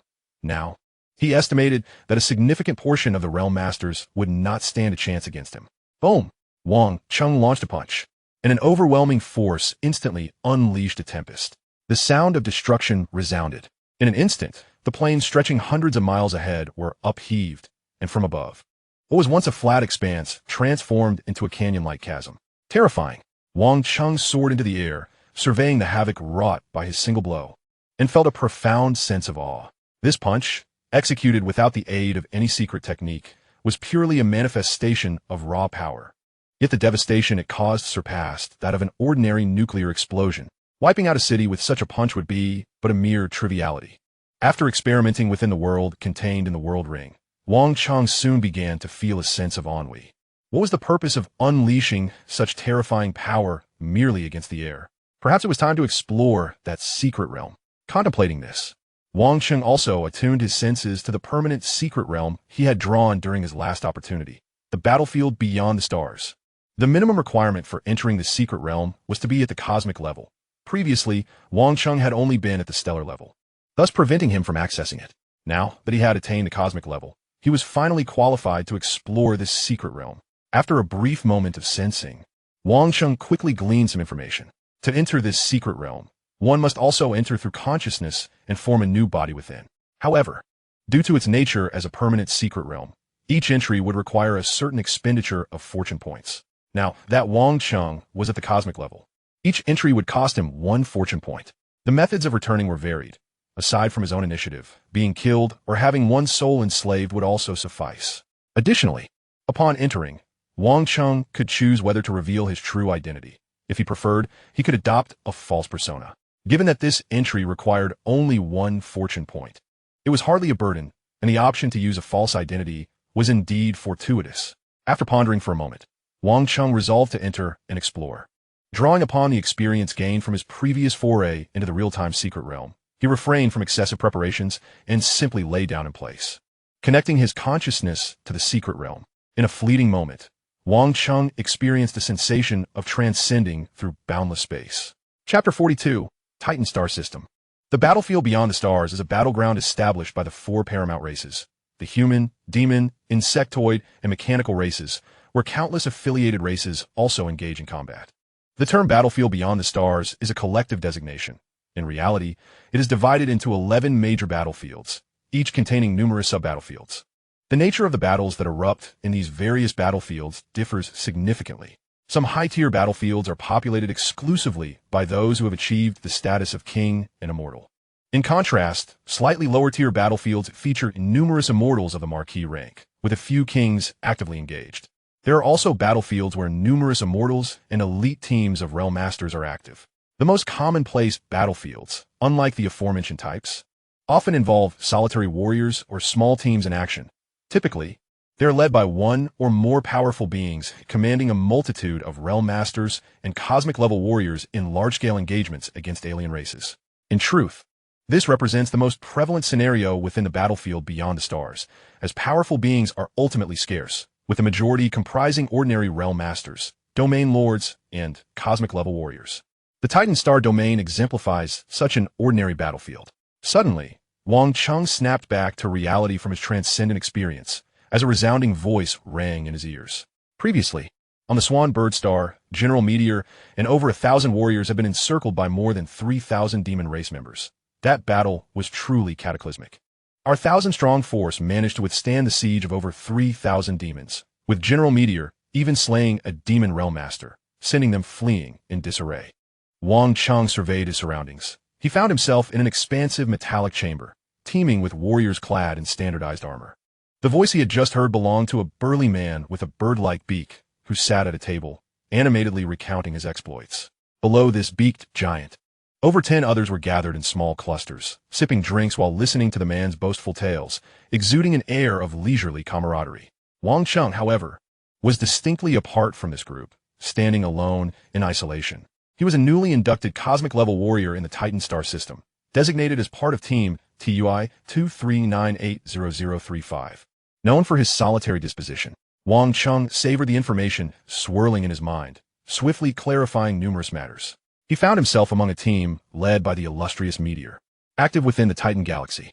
However, not long ago, they had suffered significant losses in an assault by the demon race on a planet named Swanbird, prompting their return to the supply base to recruit new members. Wang Cheng was merely an ordinary cosmic-level newcomer to this contingent. Who knows when the fighting will commence? As he listened to the boastful tales from the burly figure above him, he lifted the goblet before him and took a sip. The wine was truly exceptional. Surprised, he cast a glance at it, and soon began to drink heartily. With his physique, consuming the Earth-S wine was as effortless as drinking water. He had little interest in intoxication, yet this moment of indulgence rekindled a sense of nostalgia. Before long, he noticed a large wine bottle on the table, nearly half his height. Just as he contemplated rising for a refill, the burly man gestured, and in an instant, a stream of liquid flowed from the bottle, filling Wang Cheng's goblet anew. Brother, this wine isn't meant to be downed hastily. Savor it to truly appreciate its flavor. The burly man chuckled heartily. Thank you. Wang Cheng raised his cup in acknowledgement. What is there to thank? We are all brothers here. When we reach the battlefield, we must support one another. The burly man, named Moxijo, glanced around at the rest of the group, which numbered over 10. We are but a team, akin to grasshoppers on the same string. To speak frankly, we are merely cannon fodder on the battlefield. If we do not unite, we may not even know how we perish. Indeed, at last, the boastful Moxijo had uttered something of substance, prompting nods of agreement from the others. They were all cosmic-level warriors, the lowest tier of cannon fodder on the battlefield. United, they might have a slim chance of survival. Alone, they would surely meet their demise. After about half an hour since his arrival, Wang Cheng had familiarized himself with this group. He learned that Moxijo was a 9th-tier cosmic warrior who had spent over a decade on the outer battlefield. Surviving for such a length of time in such perilous conditions indicated that his strength surpassed that of an ordinary 9th-tier cosmic warrior. Of course, luck played a significant role in this, for ultimately, even someone like Wang Cheng could find themselves facing death amidst the chaos of war. In the outer battlefield, even those at the Domain Lord level faced a 95% mortality rate. For cosmic-level warriors, the rate approached near certainty. Only those who had transcended to Domain Lord or were exceptionally fortunate managed to survive. Wang Cheng understood he was merely a transient presence, so he refrained from speaking much, choosing instead to sip his wine and listen to the tales of these seasoned warriors. In the grand expanse of the universe, cosmic-level warriors may seem insignificant, yet in the natural course of development, it often takes ages for a galaxy to produce even one cosmic-level being. Each individual who ascends to this status has undoubtedly endured much. Furthermore, ordinary cosmic warriors seldom venture into the outer battlefield. Those who do likely possess their own unique stories. Thus, as the conversation flowed, topics were plentiful. Before he realized it, over 10 minutes had passed. Suddenly, a deafening explosion rocked the metallic chamber. Enemy attack. Mok Sijuo, seasoned and alert, reacted immediately. The cacophony that had once filled the room was swiftly replaced by a tense silence as hundreds of cosmic humans sprang to their feet. A phantasmal figure materialized above the chamber, a man clad in silver armor, his skin tinged with red, yet his gaze unwavering. Upon his appearance, he proclaimed, "Ladies and gentlemen, our ship is under attack. Prepare to engage immediately." With that, he vanished without further ado. Such sudden skirmishes are often the most perilous. Everyone must remain vigilant. Mok Sijuo cautioned. "Stay close to me." Understood. The newly acquainted cosmic warriors nodded in unison. Mok Sijuo, being a 9th-tier cosmic warrior with over a decade of experience on the outer battlefield, commanded respect. Wang Cheng, newly arrived in this realm of combat, chose to follow suit, observing the unfolding situation while aligning himself with Mok Sijuo. Chapter 43. Effortless Slaughter. Under the guidance of the experienced elder, squads of cosmic warriors emerged into the vastness of space. In mere moments, thousands of cosmic-level warriors and nearly 100 domain lords appeared, culminating in the arrival of a silver-armored domain lord who glided forth. Unmistakably, the illustrious meteor general from the earlier encounter in the metallic chamber. According to Mok Sijuo, the meteor general had single-handedly repelled multiple domain lords of the demon race at Swanbird, showcasing formidable strength. Aligning with such a powerful ally imbued the warriors with newfound confidence for the battles ahead. As the human warriors gathered in the cosmos, the assailants who had attacked their vessel made their appearance. A silver-white, needle-shaped ship hovered approximately 10,000 miles away, from which numerous figures emerged, clad in battle armor and resembling humans, albeit with 2 massive iron wings extending from their backs. It's the Iron Wing tribe. Mok Sijuo, well-versed in the lore of the cosmos, warned via telepathy. The Iron Wing tribe is a subordinate faction of the demon race, known for their swiftness and cunning. Exercise caution in combat. According to your words, Mok Sijuo, the previous assault by several domain lords from the demon race was repelled by the meteor general. How much more so for the domain lords of this subordinate race? A 7th-tier cosmic warrior voiced his newfound confidence. You are mistaken. Mok Sijuo shook his head. Just as he was about to elaborate, a calm voice resonated in the ears of all warriors. All warriors, heed the command. Kill. With this command, the previously tranquil formation erupted into action. The meteor general transformed into a streak of light, darting toward the enemy, followed closely by the other warriors. Stay close to me, Mok Sijuo urged, propelling himself forward. Though the entire contingent surged forth together, the speed between domain lords, and cosmic-level warriors was starkly distinct. For domain lords, a distance of 10,000 miles was but a fleeting moment.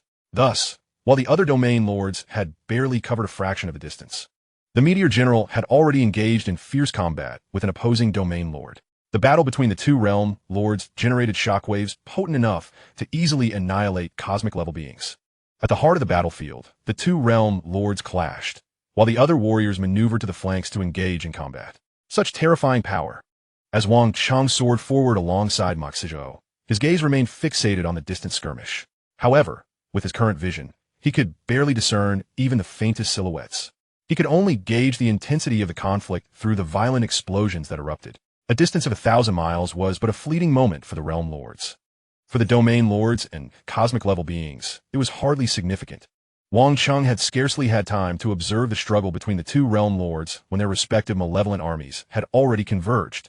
As expected, Mok Sijuo, with his extensive experience of over a decade in the extraterritorial battlefield, led Wang Cheng and the others against a squad composed entirely of cosmic-level beings, devoid of any domain lords. Brothers, let us fight, Mok Sijuo bellowed, brandishing a dark blade, as he charged at the most formidable presence among the cosmic-level adversaries ahead.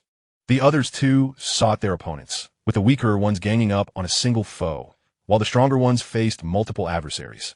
Wang Cheng found himself matched against a cosmic-level 9th-tier lifeform.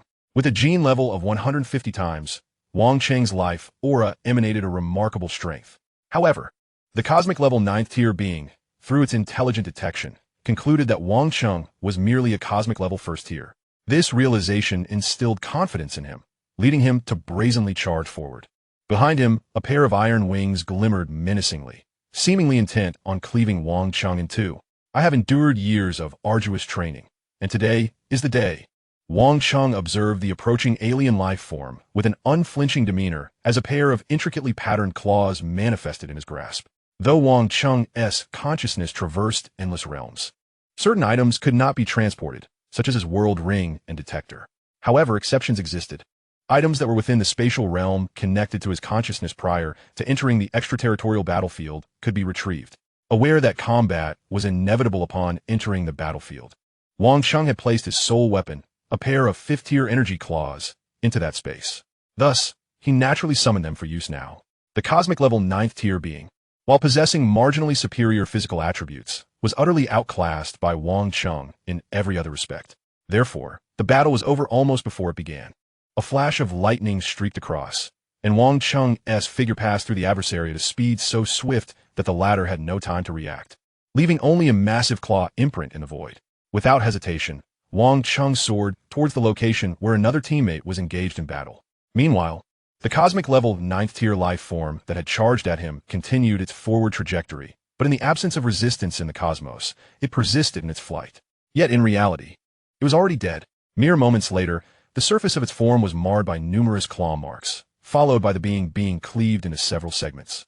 Blood spilling into the cosmic void, transforming it into mere cosmic debris. Wang Cheng did not look back. Having revealed his strength, he felt no need for restraint. The speed at which Wang Cheng concluded his battle was so swift that none noticed any irregularities. Thus, when he dashed over to assist his teammates, they thought little of it, assuming he had just joined the fray. However, when Wang Cheng's claws flashed once more, dispatching another cosmic level 9th-tier adversary with decisive efficiency, the warriors who had previously been entangled with that cosmic level being finally grasped the situation. "Is that Xin?" A burly man adorned with golden fur asked incredulously. "It seems so," nodded another slender figure. "Isn't Xin supposed to be cosmic level 1st tier?" The burly man questioned, astonishment etched across his face. The slender man remained silent for a moment before responding. "Look, he has gone to assist Moxizuo. Moxizuo's opponent is dead." The burly man was taken aback. He had failed to notice the demise of their previous adversary, but the death of this cosmic level 9th-tier being was unmistakable. This fellow must be a domain lord, disguised as a cosmic level 1st tier. The slender man was speechless. If he was disguised, why reveal himself? The burly man inquired. "Well, Chapter 44. The Domain Lord of the Iron Wing Tribe. Xin was the pseudonym Wang Cheng had adopted upon entering the extraterritorial battlefield, informing Moxizuo and the others of it. After all, using a false identity meant he could not employ his real name, lest he inadvertently expose himself in the future. Now, as Wang Cheng made his formidable move, his 10-plus teammates were left in shock and confusion. How could a cosmic level 1st tier being slay cosmic level 9th tier foes as if they were mere chickens? This was inconceivable. Everyone instinctively believed Wang Cheng was a domain lord masquerading as a cosmic level being.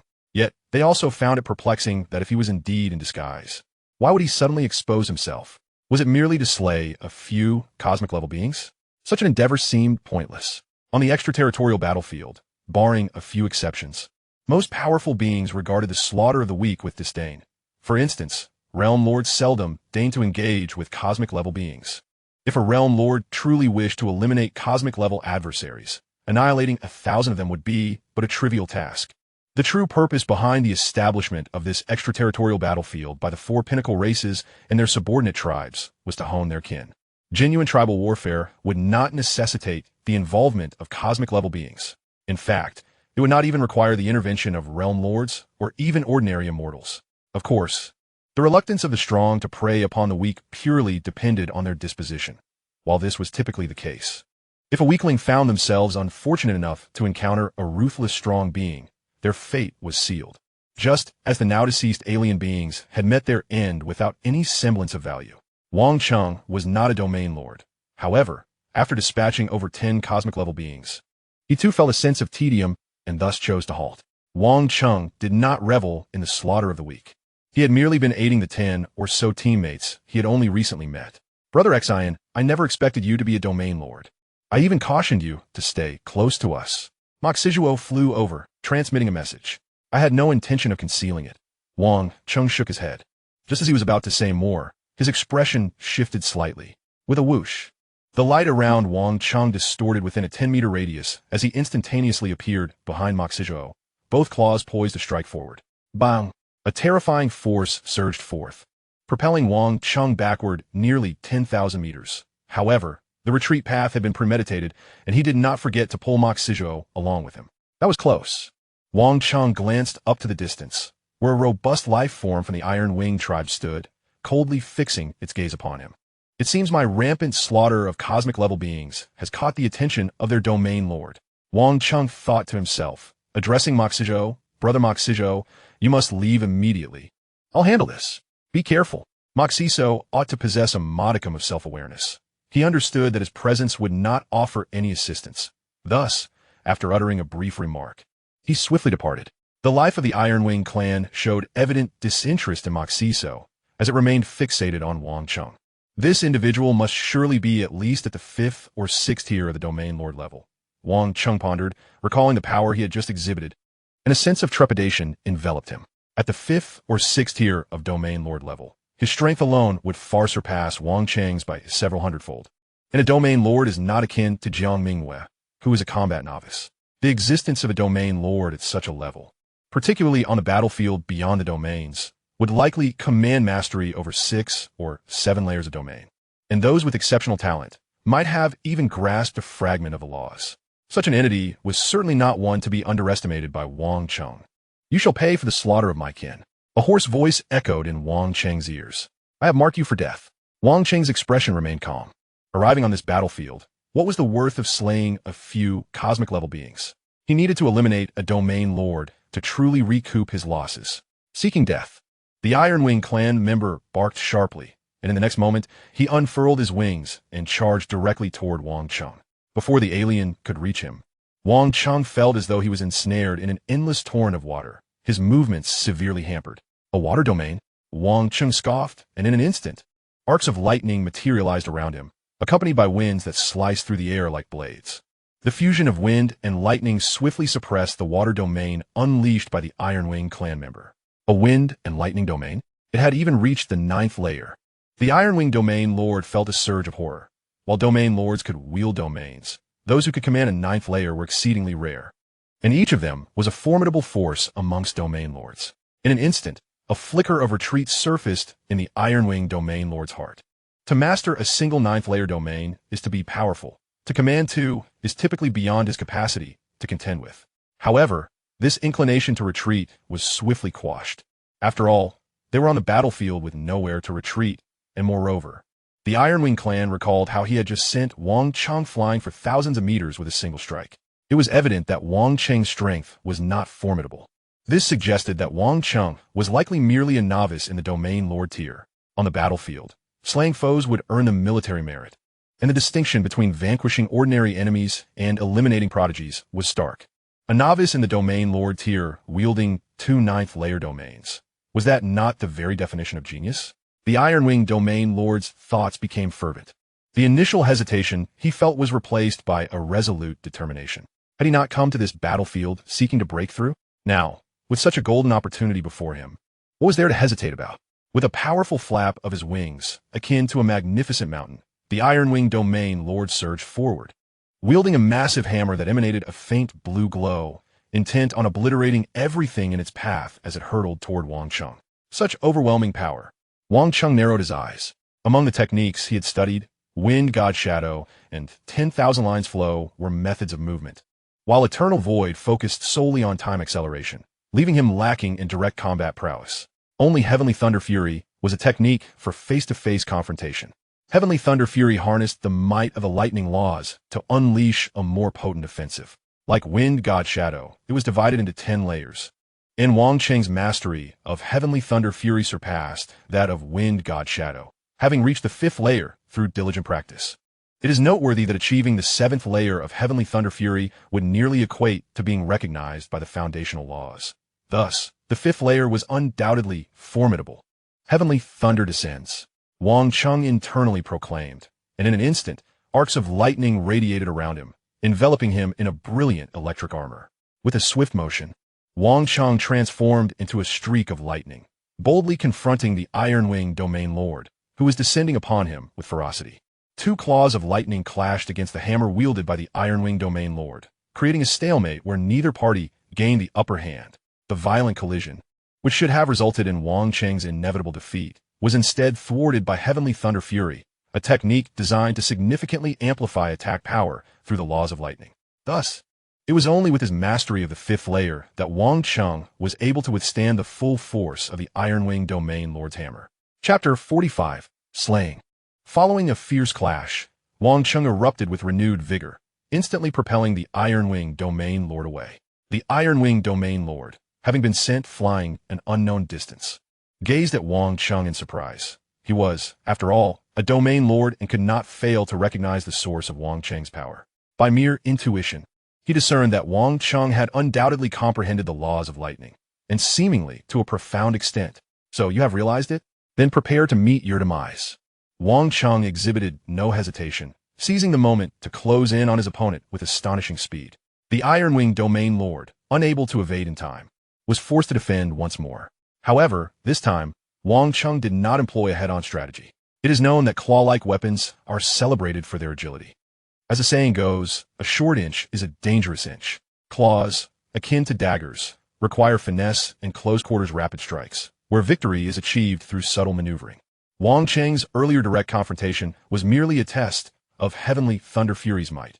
Now that he had gauged its power, he was intent on swiftly concluding the battle and eliminating this Domain Lord. With a swift motion, Wang Cheng's claws danced around the Iron Wing Domain Lord's hammer, and in an instant he slipped to the side of his foe, striking at his ribs. Yet, the Iron Wing Domain Lord was no soft target. Sensing the impending danger, he deftly sidestepped. The massive claw barely grazed the Iron Wing Domain Lord's body, leaving a scratch on the surface of his armor. However, Wang Cheng was acutely aware that he had not wounded the Iron Wing Domain Lord. Beneath the outer layer of armor, there likely resided a high-grade force suit that absorbed the impact of his strike. The Black God suit on Earth was but a type of force suit, albeit designed for planetary levels, whereas the force suit utilized by the Iron Wing Domain Lord was evidently of a far superior grade. Although Wang Cheng's strike had not found its mark, he swiftly repositioned himself behind the Iron Wing Domain Lord. Sensing the movement, the Iron Wing Domain Lord hastily attempted to evade. But alas, his previous evasion had left him vulnerable, making it far more challenging to escape this time. In a flash, Wang Cheng unleashed a flurry of claws, the fierce power of lightning coalescing upon their surfaces, swiftly tearing through the Iron Wing Domain Lord's armor and creating a breach in his force energy. A vast expanse of charred flesh lay before him, as the back of the Iron Wing Lord bore a gaping wound that extended from his back to his chest. However, the life core of a Domain Lord resides within his essence nucleus. As long as this nucleus remains intact, the seemingly terrifying injury would mend swiftly. Roared the Iron Wing Lord, swinging his massive hammer back with ferocity. With a gust of wind at his feet, Wang Cheng nimbly evaded the blow. How could he be so fast? The Iron Wing Lord realized in an instant that Wang Cheng's speed exceeded his wildest imaginings. In truth, although Wang Cheng's Wind God Shadow had only reached the 4th tier, he was also adept in the higher laws of space and time. The technique, Myriad Line Flow, while creating multiple illusions in combat to befuddle the enemy, was fundamentally aimed at achieving explosive speed in an instant. Eternal Void required no further elaboration, as Wang Cheng accelerated time around himself, significantly enhancing his speed in the eyes of onlookers. Wang Cheng had always excelled in speed rather than sheer strength. Where is your essence nucleus? His voice echoed hauntingly in the Iron Wing Lord's ears, creating an ethereal effect that rendered the Lord unable to discern Wang Cheng's exact location. My essence nucleus? It resides in your posterior. The Iron Wing Lord felt a pang of anxiety, but maintained his bravado. I believe it is nestled within your skull. Wang Cheng's chilling voice resonated once more, and in the blink of an eye, he appeared to the left of the Iron Wing Lord, followed by a flurry of claw-like shadows. I shall block. The Iron Wing Lord dared not let his guard down, instinctively raising his arms in defense. Though his essence nucleus was not housed in his head, the brain remained the control center of his body. Any damage to it, even if it did not result in death, would induce a fatal delay in combat.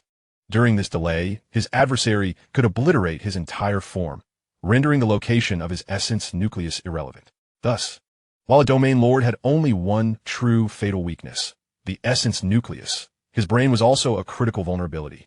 No Domain Lord could afford to let their head be attacked during battle. Swoosh, swoosh, swoosh.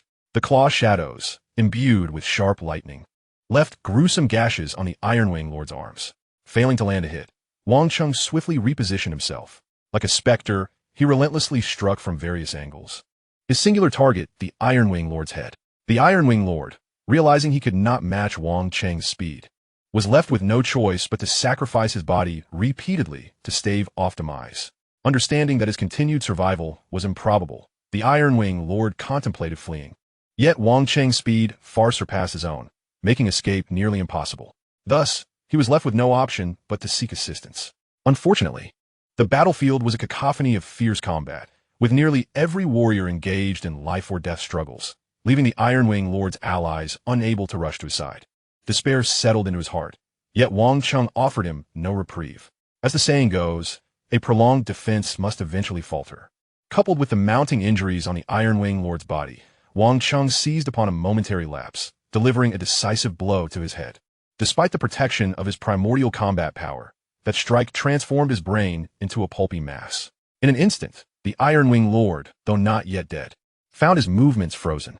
With a series of ephemeral claw shadows materializing, Wang Cheng reduced the Iron Wing Lord's body to mere remnants, causing the essence nucleus concealed within to shatter inevitably.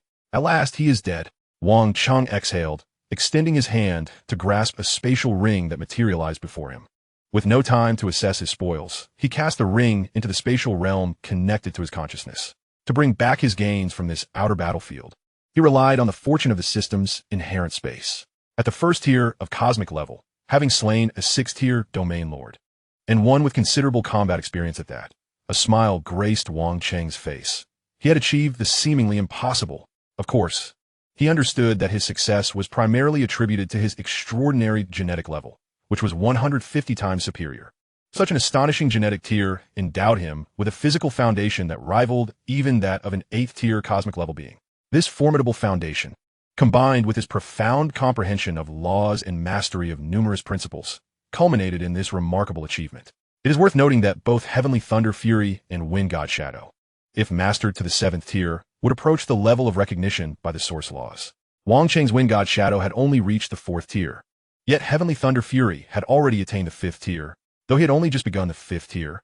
It was evident how profound his understanding of the laws had become.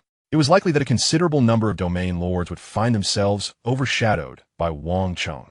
Chapter 46. A Catastrophic Defeat. Having slain a 6th-tier domain lord, Wang Cheng's confidence soared. Without hesitation, he surveyed the battlefield, searching for his next opponent. Yet, mere moments into his search, disbelief washed over him as he turned to the center of the battlefield.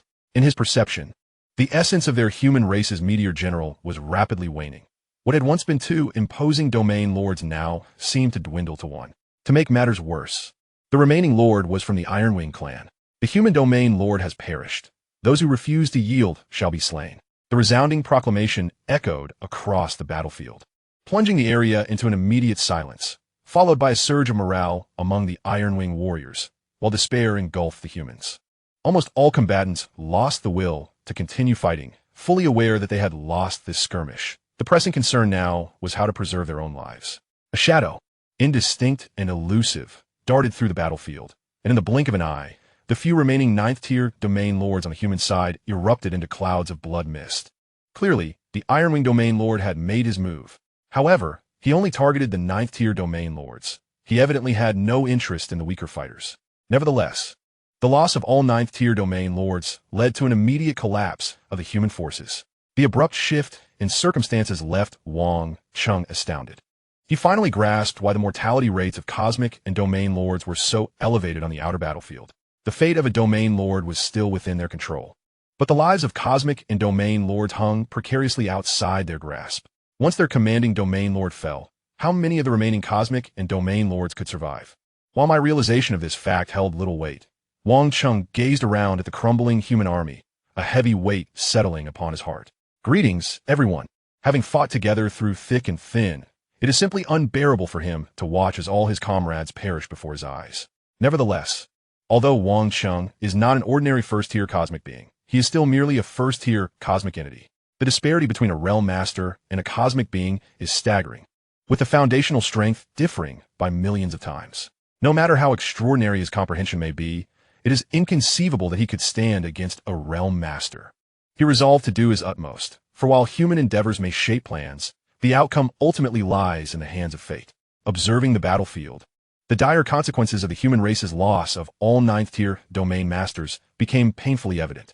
Several ninth-tier domain masters from the Iron Wing clan joined forces, relentlessly pursuing a handful of 7th and 8th-tier warriors from the human faction, while the remaining human fighters either faced the relentless onslaught of higher-tier Iron Wing warriors or were overwhelmed by a swarm of their kind.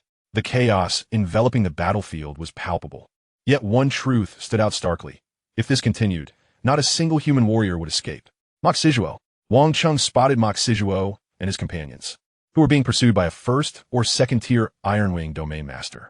Initially a group of over 10, only 7 or 8 remained. Without a moment's hesitation, Wang Cheng surged forward with all his speed. Iron Wing clan. He bellowed fiercely as he charged toward the domain master pursuing Moxizuo's group. How swift! The domain master, upon catching sight of Wang Cheng, felt a surge of alarm and immediately sought assistance. Unlike the previous fallen Iron Wing domain master, reinforcements were readily available this time. As soon as the call for aid was made, numerous domain masters responded, including one of 8th-tier strength. Unfortunately, assistance would take time to arrive, and Wang Cheng was rapidly closing in on the domain master. Left with no choice, the domain master halted to prepare for battle, calculating that he needed at least 30 seconds of delay. However, in the next instant, his pupils dilated in shock as he realized that the approaching Wang Cheng was not one, but had inexplicably multiplied into hundreds. Each of the hundreds of Wang Chengs appeared indistinguishable from the real one, leaving the domain master utterly confounded. Is this the law of spatial origin? The thought flashed through his mind, yet at that moment, Wang Cheng was already upon him. In a frenzy of panic, the domain master unleashed a torrent of attacks toward Wang Cheng's figures. But alas, all his strikes landed upon mere illusions, until at last a lethal claw descended from above, brutally rending his head asunder.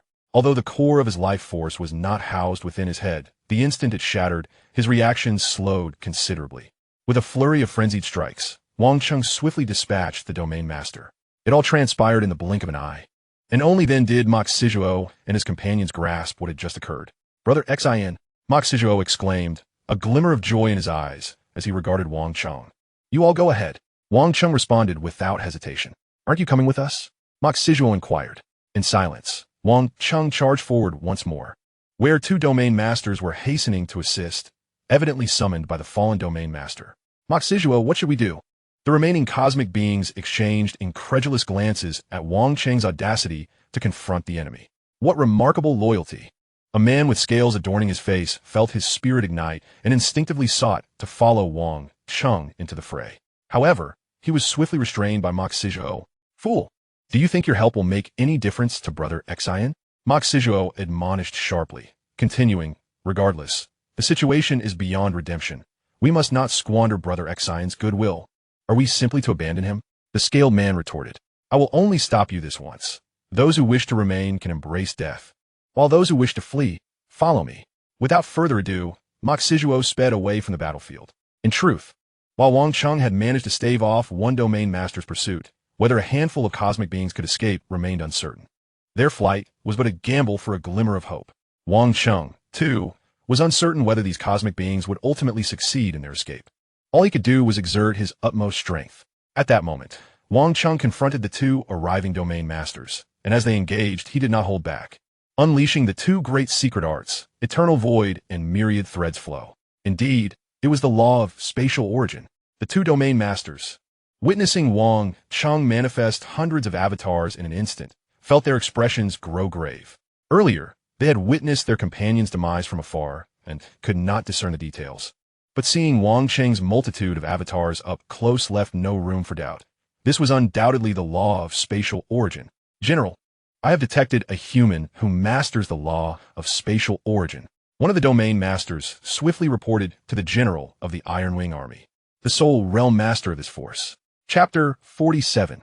The Human Prodigy? At this moment, high above the battlefield, a man with wings sprouting from his back and a hint of a smirk upon his lips observed the ongoing conflict below with crossed arms. This man was the realm master commanding the Iron Wing Army, and the recently slain meteor general had fallen to his hand. Slaughter, slaughter, humans must all perish.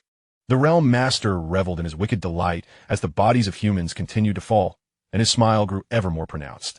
Suddenly, a voice crackled through his communicator, relaying news from one of his subordinates.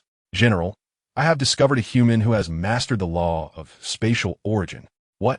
The Realm Master paused momentarily in surprise, then quickly regained his composure.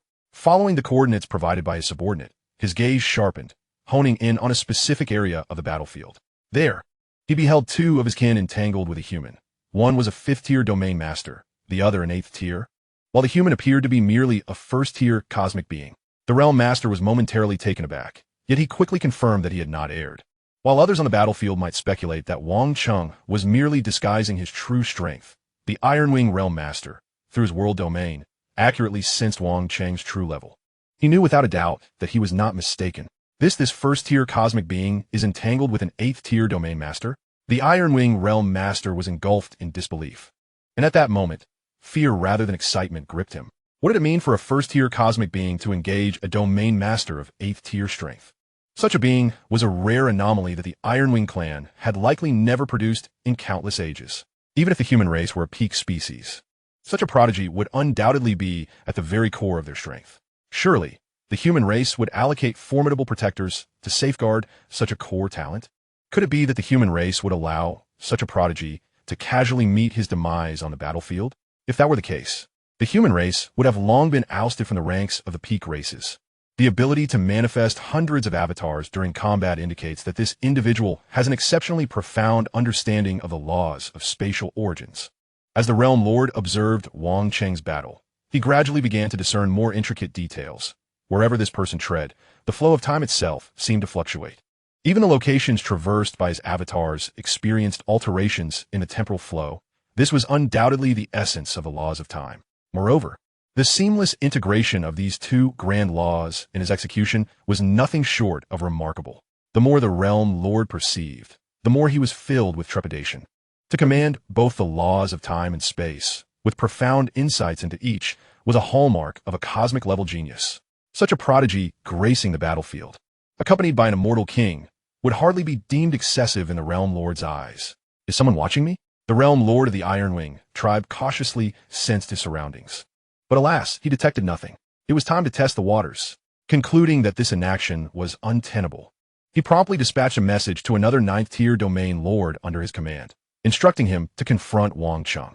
Upon receiving the command, the 9th-tier domain lord of the Ironwing tribe wasted no time and swiftly made his way to a certain location on the battlefield. Moments later, he encountered the three individuals locked in combat. His curiosity piqued. Why would the general send him to assist when the human appeared to be at a disadvantage? Windhammer. Hurry, capture him. Came the Realm Lord's urgent summons once more. So, he is a genius wielding the laws of spatial origins. No wonder the general wishes for me to capture him alive. The 9th-tier domain lord of the Ironwing tribe surmised he understood his general's intentions, and without hesitation, he unfurled his wings and lunged at Wang Cheng like a ravenous wolf. A 9th-tier domain lord? Wang Cheng immediately sensed the approach of this individual. He understood that while he could rely on the 10,000 threads flow to create avatars and entangle an 8th-tier domain lord, facing a 9th-tier domain lord would likely result in his swift annihilation. Run. Wang Cheng deceived the 8th-tier domain lord entangled with him using his avatars. Then he fled toward the periphery of the battlefield without looking back. Thinking of escaping? The 9th-tier domain lord of the Ironwing tribe scoffed. And with a powerful flap of his wings, his speed surged dramatically. A typical 9th-tier domain lord, after a period of acceleration, could reach speeds exceeding 10,000 kilometers per second. This particular 9th-tier domain lord, however, was evidently adept in speed. His wings shimmered with a faint azure light, further enhancing his velocity. After a brief acceleration, he reached an astonishing speed of over 20,000 kilometers per second. In contrast, Wang Cheng's wind god shadow, 10,000 threads flow, and other techniques were designed for short-range explosive maneuvers. Long-distance flight was not his forte. In fact, when he truly took to the skies, even at his maximum capacity, Wang Cheng's base speed was less than 1,000 kilometers per second. Despite the wind, the enhancement of spatial laws, and the temporal acceleration from eternal void, he still could not achieve speeds exceeding 10,000 kilometers per second, let alone evade someone pursuing him at 20,000 kilometers per second. In mere breaths, the 9th-tier domain lord had closed the distance, firmly blocking Wang Cheng's escape. Yield. The 9th-tier domain lord extended his hands to grasp Wang Cheng.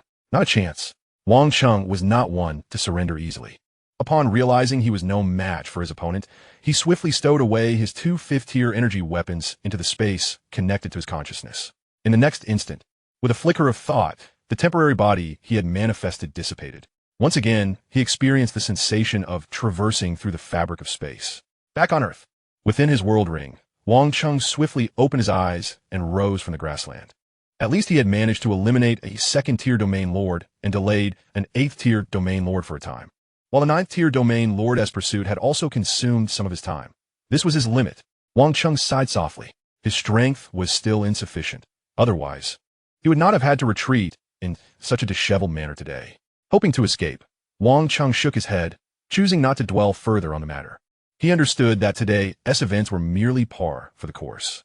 The extraterrestrial battlefield was undoubtedly merciless. Even realm lords faced a staggering 95% mortality rate, which clarified that what transpired today was hardly surprising. His emotions stirred only because he had been immersed in the brutal reality firsthand. Yet, Wang Cheng remained unaware that his contributions were far more significant than he had imagined. At that moment, in a certain expanse of starry sky within the Titan galaxy gone, the ninth-tier domain lord found himself perplexed, having missed his target. He glanced around, bewildered. Just then, a more bewildering command resonated through every communication device of the Ironwing tribe. Retreat immediately, the realm lord's voice echoed. In the extraterrestrial battlefield, military orders were absolute. With a single command from the realm lord, all domain lords and cosmic-level beings, despite their confusion, were compelled to halt. Whoosh, whoosh, whoosh. A multitude of Ironwing warriors hurriedly returned to their ships, which swiftly powered up and departed from the starry expanse. What is happening?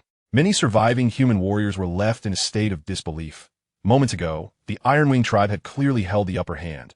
Why the sudden withdrawal? There were no reinforcements in sight.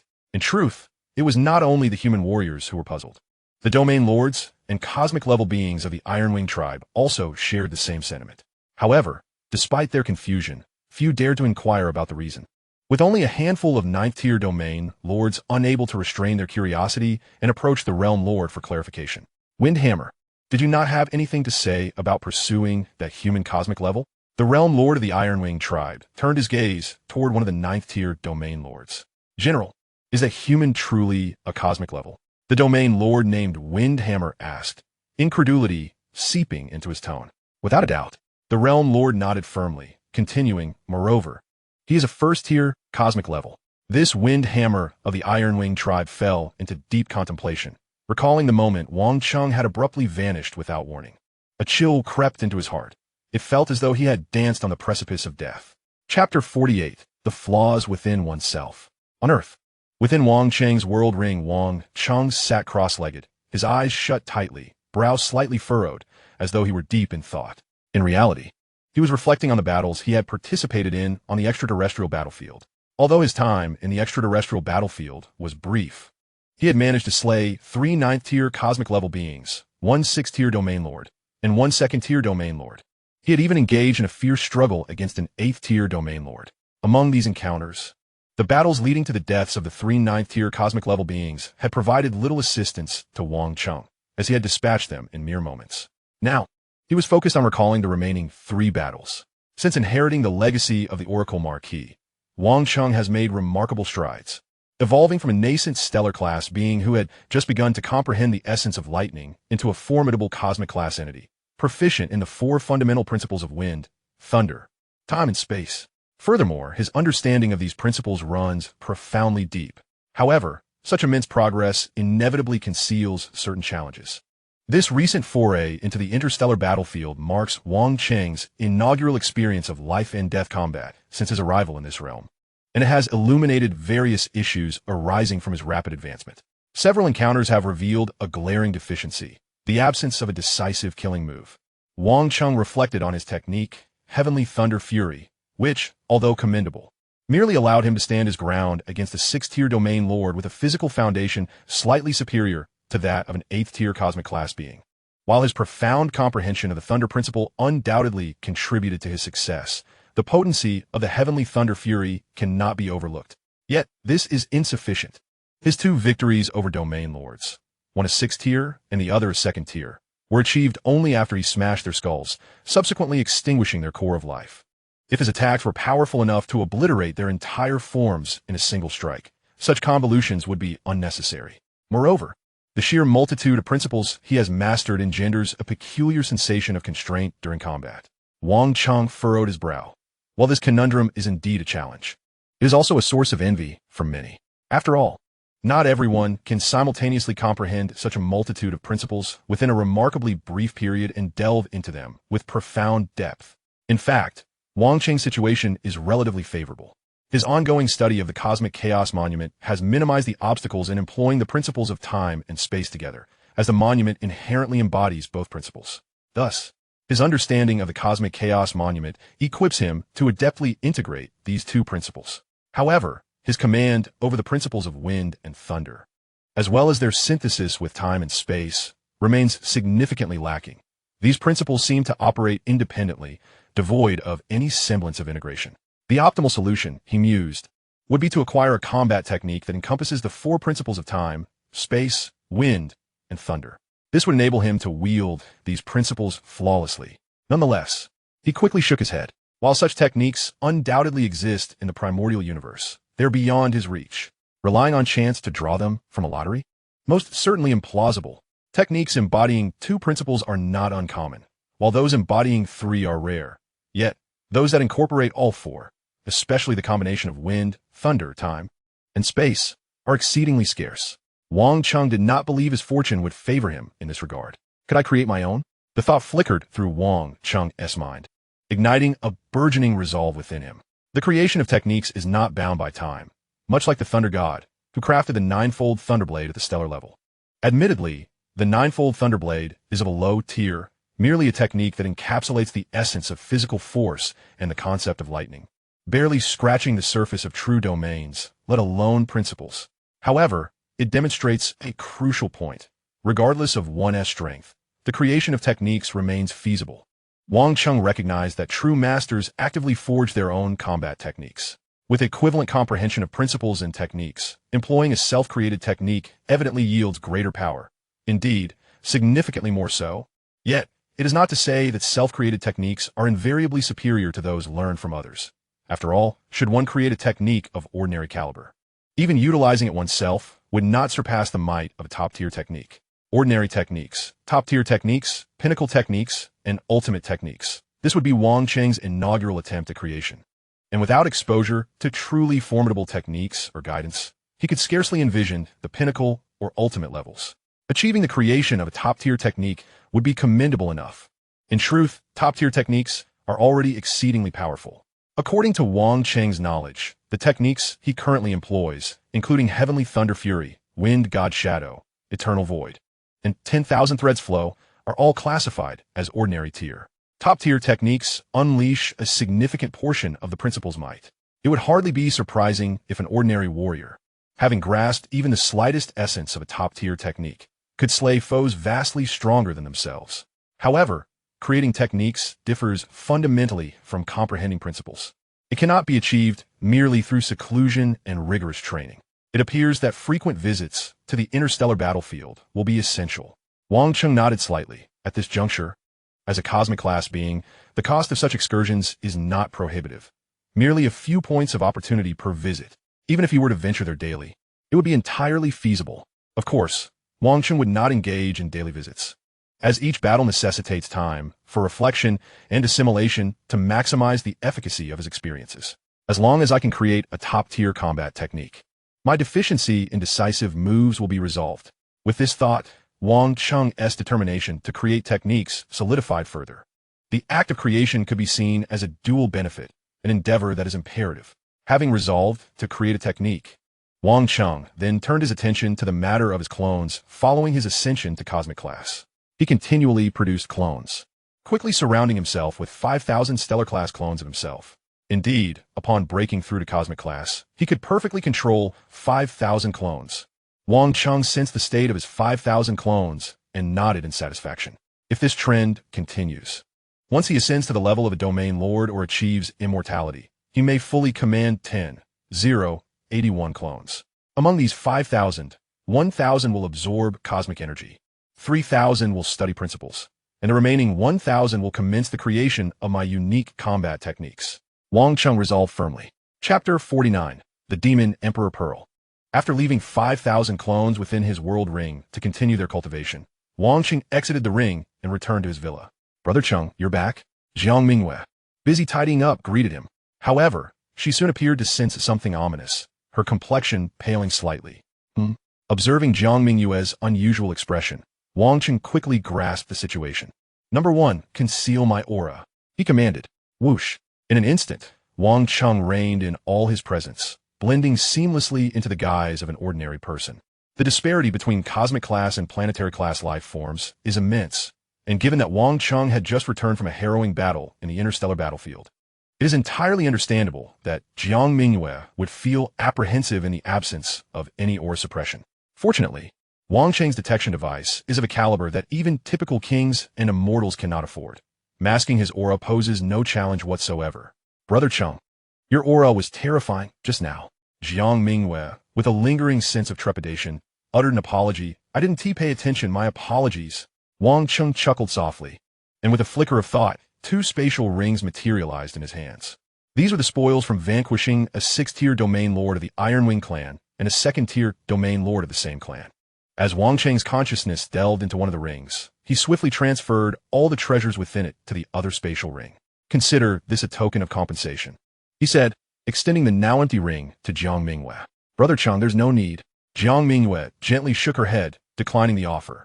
Having accompanied Wang Cheng for so long, she was well aware of the significance of a spatial ring, even knowing that Luo Feng possessed one. Furthermore, she understood that such rings were exceedingly valuable. With her vengeance fulfilled, and in a state of contentment devoid of desire, she had no inclination to accept Wang Cheng's gift without cause. It's merely a spatial ring. Insignificant to me. Besides, having a spatial ring will certainly make your endeavors far more convenient. Wang Cheng insisted, forcibly placing the ring into her hands. In truth, his words bore sincerity. During his time on the battlefield beyond the domains, not only did he hone his combat experience, but every enemy he defeated also likely yielded treasures. And while spatial rings were precious, they were typically within the means of cosmic-level beings and domain lords. Thus, the treasures of his foes were often contained within such rings. For Wang Cheng, these rings were akin to superfluous trinkets, and he felt no remorse in giving them away. Even if this incident had not occurred, he would have sought an opportunity to gift one to Jiang Mingyue. With a spatial ring in her possession, Jiang Mingyue would indeed find her endeavors much easier. Whether it be for mundane tasks like grocery shopping or for safeguarding treasures, a spatial ring was an essential item. Jiang Mingyue opened her mouth to protest further, but Wang Cheng had already settled onto the sofa. Please fetch me a cup of tea, he commanded. Understood. Recognizing his earnestness, Jiang Mingyue swallowed her words and turned to prepare the tea. Moments later, as Wang Cheng savored the tea she had poured, he examined the remaining spatial ring in his grasp. Let me see what treasures these 2 domain lords possessed, he mused quietly, hastily inspecting its contents. Before his conquest, these 2 domain lords had taken many lives on the battlefield beyond the domains, amassing a veritable trove of assorted items. Upon a cursory glance, Wang Cheng discovered numerous energy weapons and battlesuits of various ranks, followed by a selection of peculiar delicacies and wines. The Ironwing clan certainly has an unusual palate, he remarked, his appetite waning as he observed the sticky dishes, which cast doubt on the quality of their beverages. Skimming past the food and drink, he encountered a myriad of miscellaneous items, most of which were unfamiliar to him. I shall take my time to identify these later, he decided, shaking his head. Presently, the only individual on Earth who might recognize these items was Babata, yet Wang Cheng had no intention of consulting him. His gains from the battlefield beyond the domains were, in many respects, a closely guarded secret, and this was merely one of many future acquisitions. It was impractical to solicit Babata's insight on every occasion. Notarus, many domain lord and cosmic-level treasures likely hold little value. I shall address them in due course, he concluded, stowing the spatial ring away. With nearly 300 opportunity points amassed, he contemplated seizing a chance. Let us take a risk, Wang Cheng resolved, nodding to himself. Previously, he had ventured to the initial universe with 50 opportunity points. This time, he might be bolder. Concentrating, he directed his thoughts, and in an instant, his 280 opportunity points diminished to 180.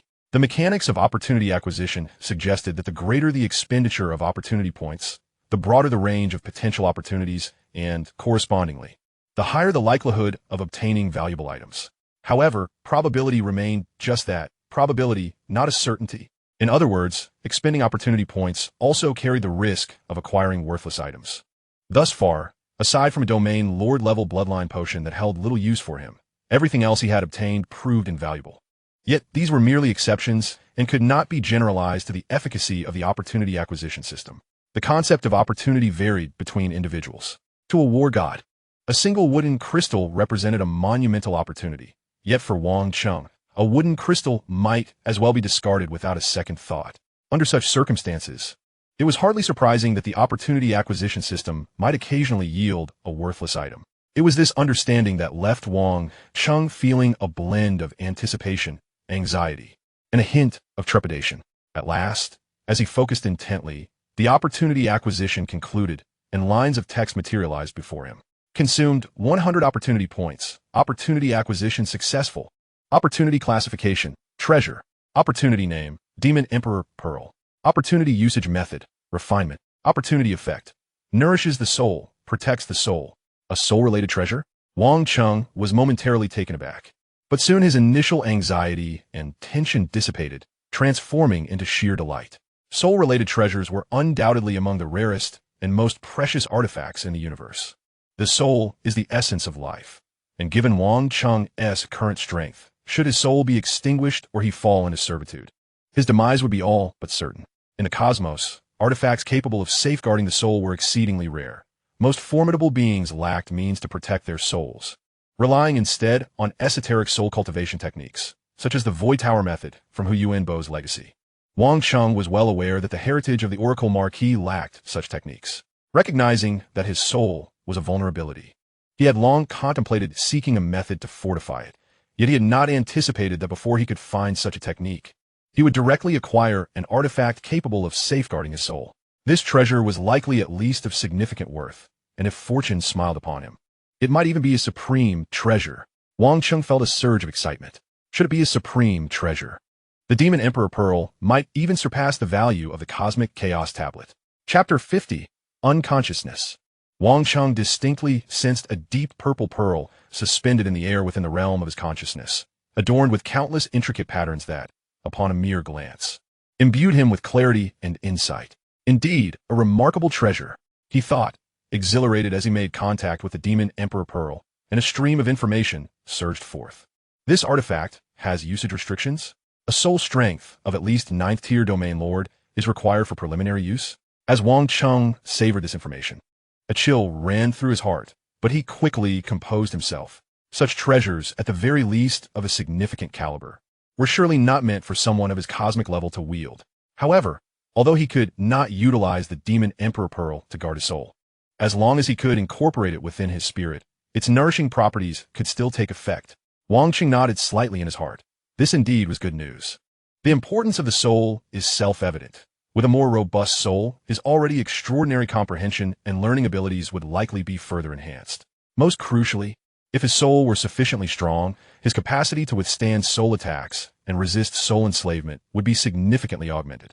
Lost in thought, Wang Cheng did not hesitate. He focused his mind, and his consciousness began to delve into the depths of the Demon Emperor Pearl. Time passed, and eventually, the purple orb within the realm of Wang Cheng's consciousness vanished in a flash, entering his soul. What a delightful sensation! Wang Cheng squinted his eyes, feeling enveloped by a warm, soothing aura that intoxicated him. Unbeknownst to him, his consciousness began to blur gradually. A month slipped by in the blink of an eye, and as Wang Cheng's awareness returned, he suddenly opened his eyes. Gazing at the familiar ceiling above, he felt momentarily disoriented. "Brother Cheng, you're awake?" Jiang Mingyue's voice resonated beside him. Turning his head, he realized he was in his own room, lying in bed, while Jiang Mingyue appeared to have been meditating nearby. "What is going on?" Wang Cheng vaguely sensed something, but still inquired. "Brother Cheng, you've been asleep for over a month." Jiang Mingyue's words startled him. Yet he knew this was surely the work of the Demon Emperor Pearl. It seemed that its nourishing effect on the soul exceeded his expectations. Not even his cosmic-level consciousness could resist it, resulting in a month-long slumber. Nothing much happened during this time, right? Wang Cheng rubbed his forehead as he rose from the bed, simultaneously posing a question. "Just a simple, deep sleep." Jiang Mingyue shook her head, adding, "As for matters, Luo Feng came by once, but I told him you were busy, so he left." Wang Cheng nodded, realizing he was not surprised. His social ties on Earth were quite uncomplicated. Whether he was unconscious for a month or even a year, it was unlikely there would be much to concern him. Thank you for your trouble during this time. Wang Cheng smiled at the newly risen Jiang Mingwei, expressing his gratitude. From his initial state upon awakening, it was evident that Jiang Mingwei had brought him here after discovering his unconsciousness and had been waiting by his side all along. I didn't do anything, Jiang Mingwei replied, shaking her head, then asked, but Brother Cheng, are you all right? Of course, I'm perfectly fine, Wang Cheng exclaimed, unable to suppress his laughter as he assessed his physical condition. Although he had been in a coma for a month, his transformation was astonishing, with his soul's enhancement.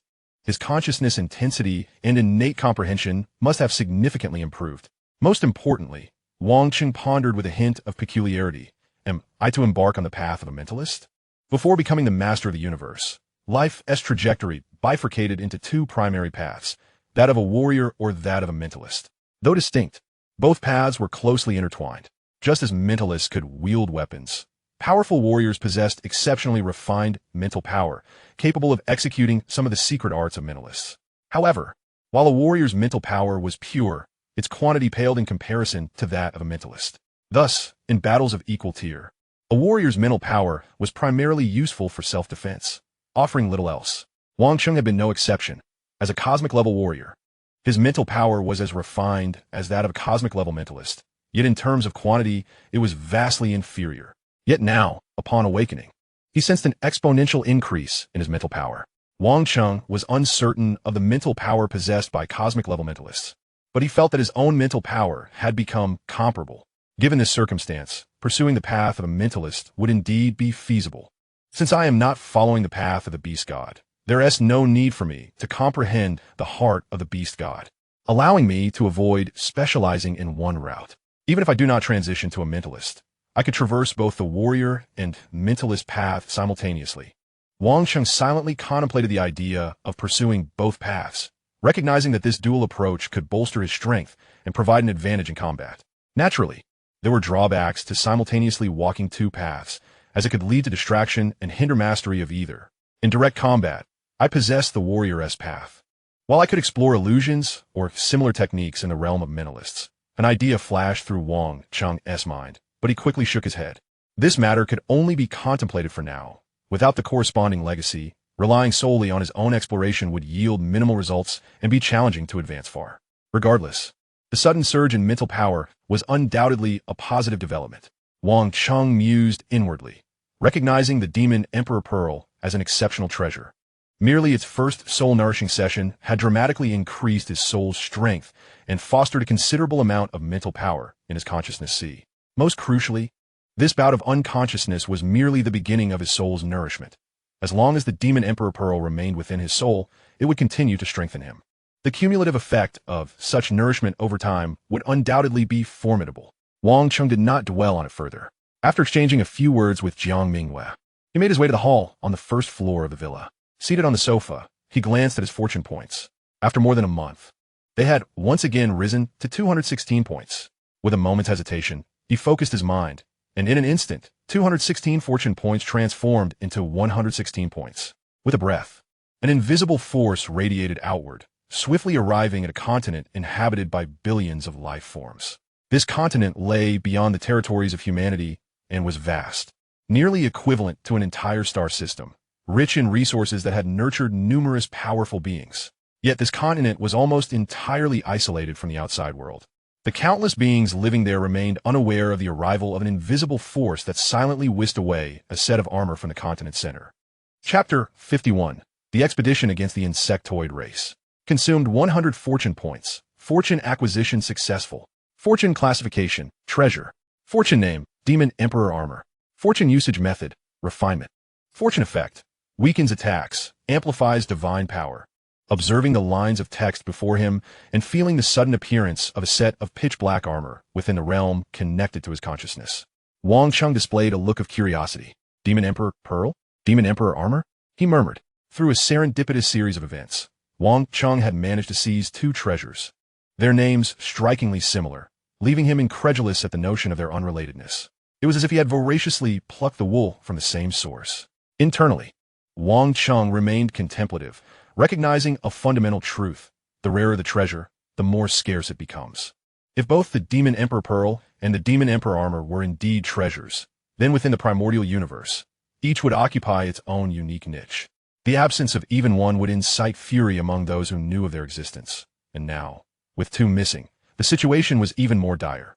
By utilizing the opportunity-grabbing system to acquire these treasures, he had unwittingly sown the seeds of calamity, should his actions be discovered and his power insufficient. The consequences would be dire. Let us examine this Demon Emperor Armor, he thought, dismissing his worries. Almost immediately, his consciousness brushed against the sleek, obsidian armor that materialized within the realm of his awareness. A hum resonated as a torrent of information flooded his mind, revealing at once that this armor was beyond his current capabilities, even more absurd than the Demon Emperor Pearl. Simply donning the armor required the foundational strength of a 9th-level Realm Master. Furthermore, to harness its potential, one necessitated an elevated comprehension of the laws.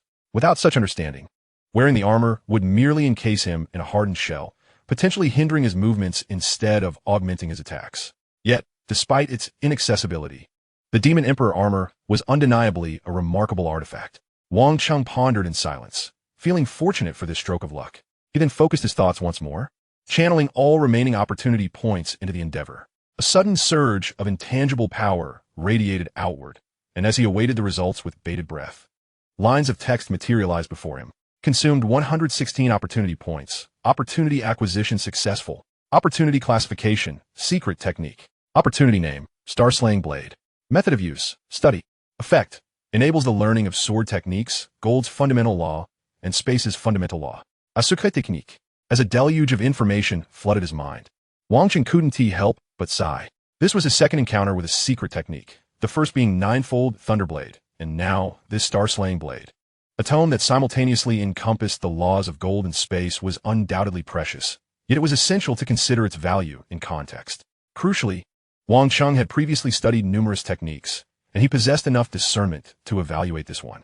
Analyzing the information pouring into his consciousness, he quickly surmised that, despite its duality of laws, this secret technique did not transcend the realm of the ordinary. A top-tier technique could have aided him in crafting further techniques, but unfortunately, it remained within the confines of mediocrity. Moreover, currently he was already exploring the laws of wind and thunder, and lacked the capacity to delve into Gold's law. While he had references like 10,000 threads flow and mastering space for Space's law, rendering this tome redundant. As for sword techniques, he mused, shaking his head. His interest in them was minimal, and he had no intention of wielding a sword as his weapon. In summary, while the technique was commendable, its utility for him was limited. He sighed again. In comparison to the earlier treasures, the Star-Slaying Blade felt disappointingly trivial. Nevertheless, he dismissed any lingering thoughts. Trading 116 opportunity points for this secret technique felt like a loss, yet he recognized the nature of opportunity acquisition. It inherently bore an element of chance. No matter how fortunate he might be, he could not expect every acquisition to align with his desires. Very well, time to resume my training, Wang Cheng resolved, shaking his head. Having expended all his accumulated opportunities in one fell swoop, he felt invigorated, ready to continue his pursuit of mastery. In the ensuing days, he remained preoccupied with the creation of secret techniques, though he quickly realized that such matters could not be conjured from thin air. Consequently, he resolved to venture once more into the outer battlefield. With a rush, he experienced the familiar sensation of traversing infinite space, and soon, his eyes opened to a vast, metallic hall. In the center stood a towering virtual screen, displaying a vibrant green planet teeming with life. Glancing around, he noticed a dense assembly of armored cosmic warriors, numbering in the tens of thousands. So many? Wang Cheng was taken aback as information flooded his mind, clarifying the unfolding situation. This was a hastily assembled force, led by 12 realm masters, comprising over 10,000 cosmic warriors and nearly 1,000 domain lords. Their target was a life-bearing planet known as Green Sea Star, or rather, a Zerg matriarch that was voraciously extracting life essence from its surface. The target was the Zerg. Wang Cheng felt a surge of apprehension. As one of the 6 pinnacle races of the primordial universe, the Zerg were formidable foes. The majority of Zerg warriors lacked intelligence, with only the matriarch possessing any cognitive capabilities, forming a network of Zerg nests. Even the weakest Zerg nest could rival a human realm master in strength, while stronger ones were formidable enough to require an immortal to confront. To cultivate Zerg warriors, The matriarch needed vast quantities of life resources, which could be any existence rich in life essence. The more resources she could gather, the greater and more numerous her Zerg warriors would become. For the Zerg, a life-bearing planet was the ultimate harvest ground. The green sea star that the human army was approaching was an extraordinarily rare, super-large life planet within the outer battlefield, boasting a radius at least 10 times that of Earth, with a radius 10 times that of Earth and a volume exceeding 1,000 times. Such a colossal planet would be a highly coveted territory if situated within human domains. Regrettably, within the outer battlefield, it often fell prey to the ravages of war. Many years prior, the planet's vitality had been decimated in a fierce battle, and only through a protracted period of evolution had it regained its life. However, the planet had only recently revived and was now under the watchful eye of a Zerg matriarch. Unbeknownst to the matriarch, the human forces had already detected her activities and secretly organized this contingent to eliminate her. Chapter 52, Arrival. Wang Cheng contemplated the sudden influx of information as a figure with golden hair and green eyes soared to the heights of the metallic hull. The ship will reach the vicinity of Green Sea Star in 5 minutes. I will reiterate the battle plan. The figure spoke slowly. I shall assist you in masking your presence. You will stealthily infiltrate the vicinity of Green Sea Star, and upon the emergence of the signal, you must descend with utmost haste to exterminate the scattered Zerg within. The golden-haired figure paused momentarily before continuing. Indeed, confronting the Zerg entails numerous unforeseen perils. However, for you, this represents a tremendous opportunity. The rewards for this mission are substantial. The act of slaying the Zerg will yield considerable military merit. Once the Zerg Queen is vanquished, you, as indirect participants, shall also receive a hefty share of military accolades. I trust that none of you would wish for the failure of this encirclement plan. Upon hearing the golden-haired figure's words, the previously silent assembly of cosmic and domain-level warriors displayed subtle shifts in their expressions, indicating their growing intrigue. Naturally, there were those who remained impassive throughout. While military merit was undeniably significant, in the realm of outer space, one's life held equal weight. Preserving one's life rendered military merit meaningful. The thoughts of the warriors below varied greatly, yet the golden-haired figure had no intention of elaborating further. The military merit system of humanity was notably robust, and generally, no one dared to shirk from battle or resort to underhanded tactics. The reason the golden-haired figure articulated these points prior to combat was to encourage the cosmic and domain-level warriors present to adopt a more earnest approach. For the human realm masters, engaging enemies of comparable stature often rendered cosmic and domain-level warriors ineffective, yet this occasion was distinct. Their target was the Zerg Queen, currently devouring a colossal life planet. To swiftly consume such a planet, a multitude of Zerg warriors must be dispersed across its surface, thus allowing a significant number of cosmic and domain-level warriors to restrain them upon descending. Zerg warriors, when fighting individually, were not particularly formidable. Their power at comparable levels was not outstanding among various races. However, they excelled in coordinated assaults, and once a large number united to attack, even a realm master would face considerable challenges. In such scenarios, if someone could effectively restrain a multitude of Zerg warriors, it would undoubtedly be splendid news for the realm masters. Hence, the golden-haired figure hoped that the cosmic and domain-level warriors would exert themselves more vigorously. At this moment, Wang Cheng remained unmoved by the golden-haired figure's words. Unlike those who prioritize survival, Wang Cheng was genuinely indifferent to military merit, setting aside the fact that his current strength would scarcely earn him significant accolades. Even if he did earn some, he would have to wait until returning to the military base to utilize them. A cosmic-level warrior could not return independently. He must remain with the team. The uncertainty surrounding when a team would return to resupply after departing the military base was critical. If the return were delayed for months or even years, Wang Cheng would face severe losses. While the ephemeral secret realms were manageable, the outer battlefield required the expenditure of opportunity points to enter. Thus, no matter how long Wang Cheng lingered, he would not accrue a single opportunity point here. Without question, opportunity points were far more enticing than military merit. If forced to choose between the two, Wang Cheng would unhesitatingly select opportunity points. Military merit? Perhaps it would be useful when I become a realm master and return to this outer battlefield. Wang Cheng shook his head. Nevertheless, although Wang Cheng currently displayed no interest in military merit, he would undoubtedly fight fiercely in the upcoming battle. After all, he had come to the outer battlefield precisely for this purpose. To avoid combat would be unthinkable. The golden-haired figure with green eyes soon departed, and 5 minutes swiftly elapsed. At this point, the hatch of the ship opened, and the cosmic and domain-level warriors, under a flurry of commands, ascended in an orderly fashion from the vessel. Once Wang Cheng exited the ship, he followed the instructions to arrive at the orbital space above Green Sea Star, specifically at the designated track number B832, approximately aligned with Earth's 36 degrees north latitude and 155 degrees west longitude. This location was referenced based on the Zerg Queen's position as the zero meridian.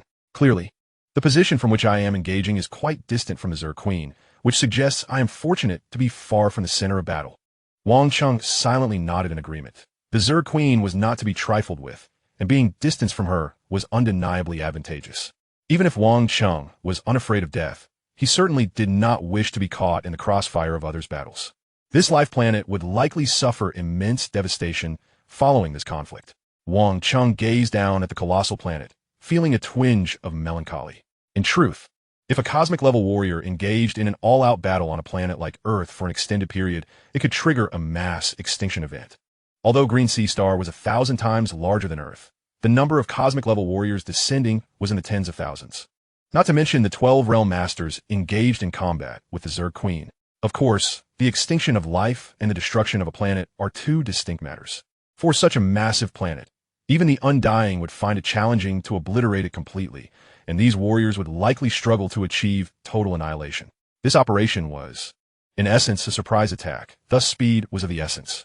Shortly after arriving at the designated orbit, Wang Cheng heard a voice brimming with the essence of slaughter. Kill. Leave none alive. In an instant, all concealed human warriors sprang into action. The 12 realm masters led the charge, swiftly racing towards the location of the Zerg Queen. Almost simultaneously, the remaining warriors followed suit. The realm masters, undoubtedly the swiftest, traversed a distance of over 10,000 kilometers in the blink of an eye, braving tremendous atmospheric pressure to reach the Zerg Queen's location. Boom! A terrifying wave of energy erupted instantaneously, even from a distance of over 100,000 miles. Wang Cheng felt the overwhelming energy fluctuations. At that moment, Wang Cheng transformed into a massive fireball, rapidly descending toward the surface below, with his nearly 9th-tier cosmic-level physical strength.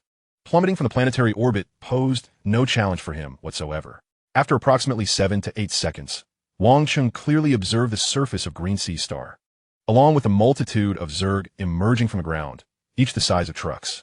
Wang Cheng understood that these Zerg had hastily appeared in response to the assault on their queen, preparing to rush to her aid. However, regrettably, Wang Cheng would not grant them that opportunity. After slightly adjusting his trajectory, he dove directly towards the cluster of Zerg. Chapter 53. The Essence and Utility of the Loss. Wang Cheng fell at a speed exceeding several hundred kilometers per second, and when he was still some distance from the ground, the numerous Zerg below became aware of the tremendous sonic boom from above. Almost instantaneously, hundreds of Zerg, resembling trucks, developed cannon-like openings on their backs, and vast amounts of energy began to coalesce within these apertures. The following moment, over 100 powerful energy attacks surged skyward. Moreover, these energy assaults do not engage in isolated combat. Rather, upon erupting at a particular angle, they seamlessly meld together as if in perfect harmony. Boom! A scorching energy beam, measuring over 10 meters in diameter, hurtled towards Wang Cheng. In the blink of an eye, this radiant beam was upon his face. Whoosh! The colossal energy column engulfed Wang Cheng in an instant, its searing heat imparting a sensation akin to being roasted alive, yet that was the extent of its impact. Below, a swarm of insectoid creatures, presumably engineered by the Insect Queen for the purpose of harvesting the planet's life essence, posed little threat. Even with the combined assaults of hundreds of these creatures, they could barely contend with a typical cosmic-level opponent. But to challenge Wang Cheng, they were woefully inadequate. Whoosh! Wang Cheng emerged unscathed from the immense energy beam, his velocity unabated as he descended towards the insect horde below. At this juncture, the multitude of insects, realizing their inability to impede him, began a frenzied retreat in all directions. Alas, they were a moment too late. Wang Cheng plummeted to the ground like a meteor, the tremendous force instantly shredding dozens of insects to pieces. Whoosh! In that instant, over 100 indistinct figures appeared, with numerous clawed shadows imbued with a greenish glow flashing in every direction, causing all fleeing insects to collapse, severed into 3 or more segments. The principle of wind, too, possesses a cutting edge. Observing the carcasses of the fallen insects, Wang Cheng nodded slightly in approval. Through his understanding of the wind god shadow, he had previously applied the principle of wind solely to enhance his agility. In truth, this was a rather mechanical and simplistic application. Wang Cheng aspired to create a combat technique that harmonized the principles of wind, thunder, time, and space. Thus, he must first comprehend the essence of each principle.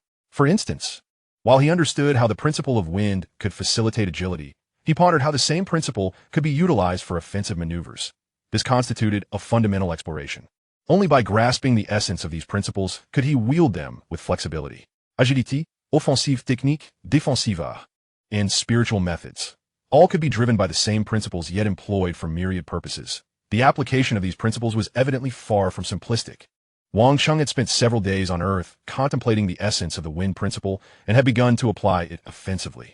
Now, as he executed his technique, he felt a sense of satisfaction. Nevertheless, his mastery of the wind principle was slightly inferior to that of the thunder principle, and this attack was undeniably weaker than Heavenly Thunder's wrath, clearly indicating that this offensive approach merely scratched the surface of the wind principle. Falling short of even the basic tier of secret techniques, Wang Cheng was self-aware. His innate talent was indeed formidable. After all, it was no small feat to grasp numerous principles to such a profound extent in a brief span. Yet, despite his exceptional talent, he had only been researching for a few days. Achieving significant accomplishments in such a short time was indeed remarkable. He felt that there was still room for improvement and resolved to seek a worthy adversary. Wang Cheng connected to the detector affixed to him, initiating a search for nearby insect warriors. This detector was not a serendipitous acquisition, but rather standard equipment befitting a cosmic-level warrior, much like the battle armor he had upon his arrival. In fact, aside from a pair of claw weapons, he had brought no other treasures with him. The battlefield beyond the realm was rife with unforeseen dangers. Given Wang Cheng's prowess, the possibility of demise lurked at every corner. Although his consciousness would instantly return upon his death, his possessions would not. Should he perish unexpectedly and fail to transfer his belongings to the consciousness-linked space, those treasures would be lost in the void of the battlefield. Each item of Wang Cheng's gear was exceedingly precious, and under such circumstances, he could not afford to risk losing them by bringing them along. The thought of losing such invaluable items due to an unforeseen mishap would be utterly regrettable. Naturally, since the detector he was currently utilizing was standard equipment possessed by every cosmic-level warrior, it suggested that this particular model was rather subpar, incapable of comparison to the one he had used on Earth. Indeed, the range of the detector in his possession was a mere 10,000 kilometers, and its precision was abysmal, easily disrupted by various means. Fortunately, the foes he sought were insect warriors, with the insect queen preoccupied. These warriors were openly rushing towards her location. As long as they fell within the detector's scanning range, Wang Cheng should be able to locate them without delay. After a brief period of scanning with the detector and finding nothing of note, he soared into the air, gradually approaching the direction of the insect queen. Approximately half a minute later, Wang Cheng's expression suddenly shifted. Whoosh! In the blink of an eye, he arrived at a newly formed depression, where at its center lay a corpse severed in two. Judging by the standard armor adorning the body, it was clear that this had belonged to a recently arrived cosmic-level warrior. Cleanly bisected, with no chance to react. What a razor-sharp attack! Wang Cheng surveyed his surroundings, reconstructing the events that had transpired. This cosmic-level warrior had descended from the sky. Yet before he could make a move, he was struck by a sudden onslaught, his body cleaved in twain. This insect warrior must have been a combat variant, possessing formidable strength, at least at the domain lord level. Wang Cheng's eyes gleamed with interest. Other cosmic level, or even domain lord level warriors would likely recoil at encountering such a formidable foe. Yet Wang Cheng was different. He yearned for such an opponent. Only when faced with a powerful adversary could he truly hone and enhance his understanding of the principles. The insect must not have strayed far. Pursue. Without hesitation, Wang Cheng unleashed his fastest speed, hurtling forward in pursuit. As for the direction, it was evident that these insect warriors were headed towards the insect queen. Chapter 54. Insect Warrior, Star Mantis. Wang Cheng soared through the sky at breakneck speed to prevent any unforeseen complications with the detector. He also released his recently surged mental energy to scan the surroundings. While the range of his mental energy was far less than that of the detector, it offered greater precision. If any insect warriors appeared within the bounds of his mental energy, he would not miss them. Whoosh, whoosh, whoosh. After a brief period of high-speed flight, Wang Cheng came to an abrupt halt. At that moment, his detector suddenly registered some activity, albeit from over 100 miles away. Deep underground, approximately 100,000 meters below. Although Green Sea Star is an enormous planet, penetrating 100,000 meters would mean delving well beyond the planetary surface and into its depths.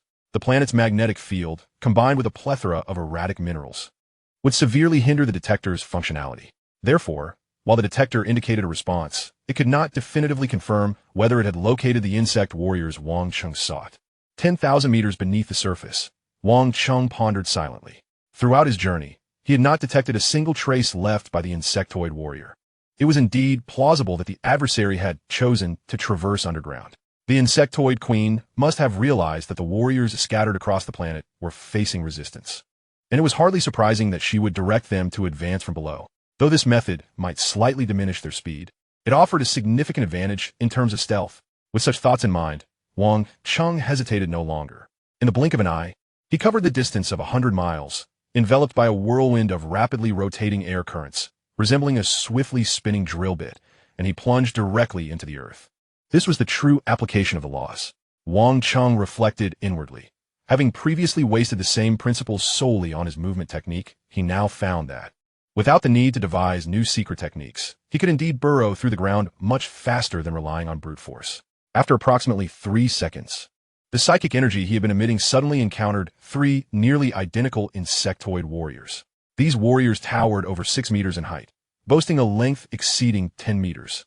Their robust legs supported their massive forms, and they brandished claw-like appendages resembling curved blades, emanating an intimidating chill. They were star mantises. Wang Cheng instantly recognized the identity of these insectoid warriors. The human military objective was the insectoid queen, and the cosmic-level warriors arriving at this location had naturally acquired ample intelligence regarding the insectoid fighters. Wang Cheng was no exception. Thus, he immediately identified these warriors. So as these creatures, no wonder the previous cosmic-level warrior was swiftly cleaved in two. Wang Cheng comprehended that the Star Mantis was exceptionally adept at close-quarters combat. Though they could not execute combined attacks, their individual combat prowess was sufficient to trouble most races. These Star Mantises lacked intelligence and comprehension of the laws, yet they were said to possess innate intricacies of the laws. In battle, they could instinctively unleash the might of many laws, greatly enhancing their melee capabilities. As the thoughts swirled in Wang Cheng's mind, he swiftly made his way towards the 3 Star Mantises. Almost simultaneously, the 3 Star Mantises altered their course, charging directly at him. While the benefits of psychic detection were evident, it also meant that Wang Cheng's presence would be revealed to the enemy upon his discovery of them. At this moment, the 3 Star Mantises had evidently detected Wang Cheng and aimed to eliminate him before continuing their advance. Let us see who shall be the first to fall. Wang Cheng felt no fear. He accelerated once more. As both sides approached each other, the distance between Wang Cheng and the 3 Star Mantises shrank to less than 10 kilometers in an instant. Suddenly, the 3 Star Mantises dispersed, converging on him from 3 distinct directions. Wang Cheng chose to halt, his azure whirlwind, akin to a drill bit, suddenly accelerating and expanding rapidly. With a forceful impact, the earth around him, stretching for thousands of meters, was swiftly compressed and cleared. Abruptly, a razor-sharp claw burst forth from the ground behind him, slicing through the whirlwind he had generated and targeting his chest. The sharp claw effortlessly penetrated Wang Cheng's chest, tearing him asunder. Yet, the bisected Wang Cheng vanished immediately, clearly indicating that this was merely a manifestation left behind by his technique, the 10,000 threads flow, rather than his true self. The Star Mantis that had just attacked him realized this as well. It stood upright, its countless compound eyes scanning the surroundings incessantly. Simultaneously, it began secreting a pheromone to communicate with the other 2 Star Mantises.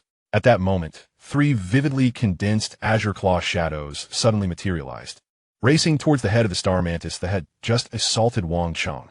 The thought flashed through Wang Cheng's mind. Wind solidified into blades. However, the azure claw shadows were abruptly intercepted by a raised claw from the Star Mantis. The azure claw shadows dissipated after a brief moment of erosion, clearly lacking the necessary power to leave even a mark on the Mantis's claw. Wang Cheng was not surprised. After all, this was merely an experiment.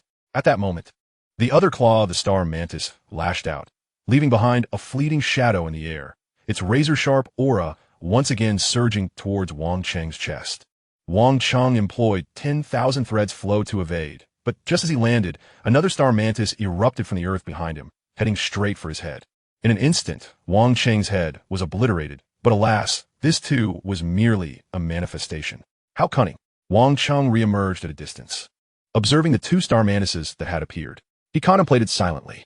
Although these insectoid warriors lacked intelligence, they possessed an innate combat instinct, coordinating seamlessly with one another. A single star mantis was manageable, but when two or more coordinated, they could pose a significant threat to warriors of the same level. If Wang Cheng's 10,000 threads flow had only just begun, allowing him to leave behind a mere manifestation, he would have undoubtedly met his demise in that previous exchange. Yet, regrettably, this world does not entertain what-ifs. Judging by their speed and power, the two star mantises now present likely possess the strength of first or second-tier domain lords. However, their attacks hinted at a trace of spatial laws, enhancing their overall might. Nevertheless, this level of power was still far from sufficient for Wang Cheng. After all, when he unleashed his full strength, he could contend with even the 8th-tier Iron Wing clan, let alone these two star mantises. The battle had persisted until now purely because Wang Cheng was experimenting with the wind laws of attack, resulting in excess speed but insufficient lethality. Had he employed Heavenly Thunder Fury from the outset, this confrontation would likely have reached its conclusion long ago. Chapter 55, The Hunter and the Prey. While Wang Cheng was entangled with the 3-star mantises, on the other side, at the heart of Green Sea Star, a terrifying battle was erupting. According to the assumptions of the other cosmic-level warriors and domain lords arriving at Green Sea Star, the ongoing conflict should involve the Insectoid Queen and 12 human domain lords. Moreover, based on the frenzy of Insectoid warriors surging towards the Queen's location from all directions, it appeared that the Insectoid Queen was at an absolute disadvantage. In reality, however, the clash was between merely two beings, the Insectoid Queen and a cold-faced domain lord clad in black. At this moment, the power unleashed by the black-clad domain lord left the other 11 domain lords utterly astonished. This was no mere domain lord.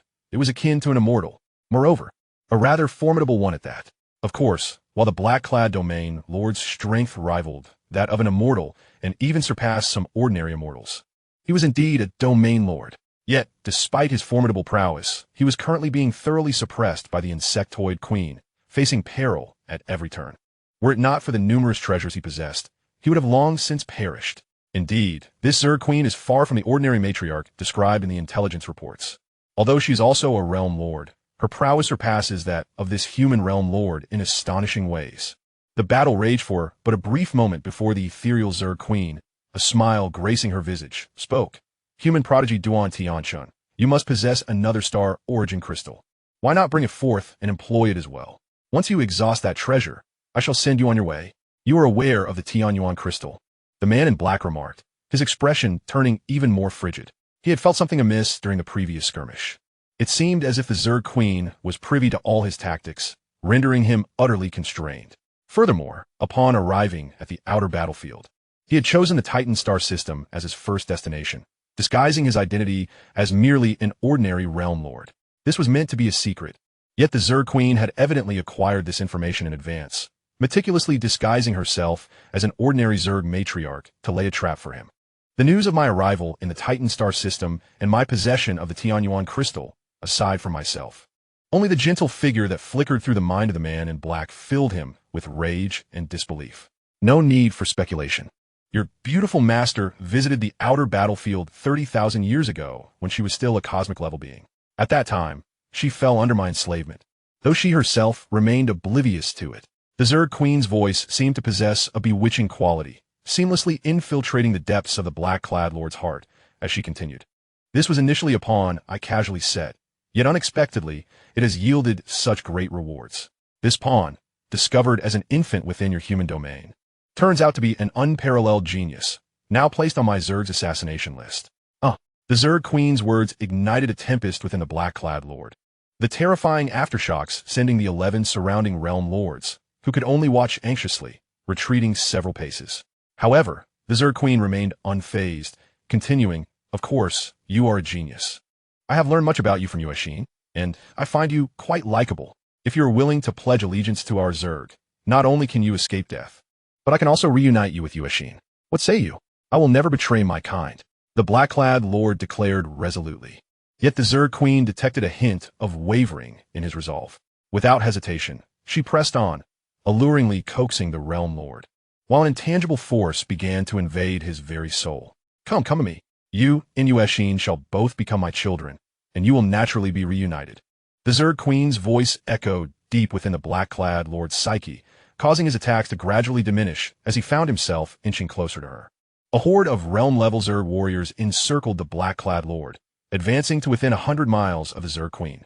Do not resist, the Zerg Queen commanded, preparing to leave a slave mark upon the black-clad Lord's consciousness, who seemed to respond with an eerie calm, as if resigned to his fate. Witnessing this scene, the 11 realm lords watching from afar were struck with horror. Firstly, they lamented the prospect of a human prodigy succumbing to the Zerg, and, secondly, they realized that their fates now rested entirely upon his shoulders. The formidable Zerg Queen was clearly beyond their capacity to confront. If the black-clad Lord chose to ally with the Zerg, they would be doomed. Tianshun, you must not succumb to the Zerg Queen's seduction. Once you become a soul slave, what difference is there from death? Urged one realm lord. Indeed, Tianshun, the urgent matter is to gather your resolve. Only by remaining alive and true to yourself can endless possibilities await. One after another, the realm lords implored him, yet regrettably, the black-clad Lord remained unmoved. In the blink of an eye, the Zerg Queen's secret technique of soul enslavement was nearing completion. Buzz, a shadowy figure resembling a spider, with 8 legs, emerged upon the surface of the black-clad Lord's soul, beginning to crawl inward. However, at that very moment, a tricolor sort of light descended from the heavens, instantly obliterating the 8-legged creature into mere fragments. Flee for your lives. The black-clad Lord's icy voice rang out to the remaining 11 realm lords, as a palm-sized, diamond-shaped crystal appeared before him. You wish to enslave me? He glared coldly at the Zerg Queen, and in an instant his primal energy, mental force, and soul surged violently into the crystal before him. Incorrigible. The Zerg Queen displayed little surprise at this turn of events. She had anticipated that. Relying solely on her own power, subjugating a human realm Lord-level genius would be exceedingly difficult. Thus, the black-clad Lord's desperate counterattack was entirely within her expectations. In that moment, the Zerg Queen commanded her legion of realm-level Zerg warriors to envelop the black-clad Lord, while numerous Zerg warriors materialized around her. In an instant, Buzz, a terrifying surge of energy erupted, and countless beams of light began to radiate forth, the unparalleled heat instantly melting everything in the vicinity. Even the void itself transforming into streams of particles, dispersing in all directions. At that moment, the Zerg Queen, who had been less than 100 miles away from the black-clad Lord, along with the Zerg warriors safeguarding her, were engulfed by this cataclysmic energy. Meanwhile, the 11 realm lords, who had been situated 100,000 miles away, had heeded the black-clad Lord's warning and swiftly fled towards the outskirts of the Green Sea Star before the explosion occurred.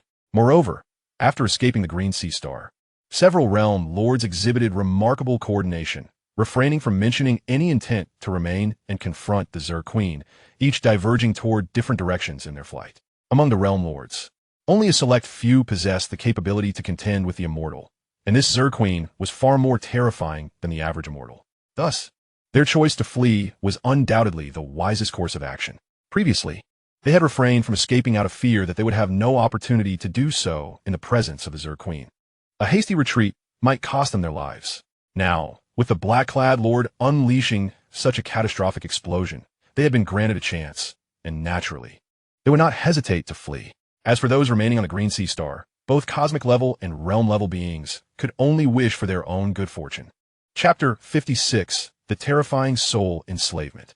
At this moment, upon the Green Sea Star, the cataclysmic explosion rapidly engulfed nearly half of the planet, its surface obliterated by the fearsome blast, instantaneously reduced to nothingness. The landscape within a radius of several 100,000 miles was transformed into a hellish wasteland. Even Wang Cheng, situated 10,000 meters beneath the surface and millions of miles away, felt the ground tremble violently from the unimaginable explosion. Could it be the Zerg Queen's desperate gambit? Wang Cheng was taken aback, curiosity piqued, and he did not hesitate to extricate himself from his entanglement with the 3-star mantises, swiftly employing the secret technique Heavenly Thunder Fury to dispatch them. Subsequently, without a moment's pause, he surged toward the surface. After all, being in the outer battlefield, he harbored no fear of encountering danger. Thus, even knowing that the surface might be chaotic, he resolutely chose to return. On the other side, at the site where the leader of the human black-clad realm had previously engaged in combat with the insectoid queen, a resplendent miniature sun had taken form, continuously dispersing countless streams of particles into the surrounding space. Although this small sun appeared terrifying, the peak of its explosive might had already passed. As the miniature sun violently ejected its particle streams, a swarm of insectoid warriors at the Realm Master level surged forth, carving out a passage. Soon after, the insectoid queen, her expression unchanged, emerged from the opening. Although she had missed an opportunity to enslave a human genius, this operation would likely elevate her status in the eyes of her queen. The insectoid queen mused inwardly, her gaze shifting to a distance of 1,000,000 miles away. Having lost a broken Tiantian, perhaps I might find an even better little creature. With a sense of elation, the insectoid queen gathered all the Realm Master level insectoid warriors into her internal world, transforming herself into a streak of light as she sped toward the distant expanse. After several breaths, Wang Cheng emerged from underground, blissfully unaware of the impending danger, and instead gazed in astonishment toward the horizon. The miniature sun, 1,000,000 miles away, still radiated an undeniable brilliance. Even across half of the green sea star, Wang Cheng could see it clearly.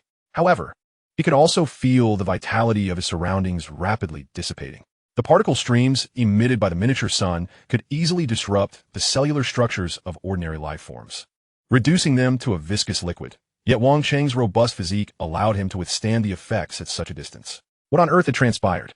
Wang Cheng pondered, oblivious to the fact that the insectoid queen, who had just been 1,000,000 miles away, was now nearby, covertly observing him. At the first tier of cosmic level, yet capable of slaying 3-star mantises, my instincts were indeed correct. The insectoid queen regarded Wang Cheng with growing delight. Insectoid queens are a remarkably unique life form. Their souls are not like those of humans or the majority of soul-bearing races in the universe, possessing a singular and complete essence. When they create insectoid warriors, a fragment of their soul enters the bodies of these beings. In battle, an insectoid queen can effortlessly command trillions of insectoid warriors, a feat made possible not only by her terrifying cognitive processing power, but also by this unique soul structure. This very structure renders insectoid queens exceedingly difficult to enslave. Commonly powerful beings, lacking specialized methods to enslave insectoids, cannot dominate even a queen who is significantly weaker than themselves. It was this fragment of soul that allowed the insectoid queen to sense Wang Cheng's achievement in slaying 3-star mantises. Overjoyed, she hurriedly made her way to him. Upon witnessing Wang Cheng firsthand, the insectoid queen instantly confirmed her earlier instincts. He was undoubtedly a super genius among the human race. A super genius venturing here alone must harbor some secrets, but regardless of what those secrets may be, if you become my soul slave, then all secrets shall cease to exist. Unlike the previously timid Ironwing Realm Master, the insectoid queen sensed no powerful adversaries nearby and felt confident that even if a human king or a mortal were to suddenly appear, she would have no trouble escaping. Furthermore, the recently deceased Tiantian was also an extraordinary genius who had already ascended to the Realm Master level. If there were truly any human powerhouses in the vicinity, they would not idly watch Tiantian perish. Most importantly, soul enslavement is silent and unobtrusive, and given the insectoid queen's realm, she could enslave a cosmic-level being in the blink of an eye. Regardless of the circumstances, the insectoid queen was certain that she would succeed in enslaving this cosmic-level genius. Submit and become my child. The insectoid queen silently initiated her soul enslavement secret technique. In an instant, an imperceptible force seeped into Wang Cheng's soul, manifesting as a spectral figure resembling an 8-legged insect. This spectral figure swiftly entered Wang Cheng's soul, releasing countless enigmatic threads that firmly bound his essence. In a daze, Wang Cheng glimpsed a vague silhouette, which gradually became clearer.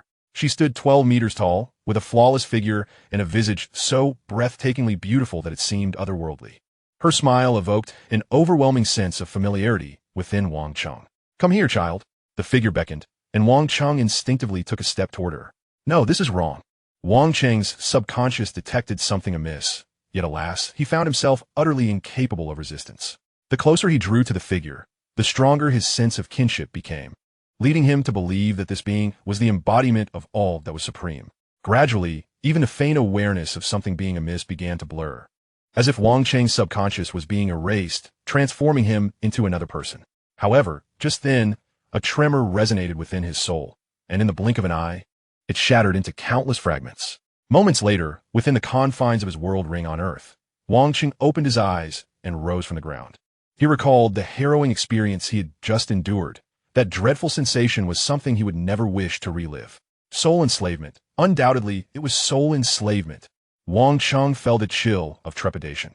He had long been prepared for the possibility of being subjected to soul enslavement in the outer battlefield. After all, he was a first-tier cosmic level being capable of slaying numerous realm masters, making his status as a prodigious genius well known. For such a talent, anyone possessing the secret arts of soul enslavement would undoubtedly seek to claim him. After all, soul slaves can also cultivate, and they can even surpass the strength of their enslavers. Finding a worthy soul slave and nurturing them holds value that far exceeds that of most treasures. Yet, despite being prepared, Wang Cheng had not anticipated this day would arrive so swiftly, nor had he expected the experience to be so terrifying. The sensation of losing all sense of self felt akin to death itself. Wang Cheng shook his head inwardly, grateful that this encounter occurred in the outer battlefield. Otherwise, the consequences would have been unimaginable. In the outer battlefield, Wang Cheng merely projected his consciousness. Both his soul and body were temporarily congealed, thus rendering him impervious to the means of soul enslavement. If his soul were to be enslaved, it would be tantamount to his demise, and naturally, his consciousness would return. Chapter 57. Contemplations of Departure. That figure, was it the insectoid queen? Wang Cheng recalled the silhouette he had seen during the attempt at soul enslavement. Though her appearance was ethereal and her physique unparalleled, making her a rare beauty among humans, Wang Cheng understood that this was merely a facade. Insectoid queens are invariably stunning. Yet beneath their exquisite appearances lies a heart brimming with malice toward humanity. When confronting humans, insectoid queens are undeniably ruthless, lacking any semblance of compassion. The insectoid queen deliberately approached to enslave me. What of the human realm masters? Are they all dead? Wang Cheng could not help but shake his head. If that were the case, the human race would undoubtedly suffer significant losses from this endeavor. After all, on that verdant oceanic planet, there are thousands of cosmic-level beings and countless domain lords. If the Zerg matriarch truly wished to enact a massacre, it is likely that no one could escape. Never mind. The affairs of humanity are not yet my concern. Wang Cheng shook his head once more, silently committing the appearance of the Zerg matriarch to memory. A gentleman's vengeance is not to be delayed for a decade, should Wang Cheng attain sufficient power in the future and happen upon this Zerg matriarch. He would ensure she comprehends the meaning of regret. Though this excursion to the outer battlefield granted him an experience card for soul enslavement, it was not without its rewards. Wang Cheng reflected on his encounters with the 3-star mantises, a smile gracing his face.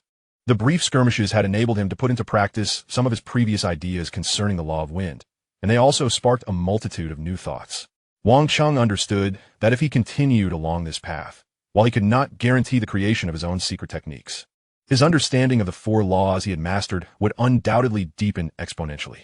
Armed with these insights, when he next employed techniques such as Wind God Shadow and 10,000 Thread Flow, their potency would surely surpass their original capabilities.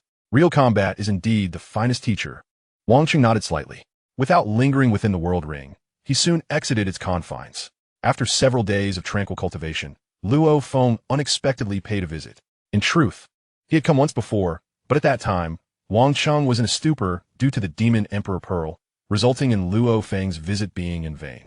This time, however, Wang Cheng had no pressing matters. Upon hearing Luo Feng's intentions, Wang Cheng directly inquired, "High-grade alloys?" "Indeed, I require a substantial amount of high-grade alloys." "Brother Wang, do you have any?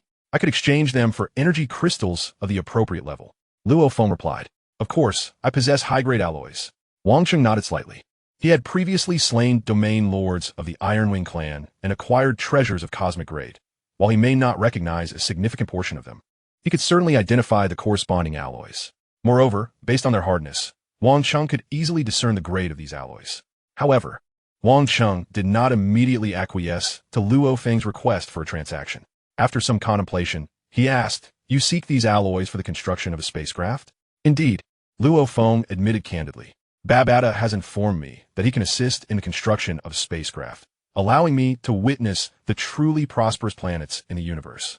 I previously gathered remnants of spacecraft on Earth, and, according to Babata's estimates, It would take several years to construct a vessel capable of interstellar travel. Thus, I thought to inquire if you, Brother Wang, had a large quantity of high-grade alloys, as this would significantly expedite the construction process. Are you so eager to depart? Wang Cheng mused, somewhat surprised. Luo Feng had only just recently broken through to the second tier of planetary level. Logically, he should not be in such haste to venture forth. After all, Babata possessed a vast supply of wooden crystals, ample for Luo Feng's cultivation at the planetary level. For certain reasons, I wished to explore. Luo Feng offered a brief explanation, yet refrained from elaborating. Very well, Wang Cheng nodded. In truth, he could surmise that Luo Feng's urgency to leave Earth was likely tied to the egg of the golden horn beast. While Luo Feng might be averse to seizing the body of the golden horn beast, Babata would undoubtedly hope for him to do so. Babata, having traversed the cosmos and accompanied an immortal intelligence adept in the realm of souls, certainly understood that, for life, the soul is paramount, while the physical form is of lesser consequence. To possess a vast future, what does it matter to exchange one's body? With differing opinions, Babata would likely seek to persuade Luo Feng. For someone like Luo Feng, who valued familial ties, revealing the harsh realities of the universe would undoubtedly serve as an excellent strategy. For instance, a planet like Earth, which appears unremarkable and possesses little in terms of strength, could easily fall into the clutches of brutal extraterrestrial beings, leading to the enslavement of all humanity. Naturally, mere words would not suffice. Providing Luo Feng with first-hand experience of the universe's cruelty would yield even greater impact. Contemplating the reasons behind Luo Feng's rapid desire to venture forth, Wang Cheng soon remarked, "Do you remember when I mentioned that if you were to leave, you should take me along? Brother Wang, I wanted to ask last time, since you were leaving, do you still need me to accompany you?" Luo Feng queried, puzzled. Also due to certain reasons, Wang Cheng would not divulge his unfamiliarity with the path. After shaking his head, he continued, "In truth, you need not start from scratch to construct a spacecraft." "What do you mean, Brother Wang?" Luo Feng inquired. "Within the number 12 ancient relic, there lies a nearly intact spacecraft. With a bit of repair, it could be operational," Wang Cheng elaborated. "Furthermore, in the Bermuda Sea, there exists a mechanical clan spacecraft that is quite complete. Once inside, Babata should find it easy to operate." A mechanical clan spacecraft? Luo Feng's eyes brightened. He was well aware of the 5 pinnacle clans in the universe beyond humanity. The mechanical clan not only ranks among these pinnacle clans, but is also the most adept in technological advancements.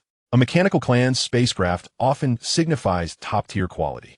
How could Wang Cheng know of the existence of this mechanical clan spacecraft? And isn't he tempted? Babata's voice suddenly resonated within Luo Feng's mind. "Babata, you are aware?" Luo Feng quickly inquired mentally. "Of course I am aware. After all, the original owner of that spacecraft was an immortal from the mechanical clan. Did you not see his corpse aboard the Inkfall star?"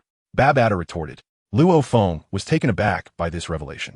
"However, do not concern yourself with that mechanical clan spacecraft for now. With your current strength, attempting to operate it would be tantamount to seeking death," Babata stated firmly. "You might instead inquire about the ship within the number 12 ancient civilization ruins." "Understood," Luo Feng nodded. Chapter 58. Before departure, the number 12 ancient civilization ruins is essentially a colossal wreck of a spacecraft.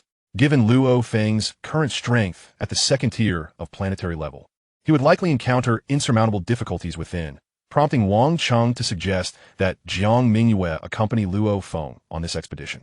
Having reached the 8th tier of planetary level, Jiang Mingyue would find this task manageable. Furthermore, relentless cultivation without respite is unwise. This outing could be considered an adventure, ultimately benefiting Jiang Mingyue without any drawbacks. "Sister Mingyue, I appreciate your assistance this time," Luo Feng expressed as he regarded Jiang Mingyue, who had been summoned by Wang Cheng. "Since it is Brother Cheng's request, it is no trouble at all," Jiang Mingyue replied without further ado. "We must not delay. Let us depart immediately." "All right," Luo Feng nodded. The day of leaving Earth would not be far off. After Jiang Mingyue and Luo Feng departed, Wang Cheng sighed softly, then closed his eyes, allowing his consciousness to enter the space connected to his mind, where he began to ponder the mysteries of the Cosmic Chaos Tablet. Wang Cheng had possessed the Cosmic Chaos Tablet for nearly 10 months, and he had diligently sought to comprehend its intricacies. Having largely grasped the nature of the Cosmic Chaos Tablet by now, the Cosmic Chaos Stele comprises 7 illustrations, the first 3 of which elucidate the fundamental mysteries of time and space, while the latter four depict intricate combinations derived from these elemental truths. In the initial trio, the first illustration features two lines, one symbolizing the 9 foundational aspects of space, and the other representing the 9 foundational aspects of time. The second illustration showcases 6 interwoven lines, each encapsulating 9 distinct principles of either time or space. The third illustration contains 16 lines, and Wang Cheng speculates that each line likely corresponds to the 9 foundational principles as well. This speculation arises from his current engagement with the second illustration, having yet to delve deeply into the third. Nonetheless, he is confident that his conjecture is close to the mark. According to the teachings in Devouring the Starry Sky, grasping 108 foundational aspects of space signifies a comprehension of the laws that transcends that of an ordinary immortal. It is probable that these first 3 illustrations represent the 108 foundational aspects of time and space, and Wang Cheng wonders how long it will take him to fully comprehend them. This thought flitted through his mind before he became wholly immersed in the profound mysteries of the cosmic chaos steel. Due to the ability to contemplate the steel at any moment, Wang Cheng required only a short span of time for each meditation session. After approximately half a day, he sensed a disturbance in the external world and promptly opened his eyes. Sheng Yi, Jiang Mingwei, who had just returned from outside, greeted him upon seeing him awaken. How'd it go? Were you hurt? Wang Cheng inquired. It went relatively smoothly. However, the ship's intelligence system put up quite a fight, resulting in significant damage. Jiang Mingwei replied. She continued, I secured some spoils, including 3 guards named Silverflow. Luo Feng took them for repairs and promised to send one back to me in a few days. The spoils you obtained are rightfully yours. No need to mention them to me. Wang Cheng waved his hand dismissively and added, Stop dawdling, brew me a cup of tea. Understood. Jiang Mingwei nodded. In his life on Earth, Wang Cheng had always led a simple existence, ever since he transcended to the cosmic level. Allowing him to venture to the outer battlefield every few days, he had not left home aside from occasional visits with Zerwia. He found great joy in quietly cultivating at home, continually sensing his growing strength. Leaving home, there was simply no need. In this tranquil routine, time swiftly passed, and before long, it was February 13th, 2059. The new year had just passed. It had been nearly a year and a half since Luo Feng acquired the Black Dragon Mountain X-81 spacecraft. Just as Wang Cheng pondered whether Luo Feng intended to leave Earth, Luo Feng suddenly contacted him. Brother Wang, I plan to leave Earth for Qiulong Star in 3 days. Would you like to join me? Luo Feng asked over the communicator. Of course. Where are you departing from? Wang Cheng replied. I need to return home for a couple of days. I will join you then, Luo Feng assured him. All right. Wang Cheng nodded. After ending the communication, he turned a call out to Jiang Mingwei. Chingo, are you looking for me? Jiang Mingwei hurried down from upstairs. Pack a few things. We are preparing to leave. Wang Cheng stated directly. Leave? Jiang Mingwei was momentarily taken aback, but quickly nodded. Wang Cheng had informed her of this plan long ago. Although she had grown accustomed to life here over the past year, the prospect of leaving brought her great joy. Having previously honed her skills as a warrior in the wilderness, she felt somewhat constrained by the villa, and the opportunity to venture out thrilled her. Just bring a few items that represent your hometown as mementos. There's no need to pack too much else, Wang Cheng said with a smile as he rose and made his way outside the villa. Jiang Mingwei watched his departing figure, saying little. She was well aware of Wang Cheng's destination. After all, in the past year, he had hardly ventured out except to see Zerwia. In truth, Wang Cheng was indeed going to meet Zerwia. Given that his departure might mean a lengthy absence, he felt it necessary to bring closure to their relationship. 20 minutes later, in a cafe atop a skyscraper in the Kyoto Bay City, Wang Cheng encountered the elegantly dressed Zerwia. Why did you arrange to meet me here today? This isn't like you. Zerwia inquired with a smile as she took a seat across from him. I am leaving. I might return soon. Or I might be gone for a long time. I want to take you with me, but I wonder if you would be willing? Wang Cheng bypassed her teasing and stated his purpose for the meeting directly. Hold on, I need a moment to process this, Zerwia said, covering her head with her hand. After a moment of contemplation, she asked, Are you saying you are leaving Earth? Indeed, Wang Cheng replied with a slight nod. This news is rather sudden.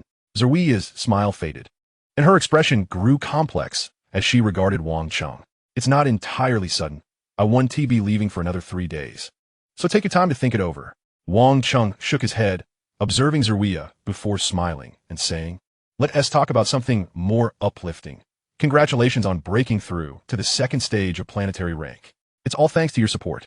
Zerwia laughed, recalling how with Wang Cheng's assistance, She had easily ascended to a council member and subsequently joined the HR Alliance as an acolyte, becoming the head of the HR Alliance in the Huaxia region based in Kyoto. Now, she had furthered her position beyond her initial entry into the council.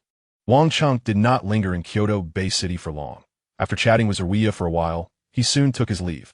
3 days passed in the blink of an eye, but regrettably, Wang Cheng did not receive any news from Zeruiah, which led him to understand that she had chosen not to accompany him. Aside from a slight sense of regret, he felt little else. To this day, while there was a bond between Wang Cheng and Zeruiah, it was not particularly profound. Under such circumstances, he naturally felt no great sorrow or distress.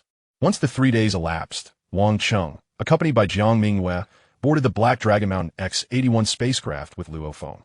The vessel effortlessly broke through Earth's atmosphere, sailing into the boundless cosmos. Meanwhile, in Kyoto Bay City, the elegantly attired Zeruiah stood atop a skyscraper, gazing at the sky, her mind filled with myriad thoughts. Wang Cheng, a mysterious man, or perhaps an extraterrestrial, possessing unfathomable power and an aura of boundless mystery, captivated her. Zeruiah understood that following Wang Cheng would allow her to grow stronger swiftly. Yet, despite this, she ultimately chose to decline his invitation, just as she had rejected Wang Cheng's previous temptations 2 years prior. Sylvia's greatest aversion in life was to become someone else's vassal. In her eyes, whether it was accepting Wang Cheng's treasures or following him away, it all amounted to a complete submission to him, which was evidently contrary to her principles. Thus, in the end, Sylvia chose to decline. She had heard that a congressman might possess a lifespan of 1,000 years, such an extensive duration. The future held infinite possibilities. She contemplated silently. Meanwhile, aboard the Black Dragon spacecraft, in the control room, the ship was currently engaged in an external scene simulation, revealing a vast expanse of starry sky. With the azure Earth visible in the background, everything crystal clear. At the same table made of alloy sat Luo Feng, a planetary-level 5th stage, alongside Wang Cheng. The rare Babata perched on Luo Feng's shoulder, animatedly discussing various cosmic matters with him, such as the ship's flight conditions and what would transpire once they entered the dark universe. Luo Feng, being a pure novice, listened intently, while Wang Cheng, despite this being his first genuine departure from Earth, remained remarkably composed. After all, although Wang Cheng had never physically left Earth, his consciousness had traversed countless extraterrestrial battlefields over the past year and a half. He had witnessed every conceivable scenario in those realms, rendering this trivial matter utterly unremarkable to him. As Babata continued to chatter, the main control room door suddenly swung open, and Jiang Mingyue entered, carrying 2 cups of tea. "Sheng Yi, Luo Feng," she called out, skillfully placing the cups before both men. Wang Cheng accepted with pleasure, while Luo Feng quickly expressed his gratitude.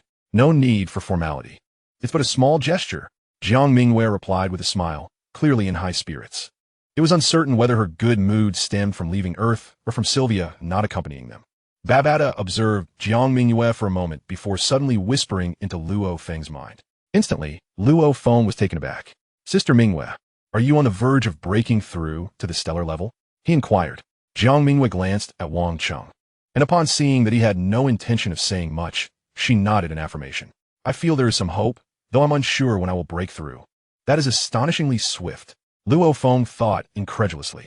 He lacked resources, with the Muya crystal being in endless supply, and he trained almost daily, barely managing to reach planetary level 5. The first time he met Jiang Mingyue, she was merely at planetary level 5, and now she was so close to breaking through to stellar level. The difficulty of advancement increased as one progressed, with the challenge of moving from planetary level 8 to 9 comparable to the journey from 1 to 8 combined. Given that Jiang Mingyue was primarily serving as Wang Cheng's maid, her rapid progress was simply astounding to Luo Feng.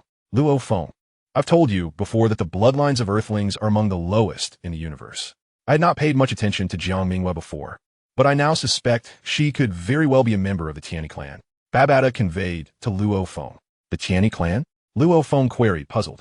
There were numerous extraterrestrial races with wings, yet the Tianyi clan bore a distinctive difference. Every time they grew stronger before achieving immortality, their wings would grow larger and more resilient.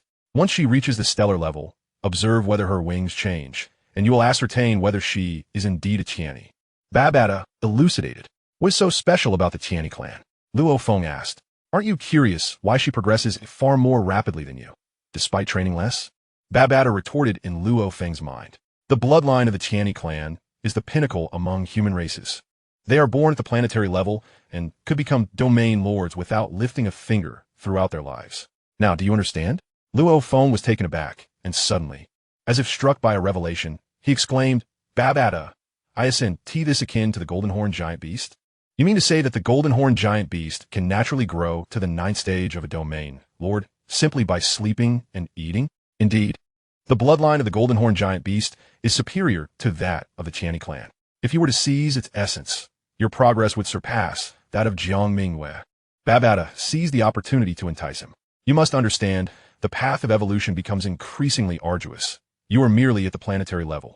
To advance further, one must exert tremendous effort. And what is stellar level? The cosmic level? True geniuses seldom invest much effort in genetic origin energy. If you continue on this path, aspiring to reach your teacher's level is a mere pipe dream. No, I doubt you would even find it feasible to become a cosmic level. Babata, cease your words.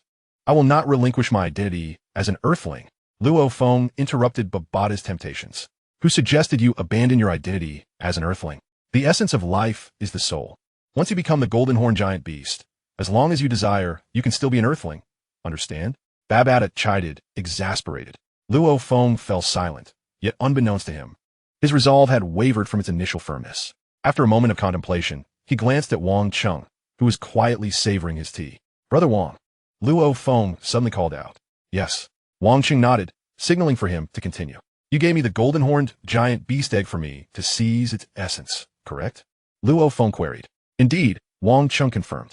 But if that is the case, can I still consider myself me? Luo Feng questioned. That depends on how you perceive it. Wang Cheng replied straightforwardly. I have provided you with the golden-horned giant beast egg. Whether to seize its essence is entirely your decision. I have no interest in meddling further.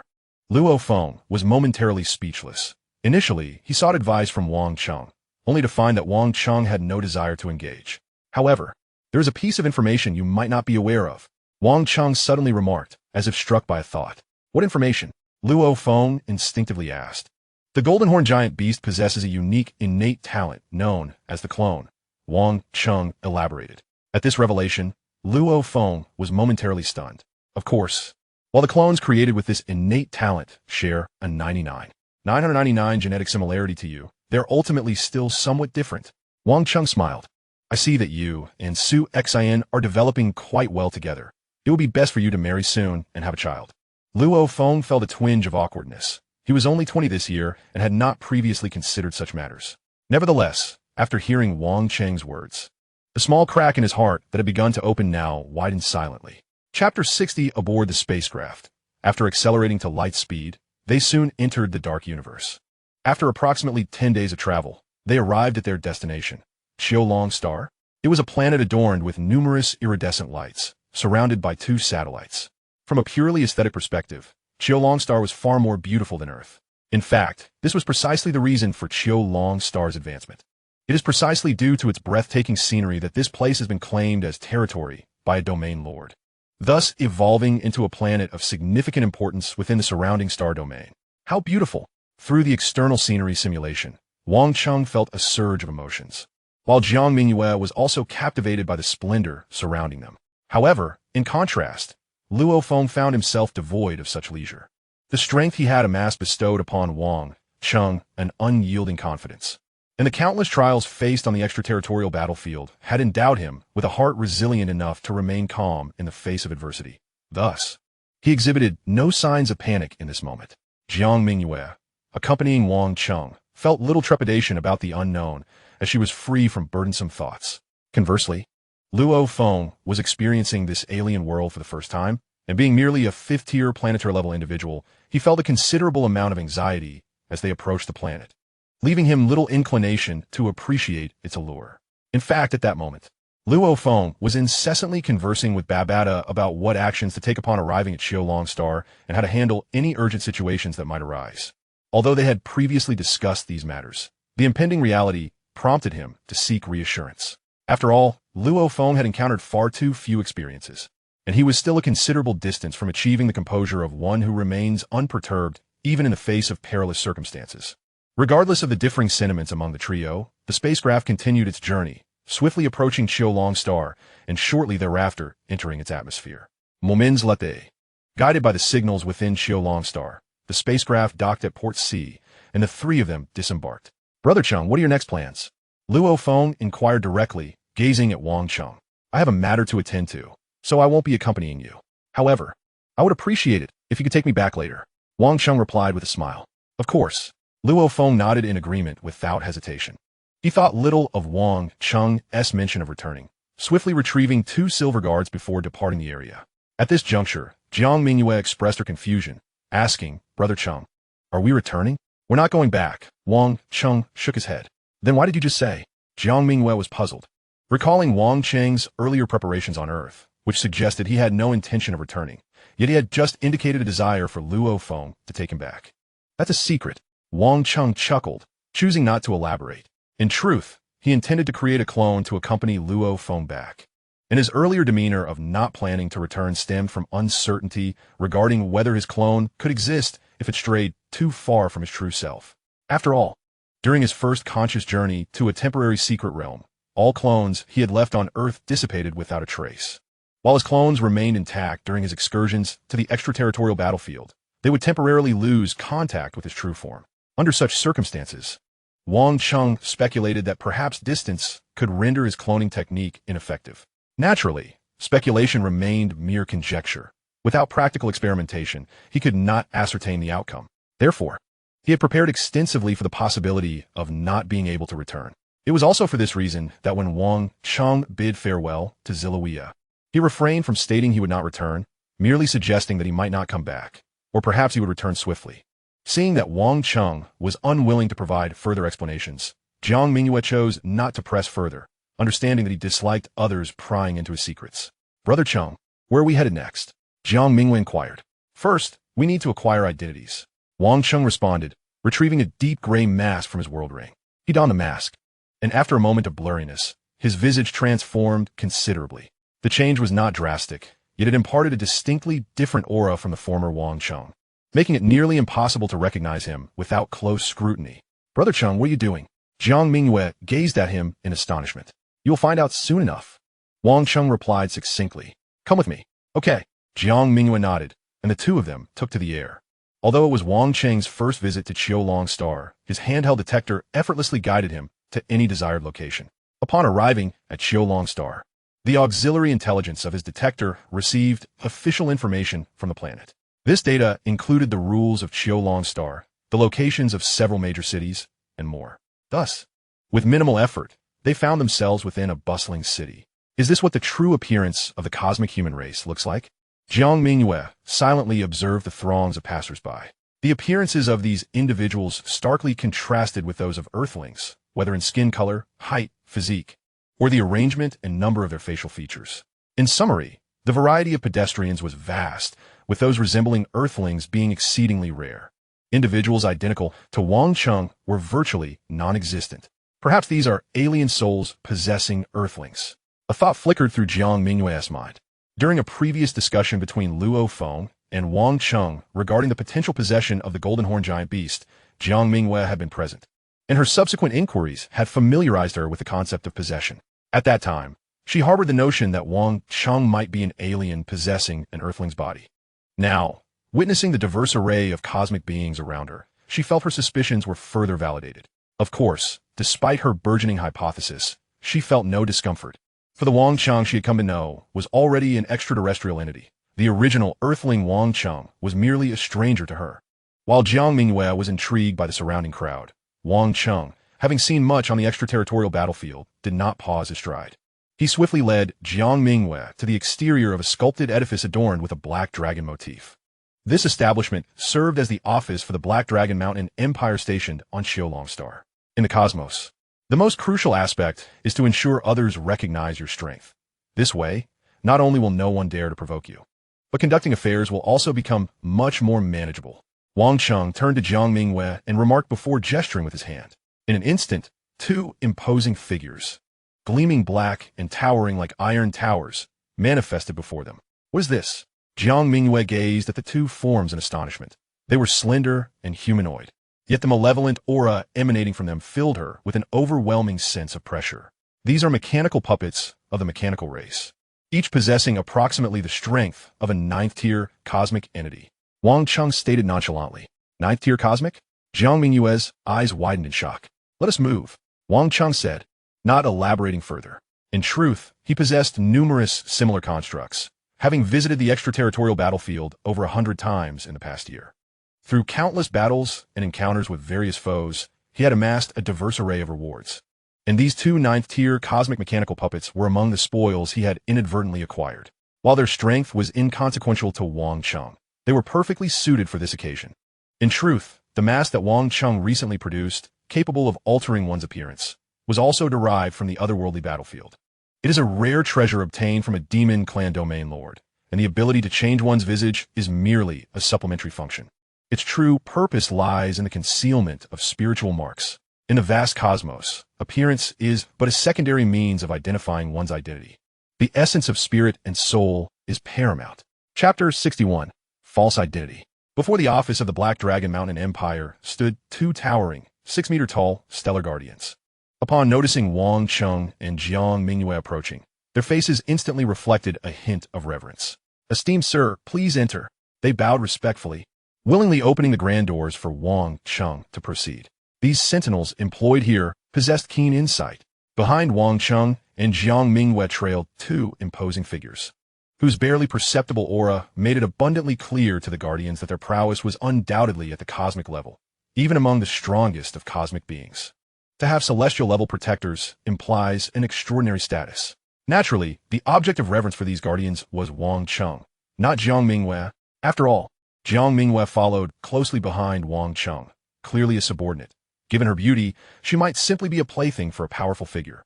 The complex thoughts of the two guardians were beyond Wang Cheng's comprehension as he casually walked through the door they held open for him. Sir, may I inquire what services you require? A charmingly attractive woman approached with a warm smile. I wish to register for citizenship. We both seek to acquire Black Dragon Mountain nationality, Wang Cheng stated directly. Citizenship? The female receptionist paused momentarily, then promptly replied with a smile. Very well. Please follow me. Wang Cheng nodded in acknowledgement and proceeded with Jiang Mingyue in tow. In the cosmos, obtaining citizenship is not a strenuous endeavor for those with strength. In fact, for those without nationality, acquiring citizenship is quite simple. It merely requires payment and registration. Verifying whether someone previously held citizenship is also uncomplicated. With the existence of the virtual cosmos, humanity's interconnectedness far surpasses that of other races, making it effortless to investigate whether an individual has ever belonged to another nation. Of course, such inquiries have their limits. The office on Xiaolong Star possesses data for the entire Qianwu universe nation. But matters beyond that realm are too distant for them to address. In reality, no one concerns themselves with such matters. As domain lords seldom leave their respective high-level cosmic nations, those at the planetary and stellar levels need not ponder the affairs of that world. The registration for citizenship was conducted by a planet-level male with red hair and blue eyes. After scanning Wang Cheng and Jiang Mingyue with his equipment, he confirmed that neither possessed prior nationality. Sir, it appears your device is shielding my detection. I need to ascertain your evolution level. The red-haired man addressed Wang Cheng. Very well. Wang Cheng nodded slightly, instructing his number 1 to disable the shielding. Cosmic level 4. Instantly, the red-haired man became even more deferential. The individual before him not only had 2 cosmic-level bodyguards, but was also of cosmic caliber himself. In his experience, this was undoubtedly a person of significant stature. And your names? The red-haired man inquired further. Jiang Mingyue. Jiang Mingyue answered without hesitation. I am Mingjia. Wang Cheng replied nonchalantly. Understood, Mr. Mingjia. The red-haired man instantly nodded. Names in the cosmos can be quite peculiar, and he did not dwell on it further. However, Jiang Mingyue recognized that Wang Cheng was using a pseudonym. Mingjia read backward was indeed a false name. In that moment, she understood why Wang Cheng had altered his appearance. He intended to assume a false identity, with both his visage and name fabricated. After recording essential information, including evolution level, names, appearance, and spiritual marks, the straightforward registration concluded swiftly. Sir, the total processing fee amounts to 1,000 Black Dragon coins. The red-haired man stated. Very well. Wang Cheng nodded slightly, then produced a coin-like object brimming with energy. Cosmic crystal? The golden-haired, blue-eyed man was taken aback, glancing at Wang Cheng before hurrying off to procure change. Although Wang Cheng had no Qianwu coins or Black Dragon coins, He had amassed a considerable amount of cosmic crystals from his extended time in the otherworldly battlefield. After all, cosmic crystals are a universal currency, utilized not only by humanity, but also by other races as a medium of exchange. One cosmic crystal is approximately equivalent to over 3 million Black Dragon coins. While this sum is substantial in this office, the receptionist acted with remarkable efficiency, soon returning with an unnamed bank card. "Sir, here is your change. Would you like to verify it?" The golden-haired man asked with a hint of trepidation after handing the card to Wang Cheng. "No need." Wang Cheng shook his head. He was well aware that exchanging cosmic crystals for Black Dragon coins was an unfavorable trade, but given his strength, he was indifferent to such trivialities. Having produced the cosmic crystals, he naturally did not care whether his change was in Qianwu coins or Black Dragon coins. Without lingering, Wang Cheng and Jiang Mingwei swiftly departed the office. "How do you feel?" Wang Cheng inquired as they walked down the street. "The cosmic humans are quite courteous," Jiang Mingwei remarked. "That is due to our formidable strength. Otherwise, we would not receive such treatment." Wang Cheng chuckled. "I understand." Jiang Mingwen nodded earnestly. Despite the brief interaction, she had already sensed that in the cosmos, the status of the strong far exceeded that of their counterparts on Earth. In other words, the rules here are far more unvarnished. "Brother Cheng, is the Black Dragon Mountain Empire truly powerful?" Jiang Mingwei asked. "The Black Dragon Mountain Empire is not weak." Wang Cheng explained. "Cosmic nations in the universe are generally categorized into 3 tiers.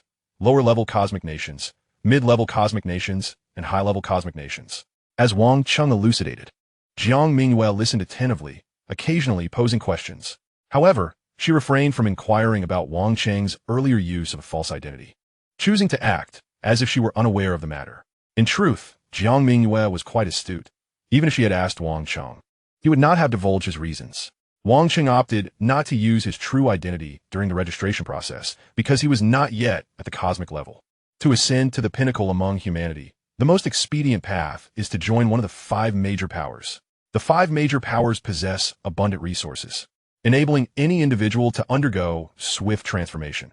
Even someone like Wang Cheng, who possesses the opportunity-grabbing system, would not wish to forego such an opportunity.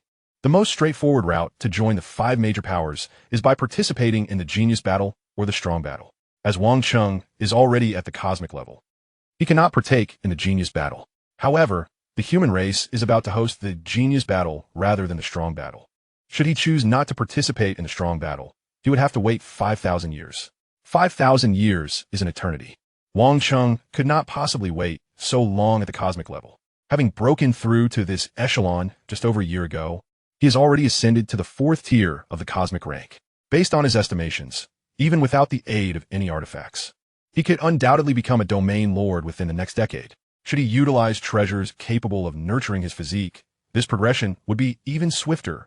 In truth, when Wang Cheng initially transcended to the cosmic level, he did so without a hint of trepidation, as he had no cause for concern. After all, his innate talent, the avatar technique, allows him to effortlessly create clones. Sending a stellar-level avatar to participate in the Genius Battle would be a trivial matter. Although it would be a stellar-level avatar, Wang Cheng hopes that it can embody his true identity. After all, the 5 great powers are considered the legitimate authorities of the human race, and entering these official factions under his real name would undoubtedly facilitate many future endeavors. For now, however, Wang Cheng merely intends to meander through the cosmos for a while. Aside from striving to grow stronger and continue acquiring treasures, he lacks any specific objectives. Thus, adopting a false identity poses little hindrance. Chapter 62. Entering the Virtual Cosmos. After securing his official identity, Wang Cheng, accompanied by Jiang Mingwei, visited the branch of the Virtual Cosmos Company on Xiaolong Star. With the citizenship of the Black Dragon Mountain Empire, obtaining an account in the Virtual Cosmos was a straightforward task, merely a matter of payment. Furthermore, while establishing his real name account, Wang Cheng simultaneously set up over 10,000 anonymous accounts. Though this may seem like a considerable number, in reality, it is quite trivial, as many planetary lords occasionally provide their subjects with such experience cards, and it is not uncommon to issue thousands in one go. Subsequently, Wang Cheng proceeded to the Cosmic Star Riverbanks branch on Xiaolong Star, where he opened an account and deposited 30 million cosmic coins in one fell swoop. In fact, cosmic crystals serve as hard currency, proving remarkably effective for both cultivation and rapid energy replenishment. On the extraterritorial battlefield, everyone tends to stockpile substantial amounts. Having visited the battlefield over 100 times and dispatched hundreds of domain lords, Wang Cheng possesses far more cosmic crystals than these. Moreover, he has an array of treasures. If sold, their total value would be astronomical. Yet, Wang Cheng refrained from hastily selling them. Without a reliable channel, the mass sale of treasures could easily invite trouble. Although he regards ordinary domain lords with disdain, he remains merely a fourth-tier cosmic being. Indiscriminately selling significant amounts of treasures would almost guarantee attracting unwanted attention. If truly necessary, Wang Cheng is unafraid of complications, as his genuine strength would shield him from any peril. However, the crux of the matter is that he does not require excessive funds. A deposit of 30 million cosmic coins is neither too small nor too large. It suits him perfectly. After all, he does not need substantial funds to purchase treasures. As he cannot afford the genuine artifacts, the system's chance for acquisition suffices. Under such circumstances, Wang Cheng certainly would not rush to sell his treasures. When the time comes for genuine need, he can always offer his treasures for sale then. Sir, here's your bank card. Please keep it safe. At the Cosmic Star River Bank, a sharp-eared female attendant presented the newly issued bank card to Wang Cheng. This account contains his freshly deposited 30 million cosmic coins. Thank you. Wang Cheng nodded slightly, accepting the bank card. In the cosmos, the security of bank cards has transcended the realm of passwords. Each card corresponds to a unique spiritual imprint, and only those possessing the appropriate imprint can access the deposits within. The spiritual imprint used to secure this bank card was modified by the mask adorning Wang Cheng's face, meaning this card can only be utilized by the mask's owner. Wang Cheng cannot access it. Should he inadvertently misplace the treasured mask one day, he would be unable to withdraw the 30 million cosmic crystals from this card. You have become a distinguished one-star client. It is my honor to serve you. The female attendant smiled, secretly reflecting on how long it had been since she encountered such a courteous star-level client. Becoming a star-level client must come with numerous privileges, correct? Wang Cheng inquired. May I ask what you require, sir? I wish to purchase a D-class spaceship and a life planet. Wang Cheng stated directly. Our Cosmic Star River Bank boasts an extensive network of clients. We can connect you with sellers for the spaceship. The female attendant replied. Acquiring a life planet is somewhat more complex. However, we will keep an eye on relevant auctions, and once one is scheduled, we shall send you the details regarding the time and location to your virtual Cosmos account. Very well. I appreciate your assistance. Wang Cheng nodded slightly. Please wait a moment. Within a day, we will be able to connect you with a spaceship seller. The female attendant smiled. Wang Cheng offered no further remarks and promptly rose, leaving the Cosmic Star River Bank with Jiang Mingwei. That's enough for now. Upon exiting the bank, Wang Cheng stretched leisurely, mentally calculating his forthcoming activities on Xiaolong Star. After a moment's contemplation, he turned to Jiang Mingwei and said, I need to find a place to rest. What about you? Will you join me? Or do you wish to explore? I naturally wish to accompany you. Changge, Jiang Mingwei replied without hesitation. After making such an effort to come out, do you not wish to see the sights? Wang Cheng smiled. You need not worry about money. I shall take care of it. If you wish to go, feel free. No need, Changge. I will stick with you. Jiang Mingwei continued to shake her head. Very well. Wang Cheng chuckled, not pressing the matter further. After a short while, Wang Cheng and Jiang Mingwei arrived at a local real estate office. Without hesitation, Wang Cheng waved his hand grandly, purchasing a manor on Xiaolong Star. This estate is located thousands of miles away from the city they had just occupied. However, for Wang Cheng, such a distance feels akin to being right next door, as he could reach Xiaolong City in a mere minute. Chengge, I thought you preferred modest living, having only resided in a small villa on Earth. I never expected you to buy such a magnificent manor, Jiang Mingwei remarked while exploring the estate. The land on Xiaolong Star is not inexpensive, and the interior of this manor is extravagantly furnished, leading Wang Cheng to spend 500 billion Black Dragon coins to acquire it. Of course, 500 billion Black Dragon coins equate to over 10,000 cosmic crystals, a mere drop in the ocean for Wang Cheng. He views this manor simply as a temporary residence, not as a place for prolonged dwelling. The villa on Earth holds a significance you do not comprehend, Wang Cheng stated, before adding, there are numerous servants in this manor. Please make the necessary arrangements. Servants, you say? Jiang Mingwei nodded slightly. Wang Cheng did not elaborate further and proceeded to leave the premises. He swiftly made his way to a castle within the manor, ensuring that no one was nearby before summoning a stellar-level 9th-tier avatar with double his genetic tier. Let us give it a try. Wang Cheng handed an anonymous virtual cosmos account to this avatar, while contacting his primary self to assist in logging into the virtual cosmos. Connecting to the virtual cosmos, a grand and utterly emotionless voice resonated, and soon, Wang Cheng found his consciousness transported to a retro street. Alongside the thoroughfare, a myriad of pedestrians bustled about. Perched on Wang Cheng's shoulder was a petite sprite clad in a resplendent emerald dress. Her skin as white as snow and her large eyes sparkling with brilliance. Number 1? Wang Cheng inquired, somewhat perplexed. Yes, master. The sprite promptly replied. Is this your appearance? Wang Cheng asked. The master did not set an avatar. According to the search, I have adopted the form that the master most favors. The sprite's response was somewhat mechanical, yet it left Wang Cheng at a loss for words. How had this auxiliary intelligence deduced that this was his preferred visage? Chapter 63. The True Self and the Avatar. Oh, never mind. Since the auxiliary intelligence has taken this form, it's too cumbersome to change it. Wang Cheng muttered to himself, relinquishing any thoughts of altering number 1's appearance. It's time to attend to business.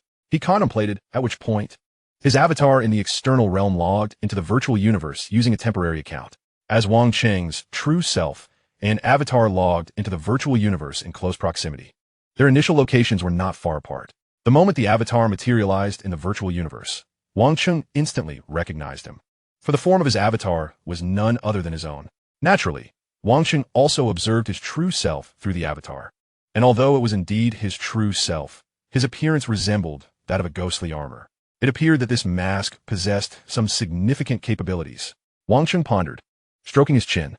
The intricacies of the virtual universe remained unclear to him, but there was no doubt that the mask had deceived the virtual universe. At least the superficial programming. This was not particularly surprising, as the human race was not the sole inhabitant of the virtual universe. Various other races, including some of humanity's mortal enemies, had managed to infiltrate it through virtual accounts. After all, the virtual universe offered immense convenience and entertainment, spanning the entirety of the cosmos, making it unsurprising that many sought to explore it.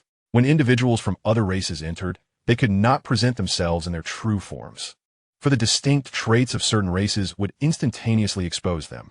Thus, altering one's appearance was imperative. The mask could even fabricate a new spiritual imprint for Wang Cheng, successfully deceiving the superficial programming of the virtual universe, which was hardly astonishing. Wang Cheng was aware of the virtual universe's origins. It was a creation birthed by the most formidable deity of the human race through a secret technique of the virtual universe. Although the original creator seemed suppressed by the primordial universe, his consciousness still permeated the virtual realm. In this context, any information within the virtual universe that the creator wished to ascertain would be accessible to him. In fact, not only the creator, but even the headquarters of the virtual universe company wielded considerable control over it. If they truly desired to investigate Wang Cheng, his disguised form would undoubtedly be unveiled. However, one must consider that at this moment, Wang Cheng was merely a lowly cosmic-level being. Would either the creator or the virtual universe company expend their energy to investigate him? The virtual universe witnessed an unfathomable number of beings logging in and engaging in activities every second, and even a deity-level consciousness could not possibly monitor it all. Moreover, being entirely human, what did Wang Cheng have to fear? He quietly shook his head. Disguising one's identity was a widespread practice among humans, and Wang Cheng was merely one among many. Although the universe abided by rules, it was predominantly a realm of the survival of the fittest. To thrive here, who did not harbor a few secrets? As a bona fide human, Wang Cheng was unafraid of any scrutiny of his soul. Not to mention that the virtual universe company would not be idly investigating him. Even if they did uncover his disguise, it would be of little consequence. Given the virtual universe company's stature, they would hardly concern themselves with whether a cosmic-level being was masquerading. Of course, Wang Cheng could not remain a cosmic-level being forever. He was confident that he would continue to grow stronger, and when he reached a level that attracted the attention of the virtual universe company, his ruse might eventually be discovered. However, that was a matter for another day.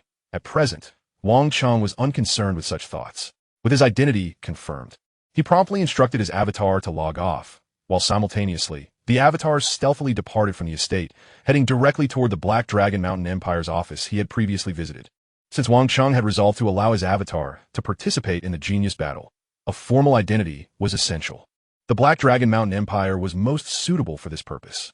Furthermore, this avatar could conveniently accompany Luo Feng back to Earth, allowing Wang Cheng to ascertain whether communication would be possible between his avatar and true self, despite the vast distance separating them. Let us explore this virtual universe thoroughly. Wang Cheng mused, and he began to stroll through the ancient city amidst the throngs of people. Concurrently, he engaged in conversation with the sprite perched upon his shoulder. Number 1. Now that you've entered the virtual universe, can you retrieve a wealth of information from here? Wang Cheng directly inquired. What would the master like to search for? The sprite asked. Please gather information on publicly available treasures, as well as stellar maps. Wang Cheng commanded. Understood, master. The sprite promptly acquiesced. As the auxiliary intelligence accompanying a 50 billion mixed yuan unit detector, the sprite's core capabilities were formidable. Although Wang Cheng's two requests demanded substantial storage space, they posed no challenge for the sprite. Naturally, the publicly available treasure information would not include anything particularly rare.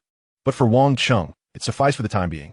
Having acquired a multitude of treasures on the outer battlefield, many of which he could not identify, he seized this opportunity to discern them properly. The virtual universe was an extraordinary existence. It was divided into continents. And the location where Wang Cheng logged in was the Black Dragon Mountain Island of the Qianwu continent. The cities here bore a striking resemblance to those in the real universe, populated by countless cosmic humans. After wandering aimlessly for a while, Wang Cheng decided to purchase a luxurious mansion to serve as a temporary residence. Please relay this information to Jiang Mingwei. Wang Cheng instructed Number 1. Yes, the sprite, currently downloading extensive data, promptly affirmed. Previously, at the Virtual Universe Company, Wang Cheng had assisted Jiang Mingwei in creating an account. However, she was still occupied with matters concerning the estate and had yet to log in. Once she entered the virtual universe, she would undoubtedly reside with Wang Cheng. After settling the accommodation arrangements, Wang Cheng proceeded to a nearby teleportation point. Traveling within the virtual universe required expenditure, and the farther one wished to teleport, the greater the cost. Naturally, teleportation could also reach various special spaces, albeit at an even steeper price. Indeed, the exorbitant transportation fees primarily cater to the common folk. For the formidable, such expenses are utterly negligible. Upon arriving at the teleportation point, the petite sprite perched upon Wang Cheng's shoulder was immediately inundated with a plethora of messages from the virtual cosmos. Master, whither do you wish to venture? The sprite inquired. To the slaughter arena. Wang Cheng replied without a moment's hesitation. Teleportation to the Black Dragon Mountain Island Slaughter Arena requires 100 Black Dragon coins. Shall I proceed with the payment? The sprite asked once more. Affirmative. Wang Cheng nodded. Very well. This transaction will be deducted from your account. As the sprite spoke, a beam of white light descended from above, enveloping Wang Cheng, and in an instant he vanished from sight.